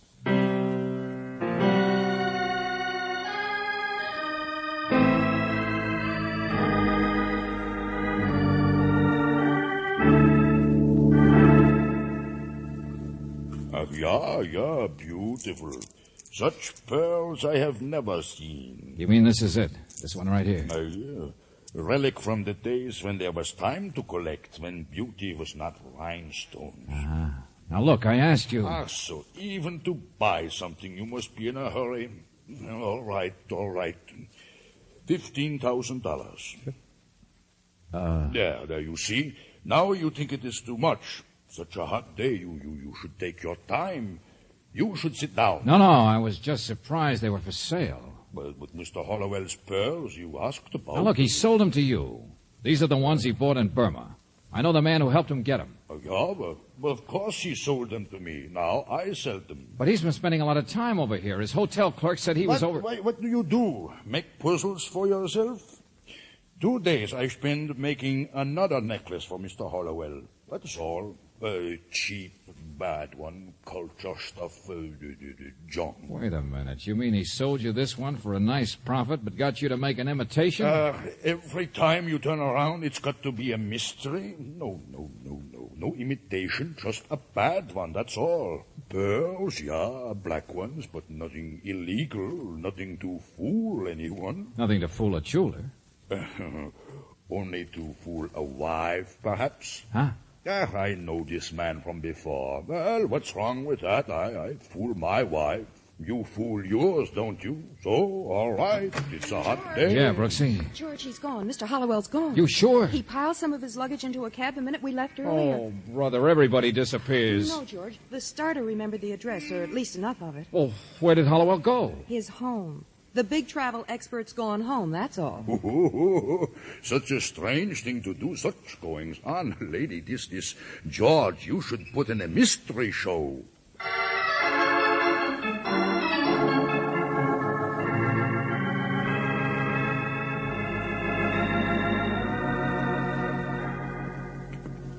Mr. Valentine, I'm so sorry I was rude this morning. Oh, not at all, Mrs. Hollowell. Through here, please. He's unpacking now. And look here. He brought me this. Pretty necklace. Oh, you already noticed it. But see, it's real black pearl. Nice husband. He bought it with his last penny in Burma. I know it was because Cy keeps the books and he told me. How could I stay angry at a husband like that? Oh, Terence. Terence, darling. Yes, my dear? I won't keep him long, Mrs. Hollowell.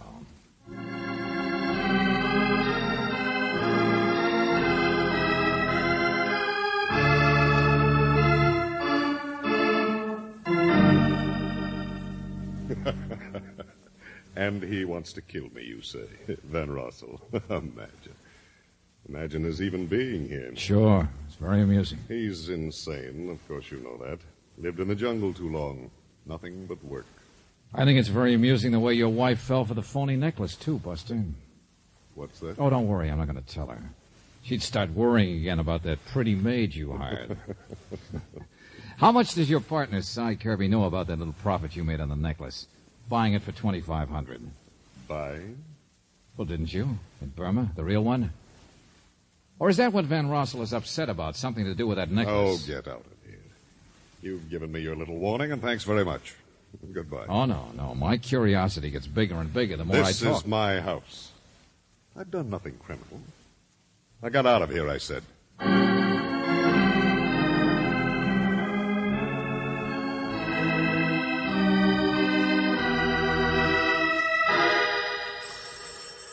I'll get it, George. Hello? Oh, George, it's Lieutenant Johnson. Yeah, I asked him to call us here. Yes, Lieutenant. Yes? Mm-hmm. George, they finally found Von Rossel. They picked him up at 5 o'clock. He's been watching that hotel of Hollowell's all afternoon. Oh, give me that phone. Hello, Johnson. Let me talk to that guy. No thanks for picking him up. No thanks for anything. All right. Thanks. Well, would you... Besides, you're not going to talk to him. He just fainted. Besides, he's downtown, and I'm not. What? He what? Things got hotter after you left, I guess. I went at the Hollowells, and boy, do you get things turned around. That Van Rossel of yours is the only one who couldn't have murdered him. Murdered? You heard me. Hollowell, the big travel and charm boy, stopped 3 bullets.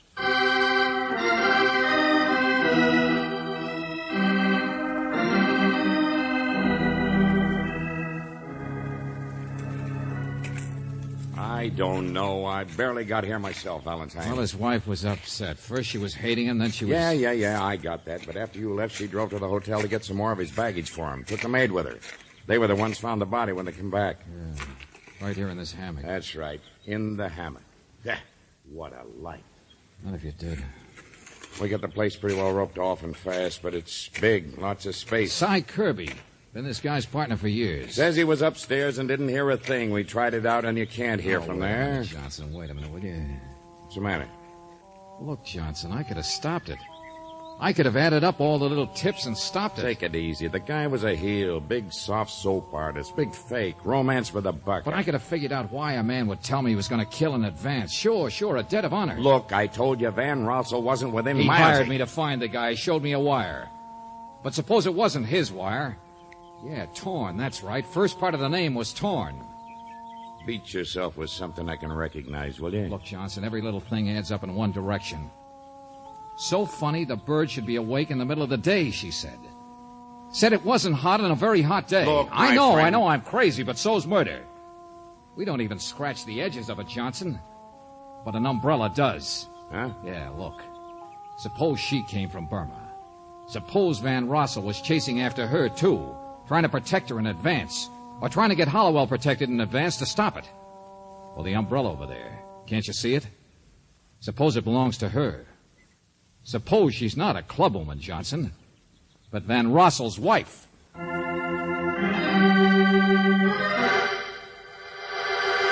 George, there she is. Yeah, I know. She's got a revolver. She's watching us. Stay where you are. All right, lady, sure. Now, don't worry. My name isn't Hollowell. I killed him. Did you know that? I know. But take it easy, please. It's all over. No, it was all over a week ago. He told me that when he left Burma. But I wouldn't believe She was in love with him. Oh, George, the poor I thing. know. Just waiting till he got here to shoot him. Oh, leave me alone. Please, leave me alone. You are Mrs. Van Rossel, aren't you? Yes. Yes, I was. I mean... I know. Your husband told me about Hollowell visiting you for a week. I followed him. What of it? So I'm a stupid, middle-aged fool. I saw the cablegram that missed you in Honolulu. Get away, please. Please get away. I'm sorry, lady. I want that... All right, Brooksy, take it easy. She's shooting in the dirt. She doesn't want to hurt us. It's just Hollowell that she... Stop it, I said. Get away. Hey, that's 3 shots, Brooksy. And there's 3 in Hollowell. That makes 6. All right, it's all over now, lady. You've done all your shooting. Get away, I said. Oh, brother, have I been wrong? George, she's pointing it at herself. Hey, look out! Bring that. Yeah, sure, lady. Still another shell. All right, now let's see your purse. You've got your purse, haven't you? There it is, George. She dropped it. No shells there. Huh. Guess we did some good after all, Angel. Everybody else had a motive, too. Wonder which one shot him first. I shot him. Lady, you fired your gun 4 times just now. There are 3 bullets in Hollowell. 3 and 4 is 7. So who shot him first?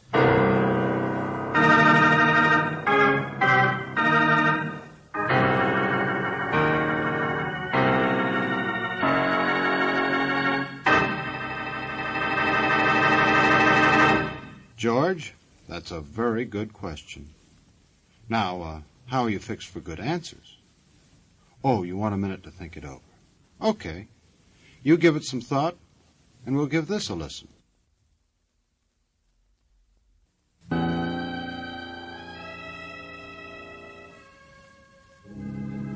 Cy Kirby, Mr. Van Rossel. He was the only one it could have been. You see the others, his wife and the Yeah, I maid. understand, yeah. Well, they got him fast enough. He didn't have any story cooked up. It wasn't premeditated or No, anything. of course. I think they'll be able to prove that your wife only shot a dead body, Mr. Van Rossel. Yeah, I see, yeah. You don't really, do you? I mean, you still haven't told us about your wife and Hollowell. and Kirby, that was his partner, yeah. There was, some difficulty? Well, he'd been holding out on him. Over $10,000 profit on a necklace. The only reason Hollowell lied about his return to Kirby was to give him time to arrange for its sale without anyone knowing. Been going on for years, apparently. This time, Kirby caught up with him. Oh, it wasn't really that, though. It was Mrs. Hollowell. No matter how mad she got at her husband for carrying on with other women, no matter how many times they separated, she always went back to him. And Kirby couldn't stand it. He loved her, too. It's always love, one way or another. The same as your coming after your wife, even after she'd left you. I suppose there will be a trial. I suppose my wife... Well, there certainly will be an investigation. Maybe about shooting somebody who's already dead, but...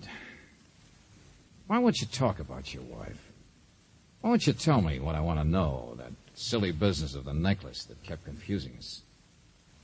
That was a wedding present I gave to her years ago. She gave to him. That's all. Nice guy, Hollowell. Yeah. But your wife, I mean, she knows that you came after her trying to help. She knows what you're really like, or she wouldn't have tried to kill Hollowell. Don't you understand that? Yeah. This is a dull place we live in. And I am not much excitement myself, not glamorous like United States. No. We work it out somehow. Don't worry so much. Goodbye.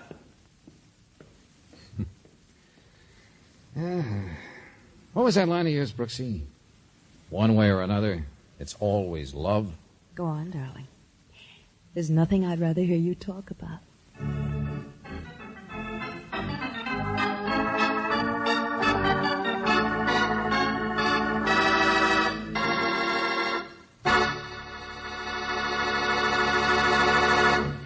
You have just heard No Escape from the Jungle, another Let George Do It adventure. Robert Bailey was starred as George Valentine, with Virginia Gregg as Brooksy. Our story was by David Victor and Jackson Gillis, with music by Eddie Dunstetter. Now this is yours truly inviting you to another visit with Valentine, when you will again hear what happens when you let George do it.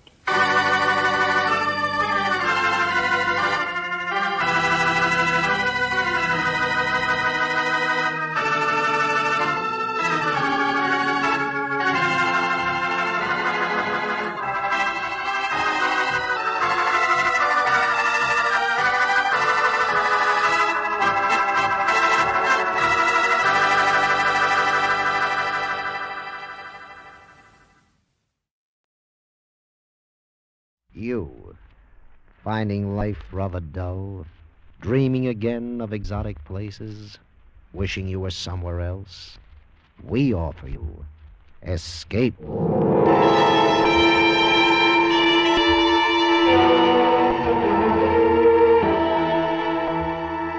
Escape with us now to an island off the northwest coast of Africa, and the story of a man whose quest for happiness was blocked by a giant, a madman, and a beautiful girl, as Willard Kaufman tells it in his exciting story, The Gladiator.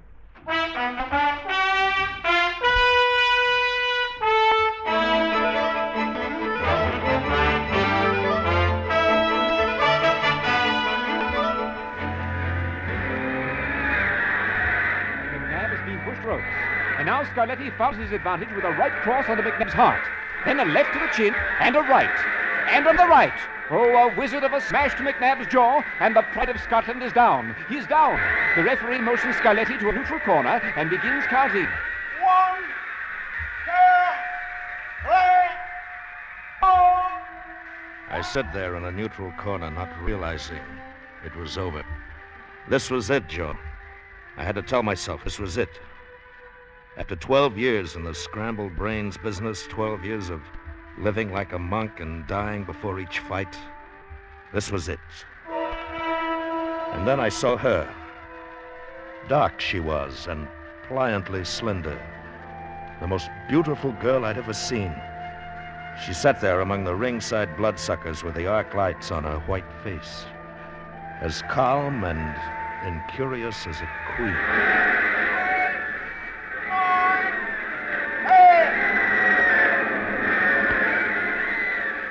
Ladies and gentlemen, a winner and still world heavyweight champion, Joe Scarletti.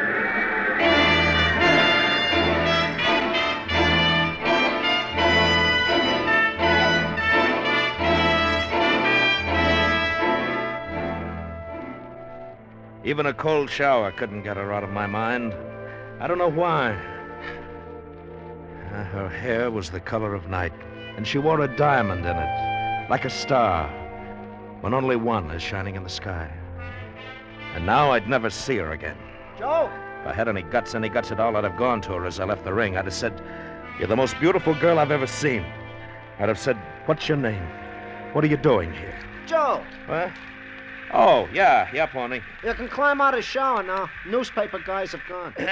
You got rid of them real fast, huh? Well, it was a snap. Nobody's interested in a retired heavyweight champion. Not even on his first night of retirement. Well, that's the way I want it. For the rest of my life. Hey, here's your rub, Joe. Oh, thanks. Yeah, a little peeved, the sports writers. They thought you'd stick around London for a while instead of turning off to Rome. Yeah, we got the plane tickets? Yeah, and an hour to make the plane, so please don't... Good evening, gentlemen. May a stranger congratulate you on your splendid victory. Thanks, Bud, but now if you My name is Verenius, Julius Verenius. Oh, it's nice knowing you. But we're sort of in a hurry. May I introduce my niece? Come in, my dear. Lucrezia. Hello? Hello. I thought I'd never see you again. Where did you see me before? In the ring. I mean, when I was in the ring. Oh. I thought you were the most beautiful girl I'd ever seen. Hey, Joe, we better get going. We're misconnections. Mr. Scarletti, I wonder if you and your manager would consent to be my guests on your trip to Rome. I assure you no public conveyance could be as pleasant as the one I offer. Eh, Lucrezia? Well, there are certain compensations about a steam yacht. Thanks a lot, but we couldn't impose on But you. I insist, my dear sir. Mr. Skeletti, you see, I am a student of the boxing. I should enjoy talking with you.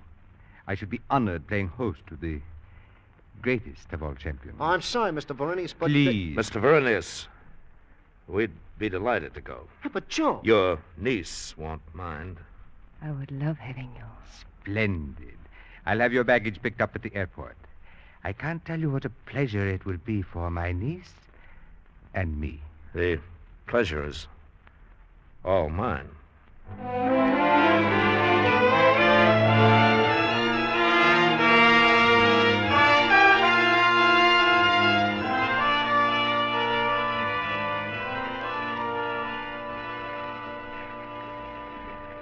But I just do not understand. You had success. You were famous, and you gave it up.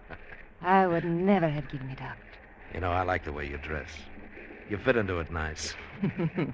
You sound like a kid on his first date. Well, in a way, I am. See, I've never been this close to a nice girl before. I'm not so nice, Joe. And you're not so close. Well, I can get closer. No, Joe. Yeah, 3 days on the water, 3 nights under the stars. You sound absolutely lyrical. Like number 1 on the hit parade. And it's still no Joe. Don't rush me. You have plenty of time. Yeah, plenty of time to make up for all. You're like a spring all wound up. I've been wound up for 12 years. But wind down. Talk a little. Talk it out. Talk, that's kid stuff. Oh, you don't know anything about kids. I don't believe you ever were a kid. No, I guess I wasn't. The night of my 17th birthday, I had my 17th fight. It's some coincidence, huh? Why cry about it? You're still young. Yeah, I'm 29. The days are going fast, and what have I got to show for them? Oh, nothing. Nothing except the satisfaction and the wealth and the fame of being the greatest fighter in the world. And that world was pretty narrow. A ring 20 feet square surrounded by rope. You're the first man since Fitzsimmons to hold the light heavyweight and the heavyweight championship at the same time. Hey, how do you know so much about fighting? Oh, I don't. I'm just quoting. Speak for yourself. Tell me about yourself. Or is that kid stuff, too? Well, no, but... There's nothing to tell. Oh, there must be. I mean, who are you? Do you live in Rome or Paris or neither or both? How does it feel to be rich when you don't have to fight for it?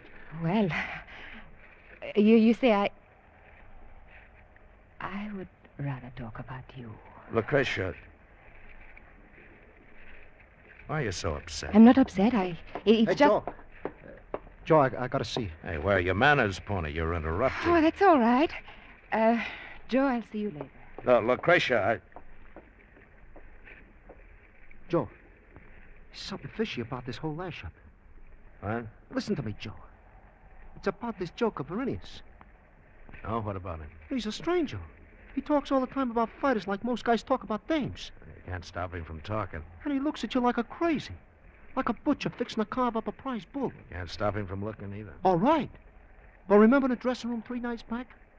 When you said we'd go with him? And he said he'd pick up our gear at the airport? So? So how did he know our gear was at the airport? How did he know we was going to Rome? You told the sports writers. Maybe you read it somewhere. I told him a couple of minutes before Verenius popped up. And that's not all. Joe, get your mind off that dame and listen. All right, I'm listening. Well, I've been trying to brush him all day. And on a little boat like this, it ain't easy, even in this fog. But 10 minutes ago, he almost cornered me, so I took off. Up that stairway. A ladder. Aboard ship, you call it a ladder. All right, so I go up, like the 2nd floor. Now, the bridge. Will you stop interrupting? I mosey around, and I happen to notice that big map. That's a chart. They mark our course on it day by day. Yeah, that's it. Well, I almost fall down. Joey, we ain't going to Rome. What? To go to Rome, we should have turned left at the Rock of Gibraltar. That's how you get to what you call the Mediterranean Sea. And we didn't? We kept going south. Right now, we're somewhere off Africa. What do we do, Joey? We better talk to Verenius. Hey, you might as well start talking. Here he comes. Ah, there you are. I've been looking for you. Yeah, I know. I mean, Verenius, Please, call me Julius. You are enjoying the trip. You are comfortable. Well, a matter of fact... Splendid. You look marvelous, Joe. You've never looked better. Oh? What makes you so sure? You never saw me till 3 days ago. That's where you are wrong. I've known you a long time, Joe. Since the night you defeated Jackie Slade at the Polo Grounds in your native New York. What? Well, that was 10 years ago. 10. 10 years, 5.5 months. When you walked in the ring that night, you were just another preliminary boy. When you walked out, I knew you would be champion. Of all the bouts I have ever seen, that is the one I most enjoy remembering. Well, that's the fight I'd like most to forget. When you hit Slade in the second round. A magnificent punch. Oh, he was in the hospital 3 weeks. He almost died. I wanted to give up fighting for good. But why? Because I don't like hurting people. I don't like to kill. You don't like hurting? That is very funny. Here's something funnier than that. Why aren't we going to Rome? I hate noise. But I suppose the klaxon is necessary in the farm. Come on, quit stalling, Verenius. My dear Joe, I never stall. I certainly wouldn't try to now, when you're obviously so sure of what you're talking about. Where are we going? Home. Home. With me. Accuse me of selfishness, if you like. But I so much enjoy playing host to you that I thought I'd prolong the pleasure. Perhaps I should have consulted you about it, but you would not have accepted. Would you? I would not. You see? But, of course, we cannot turn back now. Why not? Because I have this gun. And it is loaded. And as I know very little about firearms, it might go off and hurt you. I would not want that to happen, Joe. It would interfere with my plans. Oh? What plans are those? Something I've thought about for 10 years, since the night at the Polo Grounds. I'll tell you all about it sometime soon. But now, if you'll head down that passageway, you'll find a small but comfortable brig ready to receive you. Let's go.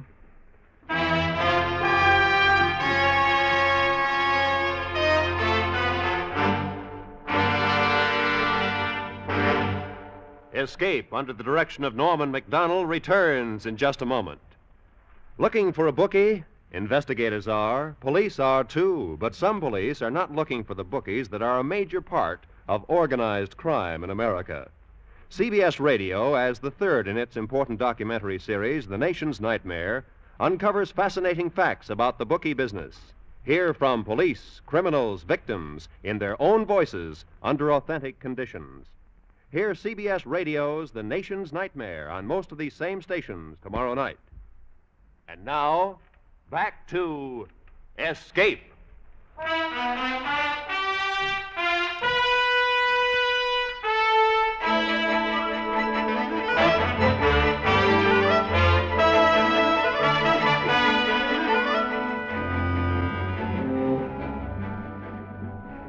Some pleasure cruise this turns out to be. And all because you fall for a dame with slow gin eyes and a diamond in her hair. Some fair shuffle you got from her Uncle Julius. So, what are you going to do about it? You're my manager, you tell me. I'll tell you this much. We got to do something, even if it's wrong. What can we do? Uncle Julius has got 4 aces and a gun. I got 4 walls and I got bars on the door. I'll tell you what I got. I got a mad on that dame worse than I got on her Uncle Julius. If I ever lay hands on either of them, I'll... Laisse-moi! Hey, what's that? Laisse-moi, je dis! Laisse-moi! Laisse-moi! Well, if it ain't the dame with the slow gin eyes. Yeah. Verenius must have flipped to lock up his ever-loving niece. Now listen, baby, you better give it to us straight. What's this all about? I don't know. I saw him pull that gun on you, so I go to him. I say, what kind of business is this? I say, this is not my deal. What deal? Likely story. I swear. Practical jokes are okay, I told him, but not with a gun. So he tossed me in here with you. So that's what you get for talking back to your Uncle Julius. He's not my Uncle Julius. He must have disowned her. I never saw him till a week ago. He comes in this club in Paris where I'm singing. He offered me 20,000 francs to go to London with him. Just for the weekend, he said. To play a practical joke on 2 friends. Well, if we're the friends, I wonder how he treats his enemies. I'm afraid we're going to find out. Well, let's find out now. But how? Pony, get that tin basin over there. Pacing? Yeah, get it. All right, Lucretia, take off a shoe. Shoe? Yeah, do what I say. Now, when I start rattling the door, you start banging away at the bulkhead. Oh, I get you. All right, are you ready? Okay, let's go.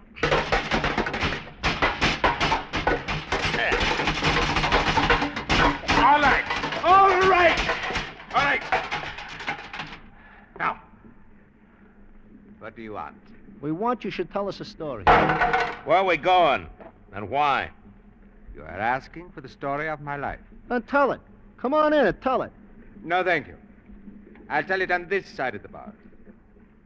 Does the name of Verenius mean anything to you? Nothing. Once I knew a lightweight called Speedy Verenius. He was a bum, too. Yes. We Vereni were constant losers. But the greatest loser of all was Publius Verenius. He was commander-in-chief of the Roman Imperial Army 2,000 years ago. He was sent to put down the revolt of Spartacus the Gladiator. He was badly beaten. That's tough. That horn. Publius returned to Rome in disgrace. He was ostracized, consigned to a tiny island at the farthest rim of the Roman Empire.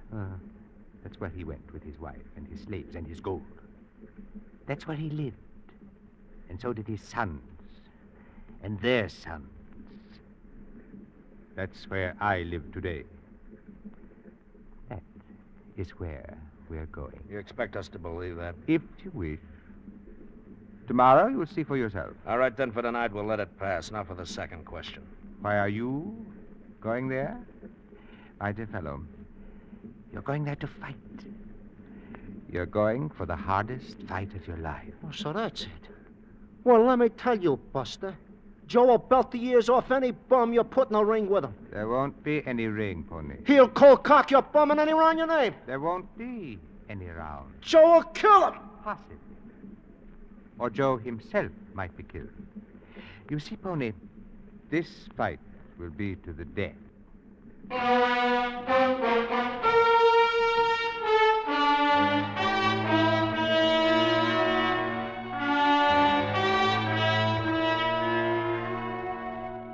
We got there the next night.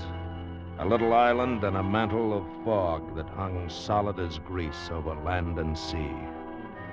The dock gave way to a worn stone path, and suddenly out of the fog an enormous structure appeared with towers and battlements plunging so high they were lost in the gloom.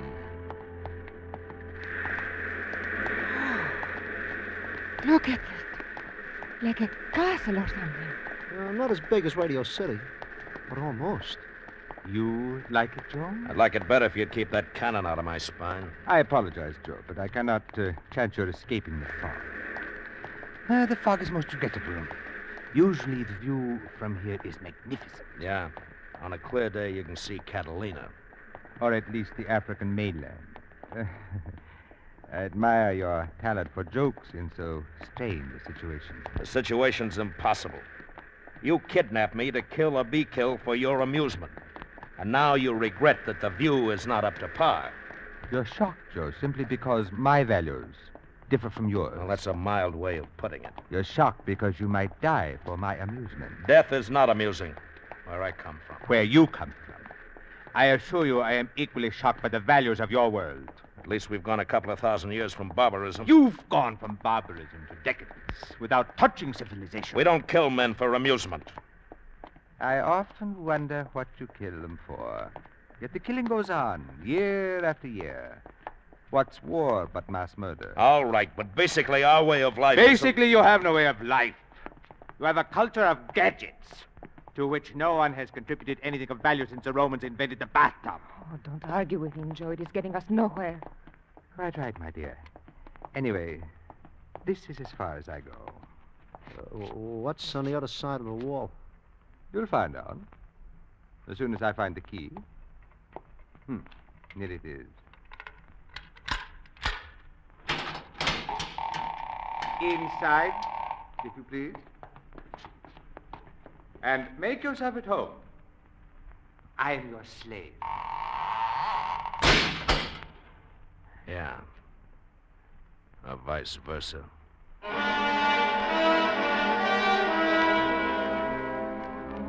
The iron door swung shut, and we were in an ancient Roman village, The stone walls surrounding us must have been 8 feet thick and about 4 times as high, and notched along the top with saw teeth. Mud huts crouching in the soupy night formed an irregular circle around the deserted marketplace, just like those pictures in a first-year Latin book. Only Uncle Julius had tricked up the joint with a few of the modern gadgets he so much despised. Hey, look, Joe. On top of the wall, between the notches. Yeah, machine guns, searchlight. About every 50 yards. Like a concentration camp. Joy, what are we going to do? You keep asking me that. Would you keep ducking the answer? I don't know. Maybe we ought to dig up some local talent. Maybe we could talk to them. What do you suppose they speak? Maybe Latin. You know any Latin? Pig Latin, I know. I could talk it like a native when it was the thing around Jacob's Beach. Hey, what's that? Joey. Look at him. I looked at the man who came out of the fog. His face was scarred, and his shoulders were like a pair of shovels, and great welts of muscle shifted when the shovels moved under the thin toga. One of his hands was curved like half a watermelon around what seemed to be a lash, a double strip of rawhide studded with iron spikes. He was the biggest man I ever saw. You are Scarlatti? I am Crixus. Pleased to meet you. I come from Caesar. Caesar? Caesar Varinius. He talked to me a long time. Explain to Scarlatti, you say. Answer questions, tell him what to expect. I tell you what to expect in one word. And what is the word, Crixus? Death. Anyway, he speaks English. Death is the same in any tongue. What makes you so sure I'll die? Because tomorrow in the combat, I kill you. Well, you look like the kid who could do it. Caesar say to show you this. No, what is it? A lash? It is cestus, the gauntlet. You wear it, so. One in each hand with the leather thongs tied to the arm, and the iron studs over the knuckles. What a weapon. You fight with these? Of course. Yeah, but what if Joe don't want to fight? Those who will not fight are killed by the guns. And there is no way out? No way to escape? 3 men tried in last few months, and 2 last year. They were killed by the guns? They were killed by the gladiators. But why? You see, it would be difficult for Caesar if a slave escaped and talked. So Caesar has made it difficult for all of us. He wired the island with enough explosive to blow it off the earth. If a slave escapes, Caesar touches a button, and whoa! It is the end of us all. He's very clever, Caesar. Crixus, how many gladiators are there here? Once 120. Now me. And you. How many men on the guns? 12 guns on the wall. 24 men. Each gun is placed to cover all the others. Clever. But they're about 50 yards apart. A man might slip between them in the fog. There are searchlights. What do you think, Joe? The fog, Pony. The lights are useless in the fog. Yeah, but how can we climb the wall? Crixus, each gladiator had a pair of these gauntlets, right? Of course. Where are they now? In that chest over there. Yeah, it's locked. Of course. I have the key. Well, come on, open it, Crixus. Why? Look, we'll tie them together and make a rope with a loop on one end. We'll swing the loop over a notch on top of the wall. No, Scarlatti. No. Not while I am here. You would rather fight than be free? I kill Scarlatti tomorrow, I am free. Caesar has said it. And if you don't kill me, you'll be dead. Huh? I kill you like a fly. It's no use, Joe. This jerk's lined up with Varinius. I hate to think of tomorrow. Yeah. I guess I'll have to tangle with him tonight. What you say, Scarlatti? Nothing, Crixus. Just Let's do it! Boy, you sure clobbered. All right, let's find that key. Now, here it is.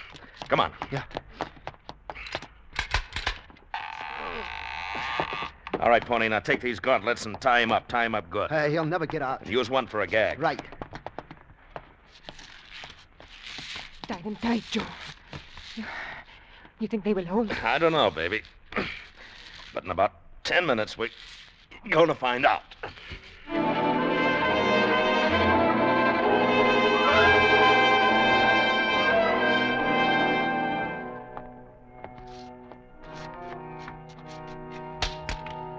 I missed the first try, but the second, caught and held. And I went up, hand over hand. And then the rope tightened below me as Lucretia and Pony began to climb.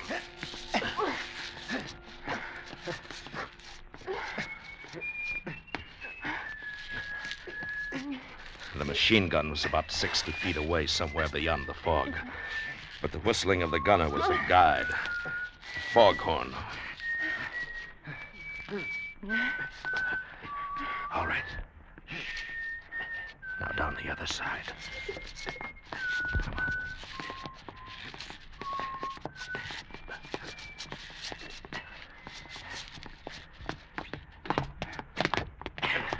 We made it. Hey, what's that? Crixus! He must have bit through the leather Yeah. gag. The alarm! Come on, run for the boat.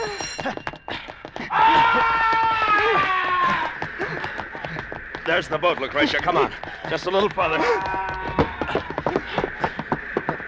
All right. Cast off, Pony. Not just yet. Put up your hand. Not this time, Perennius. Stay back. I kill all of you. Maybe one of us, but one of us will get you. Stay back. Stay back, I...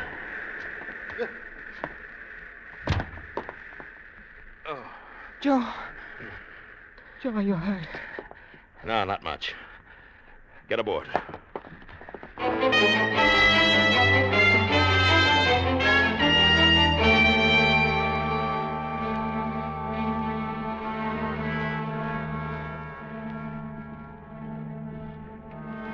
Has it hurt you much, Joe?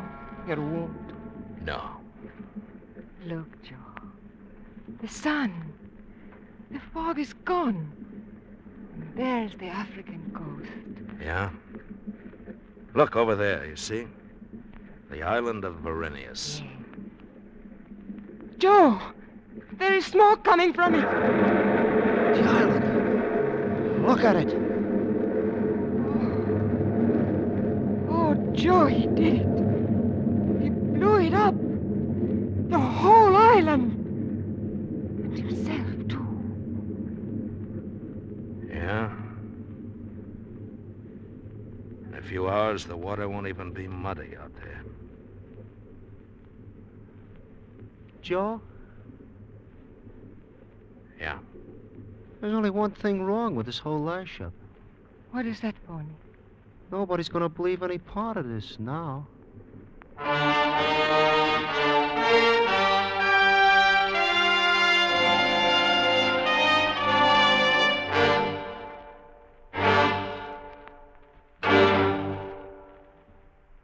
Under the direction of Norman MacDonald, Escape has brought you The Gladiator by Millard Kaufman, starring Bill Conrad.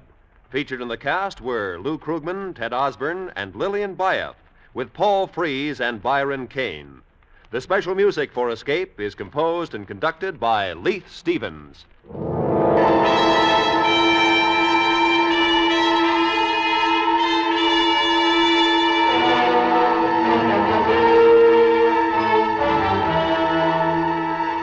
Next week, escape with us to the Yellow Sea and the story of a man who fought the entire Japanese Navy with an ancient submarine and an untrained crew, as Alec Hudson tells it in his exciting story, Up Periscope.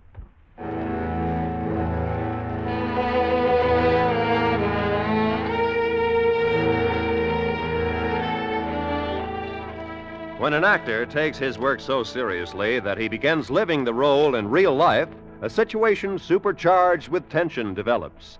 Tomorrow night on most of these same stations, CBS Radio brings you Douglas Fairbanks Jr. in the Broadway playhouse's A Double Life. Hear what happens when a star portrays the tragic role of Othello off stage as well as on. It's a Broadway playhouse thriller on CBS Radio tomorrow night. Roy Rowan speaking. This is the CBS Radio Network.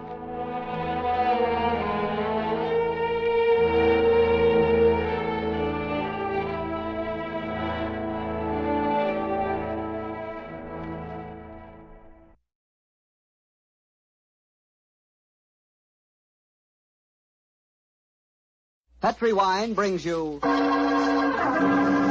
Basil Rathbone and Nigel Bruce in the new adventures of Sherlock Holmes.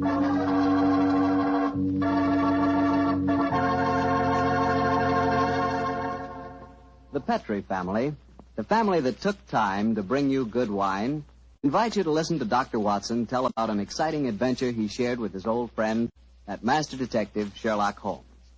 And I've got something to talk about, too. Now that the poultry shortage is over and you can get chicken again, you ought to treat yourself to the best meal in the world. Fried chicken, Southern. My, is that something. You know, Petri Sauterne is a wonderful mealtime wine. It's a white wine, the color of pale, pale gold. And Petri Sauterne is delicate in flavor, sort of subtle and kind of intriguing. Well, just wait till you taste it. You'll really love it with that fried chicken. Oh, and I'll tell you something else. It's wonderful with fish. If you haven't tried fish or any kind of seafood, together with Petri Sauterne, well, I hate to say this, but you don't know, folks. You just don't know. So how about finding out? Just pick up a bottle of Petri Sauterne on your way home tomorrow. It's a Petri wine, so you know it's good.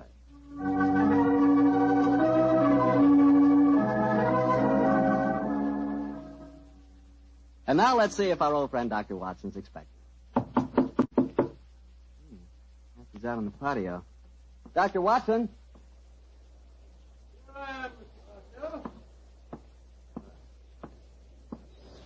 Sit out here this evening, my boy. Oh, swell idea, Doctor. It certainly is a beautiful night. It certainly is. Draw up a chair and make yourself comfortable. That's it. You care for some of my tobacco? I think I'll stick to a cigarette, thanks. Well, Doctor, all ready for tonight's adventure? Yes, Mr. Bartell, I'm all ready. And a strange story it was. A very strange story. How did it begin? Stormy December night in 1900 with the rain pelting against the Baker Street windows? Or perhaps with you and the great Sherlock Holmes rattling along in a cab beside the foggy waterfront chasing some desperate criminal? You make quite a good storyteller yourself, Mr. Bartell. No. The adventure, I tell you, took place many, many thousands of miles afield from our Baker Street headquarters. To be exact, in the Indian city of Parbutipur, about 200 miles north of Calcutta. It must have been a mighty important case that made you both travel that far. It certainly was, my boy, yes. It was announced in the summer of 1894, I remember, that Holmes received an urgent summons from the Maharaja of Parbutipur. After 5 weeks at sea, we reached Calcutta, and a few days later found ourselves on the veranda of our hotel in Parbutipur. As we sat there talking to the Maharaja's brother, Rabat Singh, we could hear the faint throb of native drums and the haunting wail of an Indian lute coming from the bazaar. And so, gentlemen, I thought that before I took you over to my brother's palace, I would tell you something of the problems that beset him. An excellent idea, Mr. Singh. Yes, indeed, sir, particularly as you've just told us your brother, the Maharaja, is not in the best of health. Just so, Dr. Watson. Interviews tire him, and in any case, his command of the English language is not so extensive as mine. And now, sir, the exact problem, Mr. Holmes, I am not completely informed. My dear brother has not seen fit to confide his entire troubles, even to me. In fact, until your arrival yesterday, I did not even know that you had been sent for. But I can tell you that his worries are centered on the safety of the white elephant of Parbutipur. White elephant? Excuse me. But possibly you are not aware that white elephants actually do exist. Oh, yes, though I understand that they're extremely rare. Oh, extremely, Mr. Am I right in thinking that in the East the white elephant is considered sacred? Quite right. Pray continue, sir. Well, in 1750, the first white elephant was presented to my great-great-grandfather.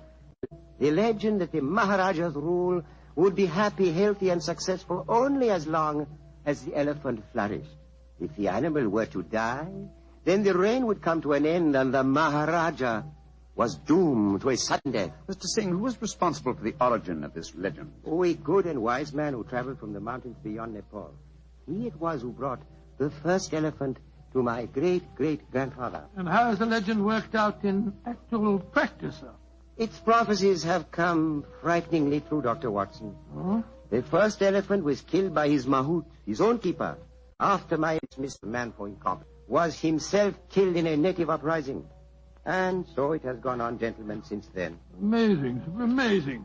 When the elephants have died, and they have always died, the Maharaja of Vaputipur has died a violent death soon after. And as each new Maharaja has succeeded to the title, the wise man from the beyond the mountains has appeared, and with him, a new sacred white elephant. It last appeared 4 years ago when my brother inherited the title. But it can't still be the same man, sir. Why not, Doctor? Well, I mean to say, that'd make him a couple of 100 years old. A trifle less, I fancy, Doctor. Oh, really, my dear sir? It seems to me your story's the wrong way round. Men don't live to such an age, whereas elephants are noted for their length of life. That's true, Watson, but apparently not the sacred white ones of Parvati-Pur. Mr. Singh, in the event that your brother's death, who would become the Maharaja? I should, Mr. Holmes. Oh, I can see what you are thinking, sir. The next in line to succeed to the title would have an excellent motive for wishing animal death. Well, the logic is inescapable.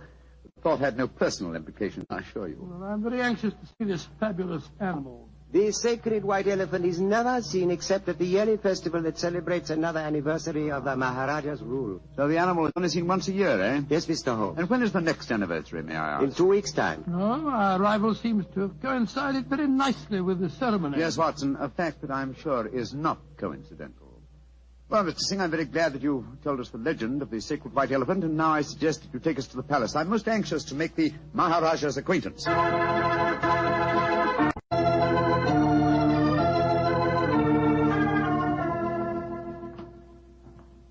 This is the council chamber, gentlemen. If you will wait here a moment, I will go and see if my brother is well enough to receive you. Very well, sir.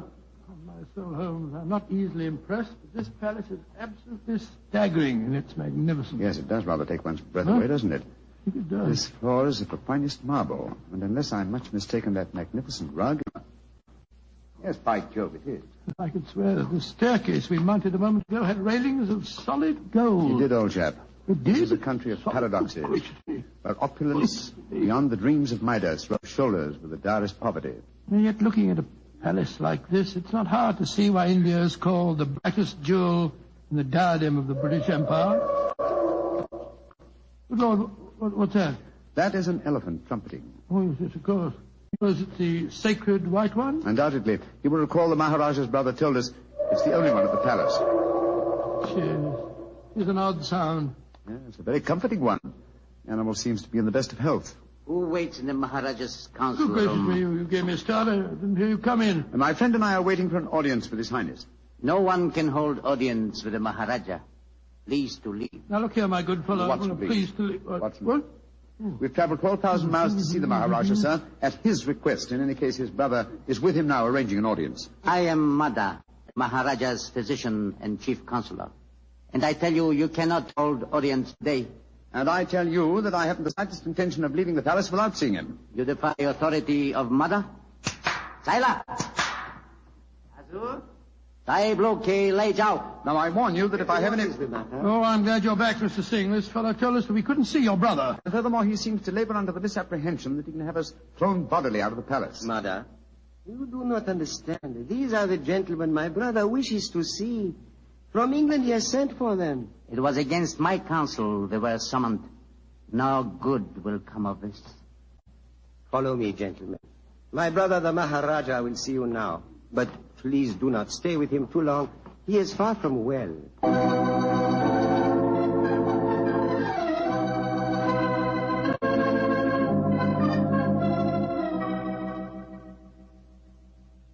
Mr. Sherlock Holmes, Dr. Watson, I'm so happy you have arrived here safely.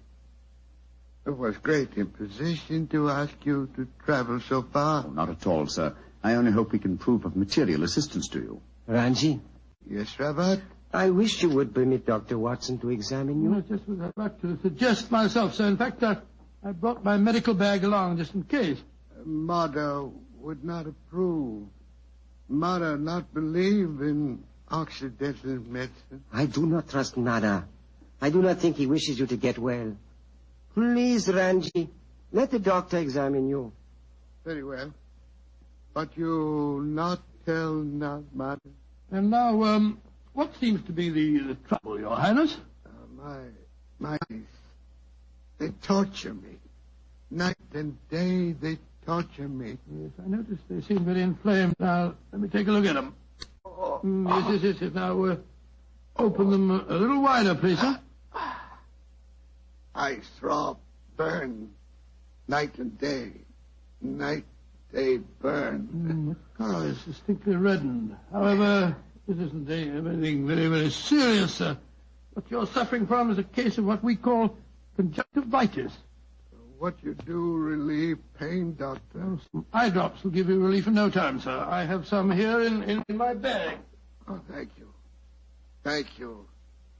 Perhaps medicine will help. Yes, I'm sure it will, sir. Here you are, now, this small bottle and an eyedropper. This is an eyedropper. Just put a few drops in the corner of each eye, and I'm sure that you'll get some relief. Good, Dr. Watson. You think there is nothing seriously wrong, Doctor? Mother gave it as his opinion that my brother's eyesight was in serious danger. Pardon my saying so, I think it more likely that my medical knowledge exceeds his. I can assure you there's nothing seriously the matter with your brother's eyes, sir. I'm happy you say so. Now you will please excuse me while I take medication and rest a little. Problems later. Quarters already prepared for you in palace. You do not mind, Mr. Holmes? Not at all, sir, though in the interim I should like to employ my time to the full by inspecting your sacred white elephant. No, that I cannot allow.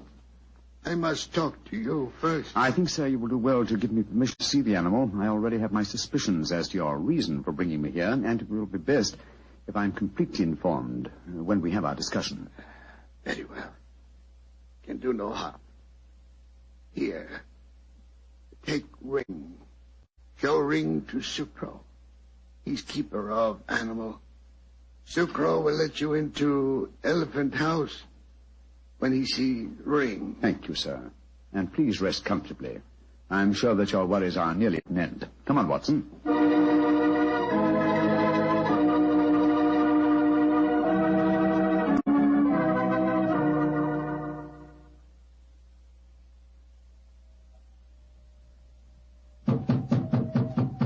Well, they told us this was the elephant house. Why in thunder doesn't the keeper open the door? I imagine because his mind is preoccupied with music. Knock again, old fellow, will you? Uh-huh. He heard us that time. Yeah, about time. He must have been knocking here for 5 or 6 minutes.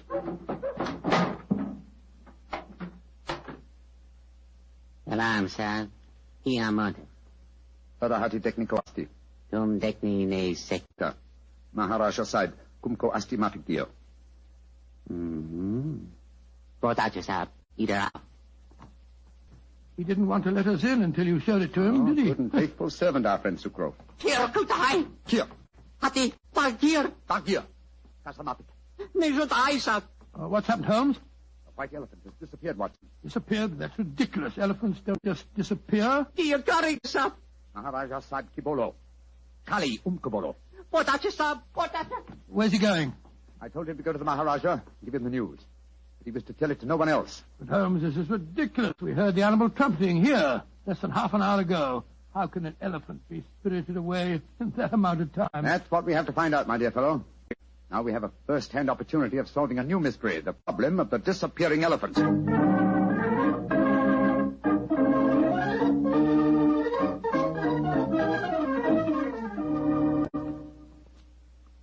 Holmes, this is farcical. We spent half an hour searching this elephant house. After all, an elephant isn't exactly insignificant. I doubt if you're going to find it out of those boards in the corner over there. True, Watson, but nonetheless, there are interesting clues to be observed. Clues? What clues? Come over here, old chap. Bloodstain. Not suggesting that's elephant's blood.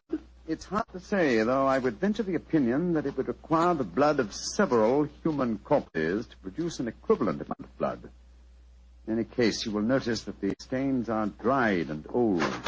Hello? That must be the elephant keeper back from the palace. Dr. Watson!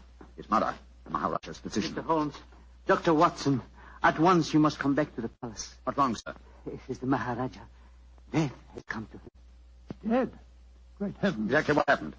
Sukro, keeper of the elephant, came to the Maharaja. He said he had a most important message to deliver. He had. I told him to deliver it. Then what happened? A few moments later, I heard cries.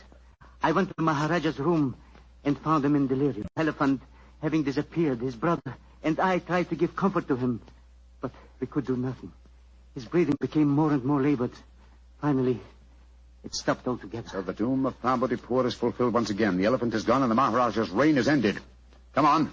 We must go to the palace. Yes, I must examine the body at once. You're certain it was a natural death, Mr. Mudder? Positive, Mr. No Holmes. symptoms of poisoning, for example? Mr. Holmes, I have read some of your sensational stories in which obscure deaths are attributed to a subtle oriental poison unknown to Western science. I can assure you that if the Maharaja has been poisoned, it has been caused by no poison known to me. When did he last eat? Over 8 hours ago. Possibly died of shock, Holmes. Shock and hysteria. When he knew that the elephant had vanished. Yes, it's possible, but it's murder just the same. Murder? Why do you say that, Mr. Holmes? Because whoever caused the elephant to disappear did it with the deliberate intention of ending the Maharaja's reign. A diabolical plot, and one that I intend to overcome before this day is out.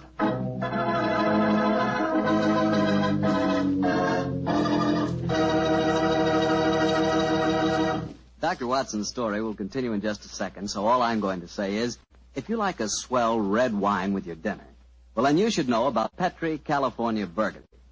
Petri Burgundy is a rich, hearty red wine that's just wonderful with hamburger and beef stew and pot roast and chops and just about any meat or meat dish you can think of. And, of course, if you can get hold of a steak or a prime rib, well, then you just got to serve that with Petri Burgundy. Petri Burgundy is a swell mealtime wine. The best friend a good meal ever had. No kidding.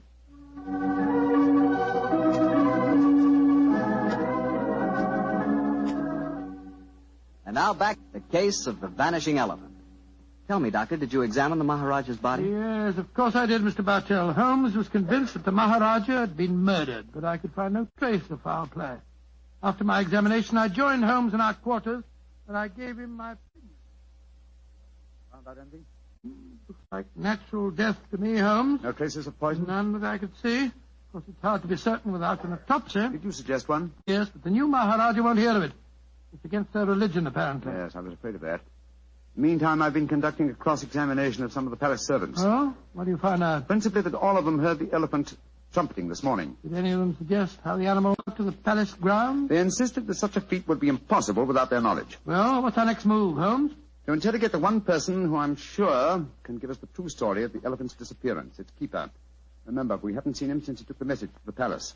I suggest we return to the elephant house and have a persuasive talk with him.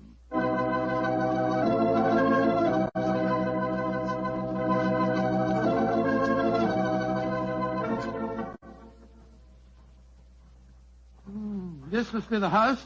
The only one that's near the elephant pen. Ramshackle-looking place, isn't it? Extremely. Sukro! Sukro! Don't tell me that he's vanished, too.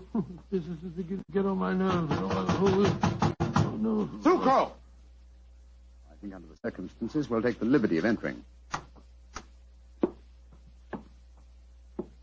Sukro! Look, Holmes. Look on the floor. We're too late. Good Lord. What a horrible sight. His throat's been cut. Obviously another murder. He knew the secret of the vanishing elephant. Let's have a look around. Sukro was quite a musician. Look at this weird assortment of instruments. Native lute. Well, we heard him playing that today as we approached the elephant house. What's this? It looks like a sort of giant megaphone. A musical instrument of some kind. Observe the mouthpiece here. Let's see what kind of noise it makes. The instrument sounds exactly like an elephant trumpeting. Of course.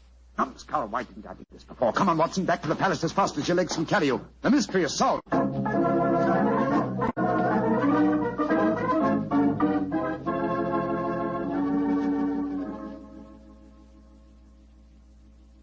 You say you have solved the problem of the missing elephant, Mr. Yes, Holmes? sir. And also the cause of your brother's death and Sucro's murder. Indeed. That is very important news. Won't you both sit down, please? Thank you, sir. Please proceed, Mr. Holmes. Thank you. First, the elephant did not vanish today. The beast must have died a natural death months ago. All that happened today was that I discovered its absence. Are you suggesting that my brother knew the beast was dead? I am, sir. But he was afraid to publish the news. He knew that his rule would fall into a state of chaos if the fact were known. You yourself, sir, have told us how strong is the native belief in this legend. Oh, how did he dispose of the elephant? Unobtrusively over a period of time. The bloodstains in the elephant house would indicate that the animal had been cut up into disposable fragments, which could be removed by the faithful Sucro without attracting suspicion. All this time, though, the horn was blown at suitable intervals to indicate that the sacred animal was still alive. But if the Maharaja knew the beast was dead, why did he die of shock when he received the news? I think the answer to that question, Dr. Watson, would be that my brother died of shame when he knew that his imposture had been discovered. Little far-fetched, sir, if you don't mind my saying so. Now, I'm certain the reason your brother brought me to you was to reveal that imposture to me. He knew the day was coming soon when he must show the elephant to his people. The festival would have been held in 2 weeks' time, I think you told us, sir. I imagine that he wanted me to devise a method of smuggling a new white elephant into the palace grounds before that time. Tell me, Mr. Sherlock Holmes, why did my brother die today? Because he was murdered. Just as Sucro was murdered later. Murdered? How? Oh, very ingeniously. By poison, but not, as you might expect, by any subtle Eastern poison. No, one of the most recent of Western poisons was used. A poison unknown to Oriental science.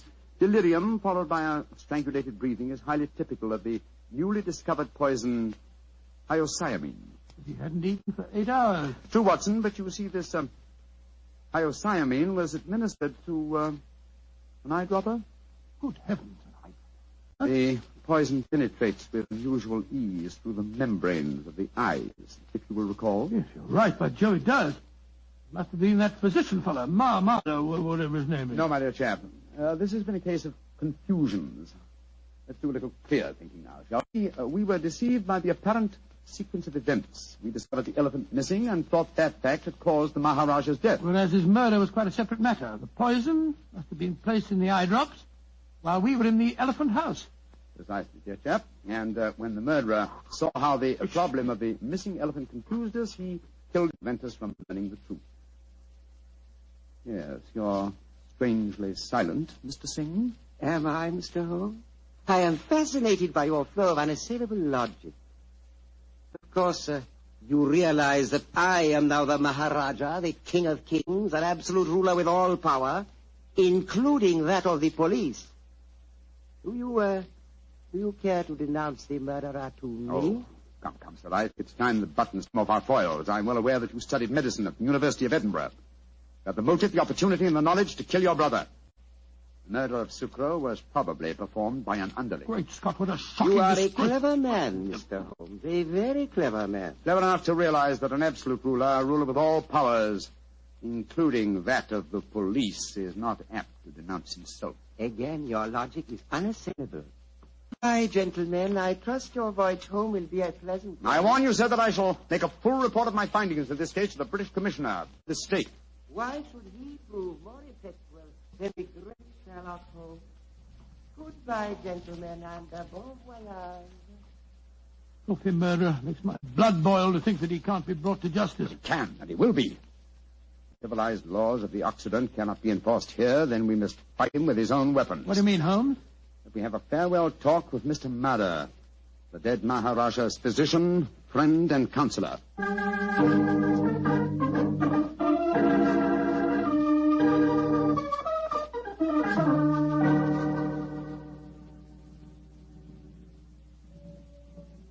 This is a terrible story you have told me, Mr. Holmes. My beloved ruler murdered by his own brother, and yet he cannot be made to account for his crimes. He can be, sir. if you will help Mr. Holmes. Of course I will. What can I do? Try and obtain the eye drops before they're destroyed, will you? Have them analyzed by a Western scientist and forward the reports to me in London. I'll take the necessary action. I will try to do that, Mr. Holmes. But if I fail, there is one other way I can avenge my master's death. In a few weeks, the new Maharaja will be enthroned. I understand you, sir. The wise man from beyond the mountains of Nepal will bring a new white elephant. Perhaps an elephant that will not live very long. You understand me perfectly, Mr. Holmes. I can promise you that the elephant will die in a very short time. And with it, the new Maharaja, my master, shall be avenged.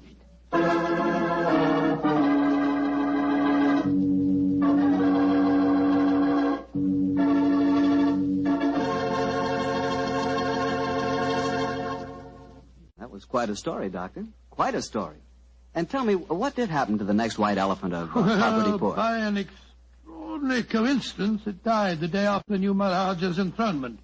It was himself killed in an uprising that occurred just a few days later.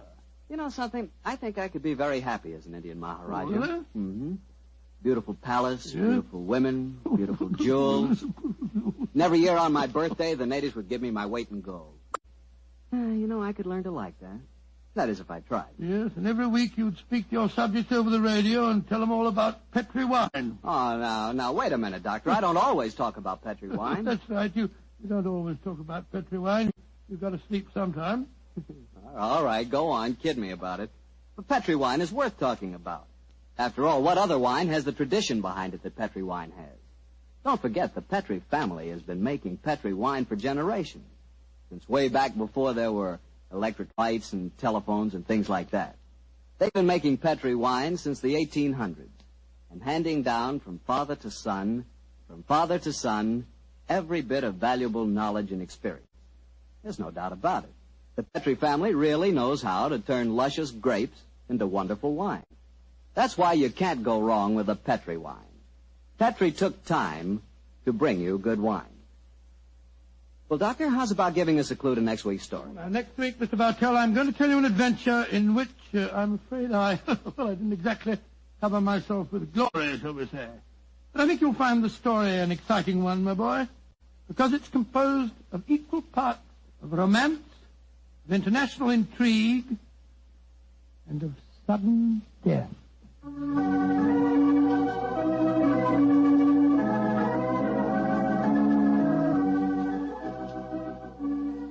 Tonight's Sherlock Holmes adventure is written by Dennis Green and Anthony Boucher and is based on an incident in the Sir Arthur Conan Doyle story, The Engineer's Thumb. Mr. Rathbone appears and Mr. Bruce through the courtesy of Universal Pictures, where they are now starring in the Sherlock Holmes series. The Petri Wine Company of San Francisco, California, invites you to tune in again next week, same time, same station. This is Harry Bartell saying goodnight for the Petri family. Sherlock Holmes comes to you from our Hollywood studios. This is the Mutual Broadcasting System.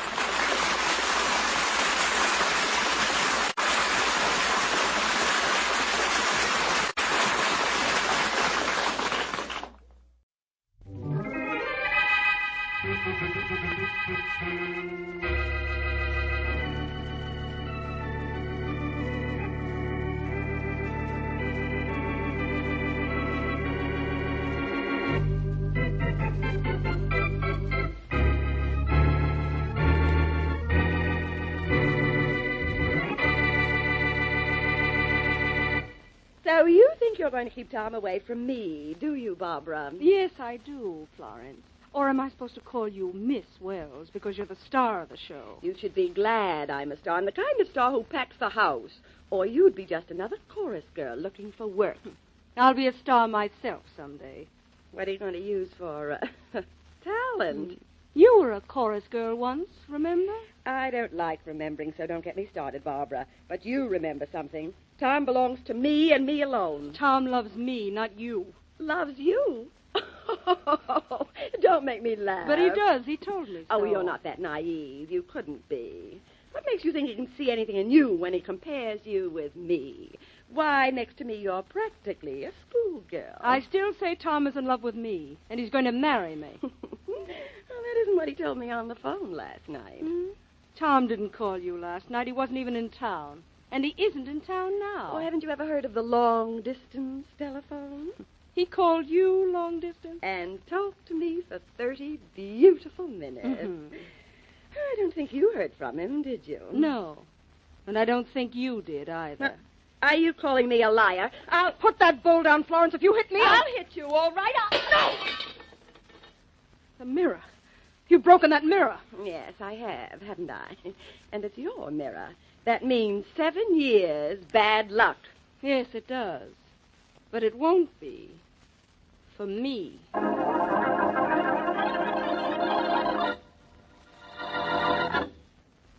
And now meet Dick Calmer as Boston Blackie. Enemy to those who make him an enemy. Friend to those who have no friend.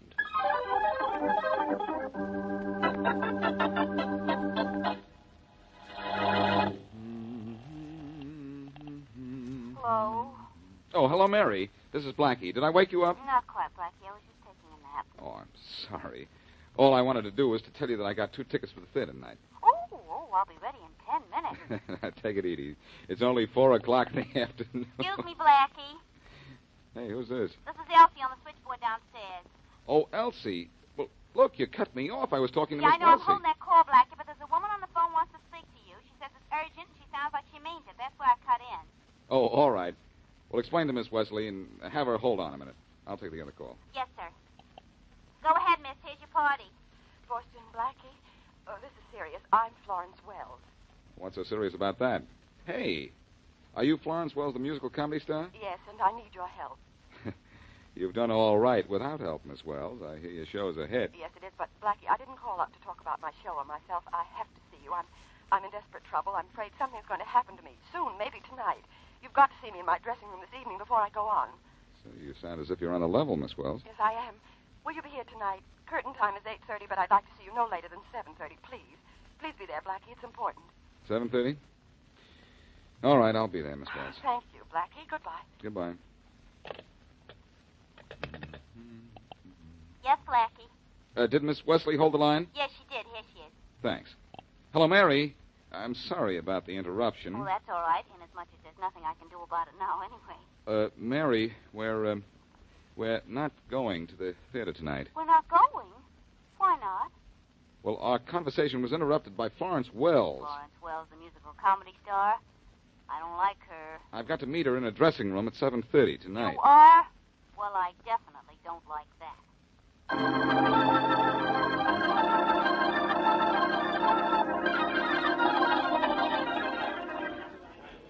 Where's Miss Wells? Has anybody heard from Florence Wells? It's 7:30. Why isn't she here? Joe! Yes, Mr. Brown? Don't move away from that door. The minute Florence Wells comes in, you let me know. I want to talk to her. Yes, sir. All right, everybody. Girls, boys, too. Let's get on stage and check costumes, makeup. Billy, let's have full overhead lights back here. Joe, don't you forget, the minute Florence Wells comes in. Yes, I know, Mr. Brown. You want to talk to her right away? Okay. Hey, you, where do you think you're going? I don't think I know where I'm going. I'm Boston Blackie. I'm supposed to see Florence Wells at 7:30. She sent for me. Well, I wish somebody'd send for her. She isn't here. Oh, I see. Well, maybe she left a message for me. Whom would I ask? Ask Ella, Miss Wells' maid. She's in Miss Wells' dressing room. That first door there. Thanks. Don't know what you're thanking me for. I didn't do anything for you. Is Miss Wells No, here? Miss Wells ain't here. She ain't...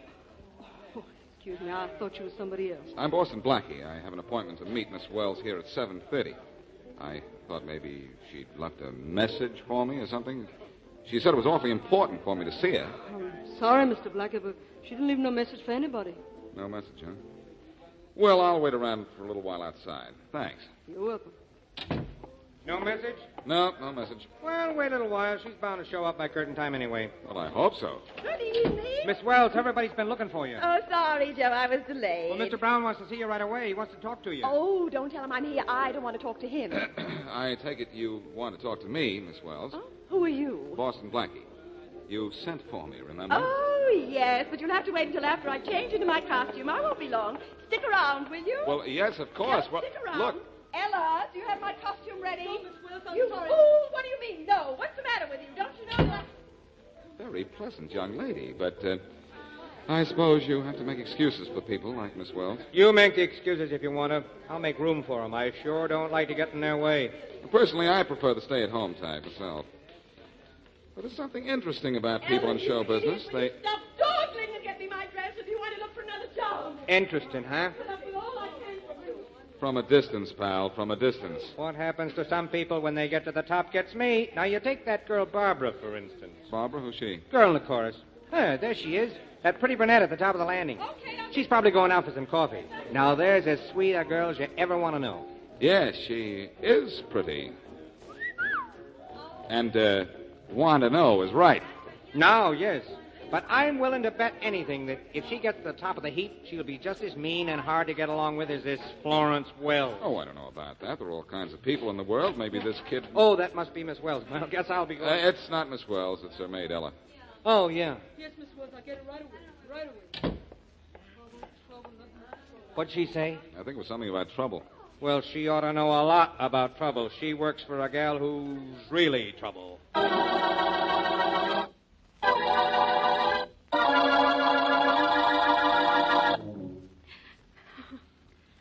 Will you quit your bawling, Barbara? You're making me sorry I ever let you come over here. But, Tom, I'm so frightened. I go on stage in a half hour, but I had to run out and see you.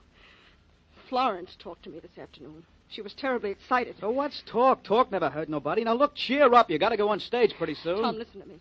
We're going to stop seeing each other. We are not. Now, come on, snap out of it, baby. This is no way to act when I just got back to town. I thought you were glad to see me. I am glad, Tom, because it means we can break off right now, before something horrible happens. What do you mean before something happens? What's going to happen? I don't know. All I know is Florence will do something awful if I don't give you up. So I'm giving you up, Tom. What? Please don't try to see me anymore. Let Florence have you if she wants you. It's the only way. Now, look, baby, Florence doesn't mean anything to me. Then why did you call her last night? To wish her luck in the show, that's all. I do publicity for her, remember? I like the dame, but that's all. I just like her. And not too much at that. Tom, you don't understand. She's in love with you. So what? I'm in love with you, baby, just you. But Florence... Listen, will you? That dame is out of my life. So skip what she said to you. Now, baby, I've quit her. Now, you quit crying.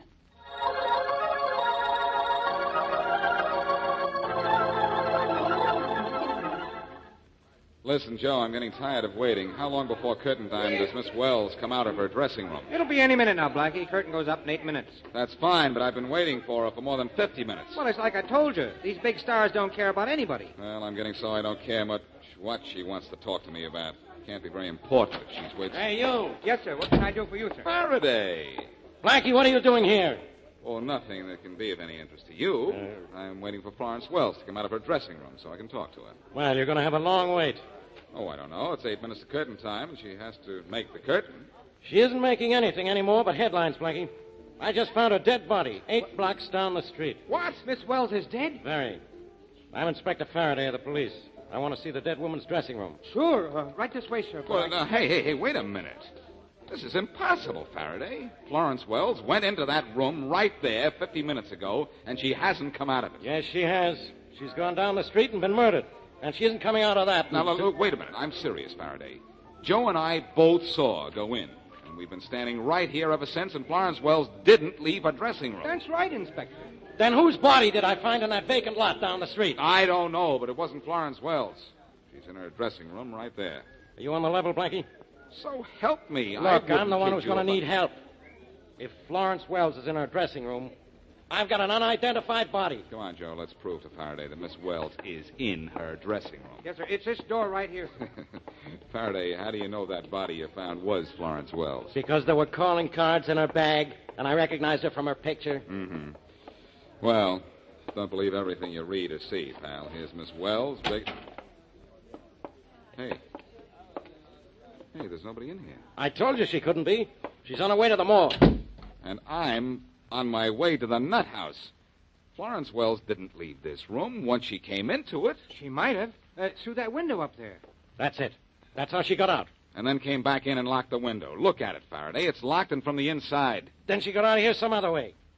Is there a door? Only the one that we just came through. And Joe and I were standing where we could watch that all the time. Maybe there's a trap door. I've heard of things like that. Good idea. Push back the rug there. Yes. Yeah, I know what you'll find, too. Never mind. I've already found it. Solid floor. Faraday, I hate to confuse you, but there's no possible way for Miss Wells to leave this room except through that door. But she did. She must have. She got out of this room, walked down the street 8 blocks, and got herself killed. You sure that was Florence Wells? Positive. I knew her from the identification in her purse and by her pictures. That was Florence Wells, all right. If that was Florence Wells, all right, she did get out of this room. But we don't know how she got out, and that's not all right.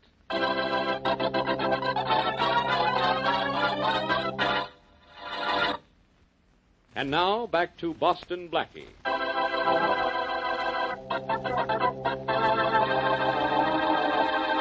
Musical comedy star Florence Wells tells young and frightened Barbara Lane that she had better give up her boyfriend, Tom, or suffer the consequences. Later, Florence phones Blackie and says she has to see him backstage at her theater at 7:30. Blackie is there before the star arrives, but she goes into her dressing room without telling Blackie why she wanted to see him. Florence apparently does not leave her dressing room by door, window, or hidden exit. But 15 minutes later, she is found dead, 8 blocks away from the theater. As we return to our story, it's the next day, and Blackie and his friend Mary Wesley are in the dead star's dressing room.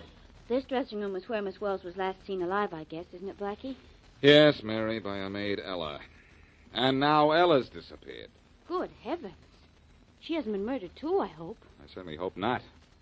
Maybe she knows who killed Miss Wells and she's gone into hiding. Well, that's one of the reasons I'd like to find her. I certainly can't find anything around here. But I thought you and the police had already checked this room for ways Miss Wells could have gotten out. We checked it from top to bottom and didn't find anything. But I thought checking it again might do some good. No sign of a secret door anywhere, is No there? sliding doors or traps, Mary. This is just a plain, ordinary dressing room. Come on, Mary. Let's go outside. All right. Oh, there's the manager. Maybe he can help me. Oh, Mr. Brown. Mr. Brown! Please, no more questions. I have enough trouble putting on a show with an understudy without answering questions. Well, look, don't you know anything about Miss Wells? Who her friends were, where she spent her time? All I know about Miss Wells is that she was the star of this show, and now I have a show without a star. Oh, excuse me, Mary. Mr. Brown, Miss Wesley. Hello. How do you do, Miss Wesley? You'll have to excuse now, wait a me. minute. Mr. Brown, wait a minute. Is there anyone in the show who might tell me something about Miss Wells? Well, yes. There's Barbara. She's the girl in the chorus. They knew each other, I think. But the chorus is on the stage now. We're rehearsing the entire cast with the understudy. Well, can't you get her off the stage? No, I can't do a thing like well, look, that. if you'll let me ask her a few questions, I'll stop asking you questions. Well, all right. Joe? Yeah? Ask Barbara to come in here, will you? Okay. I hope pulling a girl out of the line won't throw the understudy. Oh, no, Miss Wesley. They're trained to expect anything. Oh, here she comes. What's the matter, Mr. Brown? Was I doing something wrong? No, Barbara, no. This is Boston Blackie. He wants to talk to you. Barbara, Lane is your last name, isn't it? Yes, it is. Miss Lane, Miss Wesley? How do you do, Lane. Miss Lane? How do you do, Miss Wesley? Miss Lane, what do you know about Florence Wells? Florence Wells? Nothing. No? How long have you known her? Not long. I've been in town only a few months. The show wasn't cast until 2 months ago. In other words, Blackie, she's known Florence Wells only 2 months. I figured that out for myself. You're not a local girl, Miss Lane. Where are you from? A place no one ever heard of, Barling, Kansas. Just a little town. Barling, Kansas, huh? A little town. I wonder if I can get a little information out of it.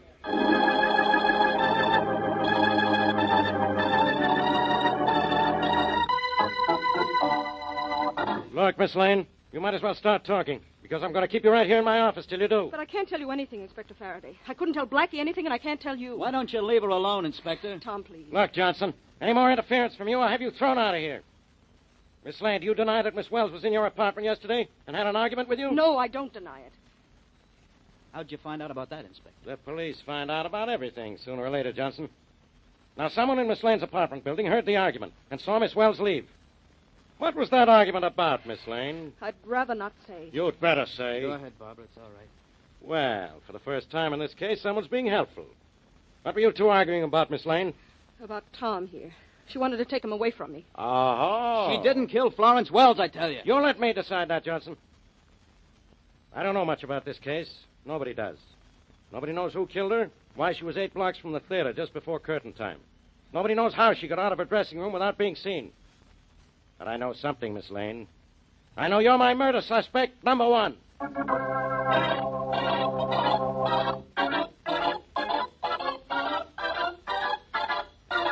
Hello. Hello. Yes, hello, I hear you. Who's this calling? This is Boston Blackie calling from New York.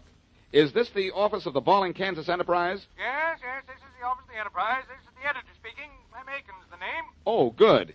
Look, Mr. Aiken, can you tell me anything about Barbara Lane? She's a chorus girl on a musical comedy here. Oh, Barbara. Now you're talking about the sweetest and prettiest girl in Barling County. You know her then? Know her? Why, I remember where she was born.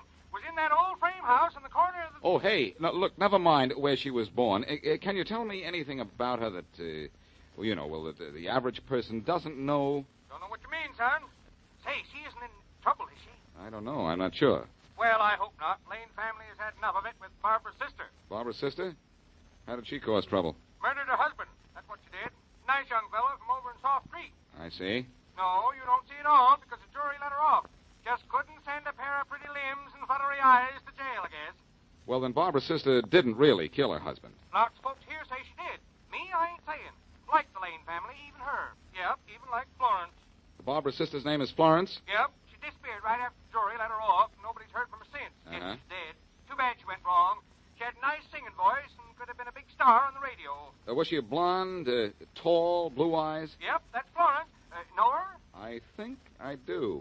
Funny you should be asking about Barbara Lane, and I get to telling you about her sister. Why? Well, there was a young fella here a few days ago. Big youngster with heavy head of black hair. Good looking, too, except for a nasty scar on his chin. He was here asking about Barbara and was sort of surprised to find out she had a sister. Well, I am, too. And I may have a surprise for you. I think I know where Florence Lane has been all this time. You do? Where? On the stage under the name of Florence Wells. But she's dead now. Murdered. Murdered?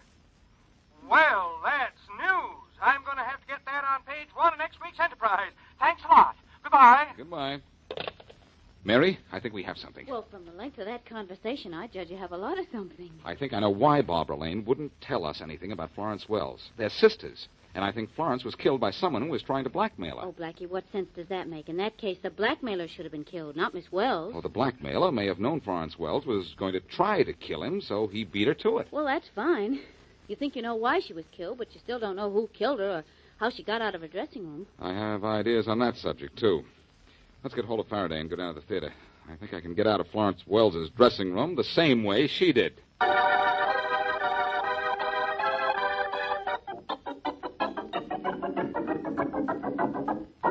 Blackie, is getting me down to this theater another of your crazy schemes to waste a lot of my time? I'm trying to find the murderer of Florence Wells. Look, Faraday, stop calling her Florence Wells. Barbara Lane backed up my theory that Florence was really a sister, didn't she? All right. Florence Lane. That's better. Mary, do me a favor, will you? Sure. Right outside the stage door, there's a shoe shine boy. Go out there and bring him in, will you? All right. Blackie, this is no time to get your shoe shined. No? What'll you bet, Faraday? First, I'm going to show you how Florence Wells, actually Florence Lane, we know now, got out of a dressing room without being seen. You can't do it. Give me just 3.5 minutes inside that dressing room. Get me that shoe shine boy, and I'll show you how to polish off this case.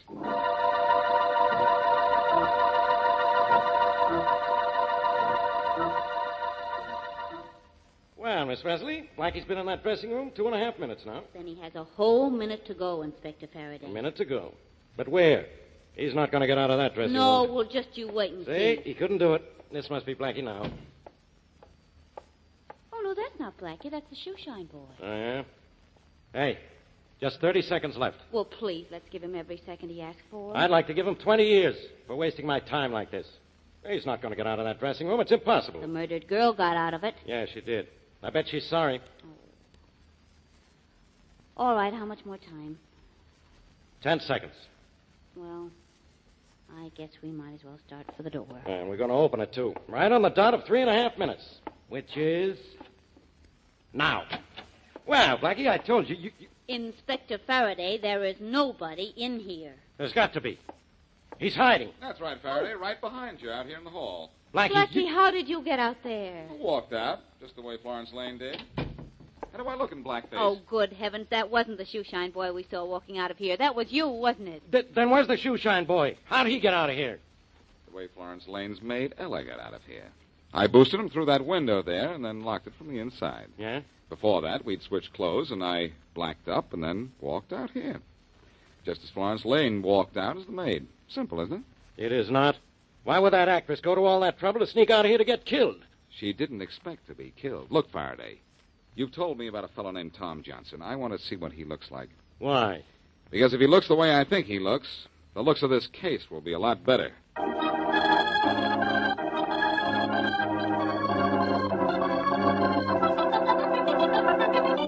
Nice head of hair you have there, Johnson, but where'd you get that nasty scar on your chin there? Oh, that, Blackie, I got it in a sledding accident when I was a kid. What's it to you? It's nothing to me. But I'll tell you what it is to you. A very definite means of identification and proof, too. Proof? Proof of what? Proof that you were in Barking, Kansas, the day before yesterday, talking to Clem Aiken, the editor of the Barling Enterprise. Oh?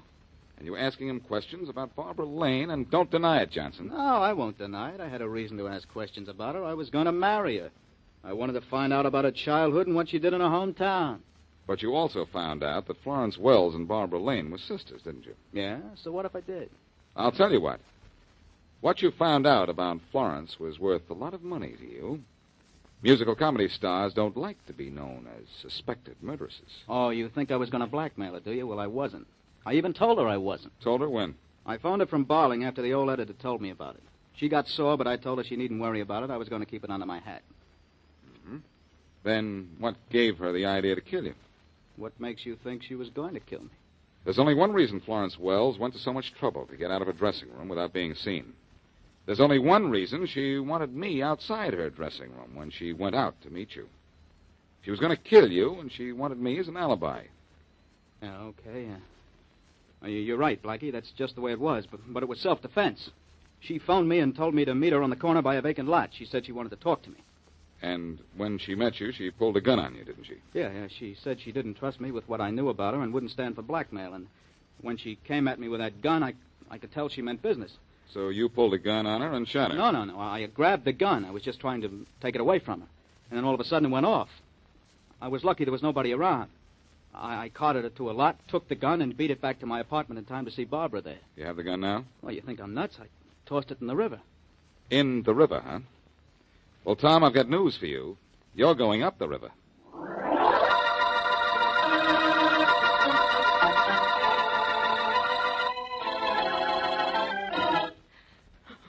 Ella, nobody's going to hurt you. You're not in police headquarters to be arrested. You were Florence Wells' maid. Yes, sir. But I didn't do anything wrong. Just what Miss Wells told me to do. I let her boost me out of the window after I gave her my maid's uniform, and then I disappeared, just like she paid me to. Well, Faraday, that does it. Florence Wells left her dressing room in blackface. But if she was in blackface when she left her dressing room, why wasn't she still in blackface when she was killed? She obviously stopped outside the theater and took the makeup off. That's right, too, Mr. Inspector. Why didn't you come and tell us all this right away, Ella? Because when I hear she's dead, I get scared to talk. Well, thanks, Ella. Thanks for backing me up. Satisfied now, Faraday, how Florence got out and that Tom Johnson killed her? Yeah, I guess so. Well, Tom Johnson was a press agent. He was paid to get Florence Wells' name in the papers. He got it in all right, in the obituary column.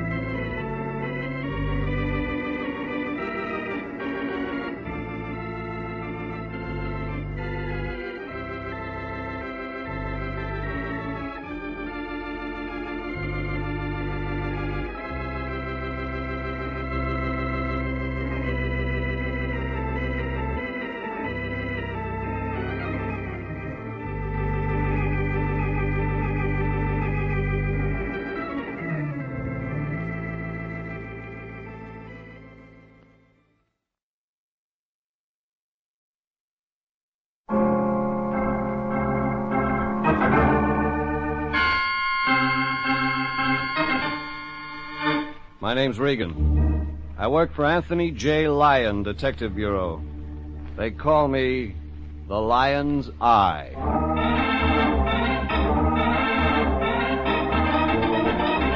Jeff Regan, Investigator, starring Paul DeBoff as Regan with Frank Nelson as Anthony J. Lyon. So stand by for mystery, suspense, and adventure in tonight's transcribed story, This May Hurt Just a Little.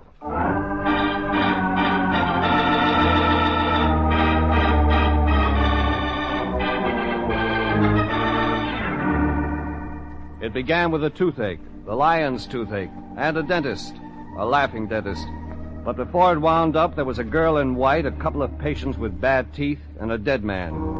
The dead man was the one who never got to open his mouth. It was around 2:30 Tuesday when I wandered into the Lion's office. Anthony J. was sitting behind his desk. In his hands, a towel and a couple of half-melted cubes of ice. He was taking the towel from around his jaw. Oh, hello, Jeffrey. I've been waiting for you. Trouble, Lion? The towel and the ice cubes? No trouble at all. Just a toothache. But it's gone now, Jeffrey. We got a client.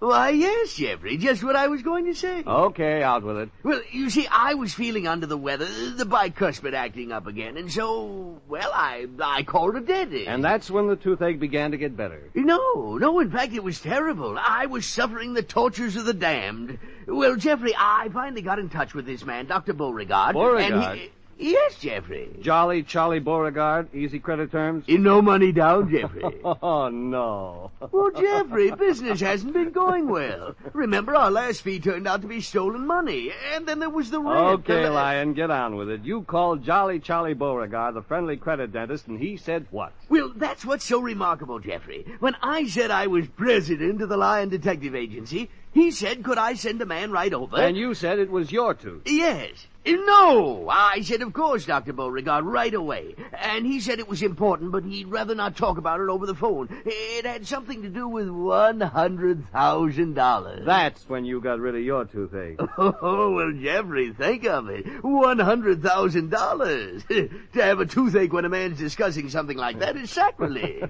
Okay, Fatso. I'll go see Jolly Charlie Beauregard. Yes. One more thing, Jeffrey. While you're there, open up a charge account, just in case. The Lion got out a pad and pencil and started calculating how many teeth you could have filled for $100,000. I headed for the main office of the Friendly Credit Dentist. It was on Broadway, in a building old before the invention of dental floss. And Jolly Charlie had a suite on the second floor. In case you didn't catch the number in the building directory, 5 neon signs told you to come right up and it wouldn't cost you a nickel. The last neon sign showed a smiling character waving what looked like forceps with the word welcome flashing on and off. I checked the gold in my fillings and walked in. Won't you be seated, sir? The doctor will be right with you. She was blonde and soft and smooth and slender, and she smiled once. A long, lingering, help me make up my mind for me smile, and the total effect was like a shot of Novocaine between the eyes. She drifted out, and I sat down and thought about it. I was still thinking about it 10 minutes later when she came back out. Do you have an appointment, sir? No, but the doctor's expecting me. May I have your name, please? Jeff Regan. And may I ask who referred you to us? With all those neon signs? Please, I do need the information for my record. Tell him Mr. Lyon referred me. He'll know. Mr. Lyon? Like in zoo, only with a Y. Thank you. Mr. 2 minutes after that, Jolly Charlie himself came out. Well, Mr. Regan, do come right in. I have everything ready for you. Yes, sir. Just step this way and we'll get right down to business. After you, Mr. Regan. Just sit right down here, Mr. Regan. It'll only take a minute. Just a minute. Nothing to worry about, Mr. Regan. We use the very latest methods here. Filling is a very simple thing here. There. Hey, Doc, you got the wrong idea. Now, just sit still. This is going to hurt. Look, Just Doc. a little. Look, Doc. Look. You may close the door, Miss King. Listen, Doc. Listen here, you. No, Mr. Regan. We have to take every precaution, don't we? We don't want Miss King to know you aren't a patient, do we? Of course we don't. Every private detective must travel in a cloak of secrecy. I know. This has got nothing to do with my teeth. Oh, I know that, Mr. Regan. You're the Lion's Eye. I talked to your boss only this morning. In fact, he called me. Isn't that a coincidence? Of course it is. You always answer your own questions? Now, here's the case. You're going to be interested because it's a very interesting case. Of course you are. You see, Mr. Regan, I'm being sued for $100,000, and that's a lot of money. Of course it is. I mean, sure. Now, this sure. young man is suing me for damaging his mouth. He's a singer. He claims he can't sing anymore because of some work I did on him. But he hasn't got a case. On the contrary, he's got a wonderful case. But I just can't afford to pay him $100,000. Where do I fit in? Well, it's like this. I did do some work on a young man, but I don't think I did what he says I did. Is that clear? Sure, I remember a couple of fillings, a little bridge work, cleaning job, but no extractions, no surgery. That's the part that puzzles me. Go on, Charlie. That's all. I'm stuck. Unless, of course, you visit this young man and straighten him out on a few things. Wait a minute. You want me to strong arm for you? That it? Well, not exactly. I simply feel the young man is lying about something, and I want you to get him to say so. Wrong guy, laughing boy. Hire yourself a gunsel, not me. Now, Mr. Regan, don't get excited. I'm going to give you an open field. You handle it the any way you like. Just talk to this boy and see what he's up to. If you don't want to go any further after that, just come to me, say so. No obligations. Now, isn't that fair enough? Of course it is. What's his name? Robert Warner. He lives in Hollywood. I have all the data in my records. And, Mr. Regan, for merely talking to this young man, I'll pay a fee of $100. A nice fee. Of course it is. Of course. If, in your opinion, Robert Warner's an honest man, the case closed. I'll simply have to make the best settlement I can. Can't afford the bad publicity, you understand. Yeah, I understand. Well, call me when you get anything. Well, now that wasn't bad at all, was it, Regan? Jolly, use the patient, quick, sure attention. Yeah, thanks, Doctor. Oh, just one more thing, Mr. Regan. Yes? You will be on time for your next appointment. Good day. Robert Warner, the man who was suing Jolly Charlie, turned out to be just off Gower and Franklin. Big house sliced up into 4 apartments. His was ground floor left, and I rang.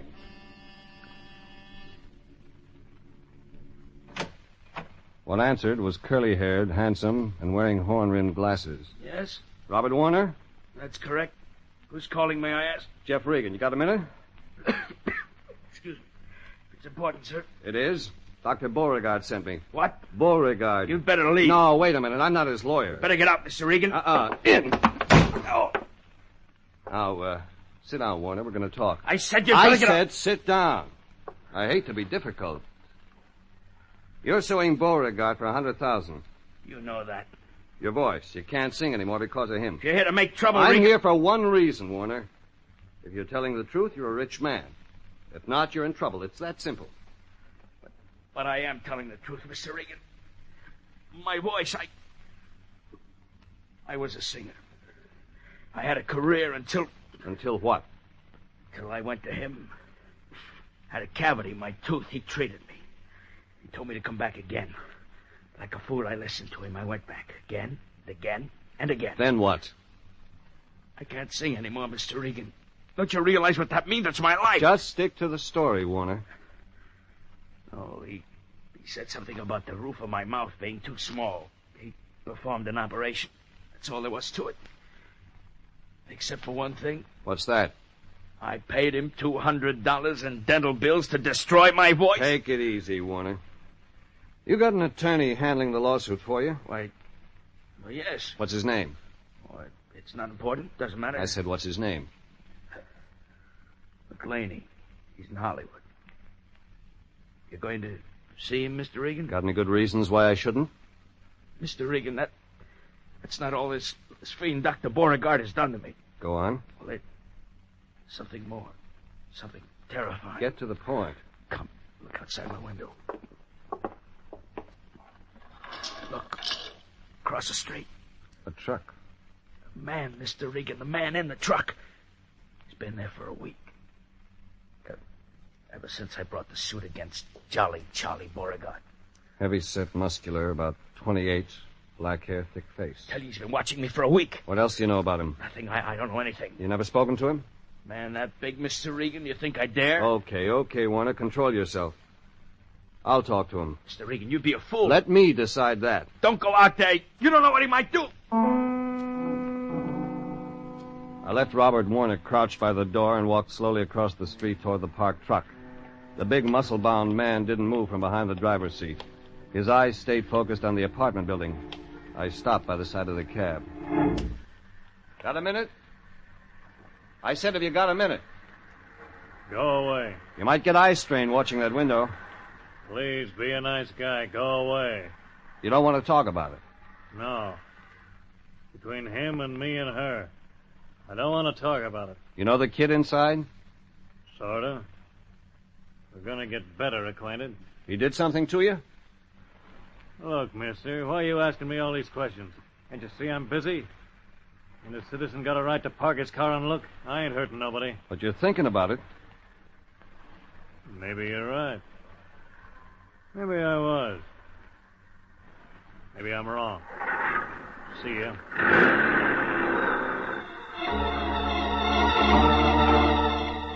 The man behind the wheel of the truck didn't look back. He swung the thing around the corner, and on the back was painted Mills Lumberyard. I made a note of that and got in my car. Next stop, the law office of a man named McClaney, Hollywood.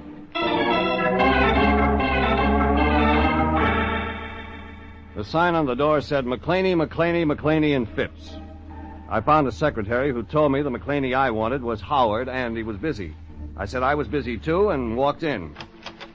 The secretary was right. Howard McClaney was busy. When I walked in, he was just starting on a new case. Well, come in. You're just in time for the party. What party? Yours and mine, of course. Here.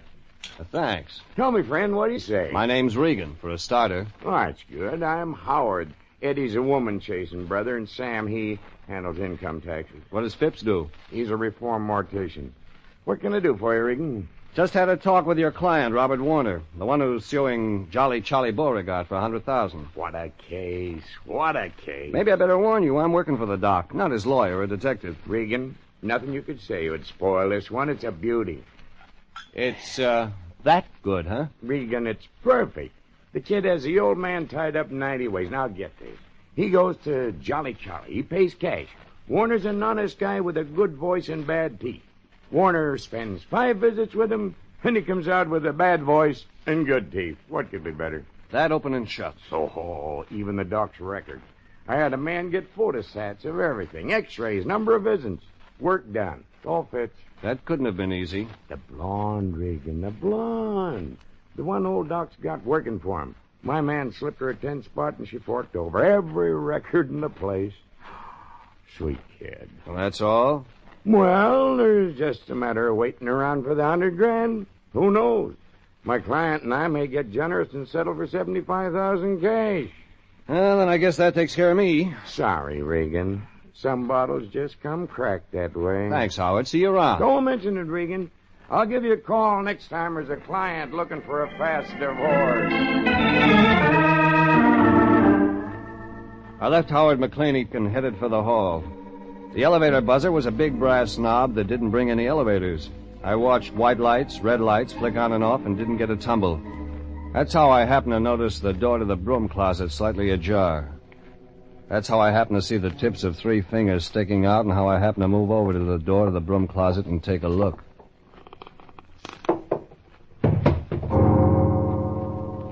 The man who fell against me, hand at my feet, was big and burly and dark-haired. He was the truck driver who'd been tailing Robert Warner. Dead.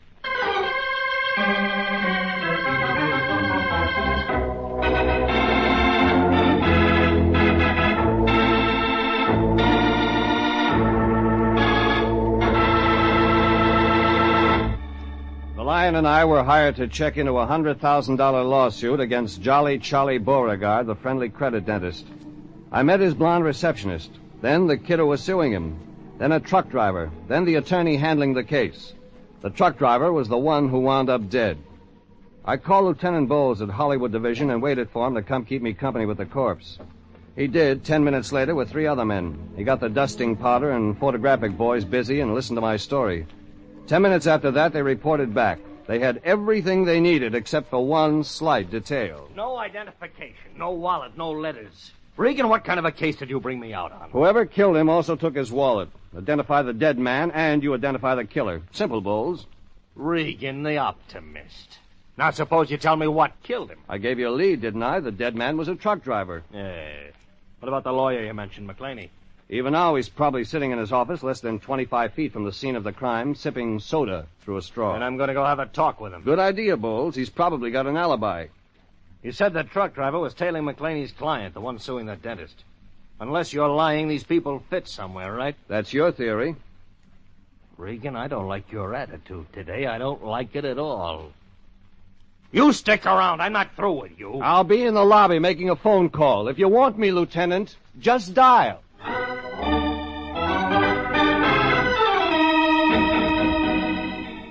That's the way it was with Bowles, the friendly type. I headed down to the lobby of the office building. An idea was buzzing around somewhere in my head, and I had to get it out. My boss, Anthony J. Lyon, was the man to get it out with. Lyon, Detective Agent. Me, Lyon. Anthony. Jeffrey.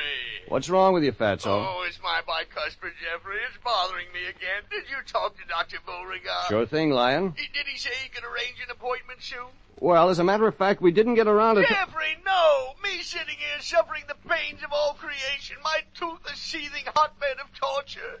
Jeffrey, you must do something at once. I'm dying. There's one in line ahead of you. What does that mean? I checked with Beauregard. He was being sued for $100,000. Then I went to see the kid who was suing him. Oh, Jeffrey, can't you spare me the details? Wait a minute. This is where you come in. There was a truck driver tailing this kid, the one suing the dentist. I found the truck driver in a closet. I know just how he feels. Lyon, he's dead. And he's luckier than I am. Okay, you'll get sympathy, but first you got a job to do. Call Mills Lumberyard. That was the name of the truck he was driving. Find out which truck driver is overdue. The man we're trying to identify is heavy set, black hair, blue eyes, deep voice, false teeth. Oh, lucky fellow. Well, he weighs about 200, maybe 5 feet 10, but that's a guess. You get that? Yes, Jeffrey, I'm taking it all down. Okay, I'll check back with you. Get that truck driver's name. Very well, but there's just one thing. What's that? When I pass on, Jeffrey, will you make the necessary Get arrangements? busy, Lyon. You may have time to earn just one more fee. Like Bowles had said, somewhere there was a connection between the dead man and the $100,000 lawsuit. Somehow the dead man was linked to an attorney and a dentist. There was just one catch. The cops didn't know who he was or what killed him. My client was the dentist, and I headed for his office in a hurry.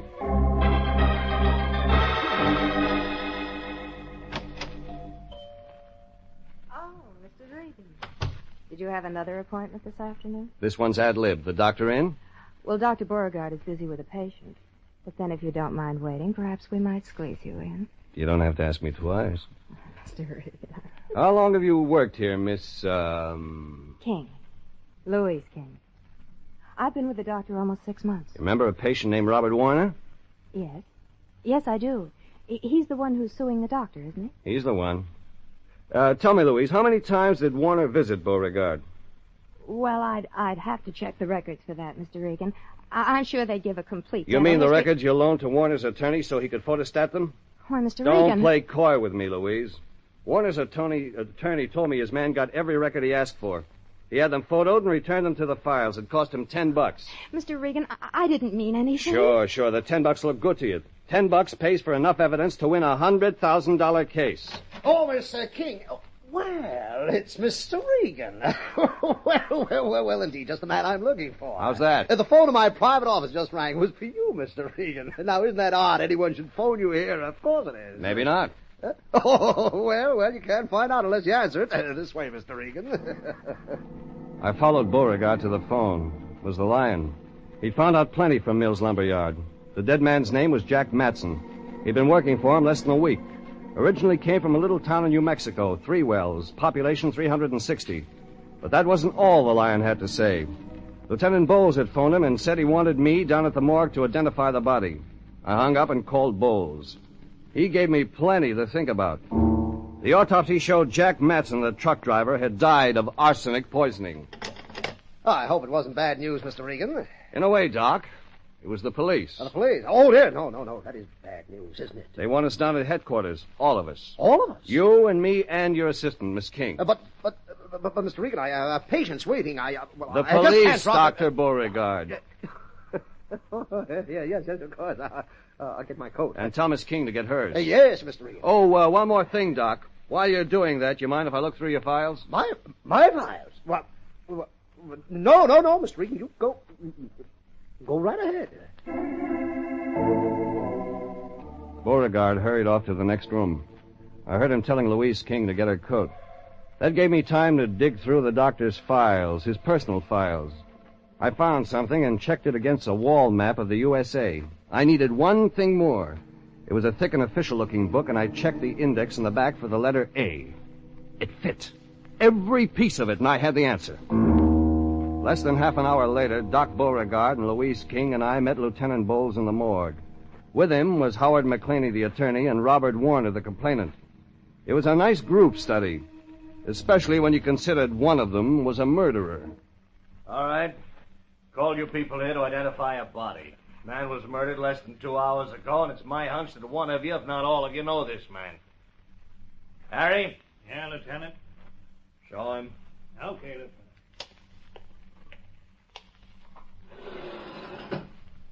Yeah. Over there under that sheet is a dead man. Who's first? I don't know. Is there one to go? All right. Somebody got to start it. You know this man? Step up and say so. Take a look, make up your minds. One by one, they moved over to the slab, looked, grimaced, then moved back quickly. First the lawyer, McClaney. Then the kid, Robert Warner. He said it was the same guy who'd been tailing him, that's all. Then Louise King, the dentist's assistant.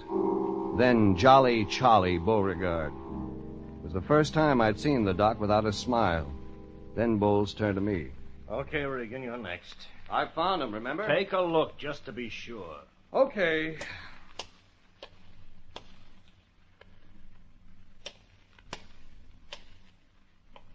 Well?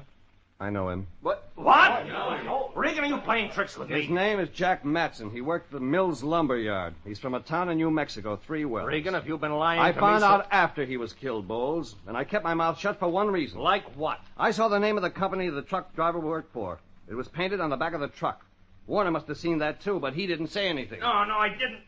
Honest, I didn't see it. You kept your mouth shut, Warner, because you were into something. Because when the truck driver turned up dead, you knew you were in too deep. That's not true. I'm not in any... A $100,000 lawsuit against Jolly Charlie Beauregard. That has nothing to do with murder? Don't count on it, Warner. Jack Matson was killed because of $100,000. He was killed because he found out the lawsuit was a phony. That's fantastic, Regan. It's as good a case as I've ever seen. Lieutenant, what's this all about? Hold it, McClaney. What's with this lawsuit, Regan? I'll show you. Doc, you admit working on the kid, Warner? Yes, I did, Mr. Regan, but I'm sure I didn't do the things he said I did.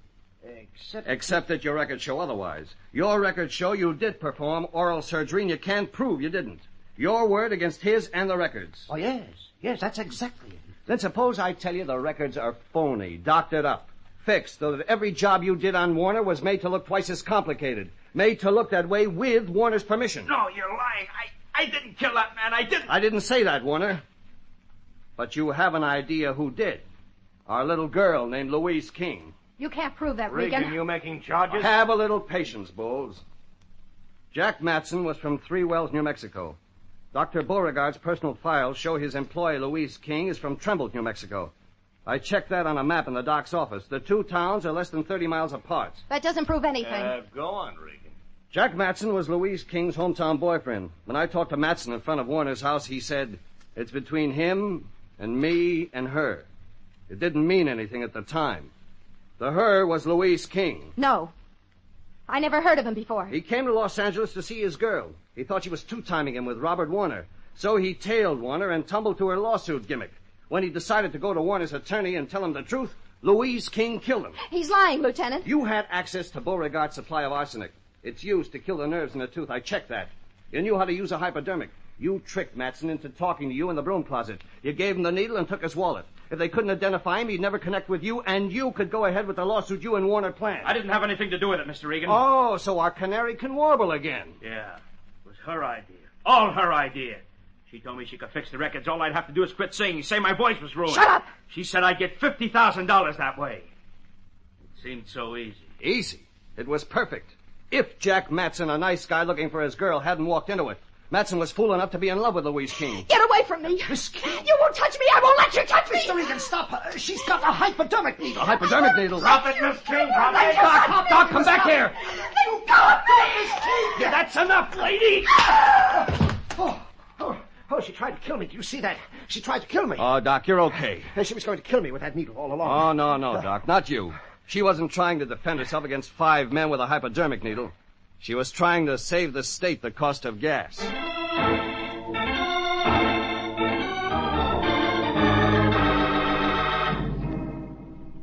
Louise King got up and went quietly. Robert Warner wasn't far behind her, but at least he could count on seeing daylight sooner than she would. Doc Beauregard and the attorney Howard McClaney and I went up to the doc's office for a drink. McClaney left about 6, but the doc kept me cornered with stories of bravery above and beyond the call of dentistry until close to 7. That's when the door to Doc's private office burst open. So here you are, you scoundrel. Anthony J. Regan, you dirty rat. Me waiting back at the office alone with my aching bicuspid and you just sitting here. I might have known you wouldn't do anything about my tooth. Doc, this is my boss, Anthony J. Lyon. Lyon Doc Beauregard, the friendly credit dentist. No money down. I'm pleased to meet you, Mr. Lyon. I've heard a lot of nice things about your bicuspid. You what? I've been telling the doc how you suffer. He's interested in your case. Really, Jeffrey?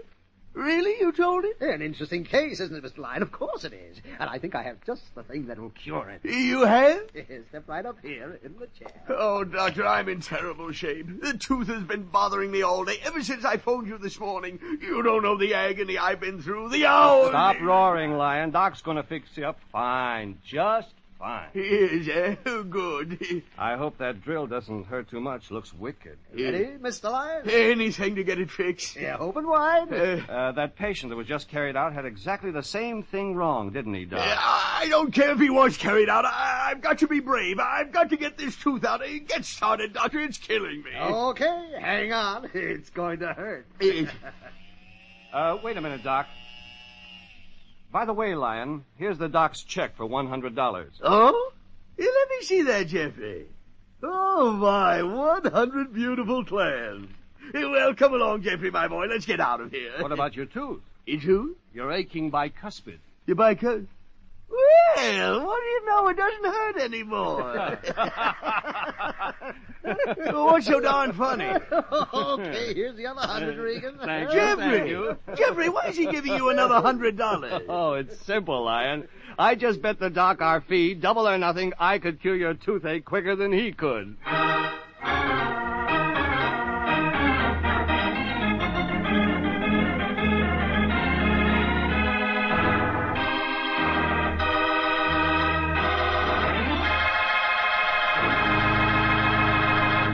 Jeff Regan, Investigator, is written by William Frug, produced and directed by Sterling Tracy, and stars Paul Dubov as Regan, with Frank Nelson as Anthony J. Lyon. Original music is by Dick Arant. Jeff Regan, Investigator, is transcribed each week at the same time over CBS. Dick Cutting speaking, and inviting you to be with us again for more suspense, mystery, and adventure with Jeff Regan, Investigator. Personal notice. Danger's my stock and trade. If the job's too tough for you to handle, you got a job for me, George Valentine. Write full details.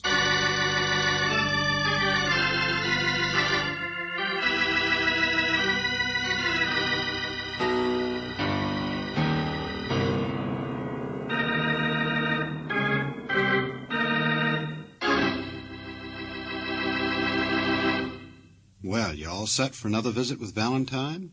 Ready or not, here he comes. And is he loaded. Now, don't get me wrong. I don't mean in the true sense of the vernacular, nor is he toting a Tommy gun. He's just up to his chin in bliss. You know why? He's going on a vacation. Now, whether you think this is the proper time of year to take a vacation, or whether you think he deserves one, is of no consequence to George. He just got tired of letting George do it, and packed Brooksy and his bags into the car and took off for his favorite seaside spot. Now, at first glance, this may look a little on the dull side, but stick around. It's only the beginning. Fish stew. George, are you sure this is the right road? It's so dark, all I can see is fog and sand. Yeah, I know, and they're both the same color. Now, don't worry, I can tell them apart. I tell you, Brooksy, the Italians call it Giuppino, and the French call it bouillabaisse. But this stuff here tastes so much better than what they... I know, and Miss Gallagher just calls it fish stew. You've only told me about it 10 times. Well, now look, everybody else in the world gets a vacation. Why can't I?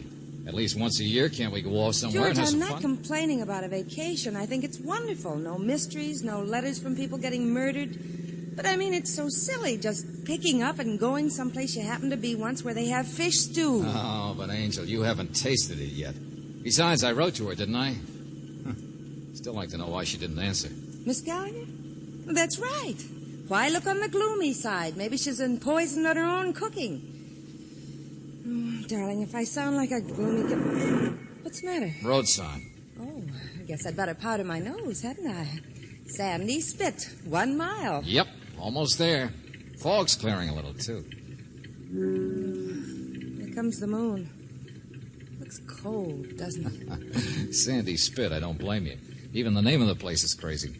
But it's quiet. Nothing ever happens here. Nobody ever comes here. Aren't there any tourists or summer visitors? Not many. You've seen the roads. Just sand fleas and seagulls, mostly. Oh, a few artists or hermits, maybe. But I think most people are afraid of this kind of country. Too lonely. Just miles and miles of sand dunes and wind. Yes. George, I take it all back.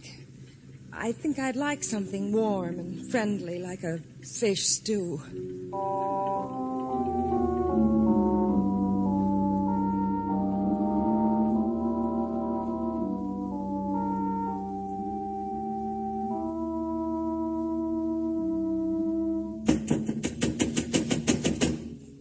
Place looks totally different, you know, in the daytime. I mean, when the sun's out. Well? Oh, well, hello. I was looking She's not in. Yeah, I was going to say Miss Gallagher. Well, obviously I'm not her, am I? My name's Dr. Crowell, and you can take my word for it, she's not in. Good night. Well, you see, we're down to visit. She might not remember, but Mr. Valentine here wrote for reservations, only she didn't answer, so I'm not surprised. Probably wouldn't answer if you were standing in the same room. What? She don't take in guests anymore. I'm the only one left. And the way things are going, I won't last much longer. Well, what's happened that Or changed? am I wrong? Sure, you're not here for hospitality, are you? Wasting my time, aren't I? What on earth are you talking Like all the rest, just nosing around. Well, I'm not going to show you no gold cup. Gold cup? For my money, it ought to have stayed buried another 300 years. And Gallagher along with it. Her and her big secrets and mysteries. Yes, and you, too. You should all be dead.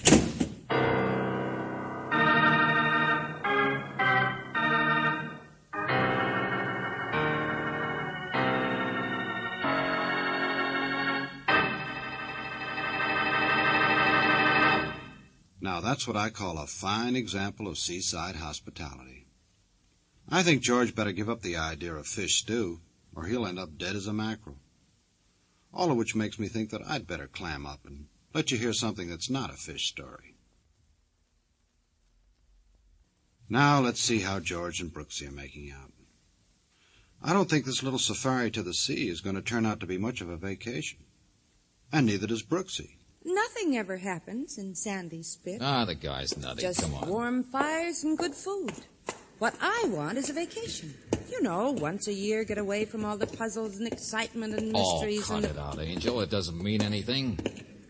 Only what did he say about a gold cup? George. Hey, wait a minute. Never mind. Listen. What? Yeah, party going on down the street. I thought everybody was a hermit in this town, like Dr. Crowell.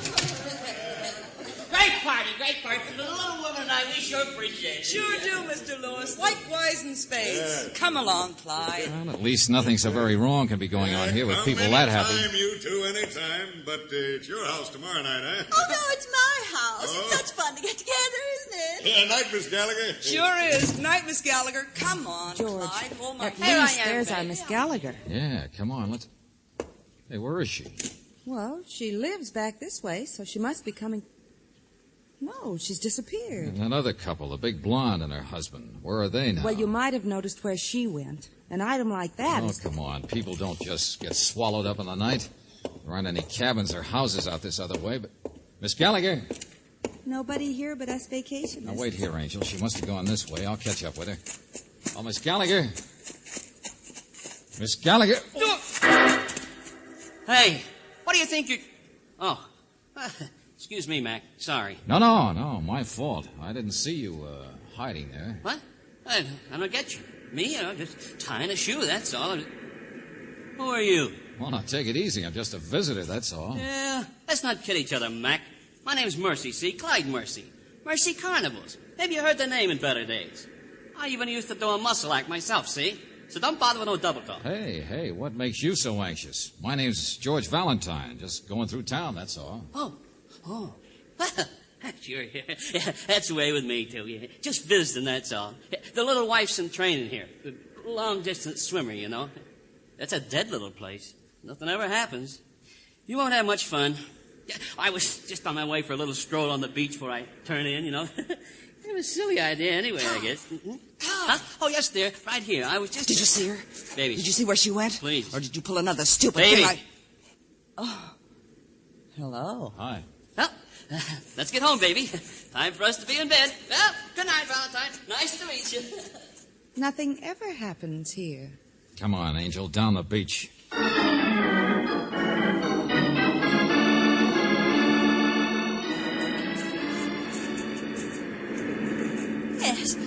Yes, I'm Liza Gallagher. That's right. Well, we didn't mean to scare you. Hey, you know, the climate must make people jumpy around here. Miss Gallagher, don't you remember my name? I was just going for a walk on the beach, but you didn't see anyone else, did you? Clyde Mercy Look, Miss Gallagher, what's happened to this place? In the old days, people didn't go in for parties. And afterwards, they didn't go sneaking off at this time of night to go in for... Huh? Oh, I'm sorry, but I thought I heard...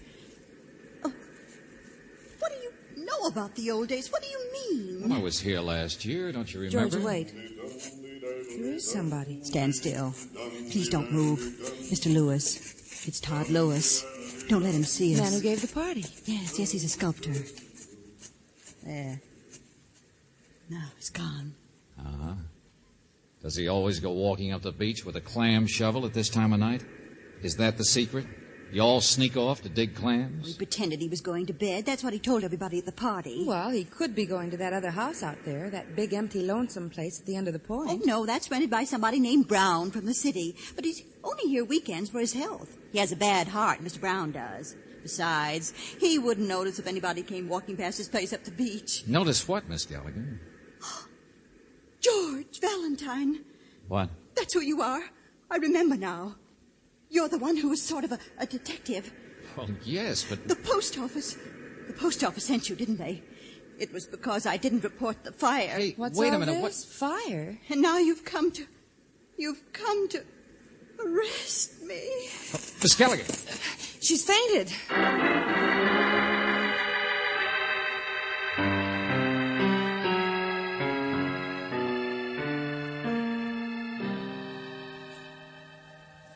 Miss Gallagher, please, start at the beginning, will you? If you feel all right and I've convinced you I'm not a post office inspector. Yes. I'll show you. The gold cup. It's a relief to tell somebody. About a fire in the post office? Yes, because I'm the postmistress, too, in this town. Use the back of the grocery store. Oh, so that's it. And there was a fire, just a little tiny one. No one else ever knew about it. But that's when I found the cup. Go on. I keep a sack out for people to mail things, and everybody sends packages, sends shells or paintings, or even once that Mr. Lewis sent a whole bust of General Grant, in concrete, too. You must sell a lot of stamps. Oh, I didn't do anything dishonest. It's just that somebody dropped a match or a cigarette, I guess, and this one package got burned, and I couldn't tell who was sending it. You know, the return address. It was all charred. But it was going to a jewelry buyer in the city. I know that because I rewrapped it and sent it on. Only pull down the blind first, will you? Oh, here. Now, look, if this cup was in that package you sent on, then how can you show it to us now? Wait. There, you see? I made a cast out of it with some of Mr. Lewis's clay. It's sort of a funny-shaped cup. It was found someplace here on Sandy Spit. It must have been, because someone was sending it. Found it buried in the sand. They must have. Mm-hmm. This is just like the original? Oh, yes. You can even see the markings. Oh, well, that's what I meant. I don't read Latin so well, but it's a good 300 years old, I guess. Spanish. It's Spanish. I looked in a book. I mean, the design and everything. And made out of hand-carved solid gold like that. You know how much it weighed, Mr. Valentine. Don't mind. I get the idea. A thing that size. Somebody went digging for clams or fishing for a stew and made a fortune on the haul.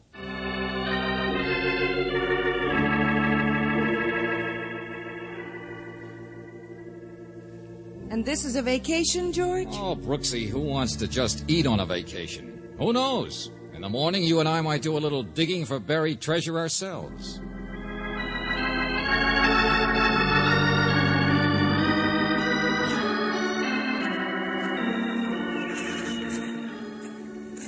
Who really found that cup, Mr. Lewis? The $64 question. Me, I'm about as subtle as a hammer. I just ask people. And somebody's a liar? Well, would you tell? Or would you tell where? Or would you let people follow you to the right place? Nah.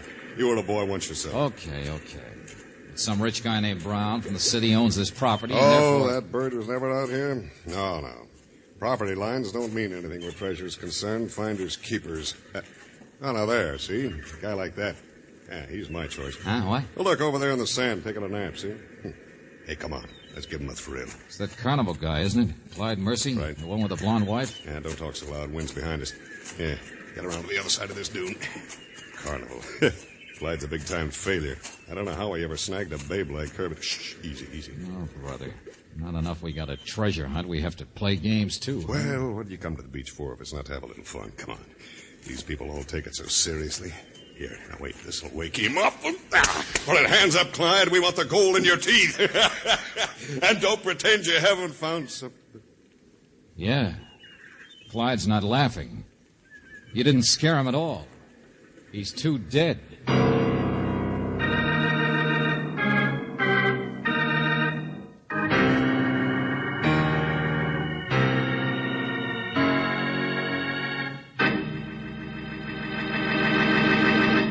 Say, I wonder what inside information Clyde had on that buried treasure. Must have been pretty good to have someone rub him out for it. Or is that the way it happened? Well, let's give a listen to this first, and then maybe we'll find out.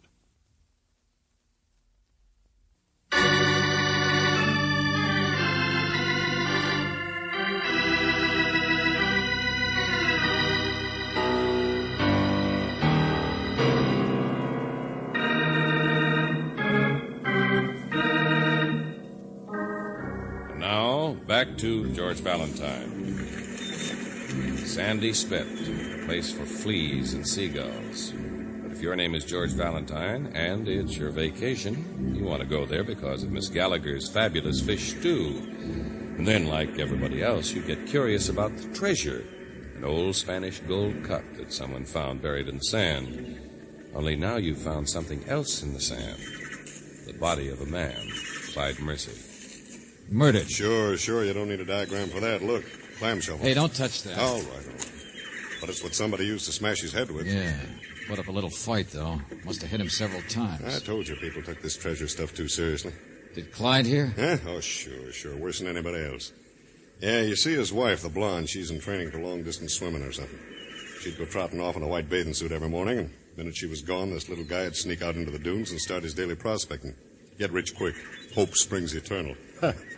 I wouldn't be so sure. Clyde here found some gold. What? Yeah, his hand here, look. Holy smoke. Hanging onto it for dear life. That's right. Gold coin, Spanish. About the same date as that cup.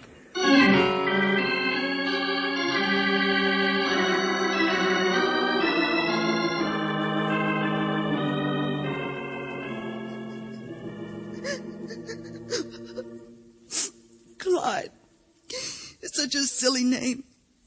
I always yelled at him so. Yeah, we understand, Mrs. Mercy. No, you don't. How could you? People like us. My third husband, you know that? And when I met him, I thought he was such a silly-looking ape, gawking at me in a bathing suit. Here, have a drink. It'll make you feel better. I married him for his money. Do you know that? That's the funniest part. He used to own a carnival, see, and I thought your husband was broke. Well, he lost it, naturally. Well, he wasn't any good. And me and my big mouth, of course, I told him so and yelled at him, and he just got broker and broker. Until all he could think about was digging for buried treasure, huh? Sure, you got the idea. Saps. We're all just saps going around. Oh, I'm sorry. What did the sheriff say, Mr. Valentine? Oh, nothing yet. Just that this forsaken place has a population of 73. 73, the sheriff says. 75, counting us. You want to bet the sheriff will be a lot more interested in finding out about the treasure than who killed Clyde. Look, Mrs. Mercy, why don't you go on home and stop? I know. Stop crying. Clyde's dead. If there's anything more I can do, I'd be Of course there isn't. I'll go swimming. That's what I'll do. What do you think I am, a baby? Oh, come on, Angel. Let's go back in and talk to Mrs. Gallagher about... No, how do I know who it is? Who cares? They're out in the back. But Dr. Crow, wait. Don't get in such a lather about things. Hello, Miss Gallagher. Oh, Mr. Valentine, he's gone. He took his bag and just ran out. I told him to wait for you. What are you talking about? A phone just came from Mr. Brown's house. Brown? Rich guy out at the point, Angel. He's sick, remember? Oh, no, that's not what I mean. Dr. Crowell couldn't tell who the voice was, but of course that doesn't mean anything to him. He doesn't believe in mysteries and Never treasures. mind, I get it. Brown's only home on the weekends. Yeah, I remember. So then who called the doctor and why?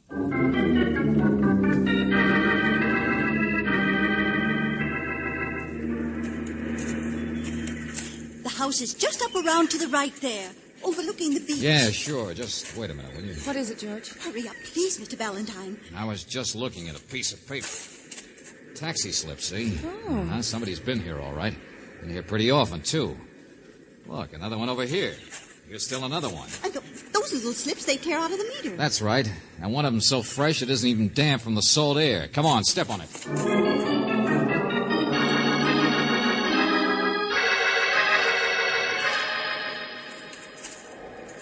Mr. Brown doesn't put the shutters up, but the place is always locked up tight. This path here? Most of the time he uses the door back here by the shed. Wait a minute. Mr. Lewis! Hey, what are you doing out here? Well, now, that's a question I was going to ask you. Eh? Well, I'm trespassing, naturally. No, I just saw a man hurrying in here from across the dunes carrying a bag and wondered what was up. That was Dr. Crowell. Sure, but Miss Gallagher, you wait here with Miss Brooks, will you? Come on, Lewis. All right, George. Hey, what's she so upset about this time? I don't know. Hey, the door's open. Uh-huh. Back way goes to the tool shed, I guess. Front doors just let sand in this country. Yeah. Oh, but that's not all. Yeah. Lying on the floor by the hall. Come on. Yeah, look. Doctor's kit beside it. Oh, brother. Now, wait, don't touch him. He's not dead. I don't see any marks on him. Don't touch him. Huh?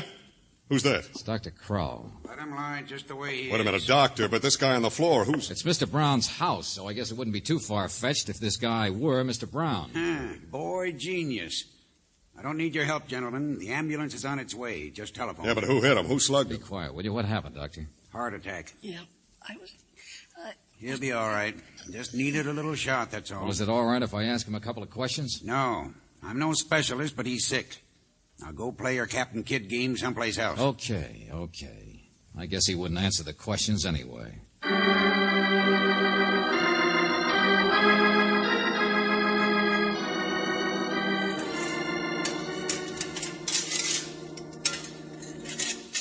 You know, Mr. Lewis, you seem to be around every time something happens. And you're the one that I saw out walking last night with a clam shovel. Everybody here's got one. There's 100 of them. Several in some homes. Any one of them could have been used as the murder weapon. Oh, sure, and they all look the same. Only, there's none here. I can't find Mr. Brown's clam shovel. And yet there are clam buckets, the rest of the stuff. Uh-huh. There ought to be one, shouldn't there? Wait, I'll take a look at the outside lock. Yeah, hasn't been touched. Ones in front of the house haven't been either. Okay. So if there was a clam shovel in there and somebody wanted to use it, they'd have to have a key. So you eliminate the mystery, don't you? It's the person with the key who used the shovel that's missing. In other words, Brown himself. George? Hold it, will you? Yeah, here, Angel. Did you get hold of that taxi driver? Yes, the driver remembered all right. Now, what's this? Go on, Brooksy. He says he drove Mr. Brown out just half an hour before we came. Yoo-hoo! What did she tell you, Mr. Valentine? It's Mr. Brown who found the treasure, all right. Mr. Brown even paid the driver not to tell anyone he was coming out here. I mean, during the times when he was supposed to be in the city. Today, George, the driver told Mr. Brown all about the excitement here. Over the murder and the treasure and everything. Oh, simply everybody knows now. And he said Mr. Brown suddenly looked very ill. He didn't want to talk about it. He seemed frightened. Then he went in and had a heart attack. Well, that's it. What more do you need? It's been him all along. Yoo-hoo! Mrs. Mercy! She's out there swimming. Yeah. So Brown found the treasure. Poor little Clyde stumbled into what he was doing and... Come here, Mrs. Mercy! Come here, quick! Mr. Brown will have to tell where the treasure is, naturally. They'll make him, and I guess all the rest of us can Okay. We'll all be rich. It's all over with the shouting. Come on, Angel. Yeah, George. What did I say? Oh, I wouldn't worry. What's the matter? Gold makes people do funny things. But I guess there's more than one kind of gold, isn't there? What? She has beautiful hair, doesn't she, Mercy?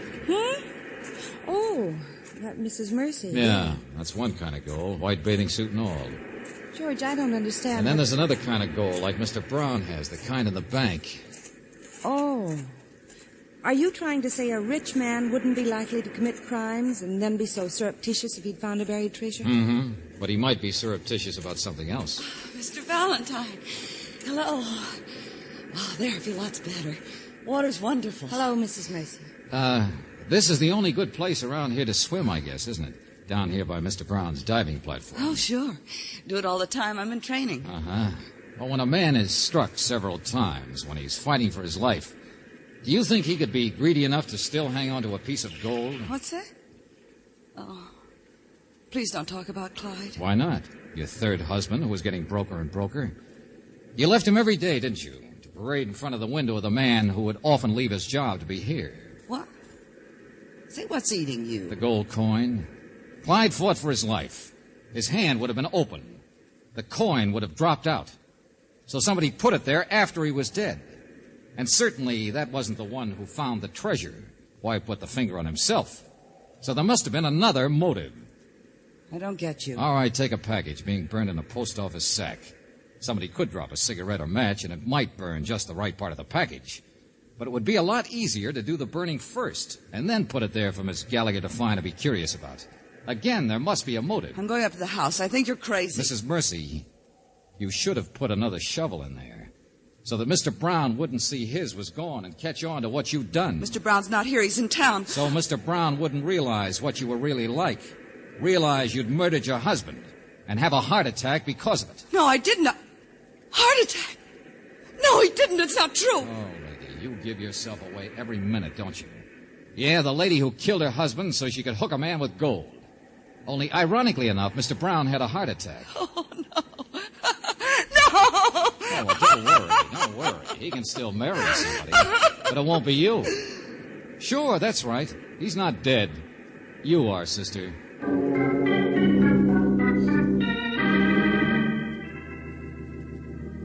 But the gold, George, that cup and the coin, the treasure. Oh, there isn't any, Angel, don't you see? Mrs. Mercy just used it to set up a perfect murder. This is Sandy Spit, remember? Just a place for fleas and seagulls. Stick around, I'll prove it.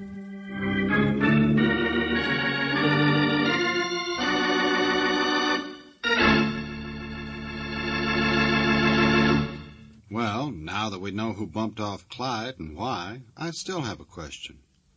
When is George going to get around to having some of that fish stew he's been yapping about? This I gotta see. Just like this, you've got to hear.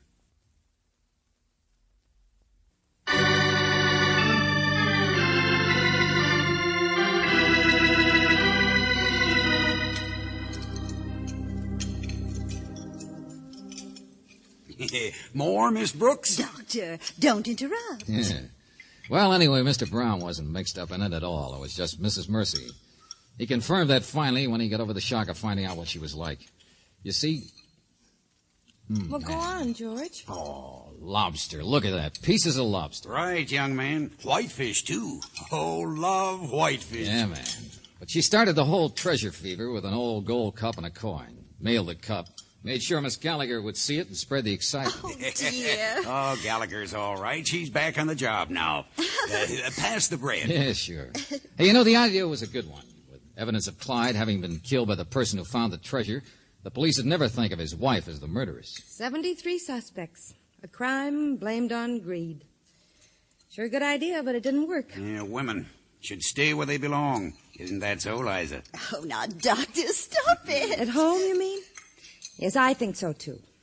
I couldn't help noticing you and Miss Gallagher, Doctor. You seem so happy now, so different from when you... What's that? What's that? Me and who? Now, don't get any wrong notions, young lady. Valentine here, he understands. Woman's place is in the kitchen. Sure. That's all the doc wants, Angel. You see, I do understand. I'm a fish stew man myself.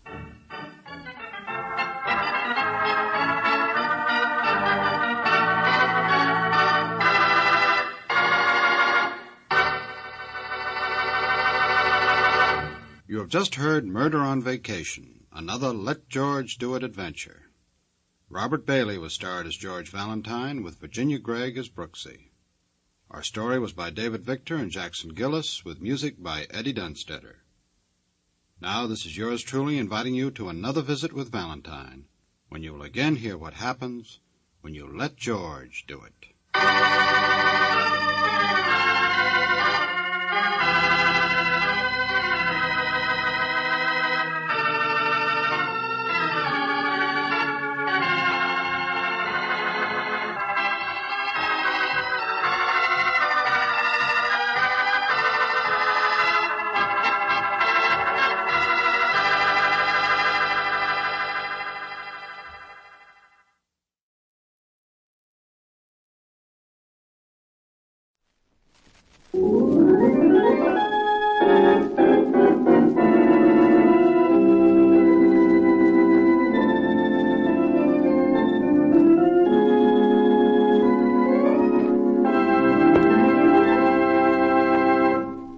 This is Mercer McLeod, the man with the story.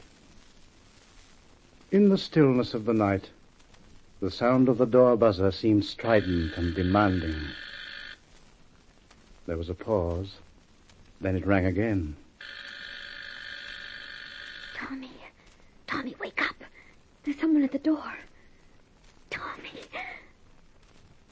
Shall I answer it? Oh, dear. Oh, all right.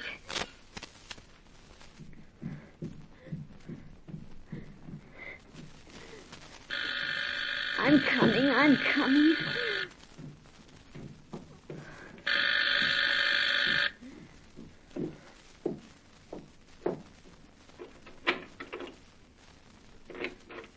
Where is he? Who? Don't stall, sister. Look, there's blood on the doorstep. He came in here. There's no one here, and I'm going to close the door. Grab it, Joe. Oh, leave me alone. What right have you to come in here like this and... Oh! Another squawk out of you, and I'll slap you silly. Okay, Joe, search the place.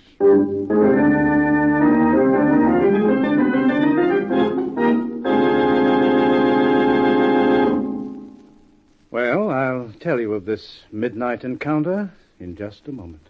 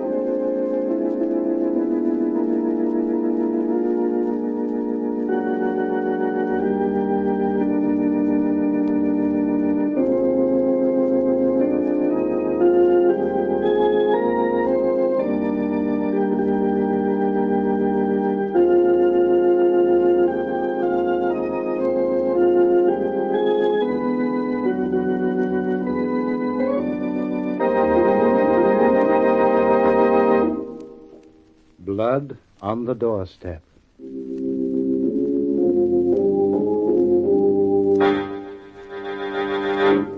Who's there? Sheila sat up in bed. She listened. Moonlight poured in through the open window, bathing her bare shoulders and rippling jet-black hair with a silvery glow. Holding her breath, she listened.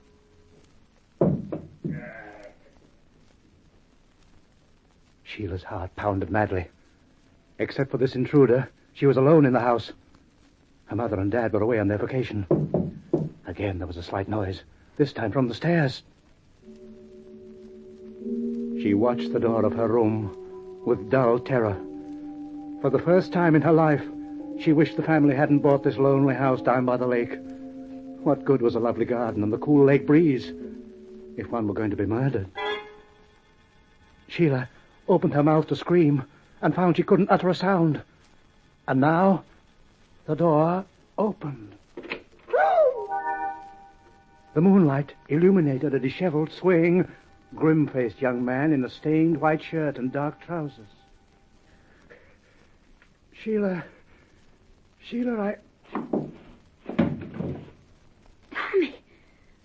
Tommy, what is it? Tommy! Sheila, I'm sorry. I had to come here. Oh, Tommy, what's happened? I've been shot. Sheila ran into the bathroom and returned with iodine and bandages, bewildering thoughts racing through her head. What was her fiancé running away from? And what's this? What was Tommy, the quiet, friendly chief designer of space aircraft, doing with a gun under his arm? She smoothed down the last piece of adhesive tape, decided that the bleeding had stopped, and started for the telephone to call the police. But wait. Suppose Tommy was running away from the police. She shuddered and slipped on a negligee. What should she do?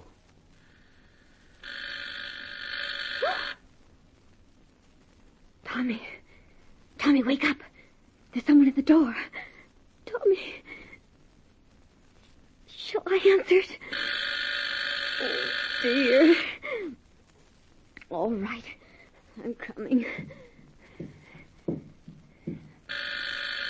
Just a moment.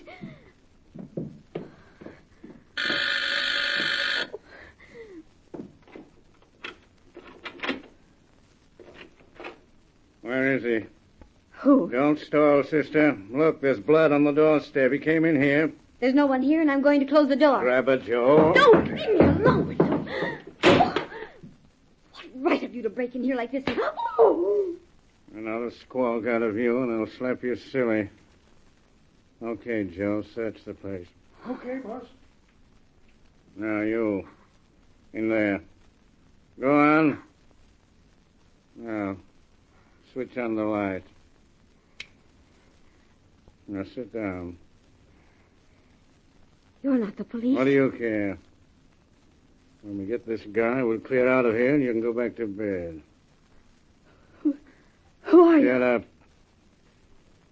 Doc, there's blood on the floor upstairs, and it looks like this day's been patching him up.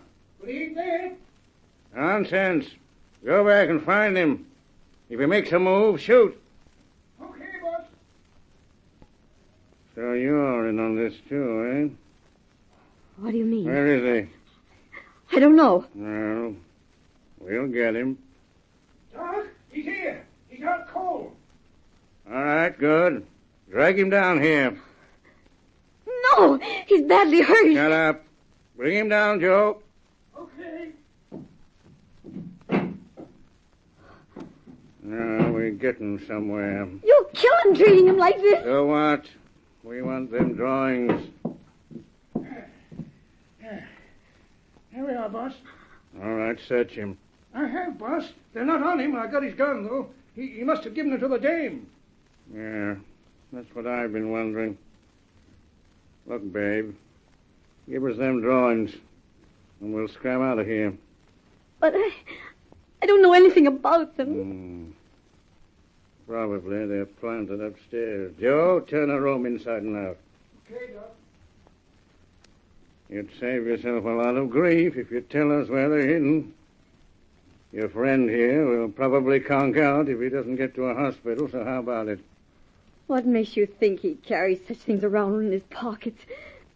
They lock their drawings up in the vault at the plant. He's been working on this design at home in the evenings. He was working on them tonight when we called on him. Unfortunately, he slipped through our fingers and took the drawings with him. Where did he put them? I don't know. Well, when he regains consciousness, I'm afraid we might have to hurt you a bit to force him to be, reasonable. Providing, of course, that Joe doesn't locate him. There isn't much time. What are you going to do? Well, we might have to cut your pretty face up a bit with a penknife. That should arouse his chivalry, don't you think? How are you making out, Joe? Nothing yet. Yeah, that's what I thought. Well, Your friend looks like he's coming too. Want to see the knife? There it is. Yep. I guess we wasted enough time. All right, sister. No. Come on. No. No. No.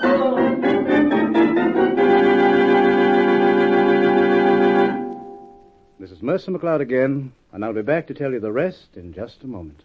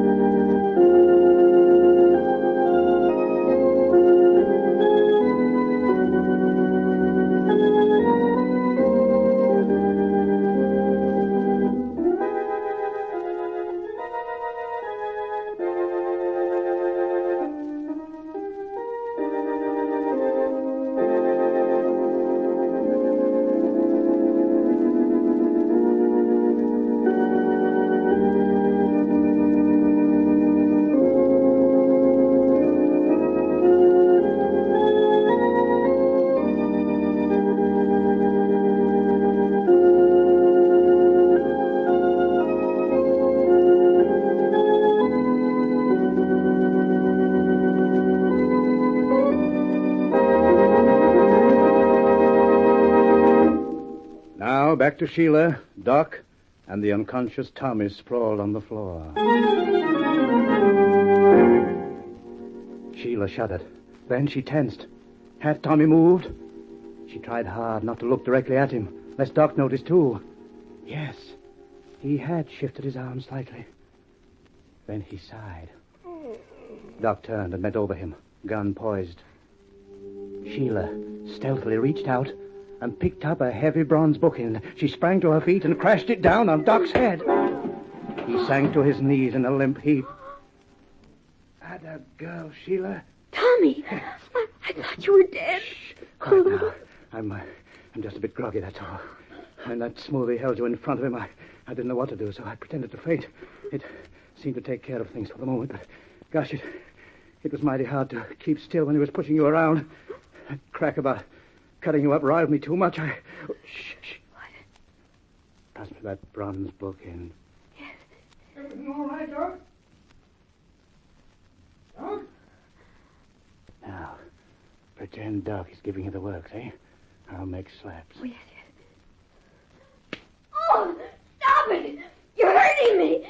Stop it! Hey, Doc, let me take a swat at that smarty skirt. I'll make her talk. Oh, boy. Well, that's that. Now for the police. You know, Sheila, when we get married, there'll be no heavy objects around. You aim too straight for a woman. Oh, hello, police. Russian ambulance and the doctor as well as a squad car over to the Howell residence out at the turnpike. Right? Oh, Tommy, I thought we'd never get out of this. Yeah. That's thanks to you, dear. Tommy, what about those drawings? I hid them under one of the flagstones at the front door. One of the flagstones? Yes. I know which one because I dripped some blood on it.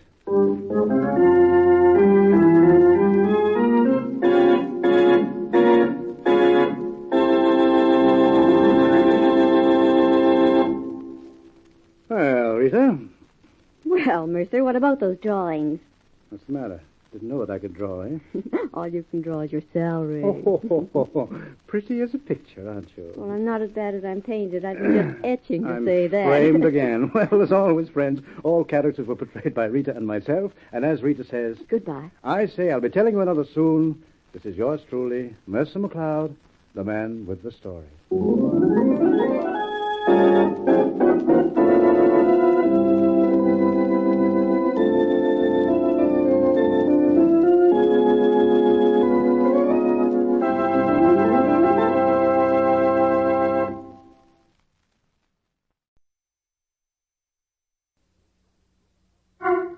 The Kraft Foods Company brings you The Adventures of the Falcon, starring Les Damon. Hello? Yes, this is the Falcon speaking. Oh, Eloise. Oh, I'd love to see you, but I'm afraid you'll have to deal me out tonight, Angel. Mm-hmm. I have a job to do for some characters who got involved in a stiff poker game. Started out nice and friendly, but before they got through, they found they were playing for blood.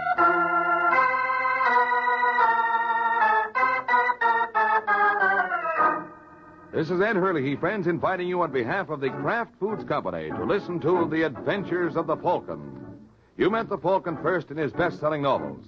Then you saw him in his thrilling motion picture series. Now join him on the air when the Falcon solves The Case of the Raw Deal.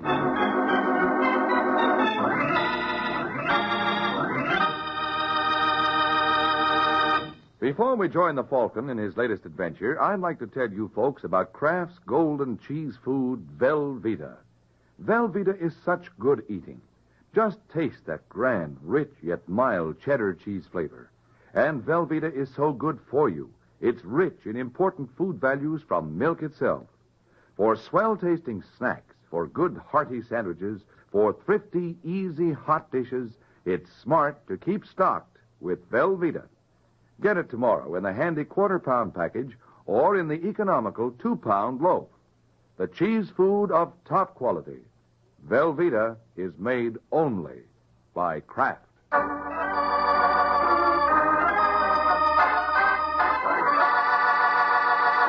And now, the case of the raw deal.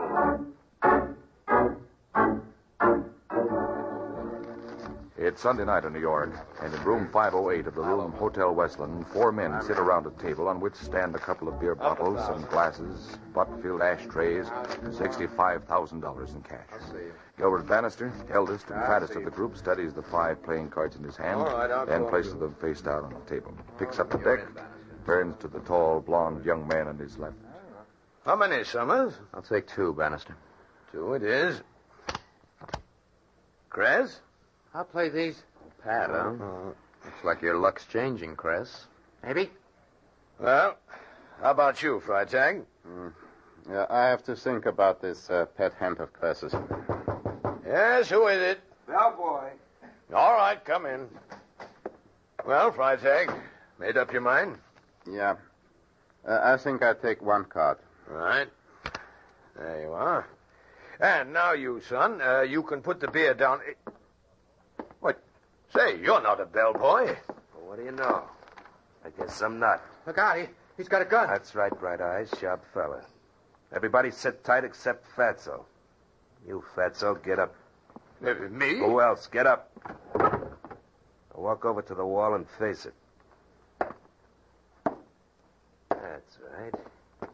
We do this one at a time. Now you, Blondie. I guess that means me. I guess it does. And now, Bright Eyes. Okay. Only be careful with that gun. Yeah, sure, Bright Eyes, sure. Well, Baldy, that leaves you. Come on, get moving. All right.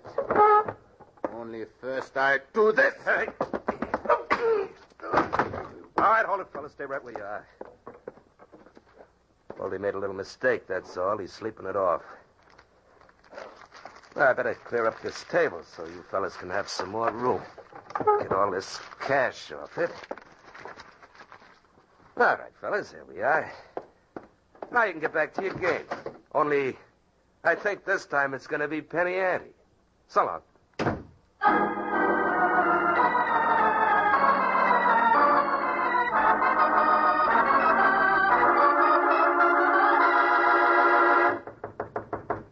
Who's that? Me, Rocky Hazel. Oh, just a second, kid. Hello, baby. Hello, Rocky. Hey, you're packing. We going someplace? I am. Alone? Look, I just made a big haul, kid. May have to keep on the move for a while. Can't carry extra weight. I carry my own weight, Rocky. You know that. Well, it complicates things. When I'm settled... You know something? This has all the earmarks of a brush. Now, believe me, kid. That'll be the day. I'm going to send for you. I can hardly wait. Fact is, I'm not going to wait. You're taking me with you, or it's goodbye now? And it's goodbye. Just like that. That's the way you want it. I can see you're all broken up about it. Well, you're not shedding any tears. I have already. I've seen this coming for a long time. Well, then maybe it's a good thing we've got it settled. Maybe it is. Didn't work out, that's all. No reason to get sore at each other, huh, baby? Oh, I'm not sore at you, Rocky. Good. I'm sore at myself for being such a sucker. Letting you kid me along. I wasn't kidding. It's just not that I... much you weren't. Well, I'm not going to argue about it. It's all over now. Nothing we can do. Oh, I wouldn't say that, Rocky. I might think of something. At least it's worth a try.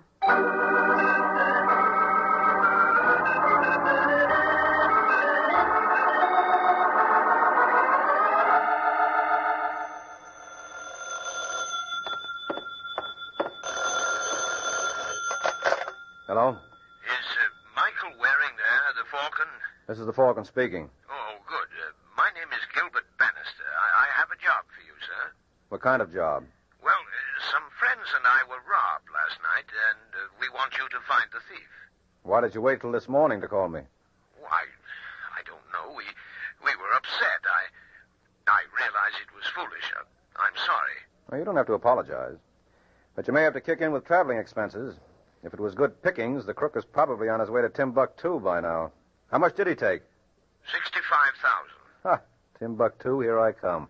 Well, first, can you come over here to the Hotel Westland? We'd like to talk to you. All right, Bannister, I'll be seeing you.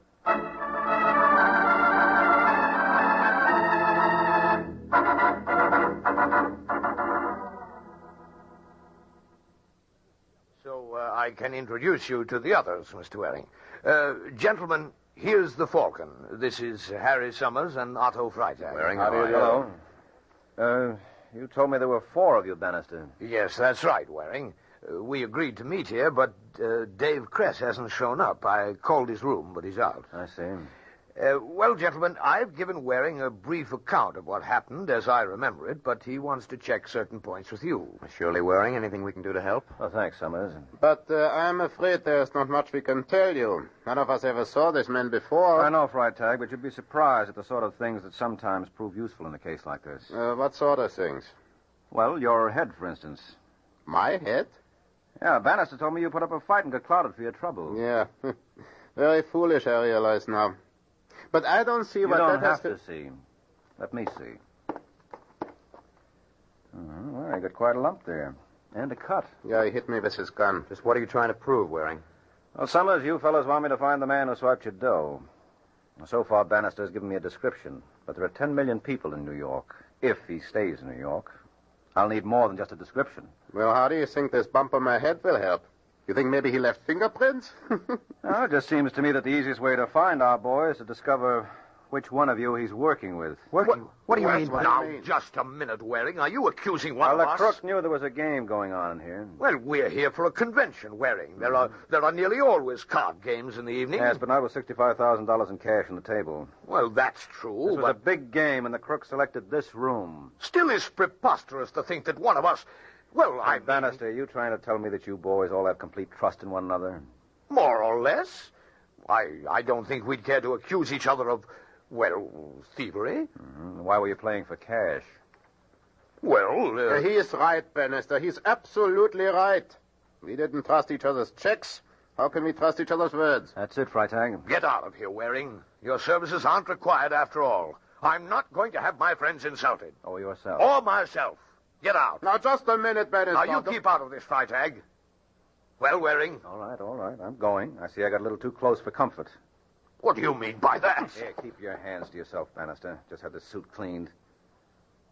What did you mean? I told you to lay off. Oh. You change your mind again, you know where to find me. Now, so long, gentlemen. Just a minute, Waring. Were you accusing me personally? Look, you're too touchy, Bannister. I was suspicious of all of you. That's why I wanted to see Freitag's head, to see if he'd really been clouded or was just faking. So that's why you wanted to find out if I was really hit or just pretending, hmm? That's right. A staged fight would make a nice cover if you were in the deal.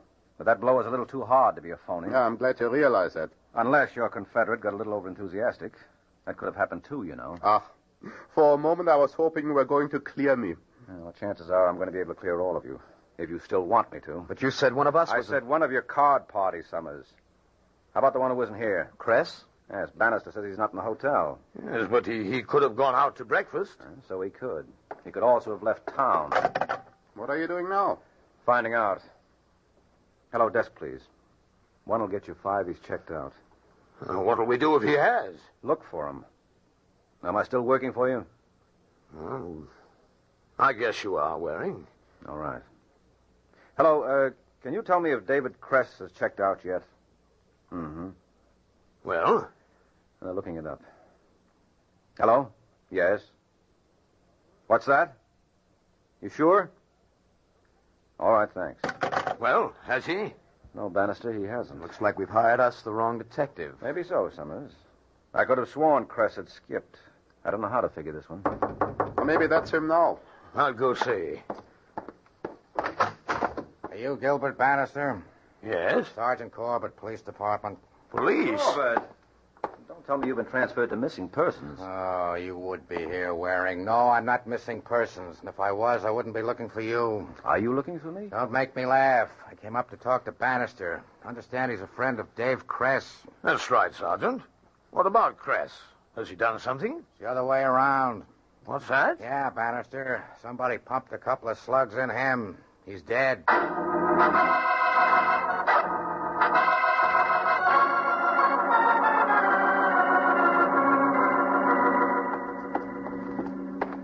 Waring, why don't you toddle along? There must be some mentally underdeveloped girl who just loved to hold hands with you. You know me, Corbett. Business before pleasure. I'll help you search Kress's room. If I find anything important, I'll let you know. Yes, but how will you know what is important unless I'm around to point it out? Now, come on, let's go in. Scram? No, you don't mean that. You couldn't do without me. Wouldn't I love to try it sometime? Come on, open the door. Well, remember, you don't touch anything. I wouldn't dream of it. It's not dreams I'm worrying about. If I catch you trying to snitch any clues... Believe me, Corbett, you don't have a thing to worry about on that score. I hope not. I guarantee it. I positively guarantee you won't catch me. Very funny. Anyway, I warned you. Any monkey business, and I throw the book at you for obstructing justice. If you think I'm going to let our friendship stop me... That's a new name for it. Drop dead, Waring. Yeah, sure, later. Right now we've got... Hey, look at this. What is it? A card with a name and phone number typed on it. Let's see there. You're welcome. Get me Plaza 93098. Yeah. You don't believe in wasting time, do you, Corbett? Can't hurt to check. Hello, I want to speak to Mr. Rockwell. He has, eh? When? I see. Okay, thanks. Checked out last night. Well, that fits. He must be the guy I'm looking for. Maybe. Some merry-go-round. Go on a chase for Kress, he winds up dead. Then widen the chase to who he was working with, he winds up gone. Well, if that kind of luck's going to hang on, do me a favor, will you, Waring? Yeah, sure, what's that? Go chase yourself, huh?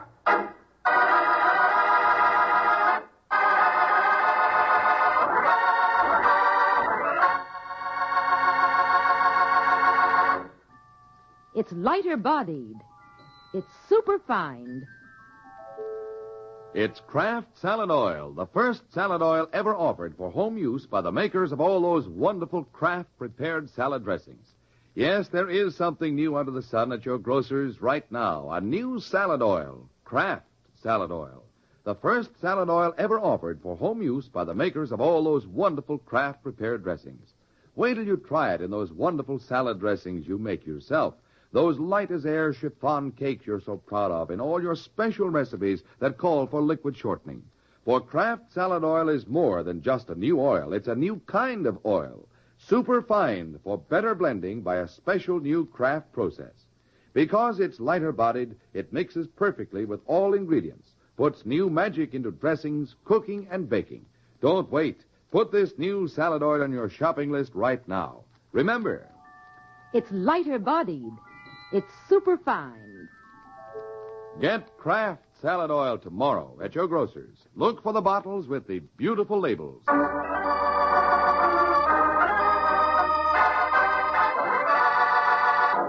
Now, back to the adventures of the Falcon. A day has passed since Mike discovered the probable name of the man he is hired to find. And with a name to go on, he's been checking with people who knew the fellow. So he winds up at the cashier's desk in a small downtown cafe. Hello, Hazel. Do I know you? Well, if you don't, here's your chance. My name's Mike Waring. Can't you see I'm busy? All right, go ahead. Make change. I won't interfere. What do you want? Where can I find Rocky Rockwell? Why ask me? You're his girlfriend. Don't make me laugh. Rocky doesn't have any friends, girl or otherwise. Well, if you're not his friend, you have no reason to try to shield him. Who says I'm trying to shield him? You won't tell me where to find him. I don't know. Why do you want him? Well, if you're no friend, it shouldn't matter. It does. Why? Well, if you're going to make trouble for him... What makes you think that? You said I was shielding him. That smells like trouble. So you won't tell me where he is? I told you I don't know where he is. But if I could be sure you were going to make enough trouble for him, I might try to find out.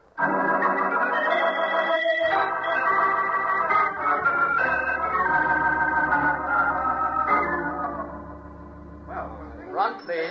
The front. Ah, Waring. Hello there. Oh, hello, Bannister. I'm just going up to your room. Well, I'm glad we caught you. Oh, Summers. Waring. Freitag. Hello. Well, shall we tell him what we decided? Yeah, I guess so. Well, I suppose you get to it. The suspense is boring me. Well, Waring, it's just that the situation has changed. Oh, has it, Summers? Certainly. We hired you to track down an unknown thief. Now, he's no longer unknown. His whereabouts are. True, but now that he's wanted for murder, Mr. Waring, the police will spare no effort to capture him. No comment, Freitag. Go on. Well, retaining a private detective is rather expensive. $50 a day plus expenses. That's no small sum. Mm-hmm. So we settle up and call it a day, all right? Yeah, of course you understand, Waring. This in no way implies criticism. It's just Oh, that... that's all right, Bannister. Freitag made it clear. Just so we understand each other. We're happy to pay for all you've done. I see. Well, in that case, you deserve a report. You might be interested to know I've found out who Rockwell's girlfriend is. So? So. And I have a date with her tonight. I'm picking her up at her apartment at 8:15. Shall I keep it? Well, do you think you'll be able to learn anything from her? Well, Summers, she's taking me to meet Rockwell. Meet What? Yes, I kidded her into thinking I was on Rockwell's side. So, chums, do I keep my date, or do you want to leave it to the police? Well, Waring, we had no idea. I mean, if you're this close, keep on by all means, right, gentlemen? Well, of course. Naturally, yeah. No, well, thanks. I'm overwhelmed by your generosity.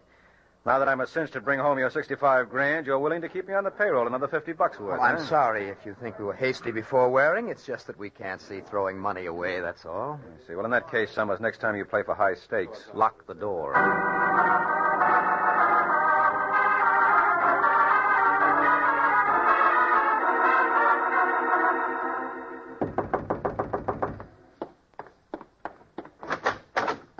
Hello, kid. Let me in. What are you doing here? I've changed my plans. Shut the door. I don't want anybody to see me. It's a little late for you to come running to Mama, don't you think? Don't be like that, baby. How do you expect me to be? Well, I'm here. I came back. Because you want something. I just want you, that's all. You sure acted like it. Well, I was worried. I had to make a getaway. But after I left, I got to thinking about you. I'll bet. Well, I'm here, ain't I? The whole town looking for me. I'm risking my neck being here. What more proof do you want? Oh, baby, come here. Now, let go. Let go. I can't be without you, baby. I just can't. Now, you don't want me to let go. Here's what you want. That's more like it. But look, I can't hang around here. The law's sure to come looking. I got to blow again, baby. Only this time you're going with me. All right, Rocky. That's my girl. Now, I got to go see somebody. There's something I've got to settle. Then I'll be back and we'll make our plans. Yeah. So long, sweetheart. I'll be seeing you. Bye, Rocky.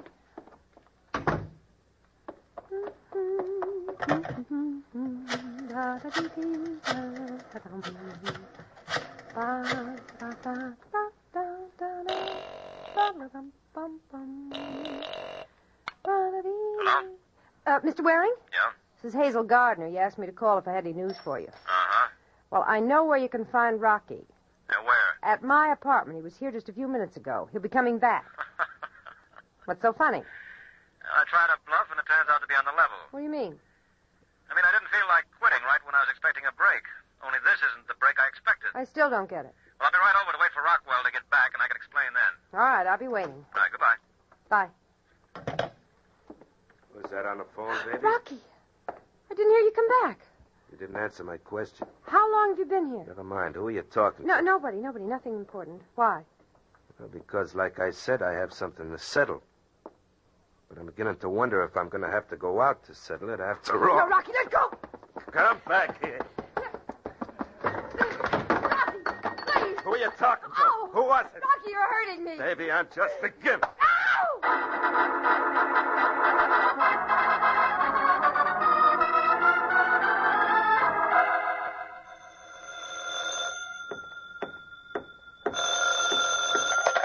Hello? Is that Hazel Gardner's apartment? Yeah, hello, Corbett. Is that you, Waring? Uh-huh. You want to talk to Hazel? No, I want to talk to you. Well, fancy that. How'd you know I was here? Harry Summers told me you had a date with the girl. Well, I did. It seems somebody beat me to it. She had it going over. Huh? She's not dead.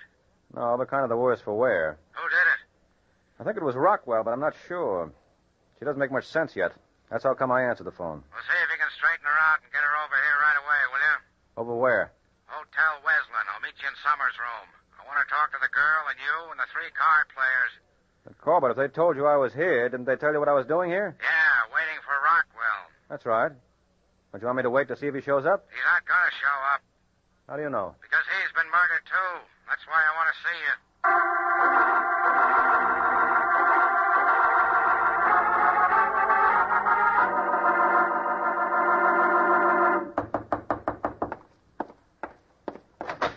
Oh, hello, Waring. Hello, Summers. Sergeant Corbett here. Yeah, Waring, I'm here. Come in. Come in. Yeah, sure. Come on, Hazel. All right. Yeah, you better sit right down there. Thanks. All right, Waring. Got any bright ideas? About what? The case. You're supposed to be so sharp. Why, Corbett, you're not asking for my help. Yeah, I'm asking. This case doesn't make sense, so it ought to be right down your alley. I love that man. Started out nice and simple. Cress and Rockwell pull a robbery, fight over the take. Rockwell knocks off Cress and scrams. But now somebody knocks off Rockwell. Well, that's not such a terrific switch, Corbett. Maybe not, but how about Bannister and Freitag? Hey, what about them? I've been wondering why they're not here. He's been wondering. They were supposed to have dinner with Summers tonight and didn't show up. They're not in their rooms, and no one knows that they'll be back. Wait a minute, Corbett. Are you trying to tell me... Yeah, Waring, Bannister, and Freitag have disappeared. That's what I'm trying to tell you. Disappeared.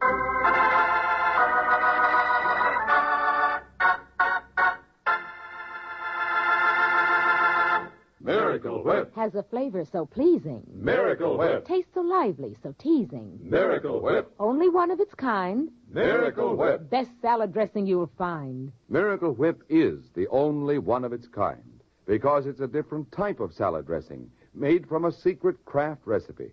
Miracle Whip combines the best qualities of old-fashioned boiled dressing and fine mayonnaise, so it's truly distinctive and delicious, with a flavor millions of folks call just exactly right. Try it, won't you? One taste will tell you why it's America's favorite salad dressing. The one and only Miracle Whip.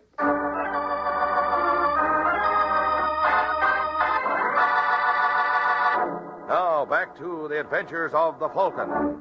A few minutes have passed since Sergeant Corbett announced that Bannister and Freitag had disappeared. Now, in Summers' hotel room, Corbett paces the floor while Mike, Summers, and Hazel watch him. Suddenly, he wheels and faces the group. You, Miss Gardner. Yes?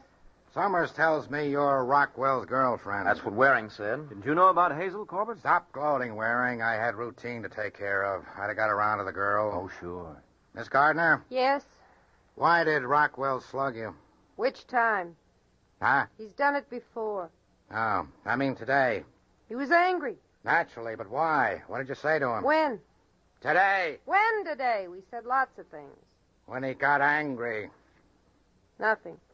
You must have said something. When he gets angry, he does all the talking. I mean, before he got angry. Oh, you said... Never mind what I said. Let's take it from the beginning. When Rockwell first came into your apartment today... Which time?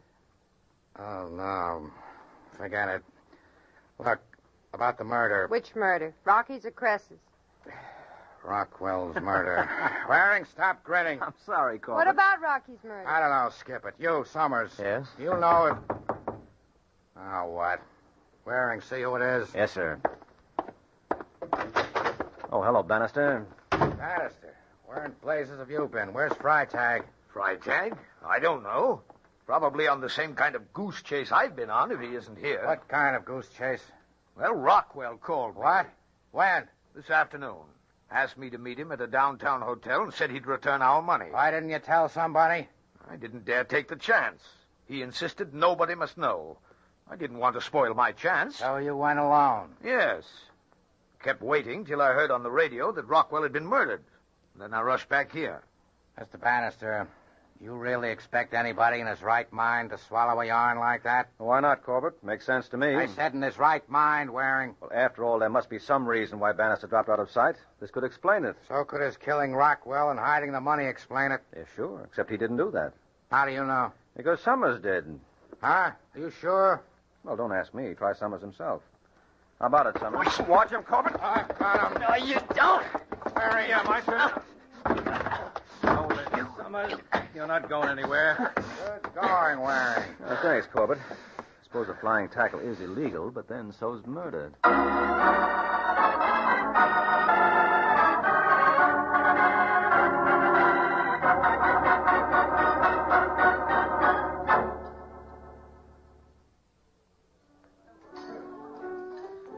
So we made a mistake about Cress, eh, Waring? Yes, Bannister. He wasn't the one who was working with Rockwell. It was Summers. But something made Cress suspicious of him, and he followed Summers when he went to Rockwell's for the split. And when Summers found out Cress had discovered his secret, he killed him. Mm-hmm. And Rockwell was suspected of the murder. But he had no part of it, and he came back to prove it. He had some scheme to get the goods on Summers, but Summers caught on and killed him. I see. And what made you suspect Summers? Well, remember I told you I had a date with Rockwell's girlfriend? Yes. Well, I didn't mention her name. Just said she was Rockwell's girl. But when Corbett was looking for me, Summers told him to try Hazel's. Oh, he did, huh? Uh-huh. That meant Summers knew who Rockwell's girl was, so he was connected with Rockwell. Oh, yes, I see, Waring. But it's still hard to believe about Summers. Seems such a nice chap. Has such an honest face. Yeah, well, that just goes to show there are some things you can't take at their face value. Good night, Bannister.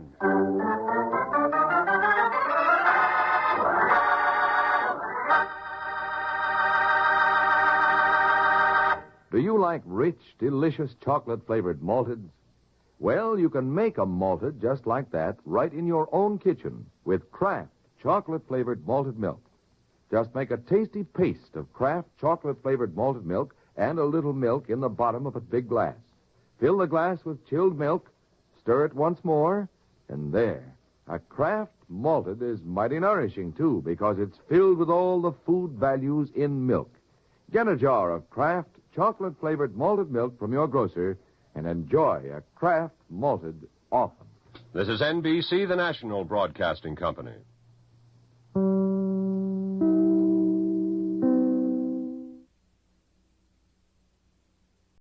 From Hollywood, it's time now for... Johnny Dollar. Ralph Dean, Johnny, mono guarantee. Oh, hiya, Ralph. How are things? Rough. My wife could kill me, Johnny. For the insurance? No, just for kicks, because she's mad, because she wanted a mink coat. In short, she's a woman. I couldn't buy her a mink. I don't make that kind of money. You know how it is in the insurance game. Oh, sure, I know, Ralph. You're down to your last yatch. So what happens yesterday? I lose 80 mink coats, silver blue, worth $100,000. Gone, snatched, disappeared. Warehouse robbery? Check. Bandley Furriers out in Los Angeles. My wife's about to blow her stack. She says if I can't afford one fur coat for her, then how come I can pay for 80 of them that I haven't even got? How do you reason with a woman, Johnny? I never try. Usually I just send flowers. I've already done that. She ran them through the garbage disposer. So now what do I do? Buy some more flowers.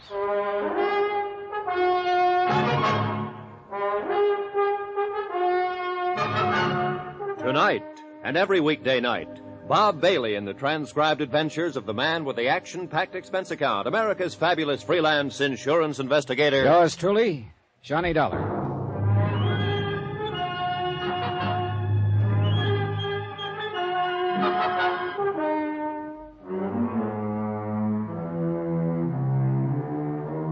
From Special Investigator Johnny Dollar to the Home Office Mono Guarantee Insurance Company, 4312 Spring Street, Hartford, Connecticut. The following is an accounting of expenditures during my investigation of the Silver Blue matter. Item 1, $152.40, telephone and incidentals and transportation to Los Angeles. I called the Mono Guarantee agent out there before I left and got a brief rundown on the case. Among other things, I learned that a man I'd known and worked with before, Detective Lieutenant Raymond Garcia, had been put in charge. And with Garcia on hand, I knew I could count on cooperation by the police. But I still wasn't expecting quite as much as I got. Flight 12 for Las Vegas, Salt Lake, Minneapolis, and Chicago, now loading. I knocked over the fur joint myself, Johnny. Garcia. Only way we get to see you. How have you been? Overworked, underpaid, frustrated, disillusioned, unappreciated. In other words, fine. Got your luggage yet? It's coming right there. Good. We ought to get moving. I've got a squad car outside. What's all the rush? We've got a guy downtown in the hospital I figured you'd want to talk to. Well, he'll wait, won't he? He'd probably like to, if he had any choice. He's dying? Kind of looks that way. He's one of the 2 night watchmen the gang slugged when they broke into the warehouse. And he's our big one, Johnny. He's all we've got. Has he been able to talk? A couple of sentences during the night. He's got to talk. What do you mean?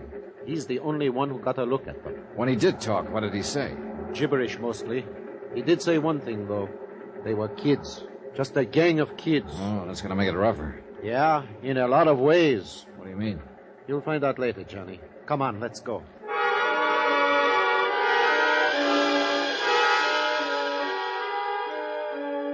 We took the freeway into town with the accelerator floorboarded and the siren screaming. Racing against time and against dying. Weaving in and out through the four-wheel madness that Los Angeles calls traffic. And then the other side of the coin. The solemn quiet of hospital corridors. The calm voices of the nurses. And the blank hardness of sterile white walls. We sat there beside a bed and waited for a man to talk or to die. But the slow minutes passed, and he still did neither. So we waited.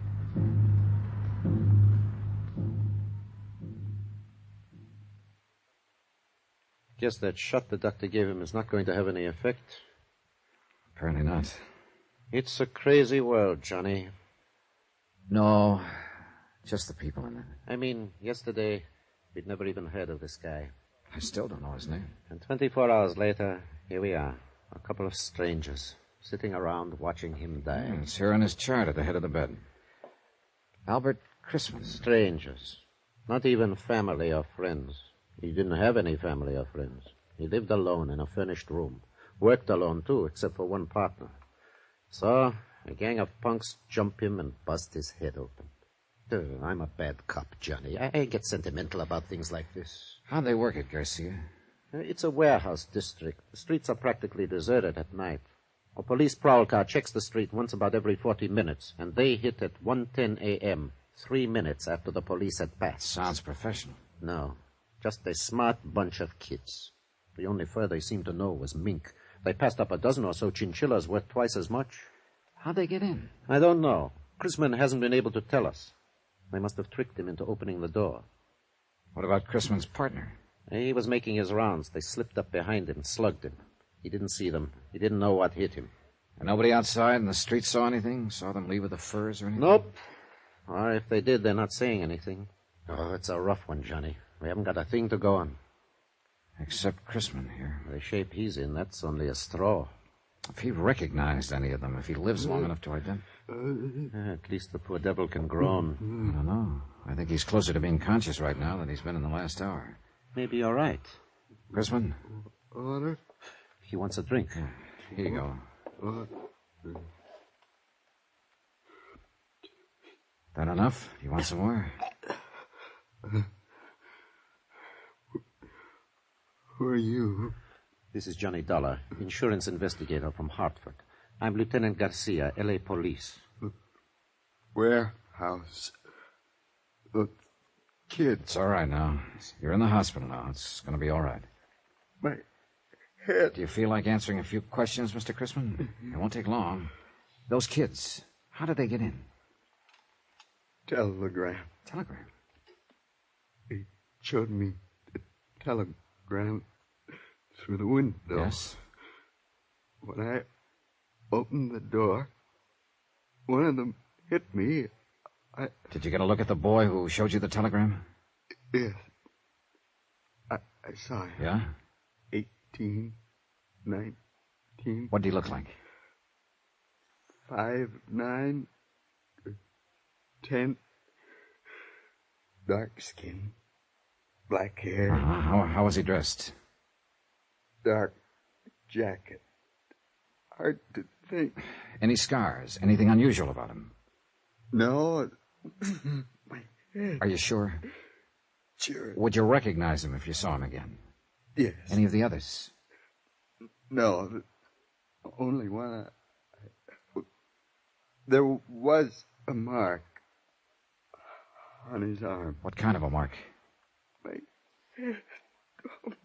What kind of a mark on his arm? Hurts too bad.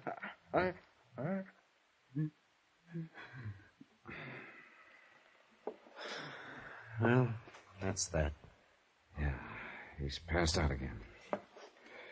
Well, we got a description. Only one thing wrong with it. What? Right in that area, there are about 50,000 kids who fit it.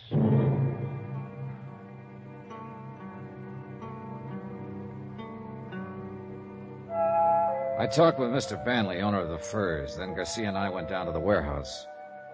It stood on the fringe of the river bottom section, fronting the railroad yards, and backed up by block after block of weather-beaten slum shacks. We looked through the warehouse, at the racks where the furs had hung, watchman's office where the gang had entered, but knew while we did it that we were only going through the motions. The police technicians had already been over the place inch by inch, and they'd found exactly nothing. Finally, we stepped out the door into the street. A drab gray street, cluttered with things cast off and discarded. Dusty and hollow. There's the story of this whole district down here, Johnny. Right there in that street. Yeah. It's a backwash, a service yard. It's something you need but don't like to look at, so you shove it out of sight. People you need but don't want around. It's the same with them. You grew up down here, didn't you, Garcia? Yeah, I grew up down here. That's why they gave me this case. I know this section inside out. And that's why I told you this one was going to be tough. I think I get the general idea. Those kids came from that slum there to the east. One gets you 9 on that. The people who live there aren't on our side, Johnny. If they do know anything, they won't talk, is that it? They wouldn't tell a cop the time of day. I don't mean they're criminals. Most of them aren't. It's just that they always put themselves on the other side. What about juvenile gangs? Do they operate around here? Oh, dozens of them. And there's another thing. A few of these gangs are pretty rough, and people who might talk don't because they're scared to. Oh, it's a great setup, Johnny. A fine place to look for $100 grand in furs. You know, I've been thinking about the fact that they knew exactly the time to hit. They must have staked out here somewhere. Sure, and probably right in the place you're thinking. Hey, that lunchroom across the street? No, they had to be inside, or the prowl car would have seen them. That's the only place open at night. Did you shake it down? Like I told you, Johnny, they won't give us the time of day. Uh-huh. What about me having a go at it? Yeah, maybe they wouldn't smell cop on you quite so strong. The owner's name is Red Wellers. He was on that night. See what you can get out of him if you want. I think I will. By the way, Johnny, I know you insurance guys make deals sometimes, no questions asked, just to get the loot back. Sometimes, yeah. Well, before you make any deal on this one, you better remember one thing. Chrisman may die.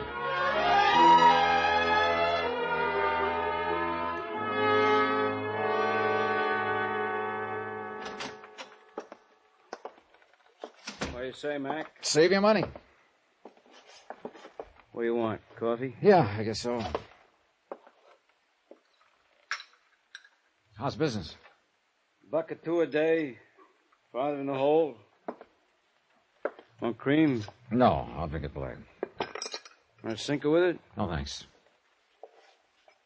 Are you Red Wellers? So that's it. What do you mean? You're in that fur case, ain't you? Maybe. I thought you was the same one, but I couldn't be sure seeing you across the street. You come up with that cop Garcia a while ago, didn't you? That's right.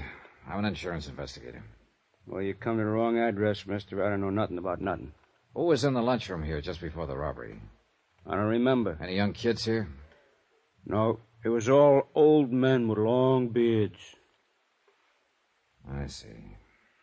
10 cents for the coffee. Yeah, they got you real scared, haven't they? Haven't they? I don't know any theys. All right, look. You know Chrisman, the watchman over at the warehouse. He comes in. He didn't know any theys either. What about it? Nothing. Except he's dying.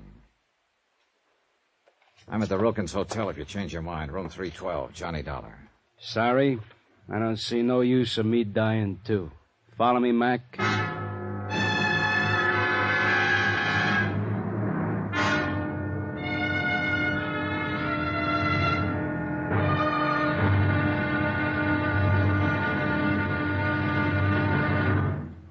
Now, here's our star to tell you about tomorrow's intriguing episode of this week's story. Tomorrow, fear stalks the streets, closing the mouths of a sullen and suspicious people, terrifying a lonely girl, and bringing death in a dusty alley.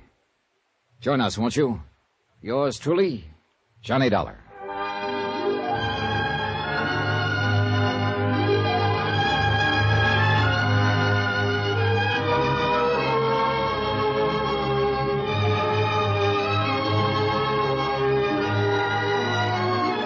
Yours truly, Johnny Dollar, starring Bob Bailey, is transcribed in Hollywood. Written by Les Crutchfield, it is produced and directed by Jack Johnstone. Be sure to join us tomorrow night, same time and station, for the next exciting episode of Yours truly, Johnny Dollar. Roy Rowan speaking.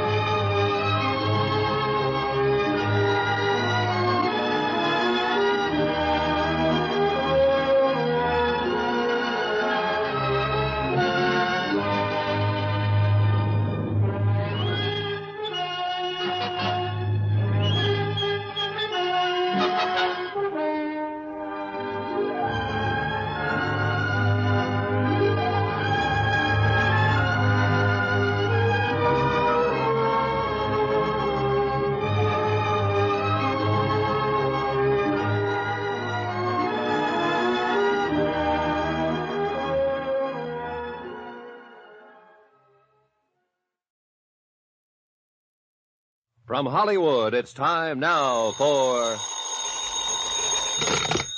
Johnny Dollar. This is Red. Red Wallace, remember? Sure. You run that lunchroom across the street from the warehouse that was robbed last night. Yeah, that's right. Now, look, Dollar, supposing I tell you what I know about it. What's going to happen to me? Nothing. As long as you weren't mixed up in it yourself. No. I mean the papers and the cops. If it gets out I talked to you, I won't last 24 hours. I think I can take care of that. What do you know about it, Red? That depends on what it's worth to you. I see. I'll have to sell out, get away from this section, so I'll need some dough. You follow me? All right. I'll see you taken care of. Now, just what is it No, I ain't safe. I'm talking from a booth. You stay right there at your hotel. I'll see you in a half hour. Right. Just you. No cops. Yeah, that's right, Mr. Beck. Mr. Beck? 6 quarts of milk and 2 pounds of butter. Sure, right away. Thanks, Mr. Beck. Goodbye. Hello.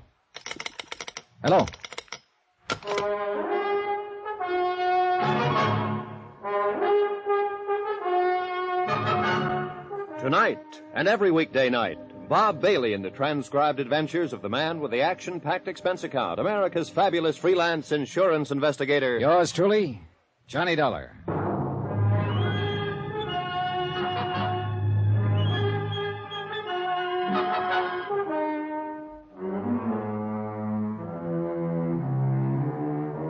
From Special Investigator Johnny Dollar, location Los Angeles, California. To the Home Office, Mono Guarantee Insurance Company, Hartford, Connecticut. Assignment, the Silver Blue matter. Expense account continued.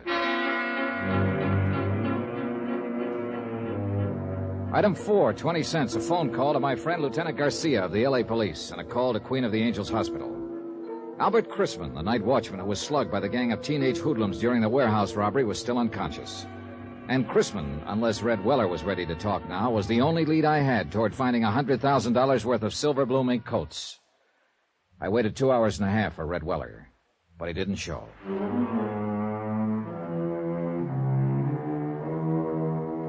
Item 5, $2.85, taxi to the warehouse district at the south end of the railroad yards. It was night by now, and the area was almost deserted. A lost, lonely district, shabby and worn even in the softening darkness, and haunted now by fear. The only lights in the block were those shining from the windows of the warehouse office, and from Weller's lunchroom across the street. Good evening. Hello. What would you like, sir? Cup of coffee, I guess. Oh, you're lucky. I just made some fresh. Good. Would you like some cream? No, thanks. No, that'll be fine. Is it foggy out? Yeah, a little. Not bad, though. Hey, this coffee's all right. You're a good cook. Thanks. The boss always has me make it when I'm here. He says I do it better than he does. I'll bet you do. Is the boss around, by the way? No, he called me and said he had to go out. That's why I'm working. I'm on in the daytime mostly. Do you have any idea where he might be? No, he had to go somewhere, I guess. What'd you want to see him about? He wanted to see me. Do you know where he lives? Well, he's got an apartment over on Marina. It's about 8 blocks from here. Think he'd be there? No, he wasn't going home. He was going out somewhere. He acted kind of strange. I don't know what he was going to do.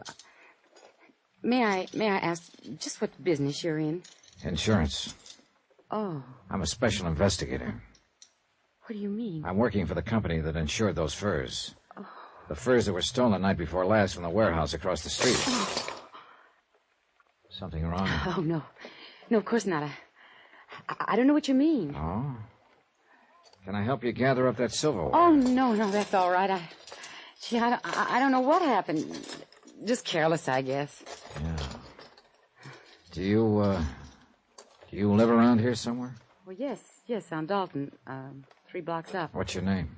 Carla Monte. Why are you asking? How long have you worked here, Carla? About a year. Do many teenagers hang out here? What do you mean? Kids, 17, 18, 19. Do many of them come in here for coffee, hamburgers? Well, sometimes, yeah. I've never noticed much. Know any of them? No. I don't know any of their names. Are you sure? I don't ask them their names. Did I ask you your name? It's Dollar, Johnny Dollar. Well, I still didn't ask you. If you want to tell me your... What are you scared of, Carla? Nothing. I'm not scared. You're not? Of course not. Why would I be scared? For the same reason your boss is, Red Weller. He was scared when he talked to me this afternoon and when he phoned me later. I don't know what you're talking about. Oh, yes, you do. That's why he didn't come to my hotel. He was afraid to. And why did you drop that silverware when I told you who I am? Because you're scared half to death. No. What's the matter with you people down here? What are you doing, crawling into a hole because a half-grown gang of hoodlums starts throwing their weight around? You don't understand. Then suppose you tell me about it. Do you think that's any kind of an answer in the long run? To pull the covers up over your eyes and let them do as they please and just keep hoping they'll leave you alone? All you're doing is making things worse. Oh, you don't know how it is. You don't have to live here. No, I don't have to live here, but I know how it is.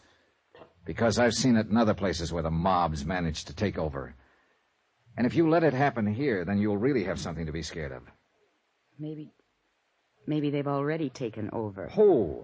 A bunch of kids with a gripe on, running in packs so they feel safe? Is that the kind of mob you mean, Carla? No. They're not a mob yet, but they will be if they're not stopped.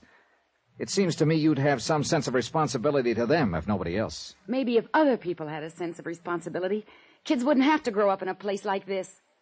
Have you ever thought of that, Mr. Dollar? Yeah, I've thought of it. But it doesn't hold water. You'd think so if you lived here. All right, so it's a slum district. And sure, these kids start out with a strike on them. But that's a pretty weak excuse for joining up at criminal bands and terrorizing a whole neighborhood, for slugging people and looting warehouses. Yes, I know. Most of them find other answers. It's only a small minority that turns to crime. But if you let them get away with it, others will join them, and they'll grow until finally it's too late. Well, Carla, still nothing to tell me?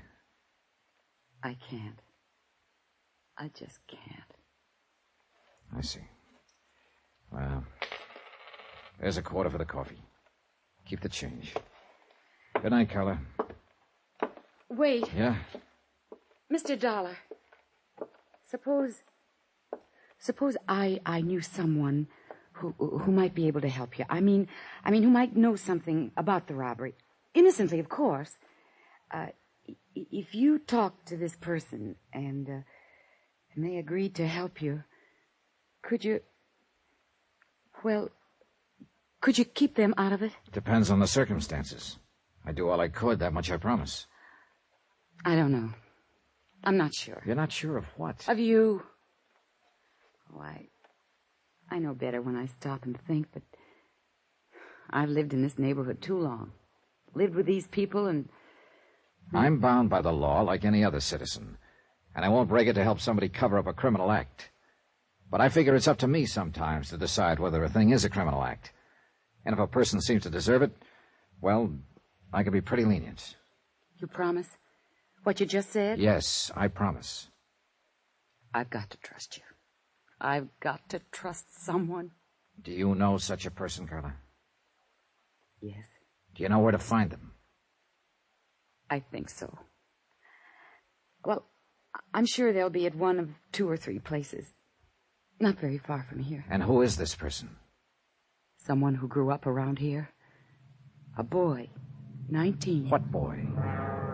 My brother.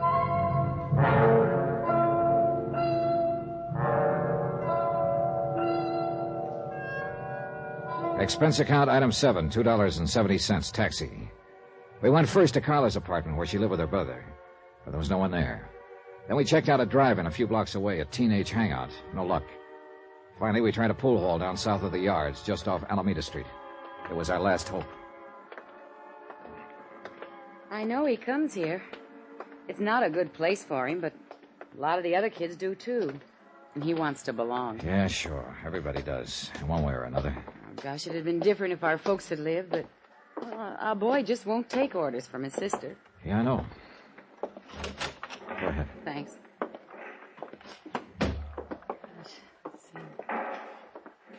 Well, if he's not here, then I just don't know where he... Oh, wait. There he is. Down near the corner. The one with the dark curly hair. All right, come on. Take it easy. Just tell him I'm a friend of yours and you want to talk to him. We'll get him off to one side. Oh, whatever you say. Eddie. Yeah? Well, what are you doing here, Carla? Eddie, this is Mr. Dollar. A friend of mine. I wonder if we could talk to you for a moment. What about? Well, you know better than to come in a joint like this. But I want to talk to you, Eddie. You can talk to me at home. Now, go on, get her out of here, will you, mister? It might be a good idea if you listen to her first. I thought it was her that wanted to talk to me. Go on, get her out of here. All right, if you'll go with us. What for? I like it here. It's a nice place. Yeah? At least it's better than San Quentin. What are you talking about? A warehouse robbery, $100,000 worth of furs. I understand you may know something about it. Innocently, of course. I thought you said this guy was a friend of yours. Well, that's right, Eddie. He's just... Who is he? He's an insurance investigator. Oh, so that's the pitch. She's promised to help, Eddie. If you'll tell him whatever you know, he'll protect you. Knock it off, Carla. Now, look, mister. I don't know nothing about nothing. I never even heard of no fur robbery. So take her with you and get out of here. This may be your last chance to get off before the boat sinks, Eddie. You're not leaving, huh? All right, then I'll leave. Eddie! Let him go. We can't force him to talk. I don't know, Mr. Dollar. I don't understand him. I do.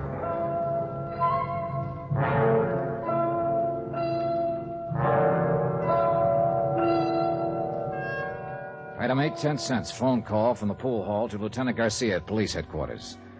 He said there was no change in Albert Chrisman's condition yet. He was still holding on, and he still hadn't talked. But there had been another new development, a big one. And when I joined Carla in the taxi outside, she knew it by the look on my face. What's wrong, Mr. Dollar? Now, look. How sure are you that your brother wasn't mixed up in that robbery? Well, I want the truth. I'm afraid he was mixed up in it. Then brace yourself, Carla. Your boss, Red Weller, who was going to tell me what he knew about it, was found murdered in an alley an hour ago.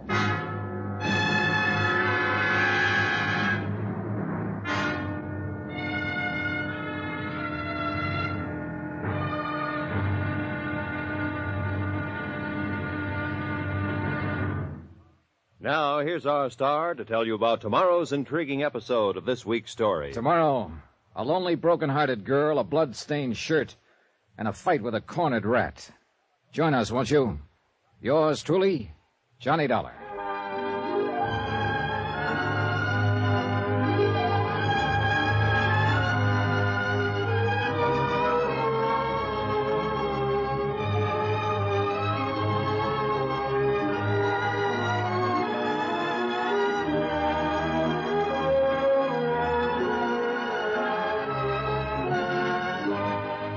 Yours truly, Johnny Dollar, starring Bob Bailey, is transcribed in Hollywood. Written by Les Crutchfield, it is produced and directed by Jack Johnstone. Be sure to join us tomorrow night, same time and station, for the next exciting episode of Yours truly, Johnny Dollar. Roy Rowan speaking.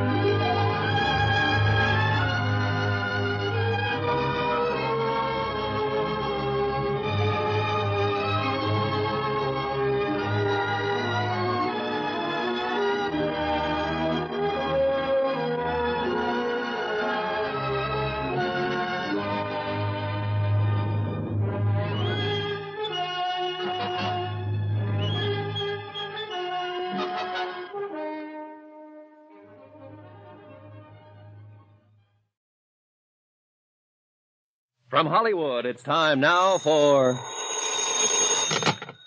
Johnny Dollar. Wake you up, Johnny? Oh, Garcia. No, just finished breakfast. Oh, you special investigators do live. Suppose that insurance company of yours could put me on expense account? Maybe. If you found that $100,000 worth of stolen furs. Just a matter of time, Johnny. Now you're talking like a police lieutenant. How soon can you come down here to headquarters? What's up? Has the watchman talked? Chrisman? No, he's still in a coma. But I want to know some more about that kid you mentioned on the phone last night. Eddie Monty. Yeah. Well, I don't know. That was told to me in confidence. Look, Johnny, I'm going to talk to you like a policeman for a minute. A man named Weller was knifed to death last night. You told me yourself his death is probably tied in with that warehouse robbery. Another man is dying at Queen of the Angels. So, confidence or no confidence, I want to know about that kid. All right, Garcia. I'll be there in 20 minutes.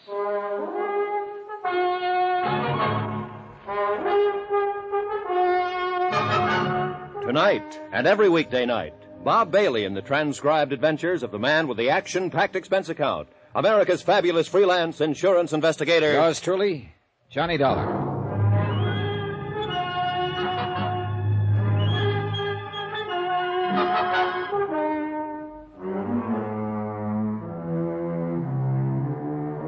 From Special Investigator Johnny Dollar, location Los Angeles, California. To the Home Office Mono Guarantee Insurance Company, Hartford, Connecticut. Assignment, the Silver Blue Matter. Expense account continued. Item 10, $1.45. Taxi from my hotel to the police headquarters office of Lieutenant Garcia. The early morning fog was starting to lift, and the city sprawled beneath a slate-gray sky. The filtered sun should have softened things, but didn't. Gray sun, gray world, drab and dreary. And a case to match. Teenagers, not a gang of hardened criminals. A bunch of wild kids who'd broken into a warehouse and stolen 80 fur coats, silver blue mink. A night watchman had been slugged and lay dying in the hospital. And a lunchroom owner named Red Weller had been stabbed to death the night before. So it couldn't be called kid stuff. That term doesn't apply to murder. Run those 4 cards through, Joe. See what you can make on them. Thanks. Now, come on into the office, Johnny. This madhouse out here get you frazzled before you know it. Oh, you police detectives have it pretty soft, Garcia. That's news to me. Teletypes, photo files, record cards, crime labs. How'd you like to try working alone? On your expense account, I could suffer the hardship. Now, let's go in here. Have a seat, Johnny. Thanks. Yeah. Did I put the fear of the Lord in you on the phone? You were real impressive. Well, the chief was breathing down my neck. Then I'll stop trembling. Kidding aside, Johnny, I've got to know just how that Monte boy figures in this. Did I say he even figured in it at all? No. You just wanted some information on him. But he figures all right. You didn't come out here from Hartford to look up the nephew of an old friend. Oh, I've done crazier things at times. He's got a record. You know that? No. Petty stuff. No convictions. Huh. Gang brawls, auto pilfering, vandalism, intoxication. Interrogative attitude, sullen, hostile, antisocial. Yeah, that's quite a nephew you've got, Johnny. Black sheep of the family. What's the story? How did you get onto this kid? Look, amigo, I made a promise on this. I hate to break it. It's murder, Johnny. This kid's sister worked for Red Weller in that lunchroom across the street from the warehouse. Her name is Carla Monty. She's 5 years older than he is. They live together. Their parents are dead. So? So I put some pressure on her, and she told me she thought her brother Eddie might know something about the robbery. She took me to a pool room to meet him. How was he supposed to have known about it? Hearsay? No. She admitted later that she suspected him of being mixed up in it himself. Things he'd said, the way he acted. She asked me to help her try to keep him out of trouble. I think he's already in trouble, Johnny. Yeah, so do I. And I think she does, too. What did he have to say when you talked to him in the pool hall? Several things, but they added up to 2 words. Get out. When I wouldn't, he did. Why do you think Red Weller was killed, Johnny? Well, I think those kids used his lunchroom as a lookout post to spot the prowl car that was patrolling that area.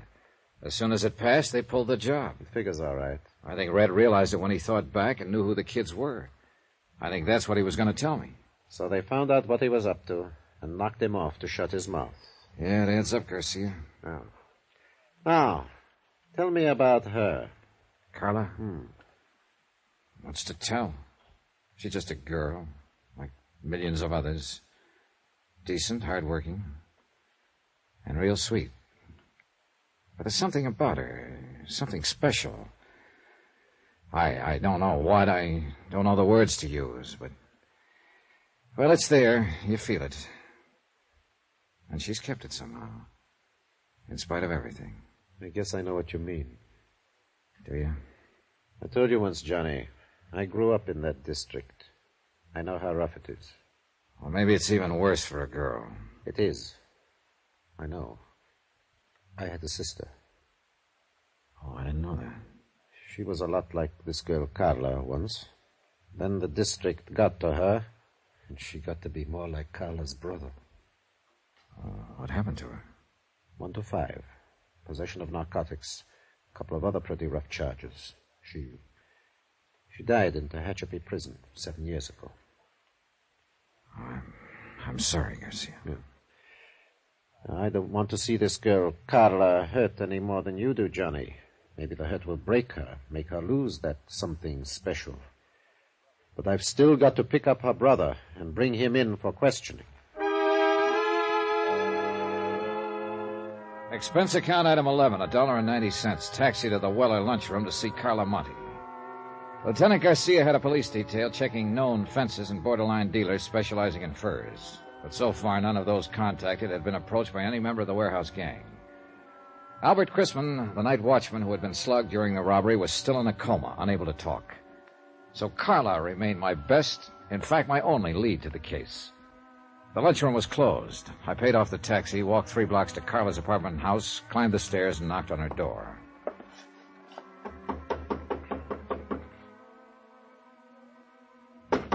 Yes? Who is it? Johnny Dollar. I'd like to talk to you. Oh, all right. Just a moment.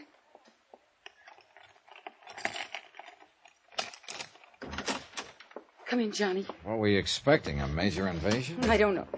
I don't know what I'm expecting. Easy, Carla, easy. It's not the end of the world. Eddie didn't come home last night. Oh. I tried, Johnny. I tried to be a mother and father both to him. What did I do wrong? Well, that's the kind of question that doesn't always have an answer. Have you got a drink in the house? Have I what? Got anything to drink? Well, there's some brandy, I think. All right, get it. Well, I don't know if it's a good brand or not. It doesn't matter. Bring 2 glasses. Pour out a couple of stiff ones. No, I don't Go ahead and pour them, 2 of them. All right. Is this a snapshot of Eddie when he was younger? Yeah. He was in junior high school then. It was taken at summer camp when he won a medal for swimming. And that was the only year I could afford to send him.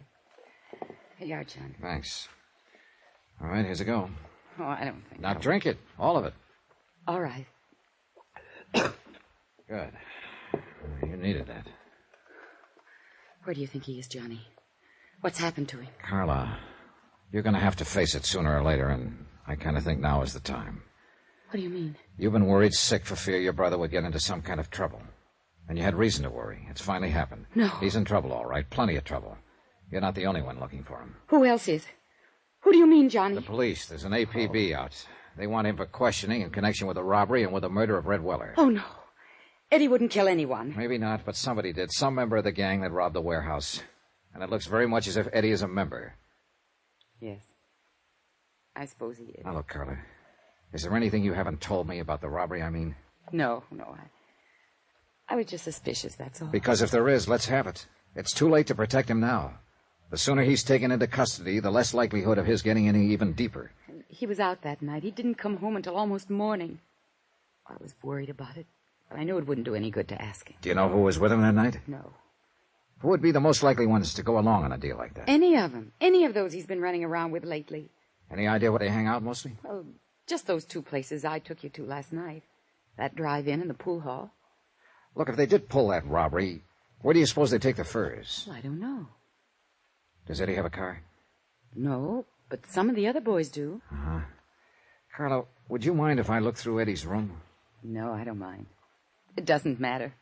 I guess nothing much matters now. It's gone so far that... Wait. It's Eddie. He has his own key. All right, take it easy now.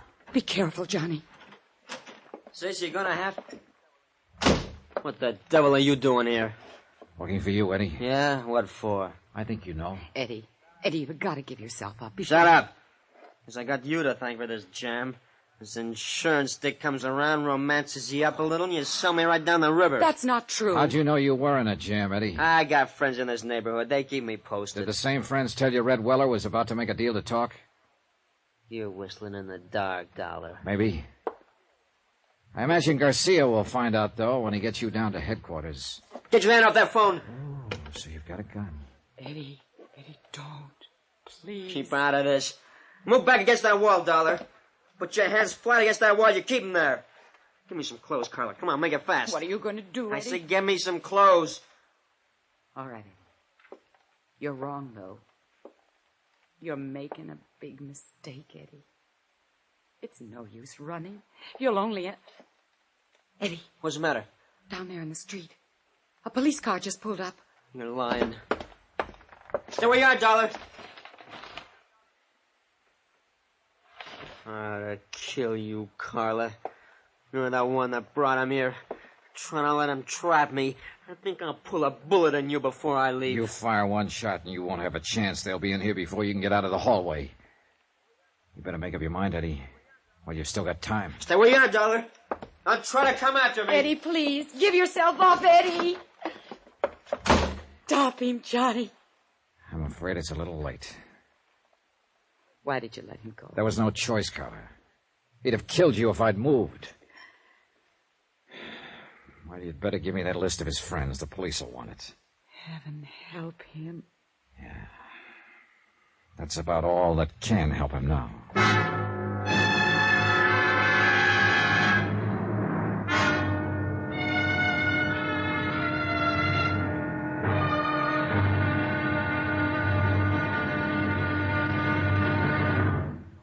Now, here's our star to tell you about tomorrow's intriguing episode of this week's story. Tomorrow, a police net tightens and traps a frightened rat.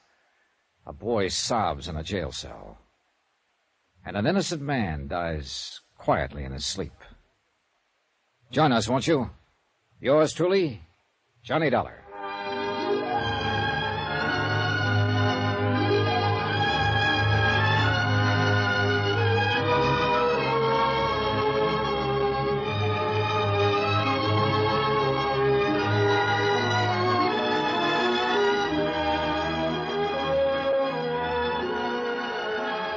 Yours truly, Johnny Dollar, starring Bob Bailey, is transcribed in Hollywood. Written by Les Crutchfield, it is produced and directed by Jack Johnstone. Be sure to join us tomorrow night, same time and station, for the next exciting episode of Yours truly, Johnny Dollar.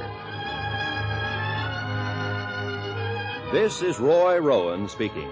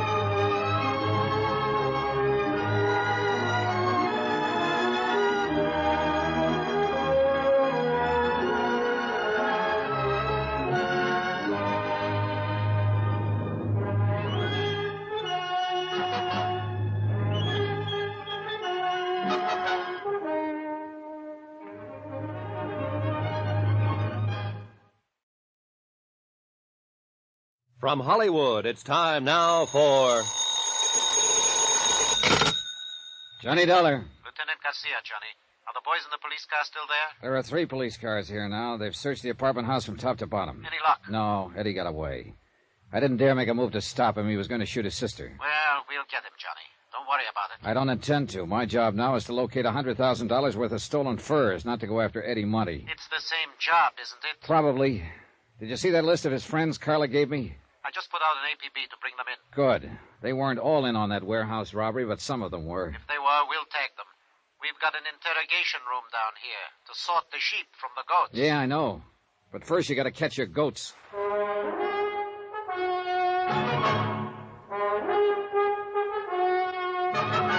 Tonight, and every weekday night, Bob Bailey in the transcribed adventures of the man with the action-packed expense account. America's fabulous freelance insurance investigator. Yours truly, Johnny Dollar.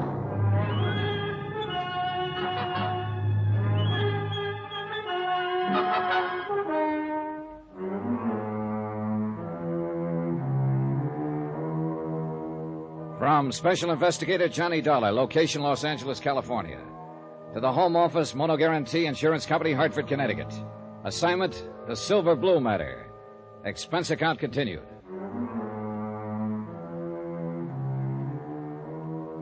Item 12, 2 cents for the way I felt. I hung up the phone and walked to the window, stood there looking out into the street. The police were leaving the apartment to carry their search for fugitive Eddie Monty into wider territory. And Eddie's sister, Carla, sat huddled in a corner, forlorn, beaten, broken-hearted. From the window, too, the view was anything but cheerful. Dirty, cluttered streets lined by row on row of sagging tenements, drab and gray in the weakening light of late afternoon. This was the slums that had spawned Eddie Monty, raised and nurtured him, made him into a member of a gang, and had now sent him fleeing from the police with a gun in his hand. And the same slum had bred the others of the gang who'd robbed a warehouse of 80 silver blue mink coats, slugged night watchman Albert Grisman into a near-death coma, and had murdered a man who tried to give them away. Why, Johnny? What got into him? Why is he ending up this way? I wish I could tell you, Carla. I did something wrong. That's it, of course, but what? Forget it. You did all you could. It wasn't enough. Well, sometimes nothing is enough. And nobody knows exactly why. I loved him. I never thought of him as just a nuisance of a kid brother, the way a lot of girls do. Now, look. You did more than anybody could expect. You were a pretty young kid when your folks died. Too young to have to take on the responsibility of raising a teenage brother. But I tried. I tried hard. And I thought I was doing all right until lately. But now there's... So it didn't work. And what's happened is breaking your heart. Well, that can't be changed. But just remember this one thing. You did the best you could. And that's all anybody can do. So don't blame yourself. Tell me something, Johnny. Yeah? You're wearing a gun.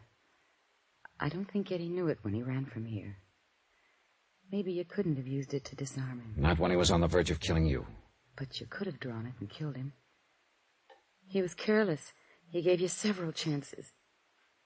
Why didn't you? I don't know. Thank you, Johnny.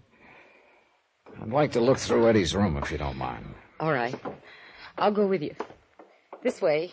It's down the hall. Thanks. Oh, somehow I still can't believe it. Not the killing, at least. Eddie is just not that kind. Well, a kid gets under pressure sometimes and gets pushed overboard. Maybe we'll know more when they pick him up. What if he tries to resist arrest? You know the answer to that. Oh, I hope he doesn't. Well, here it is. This has been Eddie's room since he was 13. It ought to tell something. The main thing at the moment is to find something that tells where he might go to hide out. And I've also got $100,000 worth of furs to locate. Well, you go ahead and look around. Whatever you want. Okay, thanks. I'll be in the living room. You call me if you want me.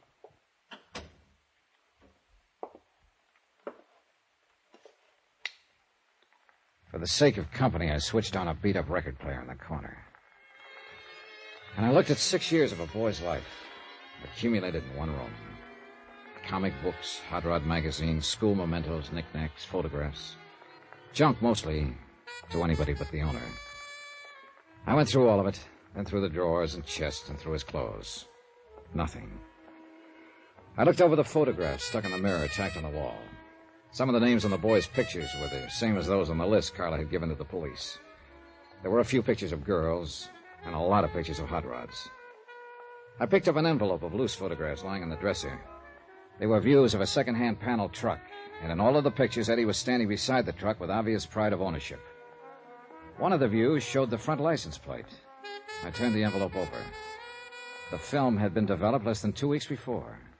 I called Carla back into the room and asked her about it. No, I didn't know he had a car, or a truck, rather. It may not be his, but I'll lay odds that it is. That look on his face is a dead giveaway. I don't know. He sure kept it a secret. He never brought it here once. Do you recognize the background in those pictures? No, I don't. It looks like a storage yard or an industrial place of some kind, doesn't it? Yeah, I'd call it that. Do you mind if I take these with me? Of course not. But why? The gang had to use something to haul those furs away from the warehouse. But if Eddie was keeping the truck a secret from me, it was because he was planning to use it for the robbery. That one or some other one. Johnny, he was in on it all along. Look, Carla, I've got a hunch Eddie is the leader of that gang. Oh, no. I think the truck was used in the robbery, and I think when we find it, we'll find the furs and we'll find Eddie. See you later, Carla.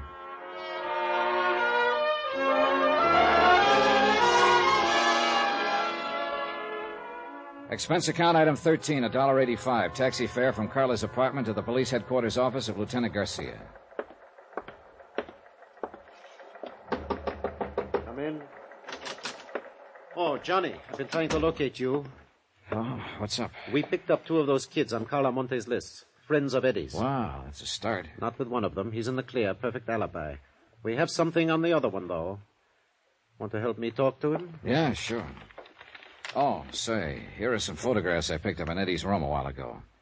We should take a look at them, Garcia. All right, let's see them. The pictures were taken about 2 or 3 weeks ago. Now, if this truck is his sister doesn't know about it. Yeah, he sure got that owner look on his face. Yeah, he sure has. That second one there shows the license number, see? Yeah, I see it. You think they might have used this in the robbery, Johnny? It's a possibility.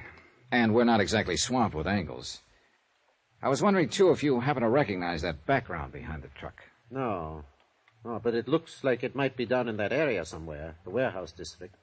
Look, why don't you get some copies made, circulate them, and see if any of your boys can tag the place? Oh, you insurance dicks do get ideas sometimes. Oh, you'd be amazed. All right, I'll do it. And now let's go down and talk to that kid.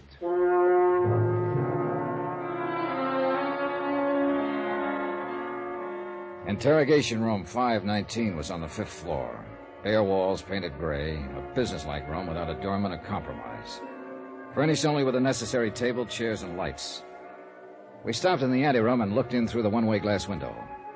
The boy waited alone at the interrogation table, trying to put up a tough, defiant front, but failing by the tremble of a lip and the occasional flick of his eyes. Well, let's go in, get it over with. The kid stiffened when he heard the door open, but he didn't turn around.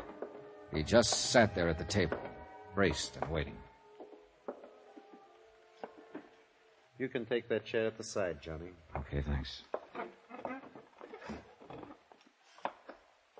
What's your name? You already know it. I said, what's your name? Mario Santorres. That's your right name? Yeah. Where do you live? Roxman Place, my aunt. Ever been arrested before, Mario? No. Hey, you've got kind of a bad memory, haven't you? Why? September of last year. Arrest made by Officer C.J. Barton. Charge, possession of stolen articles. Hubcap, 2 auto radios, 1 camera. I wasn't convicted. I asked if you'd ever been arrested, not convicted. It was a frame-up. I didn't have any evidence. No, apparently not. Witnesses for the prosecution refused to testify. Case dismissed. Here, what are you going to claim this time, Mario? Another frame-up? I don't know why you brought me in here. I don't know anything about anything. That bad memory again, I just don't know what you're talking about. It's lucky for us that Eddie Monty had such a good memory, isn't it? Yes. What about Eddie? Huh? What do you mean? Is he a friend of yours? I know him. He's got a fine memory, that boy. Too bad you can't remember things the way he does. What are you talking about? Oh, that's true, all right. Eddie remembers everything that happened. What he did, what Mario did. I don't know what you mean. Well, that's because of your bad memory, Mario. Why, Eddie remembers the name of every boy who was in on that job and just what each one of them did. What job? That warehouse robbery. Have you forgotten about that? I don't know anything about any robbery. Well, there's been a lot of talk. At least you've heard about it, haven't you? I don't know anything about it. Maybe you've just forgotten. I don't know what you're talking about. When did you see Eddie last? I don't remember. Have you seen him since the robbery? No. How can you be sure? You said you hadn't heard of any robbery. I haven't. Still, you haven't seen Eddie since the robbery. What? Come on, Mario. Tell us about it. I guess maybe I did hear about it. So? Well, why shouldn't I hear? It was in the papers. Everybody's been talking about it, so what if I did hear it? I don't prove anything. But you said you hadn't heard. So I forgot. Guy can forget something, can't he? Yeah. If he's got a bad memory, he can. And Mario's got a real bad memory, Johnny. Not Eddie, though. He remembers how you guys loaded those furs into his truck. How you waited across the street in Red Wellers until the prowl car passed. How you slugged the night watchman, Albert Chrisman. That's a lie. How do you know it is, Mario? You don't even remember it. Eddie does, though. He even remembers the next night. When you stabbed Red Weller to death to keep him from coming to me. No. No, I didn't do that. Of course you did. You don't think Eddie would lie, do you? It's not true. Makes sense to us. Is Eddie here? You pick him up? How would we know what he remembers unless we picked him up? Now, how do you think we got your name? Out of the telephone book? It's not true what Eddie says. Well, if you've got anything to say, we'll listen to it. But I don't think it's necessary, do you, Johnny? No, I think Eddie remembers everything. Let's get out of here. Yeah. He's lying! You listen to me. I'll tell you the truth. I'll get a stenographer.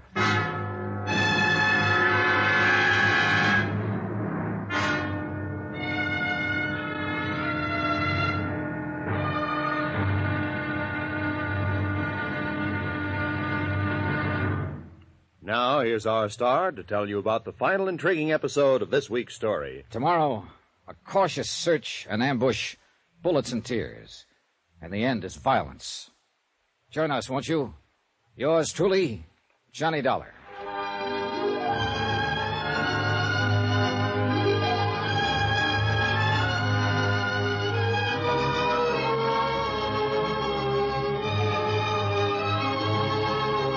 Yours truly, Johnny Dollar, starring Bob Bailey, is transcribed in Hollywood. Written by Les Crutchfield, it is produced and directed by Jack Johnstone.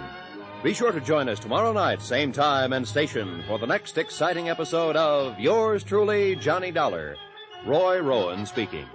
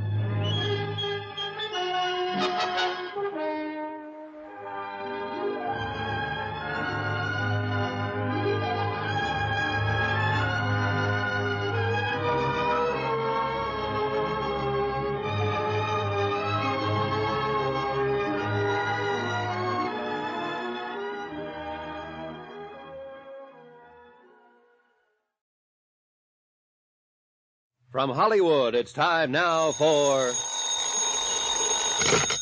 Johnny Dollar speaking, Lieutenant Garcia's office. Johnny, you're the one I was trying to reach. This is Carla Monte. Oh, I was going to phone you later. What's happening? Have they found Eddie yet? Not yet, but the police picked up one of his friends, Mario Santoris. Oh, Mario, I know him. Well, he's been to the apartment lots of times. Was he in on the robbery? Yes, he just made a statement admitting it. And what did he say about my brother? He says Eddie is the one who planned the whole thing. He must be lying. No, Garcia and I are pretty sure he's telling the truth. I'm sorry, Carla.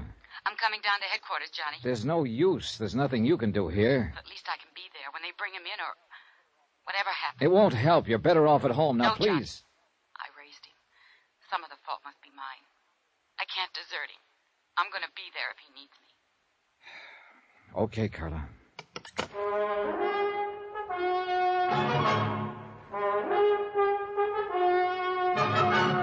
Tonight and every weekday night, Bob Bailey in the transcribed adventures of the man with the action-packed expense account, America's fabulous freelance insurance investigator. Yours truly, Johnny Dollar.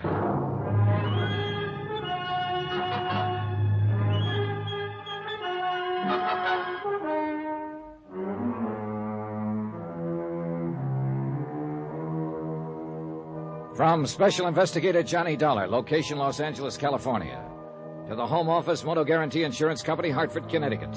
Assignment, the Silver Blue Matter. Expense account, final page. $100,000 worth of fur coats, silver blue mink, stolen in a warehouse robbery and still missing. A night watchman slugged during the robbery by one of the teenage gang, still lying in a coma, unable to speak. And Red Weller, a man who tried to speak, lay in the county morgue, stabbed to death in a dark alley. But now one of the gang had been arrested, a 17-year-old named Mario Santorres, and he'd finally talked. Sitting in Garcia's office, I read Mario's statement through for the second time. Well, what do you think, Johnny? I think the kid was telling the truth. Eddie Monte scraped up enough money to buy that second-hand panel truck and then talked the other kids into knocking over the warehouse. That ties in with what Eddie's sister said, that he'd kept the truck a secret, hadn't told her about it. And also the fact that Eddie seems to be a born leader type. They even mentioned it in one of his former records of arrest. Yeah, I think we can buy it that Eddie Monte is the leader of the gang. Yeah. All right, they picked their night. They cased the place from Red Weller's lunchroom across the street. And as soon as the prowl car passed, they made their move.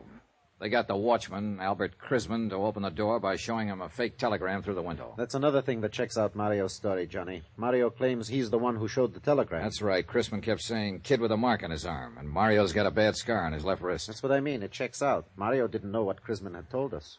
All right, so they got inside, and then, according to Mario's version, it was Eddie Monte who slugged the watchman. Probably true. Then they jumped the other watchman in the dark and started hauling out the furs, loading them into the truck of Eddie's. They knew they had 45 minutes before the prowl car came back through. By that time, they'd finished and split up, Eddie driving the truck away alone and the others disappearing on foot. Yeah, I think that's about the size of it. And I think Mario's telling the truth when he says neither he nor any of the others know where Eddie planned to hide out the truck.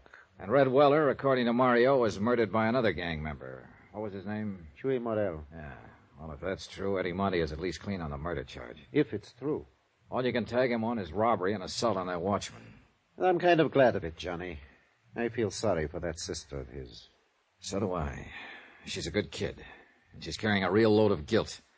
Thinks that she's responsible in some way. Oh, she was only 19 herself when their folks died. How could she be expected to hold him in line? And especially in that district. Yeah.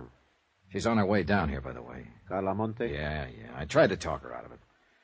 Oh, maybe she's as well off hanging around here, though, as she is waiting alone in that apartment. It's a rough deal for her, no matter where she waits. Well, at least we can tell her brother's not in quite as deep as we... Excuse me. Yeah, sure. Garcia speaking. Good. Well, who's the other one? Yeah, bring them on in and book them. I'll talk to them later. And now we... What? When? All right. Keep in touch with me. The boys just picked up Chuy Morel and the other two. That leaves just one to go. Yeah, the big one. Eddie Monte. And he's even bigger now, Johnny. What do you mean? That watchman Eddie slugged. Albert Crisman. What about him? He just died. So it was a different thing we had to tell Carla when she arrived at headquarters. Not that her brother would probably get off on a lesser charge, but instead that an APB was out, that every officer in town had been warned. Be on the lookout for Eddie Monte, age 19, armed and dangerous, wanted for murder.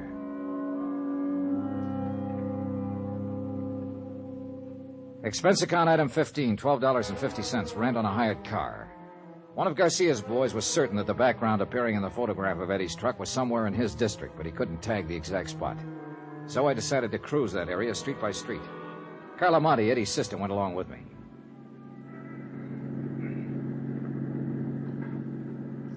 There's an alley off to the right, Johnny. It might be worth a look. Yeah, it runs back toward a lumber yard there. That could be a lumber yard in the background of that photograph. Well, we'll give it a try. This isn't it, Johnny. Sally makes a right-angled turn there before it even gets to the lumber yard. Well, we may as well check it on through. It seems to run clear on down to the railroad yards. Please let us find him. If it's the police, he'll fight. And he'll kill someone else.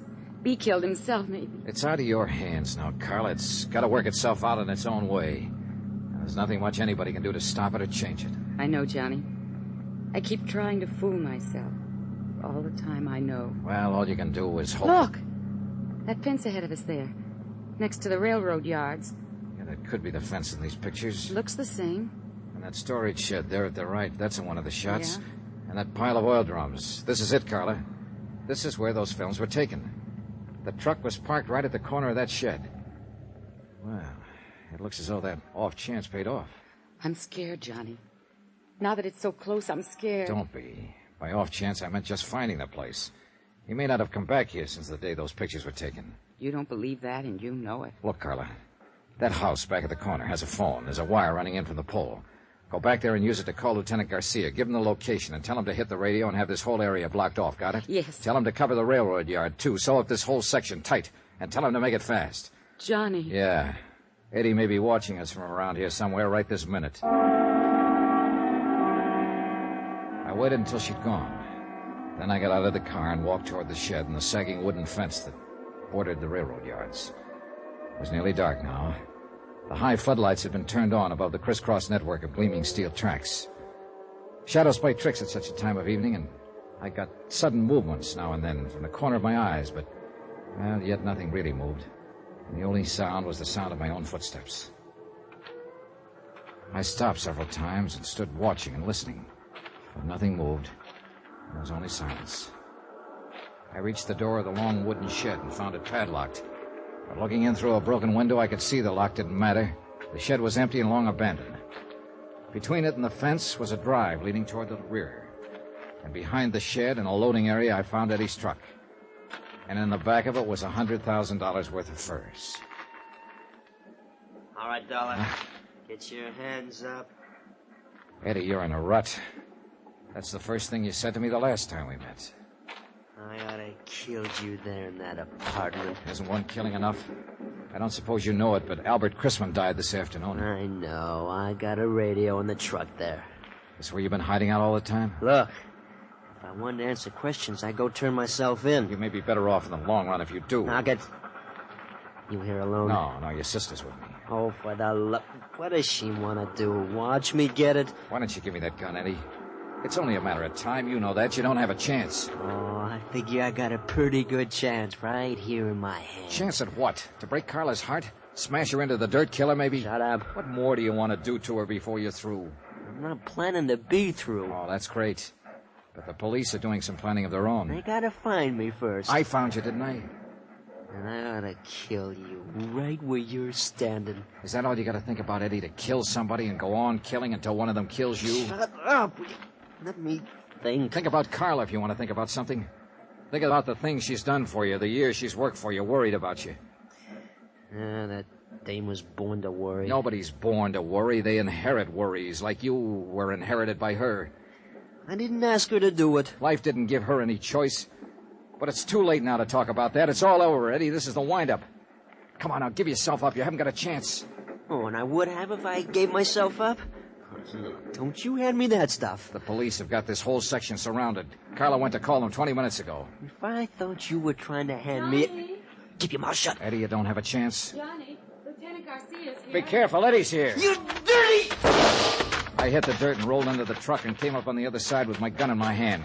I could hear Eddie running away, but I couldn't tell where he was. Johnny, are you all right? Yeah, I'm all right.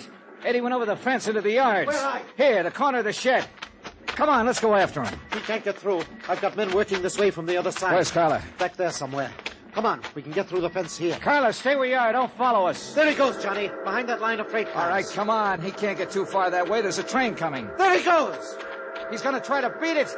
The crazy Eddie! Santa Maria!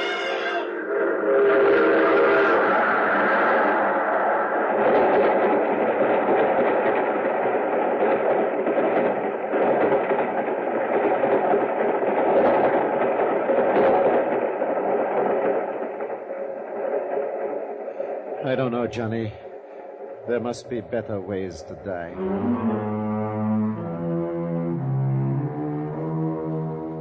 Expense account item 16, $300.60. Hotel and miscellaneous in Los Angeles and transportation back to Hartford.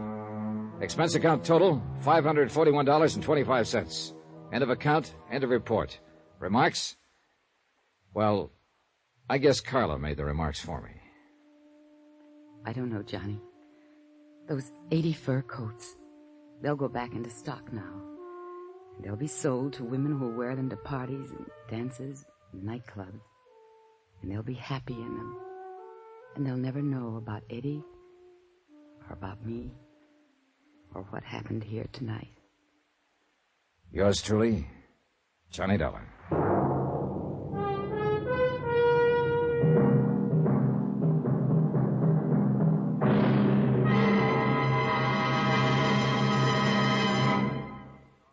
Now, here's our star to tell you about next week's intriguing story. Next week, The Matter of the Medium, Well Done.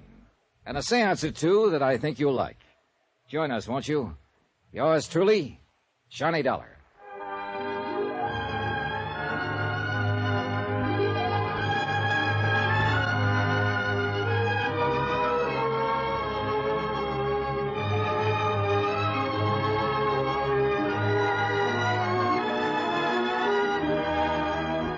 Yours truly, Johnny Dollar, starring Bob Bailey, is transcribed in Hollywood.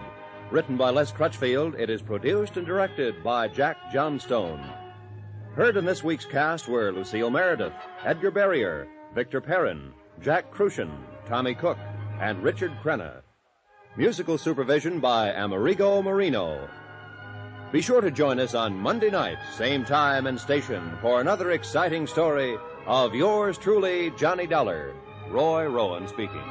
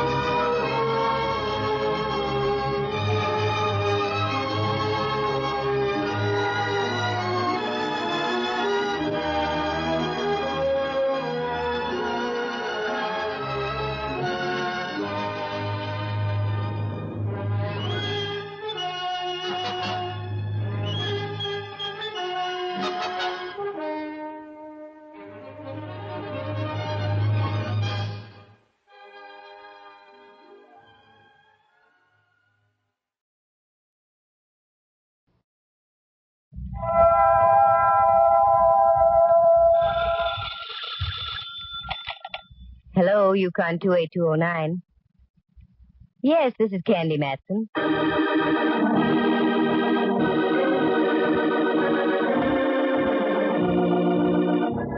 The National Broadcasting Company presents Candy Matson, Yukon 28209.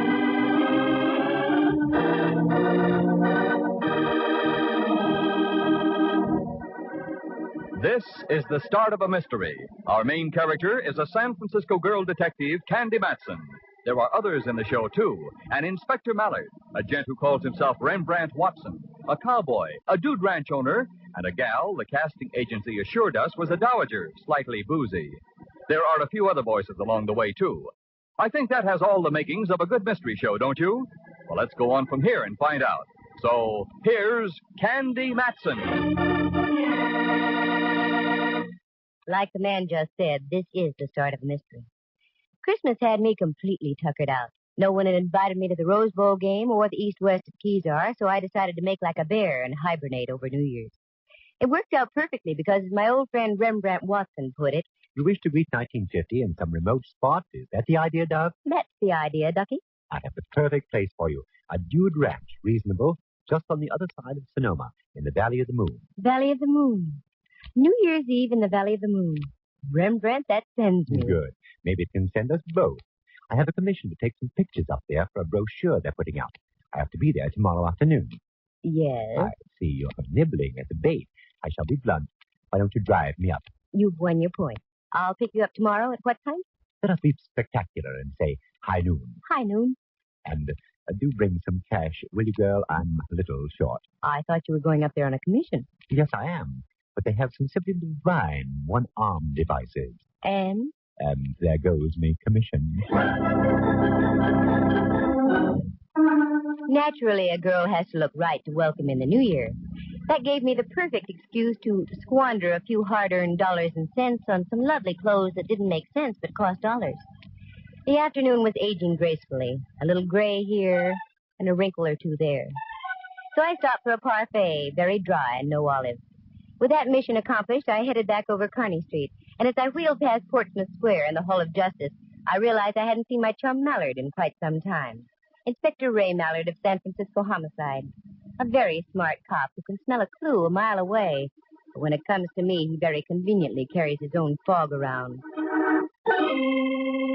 Well, Candy, my little cupcake.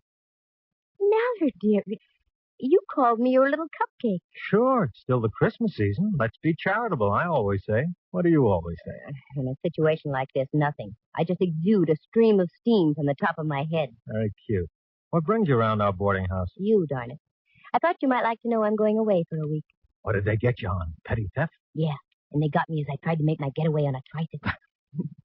But for your information, Inspector, I'm spending my New Year's Eve up in the Valley of the Moon. Oh, want to get away from it all, huh? That's right. You in particular. In that case, may I get you a midwinter vacation off to a flying start? You can try. How? I'm not working tonight. How's about a movie? You've got yourself a date. What's playing? Tex A-Cup. That's what I thought. Where's Tex and his faithful horse Mustard playing this time? Oh, at the Plaza. And the pictures of Pip, too. I'll bet. I read all about it. Yeah. Hot lead over Laredo. Look, here's the ad in the paper. Oh, I can't wait to see it. Show me. There. Yeah. A searing epic of the West's wild grandeur. Men as rugged as the mountains. Wee. A singing saga of scorching bullets, strumming guitars, and supple senoritas. And starring the champ of the Cowboys, Tex A-Cup. Now, what more can one ask in a motion picture? Popcorn. Oh, we'll have that, too. I went home, did some packing for the trip the next day, fixed something to eat, and then changed into my spurs that jingle-jangle for Tex A-Cup. Mallard arrived, we took off. We got to the early show, so we managed to get some good seats. Of course, he wasn't kidding about the popcorn. He got a great big bag of that. We fumbled our way down the darkened aisle and found a place to sit. The movie was almost over. Tex, the whole thing looks like a gosh dang frame up to me. They must have snuck off with them head of cattle and old Ringday and Yo. Yep, I reckon. Here, Candy. These seats are okay. They must have gone that way, all right. Sure. Only one thing. Sorry, lady. So are my feet. What's happened to Tex? Last time I seen her, she was leaving. Seats are okay. Oh, have some popcorn? No. I wonder where the sheriff is. He said he was going to be riding by directly. What? I said sure is good popcorn. Oh. Sure you don't want some? What? I said, are you sure you don't want some popcorn? I keep saying no. No, thank you. I don't want any popcorn, Mallard, dear. If you'll pardon me, I'm going home and catch this on television. Like saying, not with Tex missing this way.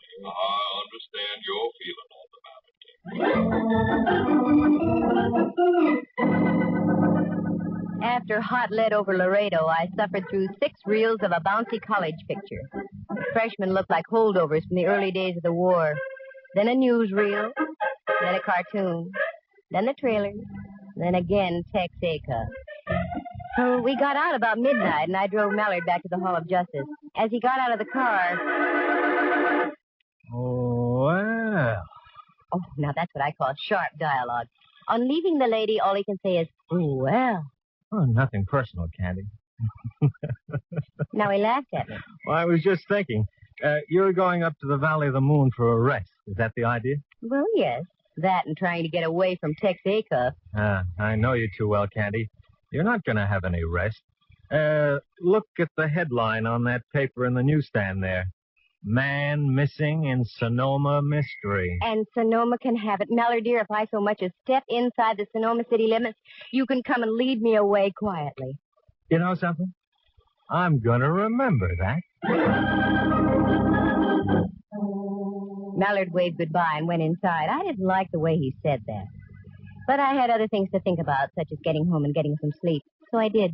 And in the morning, I drove over to California Street, picked up Rembrandt. We headed out across the Golden Gate Bridge up toward Sonoma. The Valley of the Moon wasn't too far, a couple of hours of leisurely driving with time out for readjustment. And you're there. Then another 8 miles north and east, and there was the Dude Ranch.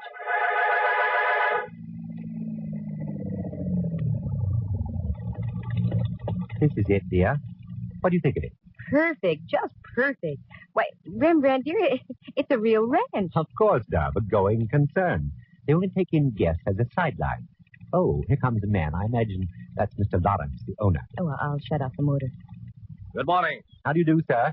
Would you be Mr. Lawrence, perchance? Yes, and you? Watson. Rembrandt Watson. I'm here to take some pictures for you as we discussed via the Dell system. Oh, yes, Watson. Right on time. That's good. Oh, Candy, may I present Mr. Lawrence, owner of the Double L, Miss Matson. How do you do? Miss Matson was wondering if she could get accommodations for about a week, Mr. Lawrence. What? Now, wait a minute, Watson. I'm paying you a substantial fee for this job, and I won't get stuck with non-paying guests. Oh, I think you're laboring under a misapprehension. Hold it, Rembrandt. Look, Mr. Lawrence, I'm here as a commercial guest. I'm not asking for any favors. And I doubt if I'd stay here now if you got down on your bended knuckles. Oh, now, wait a second. I didn't mean it just that way. I apologize. It's only that, I've had some tough luck with people lately who seem to be only too intent on beating me out of their bills. Please, Miss Matson, excuse me. I just jumped to conclusions, that's all. I think you set a new record for the jump. Oh, forget it, Dove. Do. Okay, I'm sorry. Do you have room for me, Mr. Lawrence? Why, yes, of course. A delightful cabin just in back of the ranch house. Not being prepared, it'll take about an hour to get it in shape. Will that be all right? Yes, sure. We can eat in the meantime. Fine. I'll get one of the boys to fetch your luggage. Oh, you can park over there under the old stables. Oh, no garage? Well, again, I have to apologize, Miss Matson. The garage is overloaded now. We have a sheriff's posse up here. The owner of the ranch next to mine disappeared yesterday afternoon. The sheriff is searching the entire vicinity around here. Dove, are you all right? Well, speak to me, girl. What is it? I'm all right. I just happened to think of something Mallard once said last night. I pushed my assembled horsepower into the stables where they belonged, and Rembrandt took me by the arm and steered me into the ranch house. It was a beautiful place, a tall cathedral-like living room with a crackling fireplace about the size of Dante's Inferno at one end. Off to this one side of the fireplace was a cozy little bar. The sun was just going over the yardarm, so I figured an old-fashioned would be quite in order. Old-fashioned was right. Behind the bar was the personification of an old-fashioned cowboy. Real chaps, a leathery face, and little squint wrinkles around his eyes. Well, howdy, Tex. It seems like as if I done saw you in a movie last night. Howdy yourself, ma'am. Nope. Must have been 2 other cowboys. I've been working here at the Double L for almost 5 years. My mistake, partner. Matson's the handle. What's yourn? Is that the way cowboys talk, ma'am? Yeah, Hollywood and Vine variety. I'm glad to know you. Call me Jeff, Miss Matson. Jeff. This is Rembrandt Watson. Rembrandt, Jeff. Are those shoulders sewn in, or are they real? I'm afraid they're real. Hiya, Mr. Watson. You riding herd on all those bottles back there, Jeff? Yep, for better or worse. Chang, our regular bartender, took powder on us day before yesterday. Uh-oh. Seems like he picked a bad time to do a run-out. Oh, you mean the missing gent from Glen Valley? Glen Valley? Yeah, that's the ranch next to ours. Yeah, I understand the police are on the lookout for Chang, but he didn't do it. He's a good, honest Chinese boy. Even so, it's a bad time to disappear. Oh, I admit it doesn't sound good. Well, if you folks won't mind the efforts of an amateur dispenser, what can I do for you? An old-fashioned for me, Jeff. Well, that I can try. From now on, it gets easier. Rembrandt only wants the Coke. Well, I can fix that all right. Uh-oh. What's wrong? Here comes the Duchess. The Duchess? Yeah, one of our guests. She's been out here about 2 weeks. And she can go through distilled spirits faster than a buzzsaw through mushy pine. And I hope you're prepared to talk. Always, Jeff. Always. Hello, my dear. You just arrived, haven't you? Mentally or physically? Oh, my! A sense of humor, too. I shall enjoy your company. Are you staying long? Well, I'm not sure now. My plans are rather indefinite. Oh, you'll love it here, Miss... Metz. And may I present Mr. Rembrandt Watson? Charmed, I'm sure. As of now, me life has commenced. Oh, you delightful lad. Jeff, dear boy, make me just a little nip of the old favorite, will you? Sure. One painkiller coming up. Here's your old-fashioned, Miss Matson. Thanks. Mr. Watson, your coat. Thanks, sir. Young lady, you must be an actress. You look like one. Well, no, I'm not. I used to be an actress, a famous one. I toured all over the continent with the greatest of stars, the finest of plays. I was the toast of London, Berlin, Vienna. Yes, but I had kings and princesses worshipping at my feet. Oh. I was once the vortex of an international incident. But no matter. Those days are gone forever now. And here's your tonic, Duchess. What? Oh, thank you, Jeff. Well, as we used to say, here's to crime. What was that? It's a perfect toast. We have quite a mystery in this part of the country, young lady. And so I keep hearing. I can't understand. Mr. Ferguson had everything to live for. Mr. Ferguson? The man who owned Glen Valley. Wealthy, good-looking, in the best of health. You seem to know quite a bit about the gentleman, Duchess. Only what I read in the newspapers, and I can't understand it. Well, as I said, here's to crime. We dallied at the bar for a few more moments. Then Jeff informed me that lunch was ready, and Rembrandt and I ate. We managed to duck the Duchess. I don't think I could have taken her with food. After lunch, Lawrence showed me to my cabin. It was, as he said, delightful, with a warming flame in the fireplace. It was cheery and comfy, and I felt completely at home.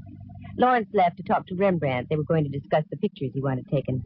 I felt like going riding, so I changed into my jeans and started to leave. But as I did... Oh, sorry, Miss Matson. I didn't mean to frighten you. Oh, well, you did, Jeff. No, I was just about to knock when you opened the door. Oh, that's okay. Was there something you wanted? Well, you're in riding clothes, and that answers my question. The question being? Well, were you going riding? You see, the boss wanted to know if you were going riding, and if so, did you want some company? I usually show the guests around the acreage. Well, yes, that'd be wonderful. And how long do you want to be out, Miss Matson? About 3 hours or so. Sure. In that case, we'll take the deluxe tour, over across the back 60 and up through Manzanita Canyon. You know, when we get up to the top of Iron Mountain, you can see the whole valley of the moon. That's for me, Jeff. Let's hit the leather. Jeff was obviously born to the saddle and came into this world teething on a tether rein. You couldn't tell where the horse left off, and Jeff began, a real rider. We nosed out through the clump of ranch buildings and on into open space. I had a fine horse under me, and I really felt like I was living. We'd been riding about an hour when we came across a little stream. Jeff indicated we should stop and water the horses.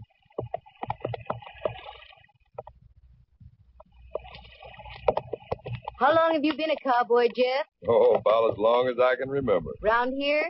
No, up around Montana. Then little by little, I gradually drifted further west. Hit upon the Valley of the Moon about 5 years ago. Fell in love with it. I've been here ever since. Reckon I'll stay here, too. No, I don't blame you.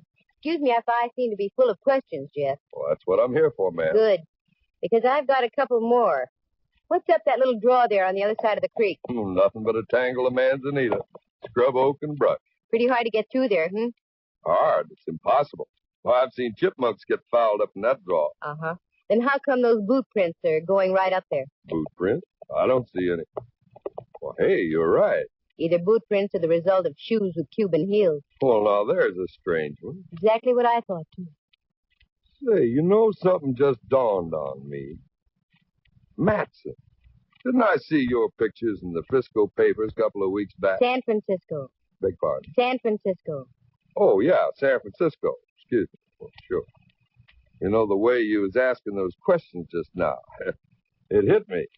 You're a detective. I'm afraid you got me, partner. Uh-oh, wait a minute, Miss Matson. Listen. Let's duck, Jeff. Too late now. What's that? Well, whoa there. What are you doing over this way, Jeff? Hi, boss. Well, say, you give us quite a little start. You haven't answered my question. Oh, we just stopped to water the horses, Mr. Lawrence. Miss Matson here's a mighty fine rider. She wanted to make the big circle of the ring. Well, you certainly picked a fine time to do it. Whoa. The sheriff's posse is out around this way. You're liable to get shot. Now get back to the ranch, pronto. Just a moment, Mr. Lawrence. You've been uncivil ever since I got here, and I don't like to be dictated to. It's like being on board ship, Miss Matson. The captain is the law. I'm the owner of this property, and you'll do as I say. Now get moving, both of you. If you don't like my attitude, you can leave any time you want. Leave? Now? Yes. Oh, no, Mr. Lawrence. I'm beginning to find your ranch extremely interesting.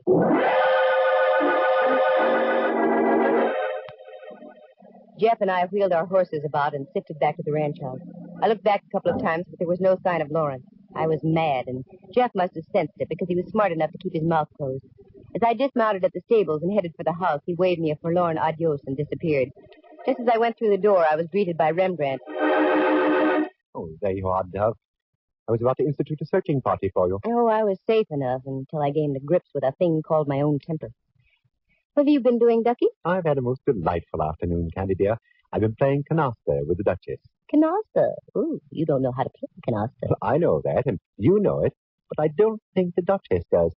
She celebrates each hand with a hefty pull on her bitters. How'd you manage to make any sense out of the game? That has me puzzled, too. All I do is put down some cards, any cards, and she'd congratulate me. Maybe you've got a green thumb for the game. Incidentally, I thought you were going to be taking pictures this afternoon. Called off on account of the law. Mr. Lawrence had to ride out into the lone prairie and deliver a phone message to the sheriff.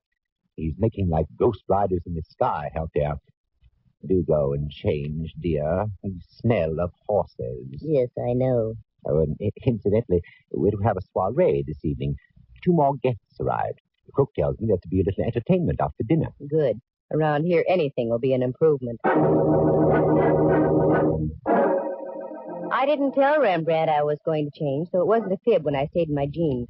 I went back to the stables, got the boy to rig me another horse, and headed out toward that creek again. I rode faster this time, because I'd noticed something else there besides the footprints.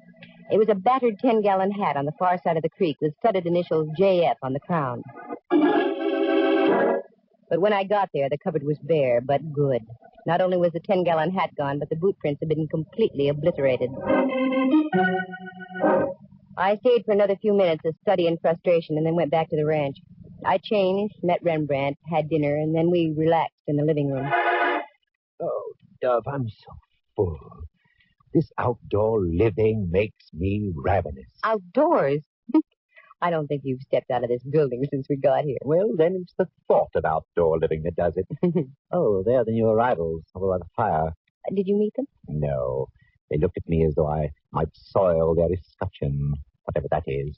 I can see what you mean. Hi, folks. Did you enjoy your dinner? Oh, hello, Jeff. Yes, it was wonderful. Has anybody seen Mr. Lawrence or the Duchess? We haven't seen Lawrence, no. The Duchess is over there writing a letter. Oh. Well, I hope you'll all drop around in about an hour. I'm going to do some singing and a little guitar plucking. Is there anything you don't do, Jeff? No, very little. But none of them too darn good either. Sure, we'll be here. Won't we, Rembrandt? What? Oh, yes, I go with 3 diamonds and a joker. Jeff left, Rembrandt snoozed, and I threw a wrap around my shoulders and took a stroll around the patio. The air felt good. I went over to my cabin, picked up some cigarettes, and started back. But as I came close to the cabin opposite mine... Oh! It was the Duchess. I'd recognize those tones and groans anywhere. Duchess?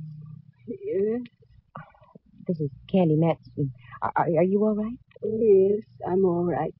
Touch of indigestion, I should imagine. Oh, is there anything I can do? Can I get you something? Oh, what a dear thing you are.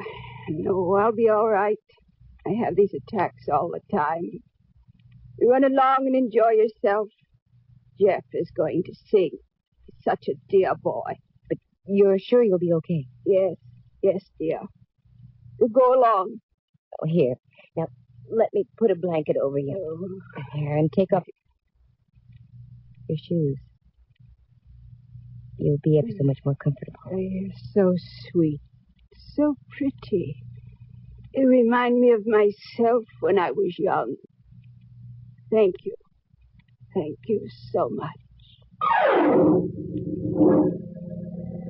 I tucked the old girl in and left her to dream of the past and went back to the ranch house. Jeff was just pulling up a chair in front of the fireplace. Now, you'll have to understand, folks, I'm not a singer. I don't pretend to be. I just warble along the way I feel. Now, is there any particular kind of cowboy tune you'd like to hear? No, Jeff. Why don't you just sing a favorite of yours? Good idea. Just do what comes naturally. Okay, you asked for it. Let's see. Here's one I think you might like. Oh, bury me not on the lone prairie, where the coyotes howl and the wind blows free in a narrow grave, just 6x3.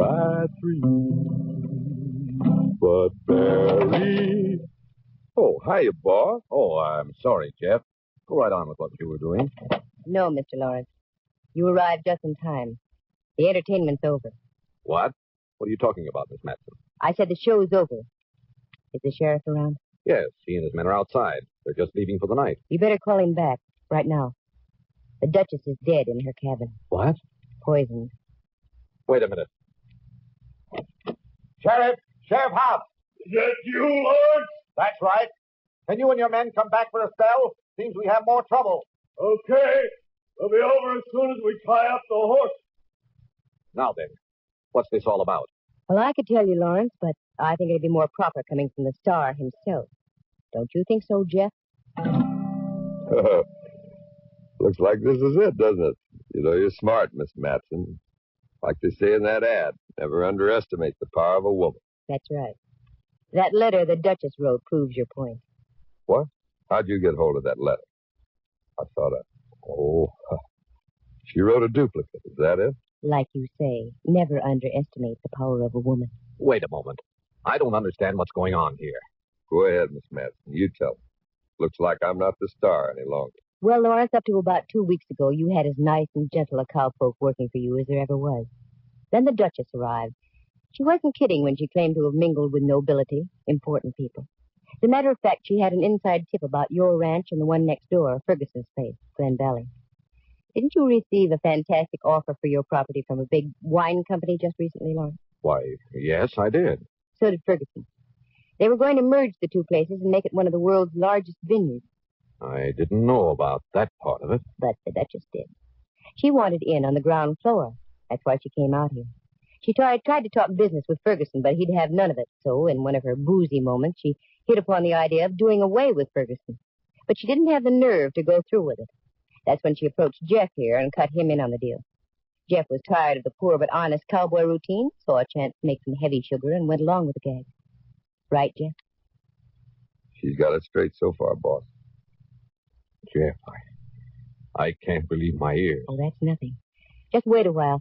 Jeff and the Duchess were out riding one afternoon when, by chance, Ferguson rode up, too, just where the boundaries of the two ranches meet. While the Duchess talked to Ferguson, Jeff sneaked around and back and bashed in his head. They hauled him up to that draw where you bumped into us this afternoon. I know now why you ordered us out of there. On the other side of that snarl of brush and manzanita, there's a quicksand pit. That is now Ferguson's permanent residence. This is terrible. Terrible. In a hurry to dispose of your late neighbor, they left shoe prints along the bank of the creek. And they also overlooked Ferguson's hat with his initials on it. I'm mighty glad you came by when you did, Laura. After I had noticed the boot prints, I think Jeff was going to dump me into the quicksand, too. You're right again. After the boss sent us back in, I Sort of figured to get you tonight instead. And then, Lawrence, you were going to be next. Because in your will, you had named Jeff as your sole heir. Is that right? That's right. I loved him like a son. Then the Duchess and Jeff could have swung a hard bargain with that wine outfit. All very smooth, except for one thing. One thing? I'm kind of curious about that one thing, Miss Matson. Alcohol, Jeff.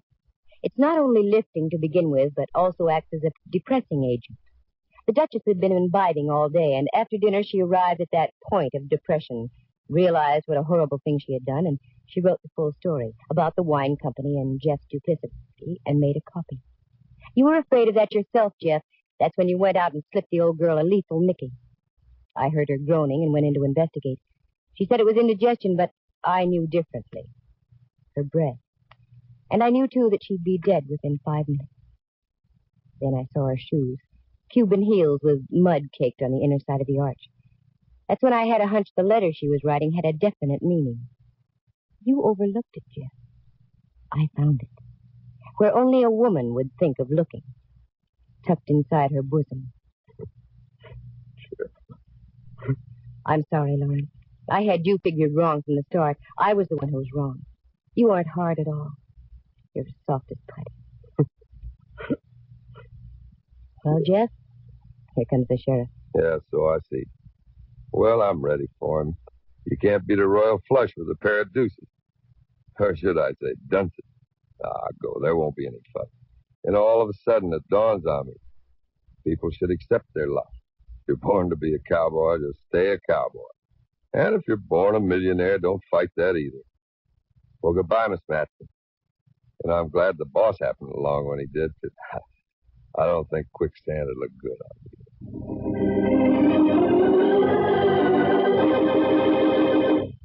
Like Jeff said, he went quietly. No trouble. Too bad he wasn't content to be just a ranch hand, simple and unspoiled. Because as Rembrandt had noticed, he did have wonderful shoulders. He played the guitar, he sang, and he made fine old fashions.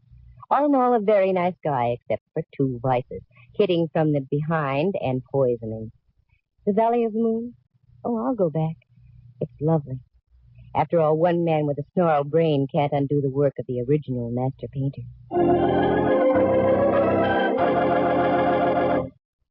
Listen again next week at this same time. For excitement and adventure, just dial Candy Matson, Yukon 28209.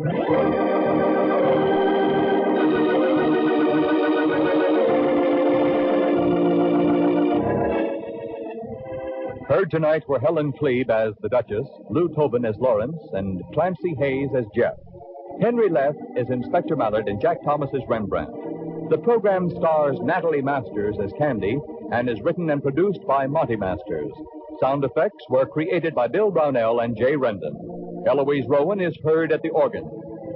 The characters in tonight's story are entirely fictitious, and any resemblance to actual people is purely coincidental. The program came to you from San Francisco. Dudley Manlove speaking.